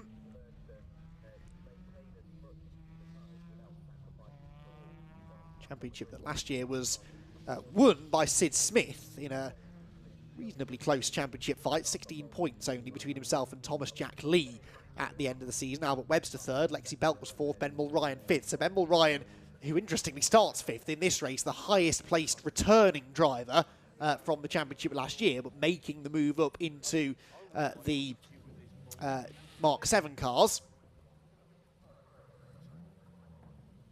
So, bit of a change of scenery, change of pace for him. It's not the easiest of things to do, to make that transition, really. And it's going to take him perhaps the first meeting or so to properly wrap his head around that car. But who knows, he might get a good result here from the inside of row number 3. The red light's about to go on. And we are ready to go racing. 15 minutes on the clock. Round 2 of the Brscc Fiesta Junior Championship here from Snetterton. They're starting to rise, away they go, and Luke Hilton looks to make a good start from pole position. He has made a good start. Ronnie Smith has gone backwards, though, I'm afraid. The 96 car on the outside line being swamped as they run towards Rich's corner for the first time, and then he gets involved in a bit of contact, I think, on the run to the first corner. Everyone else scrambling to avoid the potentially wounded 96 car, but luckily that was not as big as it could have been. Into Wilson they go. They're single file at the front of the field. Very well behaved, but Mikulev is looking up the inside. In fact, he does more than look. He commits to a move, and there is now contact into the side of Luke Hilton, who goes around. He's collected by Salarski, and the top 2 finishers from race 1 are potentially out of the race at turn 2, and that was not Salarski's fault at all. It was contact between Hilton and Mulryan. Oh, and the car's on fire as well. So Salarski probably needs to try and get out of that car as quickly as he can. You can see the smoke in the background, and he is. He's driven it off the track and has got out of the car, but I don't think has stopped the car. So the car now is completing its journey to a place of safety all by itself, and the marshals need to get to it as quickly as possible. The main news is that Maximilian is out of the car and okay. But this might now require a safety car, I think, because the marshals need to be able to get to it, and that is Ronnie Smith off. Ronnie Smith going the wrong way completely down at Agostini. But I suspect that car has a bit of damage anyway, because it did have a little bit of side-to-side contact with someone off the line. It may have bent something in the right rear corner. Right, in all of this, I've lost track of who's leading the race. I think it is Ryan Mikulev. It is Ryan Mikulev. Bit of damage to the left front corner, though, after that contact. Sam Nesser, I think, is into second place. Yes, he is. So Nesser, who ran second in the early stages of race 1, back into P2 again now. Yellow flags are out, though, and the safety car, I think, is being scrambled. So safety car looks as though it's going to neutralise the race. Unsurprising, really, with the car stricken at Wilson. And that really is the main reason, because there's obviously a lot of debris on the track. There is potentially some radiator coolant that will be down there as well. And I wonder how much that damage might now start to affect Ryan Mikulev, because Ryan has the grille loose, the bodywork a little bit loose. It might have done something to the steering too. But holding on to the lead up until the point of the safety car. So, fire truck heads out, unsurprisingly. RunYourFleet.com safety car waits to pick up the leaders. And Ryan Mikulev leads from second, Sam Nesser, and third, Ben Mulryan. So he was in the right place at the right time there to pick his way through all of that. And has now got the Mark 7 car up into a podium spot. Fourth is Daniel Lewis in another of the Mark 7s as Maximilian Salarski trudges away If he's on the outside at Wilson, it is a long walk back. It'll probably take him the rest of the day to get back to the pit lane. That is, well, it's on the exit of Williams. He's walking down the Bentley straight, but you've got to walk all the way down the straight, which at one point was the longest straight in British motorsport, all the way around the S's, through Coram, through the bomb hole, and in fact you can't even get to, oh no, I suppose you can go over the circuit access bridge, can't he, at the end of the straight.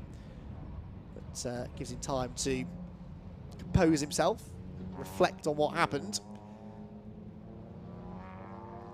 That very much wasn't his fault. Did Hilton get going again? Yes, he did. Hilton has continued and has not been in the pit lane. So Luke Hilton, I think, is at the back of the queue after being tagged into that half spin. There he is, the white and yellow car. Be interested to see how badly damaged the right-hand side of that car is.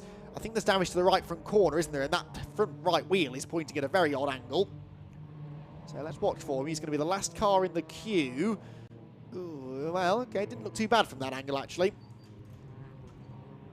See if we get a better look down at Agostini, but it's the bodywork is not such an issue in these cars. They're not producing any downforce exactly, but if the steering's been knocked out or the camber of the front right wheel is out, then that could be more problematic.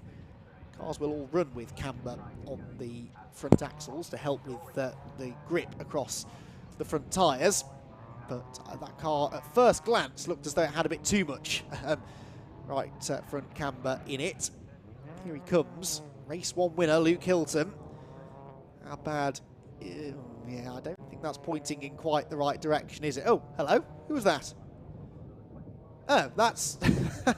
that is Benjamin Doughty, who has spun behind the safety car. Now, that doesn't normally go down too well with race control. And luckily wasn't collected by anyone because Doughty was not running right at the back. In fact, he was running midfield. He was 12th. So about 8 cars had to go past him without collecting him. And the last thing they would have expected was a car pointing the wrong way. So Doughty thankfully able to rejoin, but he won't be able to reclaim his position, I don't think, because he fell right to the back of the group. Of course, on a warm-up lap, if you have a spin, or you stop for whatever reason, the rule is that if you fall right to the back, you're not allowed to reclaim your position. But if you don't, then you can go back up to where you were. I'm not 100% sure on what happens if that occurs behind the safety car. Lots of bits of Ford Fiesta being recovered from the track. And not enough brooms to go round, unfortunately, but the marshal's doing a great job getting that out of the way. That's definitely fluid on the track, isn't it? That's going to require further cleanup, I think. So, with only, well, we're nearly halfway through the race already. This is the problem with 15-minute races. And of course, we've got a TCR race that's due to start in 10 minutes, which is presumably going to be pushed back a little bit, so you can stick around here for a little while longer if you are waiting for your TCR action to begin on the TCR UK YouTube page. So hopefully we'll get this race restarted at some point, but it might be a really short, sharp dash for the cash. It's not great news for people like Luke Hilton, who are trying to recover from their early time loss. Great news for Ryan Micallef. He's got the lead. He's got a car that might be carrying a bit of damage, and every lap behind the safety car is an extra lap that he doesn't have to defend from Sam Nesser and Ben Mulryan and Daniel Lewis behind him. Jensen Bell, by the way, who started 9th, is up into 5th position.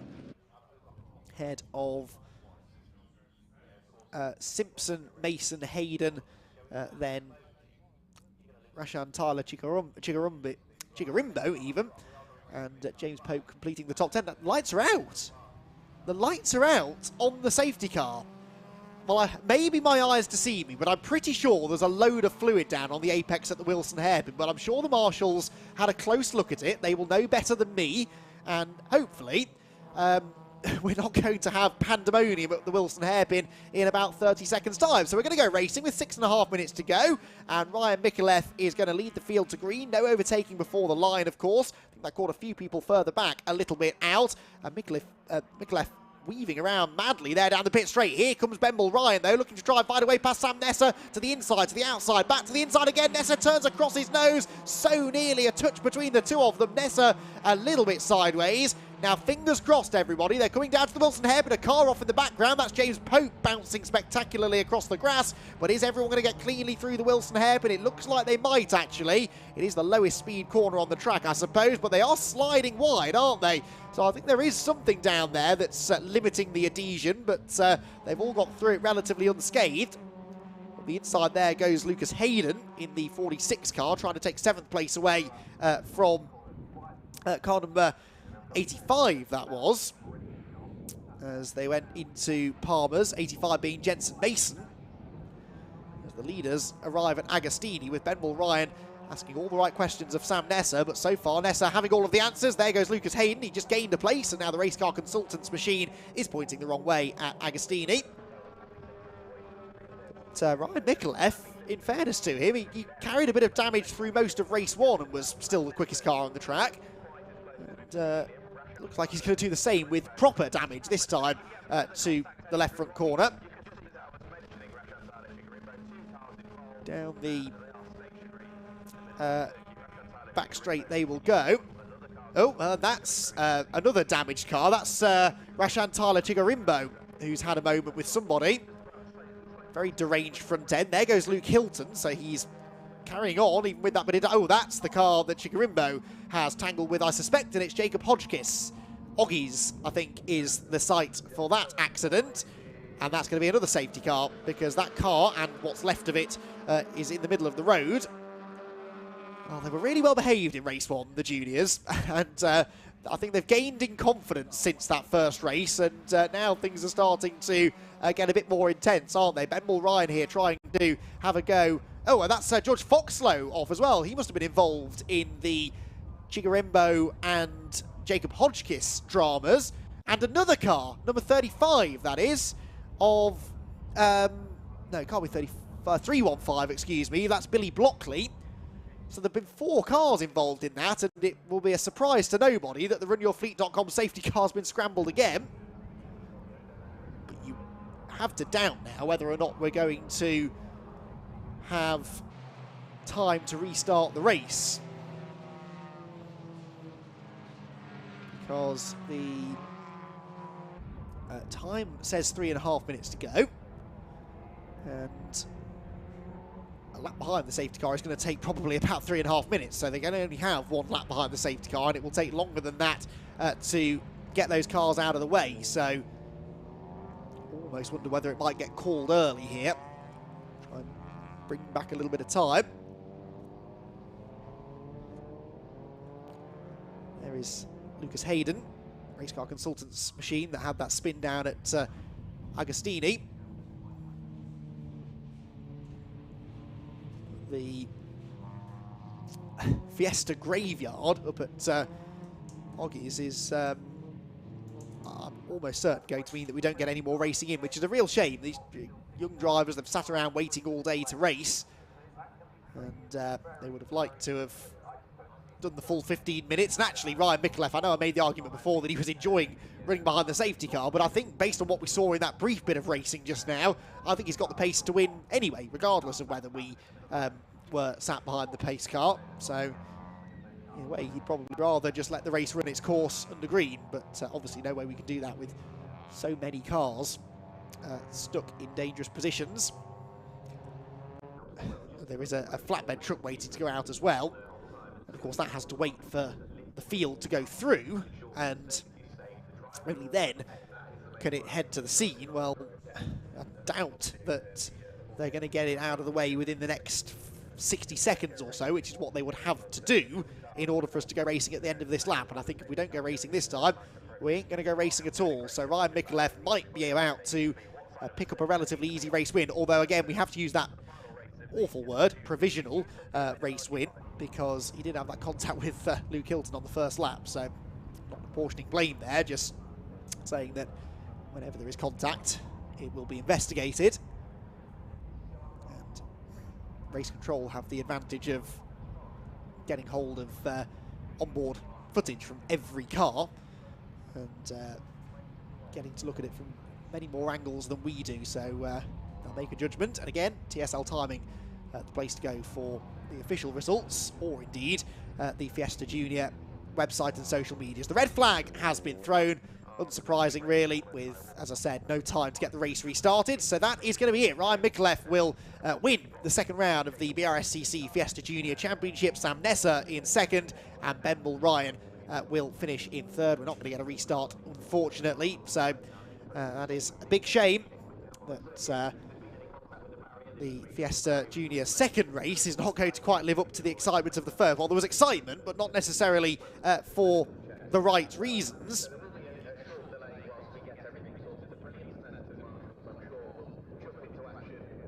So, Marshals head out onto the track. Big shout out to the Marshals again. There's a lot of them here this weekend. Easter weekend is sort of the unofficial start of the motorsport season. I know we've had race meetings over the last month or so actually in the UK, but this is kind of the weekend where everything starts. Lots of racing going on up and down the country. The Marshals spread thin across the country, but we have so many volunteer marshals in the UK that we never seem to struggle to get enough to run these meetings. So we thank them for their undying support of British motorsport. And I'm sure they've enjoyed their day. They've been kept busy on a few occasions, but they get the best seat in the house. And we know that they enjoy the work that they do. But it is hard work, no doubt about it. So big thank you to the marshals, all of the volunteers, the officials here at the Brscc. So many people who put these events together do so, and they don't earn a penny for it. They are volunteers. They do it because they love the sport and because they're passionate about what they do. And they are the glue that hold British motor racing together. So big thank you to all of them. And they are getting involved with the race as they wave the red flags and watch the Fiesta Junior drivers head for the pit lane. So Ryan Micallef then is going to get the win to go along with a non-finish from earlier on today. But of course, Luke Hilton isn't going to score very many points. He will score, though, because I'm pretty sure as long as you finish the race, you should score points. So Luke Hilton, who I think is going to be classified 14th provisionally, is at least going to score a handful of points for that. So whether he retains the championship lead or not, I don't know, because Sam Nesser was third in race one. He's going to get second in race two. I would have thought he will be the best point scorer of the day because, of course, Maximilian Salarski, who would have been the next best point scorer, was taken out in that shunt with Hilton as well. So I think we're going to see the early championship leader be the number 43 car from Race Car Consultants, who are running, I think I'm right in saying, 6 cars in the championship. It always used to be that Jam Sport ran more Fiestas than anyone else, and they've now started branching out into some other series. And Jamie Going, who had success in Fiesta Senior racing for a long time, has maybe been replaced now as the most numerous team as far as number of cars being run are concerned by Race Car Consultants, who ran Isaac Smith to a runner-up position in TCR UK last year. So they've been branching out as well over recent years. So Fiesta Juniors down into Parc Fermé, where hopefully we will shortly be able to hear from our podium finishers. They'll be a little bit disheartened, I'm sure, by the nature in which that race took place, but Ryan Micallef, it's a win. A win is a win. It's worth the same amount of points whether you win it behind the safety car or under green flag conditions. So Ryan Micallef claims the victory. Sam Nesser in second, Benball Ryan third, with Daniel Lewis fourth and Jensen Bell in fifth. Hadley Simpson sixth, Jensen Mason was seventh ahead of Lucas Hayden, Rashan Chigarimbo and James Pope in 10th. George Foxlow was 11th ahead of Jacob Hodgkiss 12th, Billy Blockley 13th and Harry England in 14th place. 15th was Jasmine Shaw. Wesley Swain was next ahead of Marcel Latchkey, Flame Aricola, Luke Hilton and Benjamin Doherty, with a handful of drivers not running at the flag. In fact, I think only 2 of them are being classified as not running, and they are Salarski and Smith. But of course, a handful of the drivers on that second page of the timing of the results sheet were involved in the race-ending incident, and therefore won't be included in the results. So, Fiesta Junior Race 2 action complete. And let's head down to Scott Woodwis in Parc Ferme. It's not quite how we wanted to see the second Fiesta Junior race end. Of course, quite energetic out there for the juniors, particularly when they've had quite a long gap between races. But we can at least have a chat to some of our front runners, particularly at least our top three as well. There's a bit of embracer going on for some of those guys up front. So let's have a chat to see if we can have a word with them to see if we see what Ryan thought of that one. So let's bring him in here for a second if we can. Ryan, just bring him in for a second. First weekend of the championship. So get himself ready for the camera. First weekend of the championship, and of course get yourself a race win. Obviously, under the circumstances, maybe exactly where you wanted to get it, but a win's a win. Yeah, of course, a win's a win. Well, I say a lot of hard work's gone in. Obviously, in race 1, we lost the engine, so it was literally 10 minutes before we come down to the assembly area. We got everything sorted. It's a big thanks to Jamsport, obviously, on that one. And yeah, most of it was under the safety car, but a few laps was racing, and I felt like we was pretty quick. So yeah, done what we could. Of course, you got this as part of the Jamsport Scholarship Prize. So how much have you enjoyed being part of this championship this weekend? Oh, it's been a blast. It's so good, like just the atmosphere and everything. Especially Jamsport, great team. I couldn't anyone wanting to get into it. Best team to go to. 100%. What they've done for me is amazing, and I can't thank them enough. I guess the big question: any more? Hopefully, if there's any sponsors out there, come to me, and then we can make it happen. So yeah, let's do it. So well done, and we'll see hopefully see if the next one if we can. Let's have a chat with Sam Neeser, who's Sam's just over here as well for second place. Let's let him get his helmet off for a second first of all before we have a chat. There's a lot of antics going in the background. Sam, yeah, I think the face said it all. That was quite energetic, I think, to say the least, wasn't it, for the racing that we had? Yeah, chaotic's probably a good way to describe it.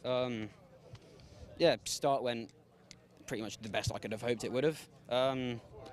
Yeah, shame we only got about 3 racing laps, but I mean, I went from 6th to 2nd, so no complaining from my behalf. Yeah, quite a lightning start. We saw you go from the 3rd row of the grid. You were off like a whippet. Yeah, I was just staring at the lights as soon as it bang, straight away. That's the way to do it. Yeah, yeah, just end it. There's no other way to go about it. Yeah. You've got a few weeks down to a croft. What are you going to do now to kind of study up and get the car a bit better? Probably just hours on the sim, bit of driver training. Don't know if I'll get another test day in. But yeah, just make sure my mind's in the right place.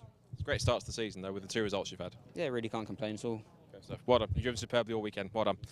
Let's see if we can grab our 3rd placeman, Ben Moore-Ryan, as well. Ben, well, that's not only the top Mark 7, but you managed to get one on the podium as well. That's got to be a massive positive. Yeah, I mean, this weekend we were going in, and on the Friday practice, the Mark 7. I mean, it was pacey, but it wasn't showing on pace with the Mark 6s. So we're delighted that now we're managing to pick up the pace with them, and apparently we got the first Mark 7 podium ever, so we're happy with that. Yep, can confirm that. And from the restart, you were straight on to Sam. You were going left and right, trying to dummy him towards any kind of corner you could find. You were desperate not just to go for 2nd. You wanted to try and see if you could catch Ryan as well. To be honest, I believe if the race would have carried on a little, I think we had the pace to catch Sam and Ryan. I think who knows, it could have been a win, but obviously that's not how it turned out today. We'll wait for another day, wait for the win to happen in the Mark 7, but I'm confident that it will happen. I mean, obviously in this race we made some adjustments to the car, and it's feeling really, really quick, and I'm really excited for the future in the season. Yeah. Looking forward to Croft? Very. Good stuff. Well done. Excellent job. Well done. I'm also going to grab as well, just in case as well, Dan Lewis as well, who's over here. He was 4th overall, but 2nd in Mark 7. Dan, not a bad weekend for you, first time in the Mark 7. It's all right. I quite like the new car. It's fast. It's fun. Yeah. How much does it compare to the car you had last year? Well, last year the Mark 6s, they have a limit slip diff, but these new ones they have an open diff, so I'm adjusting to the change and getting used to it. Takes time, but I feel I'm getting faster. Just like Ben, you're one of those guys who's had a couple of seasons in the championship, so you've got quite a bit of experience in these circuits already. How much has that helped in getting used to the new car and getting yourself on the pace? Oh, it's definitely helped, yeah. Especially, I didn't come from karts, so manual cars, it's good, yeah. So more progress hopefully for Croft? Yeah. definitely. Good stuff. You've driven superbly. Well done. Excellent stuff. Good stuff. Right, and that's it for this stream, because of course we've got one more race coming up, so the racing action's not over just yet. If you want to head over to watch the second TCR UK race, it's over on the TCR UK YouTube channel. Be sure to go to subscribe to them and the Civic Cup YouTube channel and the Brscc YouTube channel, to all three. There's going to be some excellent coverage for them across the season as we go through in this 2023 season. For those who have watched on this stream, thank you ever so much for some great consistent viewers across the day. If you haven't already, we really do recommend you subscribe to the channel and hit notifications, because you'll get a notification every single time that we go live, which means you'll always be able to catch the action every time it comes up on the Brscc channel. In terms of the next live action, you haven't got long to wait. It's just under a week away when we go to Brands Hatch, Brscc's home circuit, where we have the likes of the Fun Cup, BMW Compact Cup, also the new Evolution Trophy, the new Audi TT Cup Racing Series, and the Mazda MX-5s are all out in action. If you want to go and catch that, again, remember, subscribe and hit notifications, and you want to make sure that you tune in for that one as well. For myself, Scott Woodwist, from Andy McEwen and all of us here at Snetterton, thanks so much for watching. And again, if you want to watch TCR Race 2, and I guarantee you definitely want to, and I recommend that you do, head to the TCR UK YouTube channel now to go and catch it. But from all of us here on this stream, thanks for watching, and we'll catch you next week at Brands Hatch for more action from the Brscc. Bye for now.